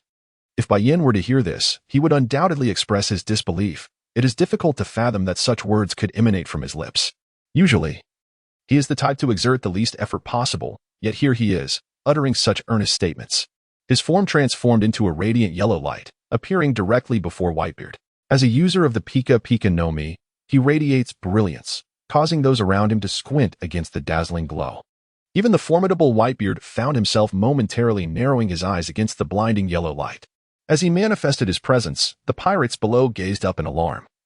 For he was the pinnacle of the Navy's combat strength, a figure whose reputation resonated throughout the seas. The arrival of Kazara sent waves of trepidation among the pirates. They were acutely aware of their own limitations when faced with such overwhelming might. To them, the highest echelons of naval power loomed like insurmountable mountains, an existence beyond their reach. With a swift gesture, Kizaru summoned the power of the Yada no Kagami, launching countless luminous orbs towards Whitebeard. He believed that this barrage of light would surely leave some mark upon the legendary pirate. However, such hopes were misplaced. A figure transformed into a magnificent blue bird, soaring towards Kizaru with fervor. The dense rain of light was intercepted by the flaming blue avian, leaving Whitebeard unscathed. The winds generated by their clash swept through the inner bay. Whitebeard observed the situation with a hearty smile, taking pride in his sons who had grown to become formidable figures, rivaling even the admirals. The fact that an admiral's attack had been thwarted was astonishing. While the Marines were not overly surprised by Mightiest's assault, they did not perceive him to be on par with an admiral. However, witnessing even Admiral Kizaru's attack being deflected left the Marines feeling disheartened. Yet, what followed further astonished and disappointed them. It was Marco, the commander. As the dust settled, the figure enveloped in blue flames emerged, prompting even Kizaru to gaze in astonishment. "How could you disrupt my father the moment you appear?" Marco emerged from the flames, a smug expression adorning his face as he regarded Kizaru. "What a formidable crew, the Whitebeard pirates," Kizaru remarked, feigning fear, though his demeanor betrayed no signs of trepidations, even revealing a hint of mockery in his eyes. Many Marines struggled to believe that Marco, having withstood Kizaru's direct assault without a scratch, was indeed remarkably strong. "Ah, so he is a mythical Zoan type," Kizaru mused, noting the area struck by his light beam slowly regenerating, piquing his interest further. It worked. Marco chuckled, realizing that his abilities had not faltered against the Admiral, which bolstered his confidence even more. "I am the Phoenix, Marco." Those Marines on the icy surface who recognized Marco gasped, for he was the longest-serving captain under Whitebeard and also the crew's doctor. "I've never seen such a bird," Kizaru remarked, while simultaneously gathering energy in his hands, an array of luminous particles coalescing around him. Marco transformed into a magnificent blue bird, soaring into the oncoming light rain. Upon reaching Kizaru, he emerged from the flames, his left foot enveloped in armament haki, aiming a kick towards Kizaru's head. Though Kizaru appeared overly reliant on his abilities in the anime, here, he too manifested armament haki on his arms, albeit not with great strength. As a vice admiral under the esteemed Zefa, he certainly knew how to wield haki. However, he had often underestimated its potency in favor of his fruit abilities.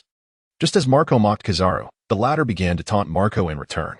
"Oh, that was effective," implying that Marco's strike had little impact. The two exchanged blows evenly matched. "Stop lying," Marco shouted, launching a powerful kick towards Kizaru. Without the armament haki, it would be impossible to send a Logia user flying. This was an aspect overlooked in the anime. Indeed, Marco managed to kick Kizaru away, and although the blow appeared heavy, Kizaru adeptly used haki to mitigate the impact. Yet the force still propelled him backward. Chapter 68. Akainu's probe Kizaru, Borsalino, crashed into the rear of the Marine Square, demolishing several buildings in his wake and triggering a violent explosion. The blinding light forced the Marines in the square to shield their eyes. Could it be that they've actually sent Admiral Kizaru flying? This cannot be real. Many Marines anxiously turned their gazes toward the spot where Kazara had fallen. Admiral Kazara, are you unharmed? As the light dispersed, Kazara reappeared amidst the rubble, seemingly unscathed, even his cloak devoid of dust. It seems we won't be able to penetrate the heart of the enemy so easily, Kazara remarked, gazing up at Marco in the sky with a hint of admiration. Marco, seeing that Kizaru refrained from an immediate counterattack, grinned, knowing that his kick could not inflict significant damage on the Marine headquarters top combatant. After all, he was an admiral. Giants.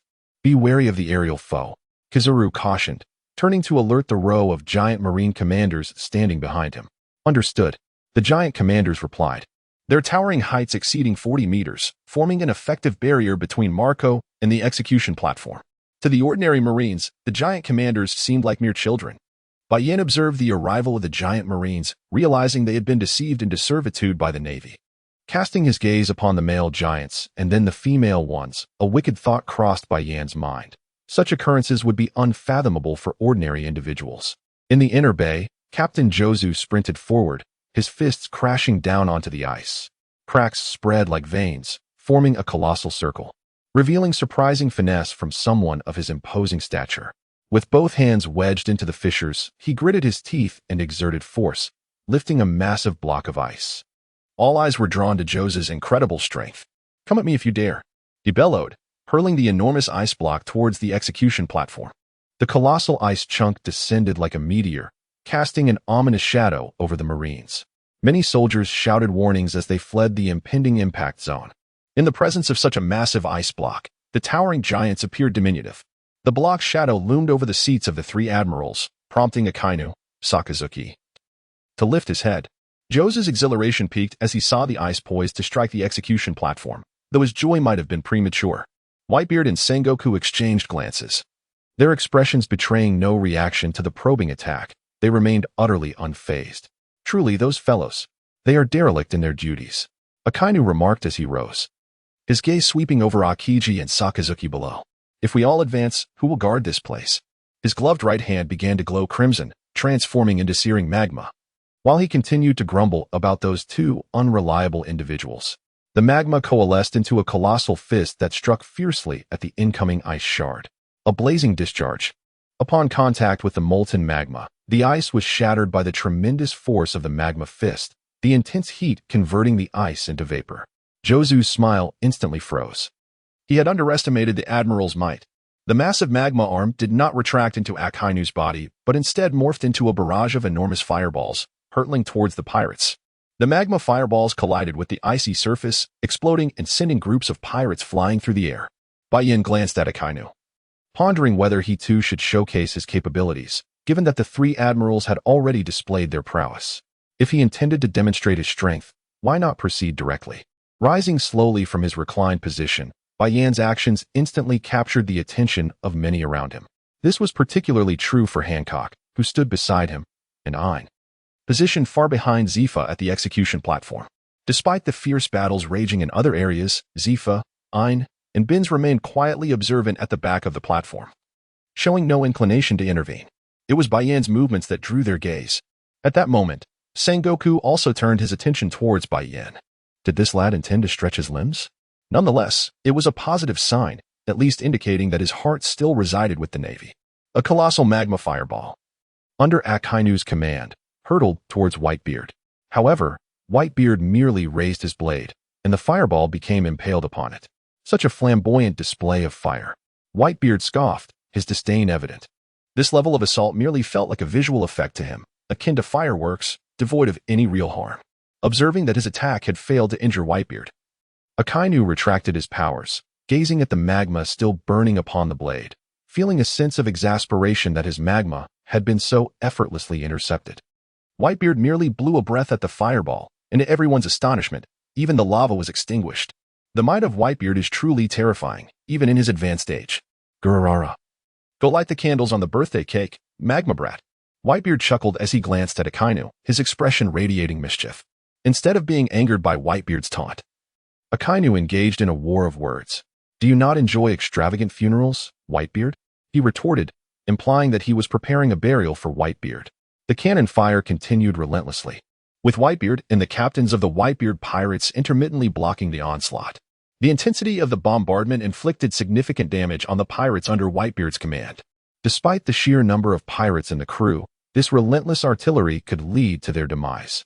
The 7 warlords, who had initially stood on the surrounding walls, suddenly stepped aside, astonishing those who had been focused on them. Who could possibly compel the 7 warlords to yield? Gururara, is that little brat? Whitebeard was the first to spot the emerging figure of Bai Yan at the ship's bow. I have a sword as well. I wonder if anyone can withstand it. Bai Yan smiled as he drew his Zanpakuto, having upgraded his swordsmanship to that of a great swordsman just the day prior. While he could not compare with the top-tier swordsman, his overwhelming spirit was undeniable. Chapter 69. This cut is quite fierce. Who is this little brat? The pirates gazed curiously at Bai Yan. To them, he seemed unfamiliar and exceedingly youthful, appearing harmless apart from his good looks. Just a mere rear admiral, how dare he boast so brazenly? Is he stronger than the world's greatest swordsman, Mihawk? Many Navy personnel dismissed Bai Yan, as they had not witnessed his prowess firsthand. With so many vice-admirals around, and the 3 admirals returning empty-handed after being thwarted by Whitebeard's captains, how could this lad possibly measure up to an admiral? I suspect this kid will embarrass himself. Not only the Navy soldiers were gossiping, even some senior naval officers who had been reassigned were discussing the matter. After all, only the higher-ups at Navy headquarters and the elite soldiers in training were aware of Bai Yan's true strength. During the confrontation with the 7 warlords, the average soldiers were unable to approach, deterred by the overwhelming presence of Conqueror's haki that made even the faint-hearted faint, since they had not witnessed it firsthand. Disbelief in Bai Yan's power was rampant. Following that encounter, the soldiers who had fainted were silenced by Sengoku's orders, as it would be embarrassing for the Navy if word got out that a majority had succumbed during the confrontation with the warlords.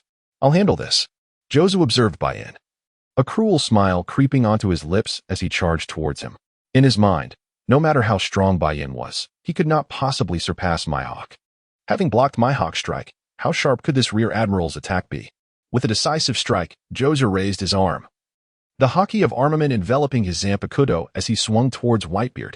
A dark slash cleaved through the ice, leaving a massive gash reminiscent of Mihawk's own attack.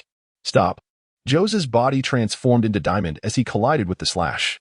Everyone anticipated that Jozu would successfully block the attack. However, contrary to expectations, even Jozu, who had withstood Mihawk's strike, was pushed back relentlessly by this attack. The ice shattered beneath him, but he could not halt the momentum of the slash. Seeing Jozu's contorted expression, Vista, the captain of the 5th Division, rushed forward. With crossed swords, he met the black slash, the clash producing a resonant metallic sound. Let's launch it skyward. Jozu gritted his teeth, his sliding motion slowing as he found the strength to speak. All right, let's push together.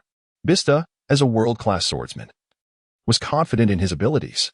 With their swords enveloped in armament haki, sparks flew as they ground against the slash. Yet, no matter how hard they tried, they could not budge the attack. Its force was indeed formidable. The wind generated by the strike stung their faces, akin to countless knives scraping against their skin. At my strength, a figure wielding a meteor hammer rushed in as he saw the two still being pushed back. It was Lackey, the captain of the 7th Division. The pirates cheered, as Captain Lackey was renowned for his immense power, even surpassing Jozu in strength. Swinging the massive meteor hammer, enveloped in armament haki, he struck down upon the slash, diverting it slightly, albeit only a little. Yet, this slight deviation was enough to spare the Moby Dick from harm. Quick, move aside. Jozu and his companions, having exerted all their might, could not halt the slash, and they quickly shouted in unison, skillfully coordinating their movements. They sidestepped just in time. Vista and Lackey gazing in astonishment at the passing attack. The deflected slash sliced through the Moby Dick, cleaving off the entire bow of the massive ship. As it departed, the slash parted the sea, leaving a trail of destruction in its wake. Gururara, what a remarkable little brat. Whitebeard's eyes gleamed at the parted waters, turning to Bai Yan. How is it that this kid seems even stronger than an admiral? This puzzled Whitebeard, as Bai Yan was merely a rear admiral. My husband is incredible. Hancock leaped onto Bai Yan, exclaiming joyfully, see, this is my husband, even mightier than the world's greatest swordsman. Mihawk observed Bai Yan slash, his brow furrowing as if he grasped something profound, deep in thought.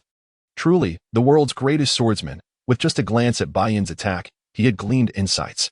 This strike could be termed Bai Yan's unique creation, blending the terrifying power of armament haki with exceptional sharpness and considerable after effect.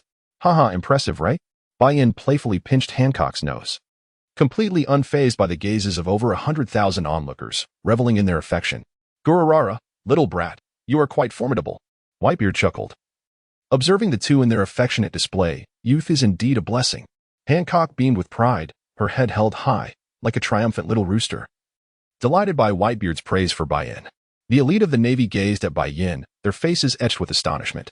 Just moments ago, Bai Yan's strike had rendered 3 captains of the Whitebeard pirates incapable of countering. Could such a formidable slash truly be wielded by a mere rear admiral? Was Rear Admiral Bai Yan genuinely this powerful? Had the 3 captains not redirected the trajectory of that strike, it would undoubtedly have cleaved Whitebeard from the Moby Dick.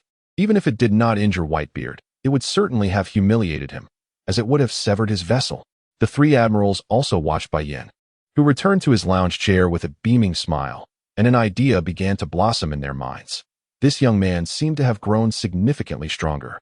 The caliber of his slash was a magnitude beyond what he had demonstrated during his previous encounter with the 7 warlords. Chapter 70. Luffy has arrived. Standing atop a vantage point, Sengoku observed clearly that Bai Yan had not exerted his full strength with that strike. Yet, the rapid progress of this young man filled him with a sense of embarrassment. Could it be that this lad had truly acquired strength surpassing that of an admiral? Zefa, positioned beneath the execution platform alongside Carp, watched Bai Yan's figure and envisioned a promising future for the Navy. With proper cultivation, the Navy's elite would surely produce more warriors like Bai Yan. That was his true purpose. Ho ho ho, it appears he has indeed grown considerably stronger, Doflamingo mused. Casting a glance at Bai Yan, how had this young man achieved such growth? The power of his current slash was exponentially greater than during their previous competition. No wonder they were sent to keep an eye on us. Moriya also regarded Bai Yan with trepidation, realizing that had he unleashed such a strike on the day of their duel, it would have likely spelled his doom. In hindsight, merely being bloodied on that day was already a fortunate outcome. Behind the ship of the Whitebeard pirates, a towering figure was steadily approaching. What a colossal being! A giant of such immense stature. The Navy personnel marveled at the giant, whose height exceeded 100 meters, with the seawater barely reaching his waist. Ace. The giant bellowed as he traversed the pirate ship, moving toward the inner bay. Oh, Z, do not come closer. You will become a living target. Ace cried out from the execution platform, his voice laced with anguish. He knelt there, acutely aware of the Navy's formidable strength, particularly that of Rear Admiral Bai Yan, who was truly terrifying. Ace, I have come to rescue you. Bai Yan, upon hearing that voice, abruptly sat up from his recliner, for it was he. Astonished, he gazed at the figure perched upon the broad shoulders of the towering Oars, a fellow adorned with a straw hat. My dear, what troubles you? Hancock inquired, noticing the disbelief etched on Bai Yan's face. Luffy. Ace's eyes widened as he beheld that silhouette, his pupils contracting in surprise. How had this foolish lad also arrived? Luffy, Garp, already steeped in sorrow, found himself further flustered at the arrival of his own grandson. Luffy, Moria, recognizing the young man, recalled how he had once been defeated by him. It was unexpected that Luffy had now allied himself with Whitebeard. Ha ha ha, I heard he is Ace's brother, so I brought him along, Whitebeard remarked, directing his gaze towards Ace. Interesting, this straw hat wearer is the Luffy I mentioned to you. He is indeed the beloved grandson of old Garp. You all should be cautious. Do not provoke Garp's wrath. The first part of his statement was aimed at Hancock, while the latter half was directed towards the observing warlords, the intent clear in his tone. You may eliminate members of the Whitebeard pirates, but should you dare to harm this one, prepare to face the fury of old Garp. Garp's grandson, you say? Mihawk scrutinized Luffy, recalling their brief encounter in the East Blue, where he had noted a skilled swordsman by his side. Grandfather is a marine, while the grandson is a pirate with a bounty of 300 million. How amusing. Doflamingo chuckled as he regarded Oars. If Luffy was off limits, then surely this giant posed no threat. Moria, initially intent on delivering a harsh retort, fell silent, for Luffy was indeed Garp's grandson, despite Garp's rank as a vice admiral. It was rumored that his strength surpassed even that of an admiral. Unable to handle one grandson, how could he manage another? It would be prudent to feign ignorance of Luffy's presence. As for Bartholomew Kuma, his thoughts remained a mystery. He had been the one to send Luffy flying. Yet here he was in such a perilous situation. Among them, his feelings were the most intricate. As a member of the Revolutionary Army, witnessing his young master embroiled in such a fearsome conflict, he could not act too overtly in his assistance. After all, the boy's grandfather stood just behind him. It would be wise to observe how Vice Admiral Garp would respond to his grandson's predicament. Garp. Sengoku felt a headache approaching. Ace had been captured. And while Garp might cope with that sorrow, Luffy was a different matter entirely. If any mishap occurred on the battlefield, who could predict Garp's reaction? When enraged, Garp might even surpass the might of an admiral. The narrative had diverged from the anime Bai Yan had previously watched. Since Luffy's appearance, the course had shifted dramatically. Giants, halt, Oars, advance. A command rang out as 6 towering giants brandished their weapons, charging towards the diminutive Oars. Young ones, clear a path for Oars. Whitebeard commanded. And the pirates surged forward with fervor, demonstrating their unwavering resolve. Fire. Target Oars. Countless cannons reoriented, relentlessly bombarding the colossal figure of Oars. Yet Oars, with his toughened skin, remained unfazed, advancing forward and seizing a naval vessel, hurling it towards the inner bay. Oars, throw me, Luffy shouted, unable to contain his impatience, calling out to Oars. All right. Oars replied in his deep voice, opening his hand as Luffy stood atop his immense palm. Ace, I will save you, Luffy bellowed, as Oars hurled him toward the execution platform. Akiji furrowed his brow, weighing whether to intervene. Kazara watched Luffy soar through the air, then glanced at the magma-spewing Akainu, promptly teleporting to intercept Luffy's trajectory. Duck. Luffy, displaying remarkable courage, warned the Admiral, seemingly oblivious to the fact that Kizaru was there to prevent him from meeting his demise. Return. Kizaru spoke coolly, delivering a swift kick that sent Luffy hurtling back into the inner bay. Bai Yan cast a glance at Huang Yuan, who was indeed eager to save his master. Noticing that Akainu was poised to attack, he surprisingly took the initiative, which was entirely incongruous with his character.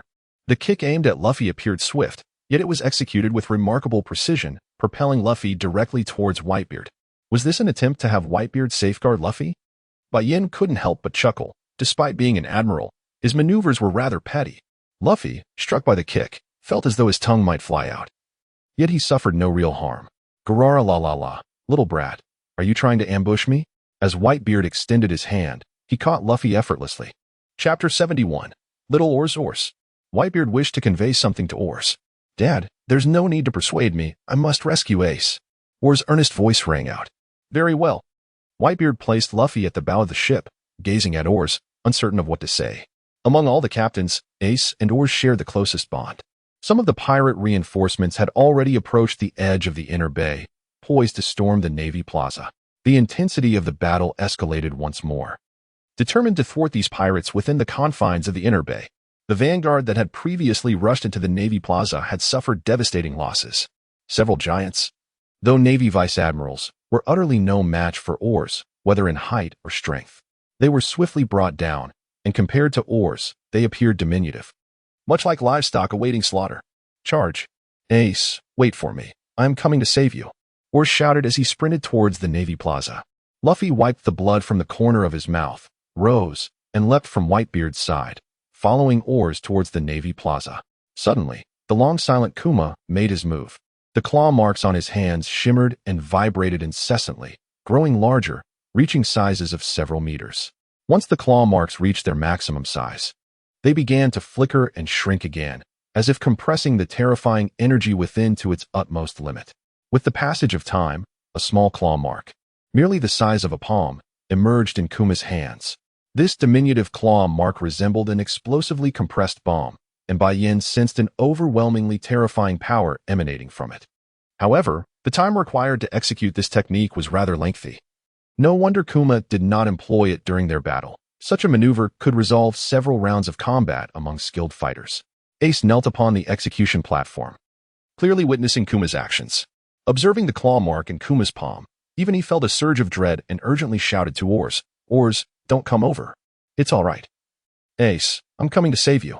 The more Ace shouted, the less Oars took heed, believing it to be Ace's concern for him. However, just as he finished speaking, a small claw mark shot forth from Kuma's hand, hurtling towards Oars. Oars glanced at the tiny claw mark. For his massive frame, it seemed minuscule, smaller than a cannonball. He felt entirely capable of withstanding such a trivial thing, having endured countless cannon fire without a scratch. This tiny mark underestimated his strength. Kuma's paw shock. Kuma's voice resonated.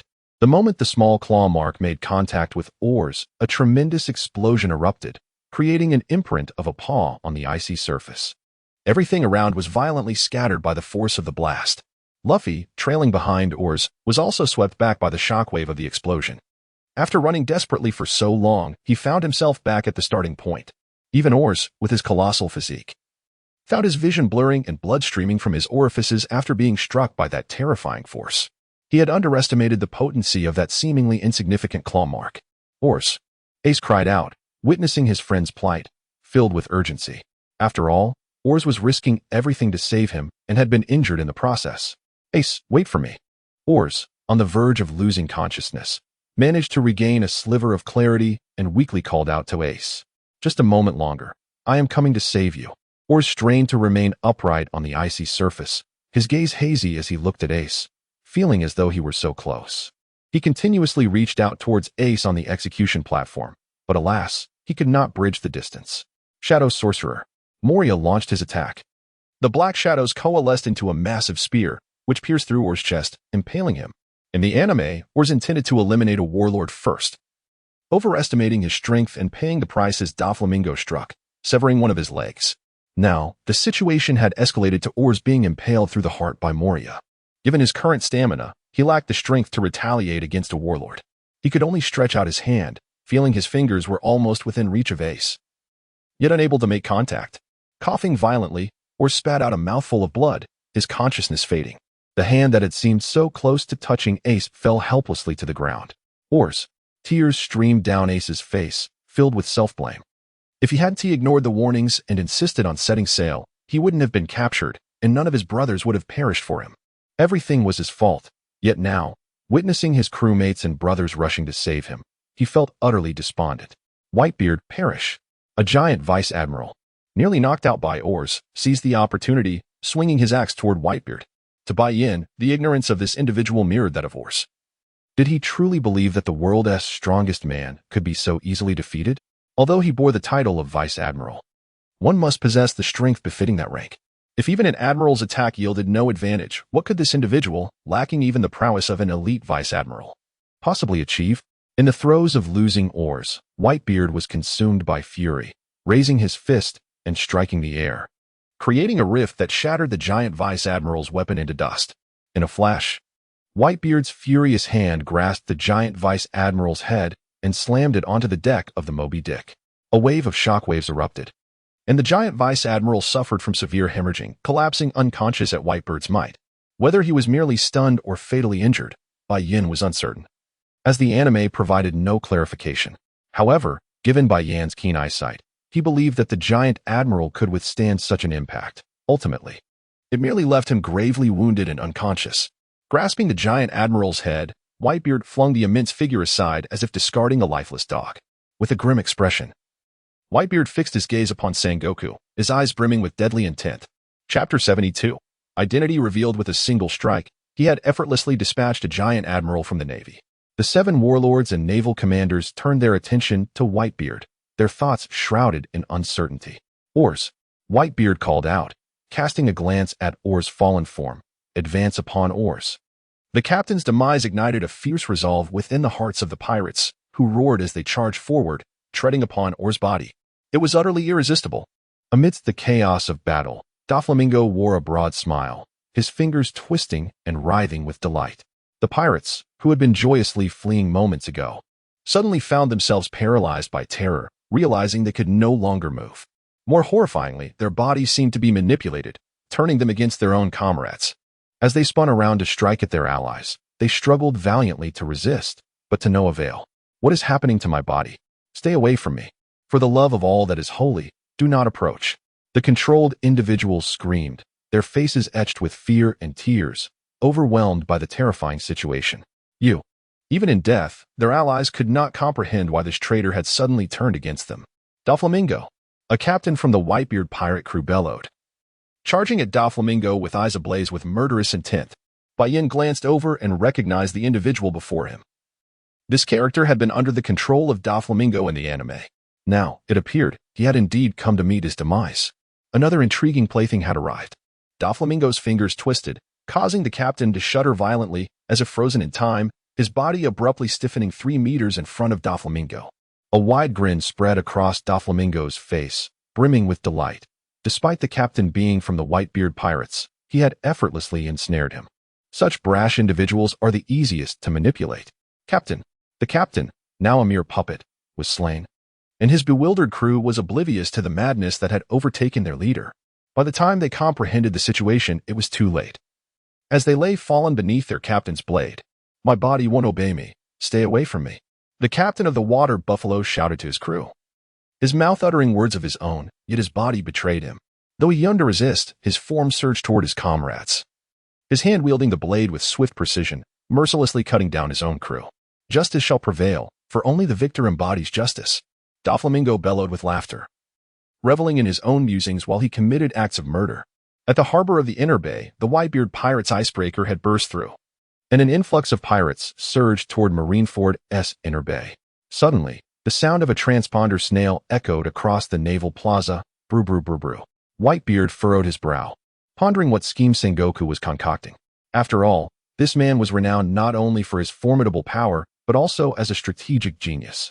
Whatever his intentions, Whitebeard was ready to confront them. He was Whitebeard, after all. Just as the battle raged on, an unusual sound echoed through the sky, and to everyone's astonishment, a warship plummeted from above. Bai Yan, perplexed, looked up. How could a ship fall without Luffy's influence? "Whitebeard!" Crocodile shouted from aboard the Moby Dick, his voice laced with fury. "Ace!" A blue figure waved and called out to Ace. "Jinbei!" Ace could hardly believe his eyes. Even Jinbei, imprisoned and impelled down, had arrived. Today was indeed filled with strange occurrences. Straw Hat Boy, a large-headed figure, gazed excitedly at Luffy on the ground, having gleaned much information from the ship's transponder snail. I'm doomed." Buggy, his body scattered, was nearly in tears from fright, considering he had just fallen from the sky. "Are you ready to meet your end, Whitebeard?" Crocodile transformed into a whirlwind of sand, charging towards Whitebeard, his golden hook poised to strike. Suddenly, a figure intervened, kicking Crocodile's hook away. "It's you, Straw Hat Luffy."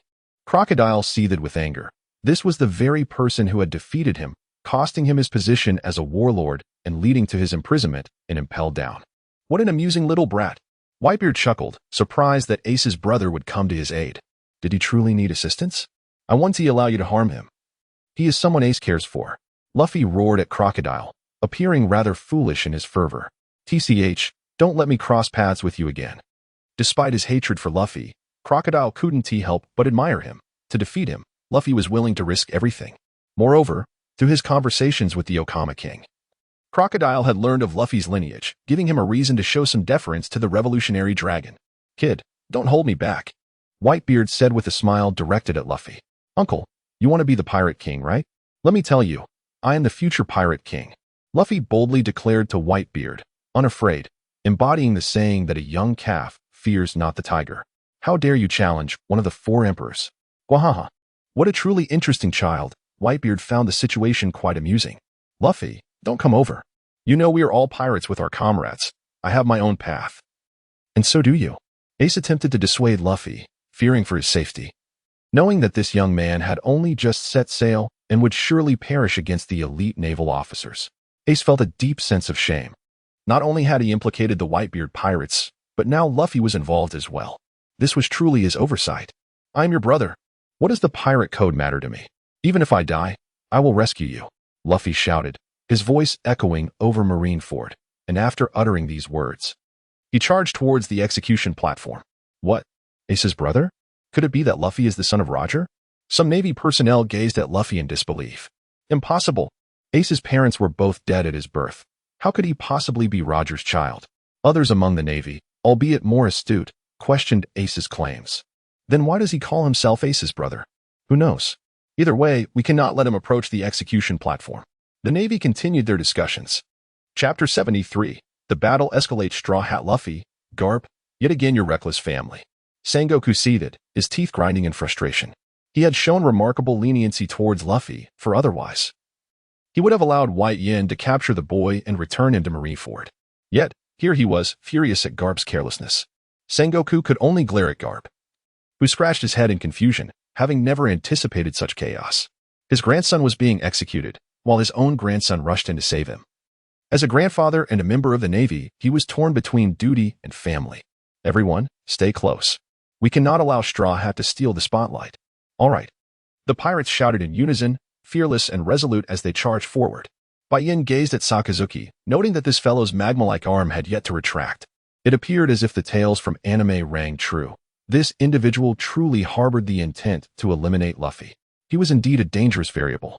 Being the sworn brother of Ace and the biological son of the revolutionary dragon, Sengoku, concerned about potential misunderstandings, sought to clarify the situation for everyone. What? He's the son of the revolutionary dragon. Not only the Navy, but even the criminals who had escaped from Impel Down stared blankly at Luffy. After all, he was the son of the world's most notorious criminal. Hey, we seem to recognize that person. Buggy and Mr. 2 observed Luffy, charging through the crowd. Astonished by his presence, both of them had been defeated by Luffy. It would be absurd not to recognize him. Among those who had burst forth from Impel Down, several formidable figures were present, all of whom had been sent there by Luffy. Ah, Straw Hat Boy, indeed the son of Dragon. The Crossdresser King was quite excited. Though he had often heard about Dragon from others, he still felt a tinge of caution. He is Luffy, Ace's brother, the son of the revolutionary dragon? Jinbe also cast a glance at Luffy, determined to ensure his safety. After all, he was a beloved younger brother to Ace. When Jinbe had encountered Ace in Impel Down, Ace had shared many tales of his childhood, revealing Luffy's significance in Ace's heart. Furthermore, as Ace's friend, Ace had entrusted Jinbe with the care of this young lad when they crossed paths again. Gulalalala. Marco, keep an eye on that boy. He must not perish. Whitebeard chuckled, recognizing the remarkable spirit of the young lad. Rest assured, old man. Marco nodded, his gaze fixed on Luffy, prepared to spring into action at the first sign of danger. I see now. Smoker, with a cigar in his mouth, finally comprehended why that man had saved Luffy back in Logtown. Despite his lofty status, he had intervened for a mere pirate. The long-standing mystery unraveled before him, for this young pirate was indeed the son of that man. Sabaody Archipelago. The reporters watching the live broadcast quickly reacted, wiping their brows as they uncovered a sensational story. Following the revelation of the Pirate King Roger's son, now the son of the revolutionary dragon had also made an appearance. This was news of equal magnitude to that of Roger's offspring. After all, Roger was deceased, while the revolutionary dragon remained alive and was still the world's most formidable wanted criminal. Marineford. We absolutely cannot allow this individual to survive. We must eliminate him with all our might. On Sakazuki's signal, the Navy surged toward Luffy, intent on cutting him down. Garp sighed, recognizing that the situation had reached a critical juncture. There was no longer any need for concealment. He remained a Marine, resolute in his stance. Both brothers are such fools. Garp lamented, observing Luffy battling the Navy admirals in the bay, letting out a heavy sigh. Bai Yan observed Luffy, alternating between second and third gears, engaging in a spirited exchange with the naval officers. The elite strength of the Navy evidently requires enhancement. One cannot deny the Navy's inherent weakness. It is no wonder that following the War of the Best, they commenced a global recruitment drive. Without the influx of formidable talents, the current Navy, with its scant capabilities, would likely struggle against even a crew of the Four Emperors. Presently, their ability to contend with the Whitebeard pirates stems from the fact that Whitebeard is now aged and far from his zenith. As for the captains, although a few possess the strength to rival admirals, they are but a handful. Hancock gazed at Luffy with a hint of bewilderment. This boy had repeatedly captivated her man. Yet he appeared rather foolish and indistinguishable from other insufferable men. Her own man was undeniably superior, handsome and powerful. With a bashful embrace of Bai Yan's arm, Hancock indulged in her personal daydreams. We are also Ace's family. We cannot be outdone by the Straw Hat. We will surely rescue Ace. The pirates shouted in unison, their enthusiasm reaching new heights. Charge! Save Ace! Surpass the Straw Hat! We are the strongest! Charge forth and defeat the Straw Hat! Why should we defeat the Straw Hat? Are you a spy? Ah, I merely misspoke. The pirates surged forward chaotically, while the Navy relentlessly dispatched warriors into the inner bay. The fighters from both sides, centered around Luffy, found themselves in a stalemate, each soldier matching up against a counterpart, the earlier disarray dissipating. Among the pirates were many capable individuals who had emerged from Impel Down. However, the Navy also boasted numerous abilities, and their numbers were evidently superior to those of the pirates. Eliminate them on the spot. We cannot waste time on another newcomer. Sengoku remained composed amidst the unfolding chaos, issuing orders without hesitation. Upon hearing Sengoku's command, Ace felt a surge of anxiety, while Garp furrowed his brow. That was his beloved grandson. Though he was a Navy officer, he could never stand by and watch his own grandson perish here. In an instant, the Navy surged forward with fervor, roaring as they clashed with the pirates. How can I rescue Ace without compromising my position? Bai Yan contemplated quietly, observing Luffy's vigorous assaults. The rescue of Ace bore no relation to Luffy's affiliation with the Navy. It was merely a means for him to rectify his past regrets. After all, watching the anime, he had felt a profound sorrow over Ace's demise. Although Sabo later emerged, wielding the Mera Mera no Mi and becoming the Flame Emperor, he was not Ace. Chapter 74. The Straw Hat That Must Be Protected. If Ace were still alive at sea, having endured such an ordeal, he would undoubtedly have grown considerably. The battle intensified. And amidst the barrage of cannon fire, even Whitebeard, standing resolute, employed his skills to deflect the projectiles. Garp ascended the execution platform, his expression grim and dark. Sengoku inquired. Garp, what are you intending to do? I simply wish to sit here. Garp sighed heavily, without further ado, taking a seat beside Ace. His gaze fixed on the inner bay. What thoughts occupy your mind? Garp glanced at Ace, observing his pained countenance and inquiring further. I can accept any future that may come, be it a hand reaching out to aid me or a blade poised to punish me. I will no longer panic. Ace's expression was resolute as he looked towards Whitebeard in the distance. I also owe everyone an apology. Ace glanced at Luffy, still fighting valiantly, and his comrades. Tears welling in his eyes. Captain Buggy, that Straw Hat is undoubtedly stealing the spotlight on the battlefield. We absolutely cannot let him surpass you. A throng of pirates cheered, fervently supporting Buggy, who had become their idol. Upon learning that Buggy had once trained alongside the 4 Emperor Shanks on Roger's ship, their astonishment quickly transformed into admiration. Now, they were all fervent fans of Buggy. Indeed, Captain, we cannot be outdone by him. Captain Buggy is the greatest. We love Captain Buggy. All right, let us advance. Ha, ha, ha. Buggy, basking in the adoration of the crowd, found himself momentarily lost in the frenzy of admiration. Bai Yan gazed at the individual who had just moments ago trembled in fear at the sight of the old man with a white beard, now suddenly exuding an air of arrogance. This fellow seemed to be the illegitimate child of Lady Luck, despite his evident timidity and aversion to conflict. He inexplicably amassed a multitude of formidable pirate admirers, ultimately being summoned by the world government to become one of the 7 warlords. His transformation became even more astonishing. After the dissolution of the warlords, he once again relied on fortune to ascend to the ranks of the 4 emperors. The question lingered, was he genuinely timid? Or was it merely an act? Bai Yan found himself perplexed, yet this did not deter him from observing the live broadcast of the ongoing war. The Navy unleashed a more ferocious assault. Not only did they bombard with cannon fire, but even the warships stationed in the distant seas began to encircle the Whitebeard pirates' vessels, signaling an intent to ensnare them entirely. Watching Smoker charge toward Luffy, Bai Yan was uncertain who could possibly assist Luffy now that Hancock was absent. Although Smoker possessed devil fruit abilities, his weapon, the Jit, was forged from sea prism stone. A strike from this weapon would leave even Luffy, a devil fruit user, in a position of helplessness. Under the suppression of the sea prism stone, poor Luffy lay on the ground, gasping for breath, his body marred with injuries. Smoker held the Jit against Luffy's throat. Suddenly, a man materialized before Smoker, his grin appearing rather sinister. This was Ace's brother, and he was not one to be trifled with. It was Marco, the commander of the Whitebeard Pirates' 1st Division, who had been keeping a close watch on Luffy ever since Whitebeard issued his orders. Upon witnessing Smoker pinning Luffy to the ground, Marco sprang into action. At this juncture, it would have been Hancock who intervened, but Bai Yan smiled at the sight of Hancock blissfully cradling her arm. She belonged to him now. As Marco, enveloped in Busashoka Haki, delivered a powerful kick that sent Smoker flying, he reveled in his success when suddenly, another figure appeared before him. Huh? Bai Yan wondered what was unfolding. Had Kuma ceased to feign his true self? Versus shock. Kuma unleashed a devastating blow that sent Marco sprawling, showing no signs of restraint, and then directed his attack toward Luffy. This is your brother's ki. As Kuma struck Luffy, a ki was propelled into Luffy's arms, causing the light in his eyes to flicker and fade. Struck by Kuma's paw, Luffy spun and rolled across the icy surface, appearing rather pitiful to the onlookers.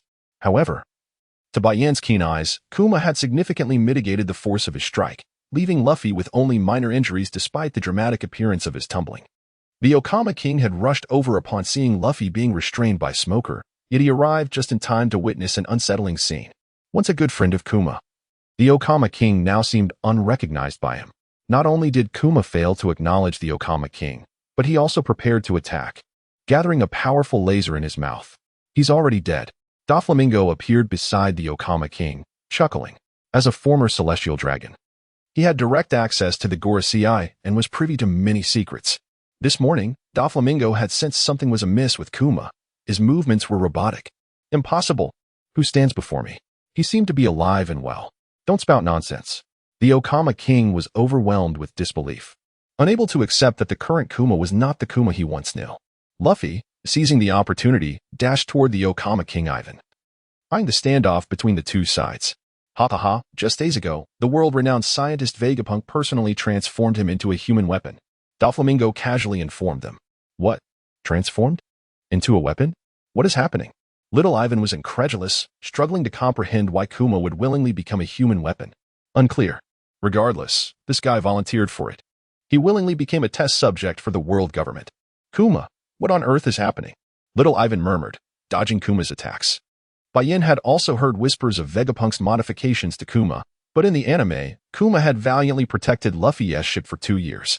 He could not have entirely lost his consciousness. It seemed that Kuma had temporarily relinquished control over his own body. Otherwise, his approach toward Luffy would seem excessively aggressive. Just as Doflamingo departed, the Okama king engaged Kuma in combat, utilizing his familiarity with Kuma's style to narrowly evade his strikes. As for Luffy, the unfortunate soul seized the moment to sprint toward the Navy Plaza. Doflamingo dared not lay a finger on him, well aware of the formidable carp behind Luffy. Yet, Luffy's luck was not to be favored. The warlord Mihawk had set his sights on him. Indeed, as a child of destiny, Mihawk, the world's greatest swordsman, had no intention of indulging Luffy's antics. The terrifying attacks he unleashed were no joking matter. Even Carp observed with unease. Yet somehow, Luffy managed to evade these perilous strikes, sustaining no harm despite the grave danger. Seeing Luffy under attack, Jinbei rushed forward to assist, but even this former warlord found it challenging to evade Mihawk's onslaught. Bai Yan observed with a faint smile as Jinping was sent flying by Mihawk. This fellow truly believed that the operations of a chosen one from another dimension could be likened to mere tactics. He was simply a former warlord of the sea. How could he possibly compare to Mihawk? Meanwhile, the swordsman Vista from the Whitebeard pirates rushed forward, eager to test the might of the world's greatest swordsman. Their exchanges in battle were rather conventional, lacking any sense of desperation, after all. Although the warlords were affiliated with the world government, they possessed their own wills. There was no need for them to engage in a life-or-death struggle for the sake of others. With the imagery severed, the pursuit of justice necessitated any means, even the most unscrupulous. Sengoku had issued the order to cut off the imagery, unaware that this very decision would ultimately lead to his resignation from the position of admiral. Meanwhile, the fortunate Buggy had somehow come into possession of a live-transmitting snail, making him the sole broadcaster of the unfolding events. Just as the live feed was abruptly cut, a startling sight emerged. While everyone was engaged in combat, towering figures appeared in the distant ocean, unleashing a barrage of lasers upon the Whitebeard pirates.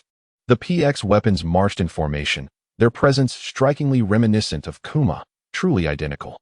Lasers erupted from the mouths and palms of the PX weapons, resulting in a massacre of the pirates. "Annihilate this band of pirates," shouted Peacekeeper Sabaody, clad in a traditional apron and wielding a massive axe.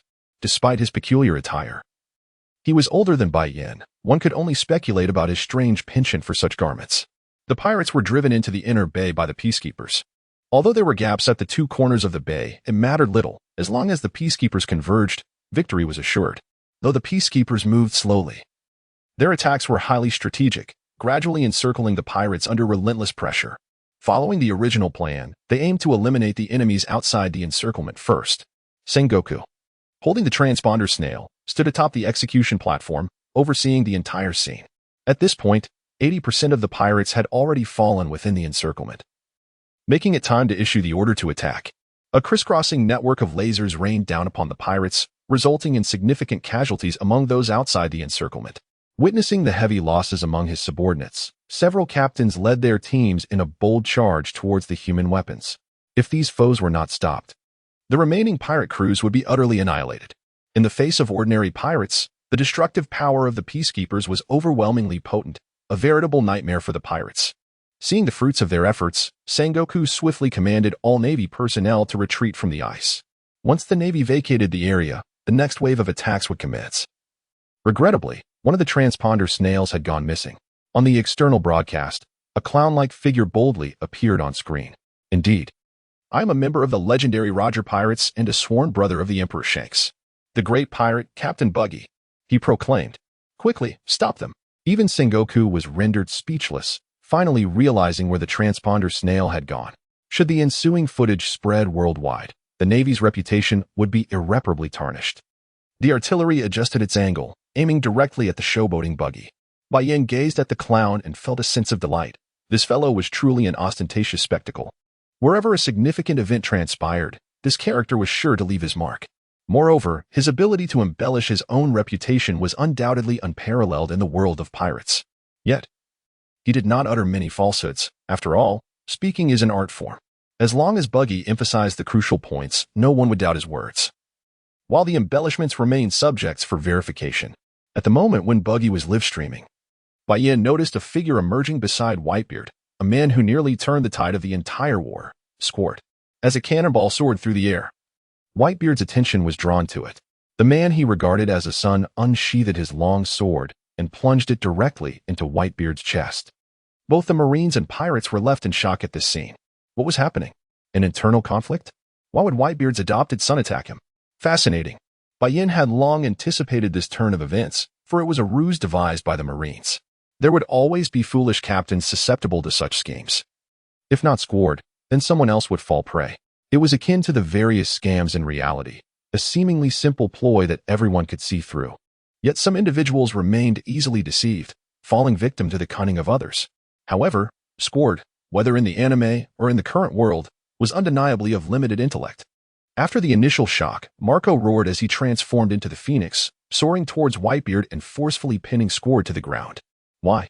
Why would you do this, Squard? Marco glared at his brother in rage, demanding to know why he would strike their father. You're the ones who forced my hand, Squard retorted defiantly, his mind still struggling to comprehend the situation. What are you saying? Do you even realize what you're doing? Marco could hardly contain his fury. Wishing he could crush this fool, even someone as formidable as Whitebeard, struck directly in the chest, was nearly brought to his knees, after all. The powers of the Tremor fruit were immense, and the user, too, would suffer from the relentless vibrations.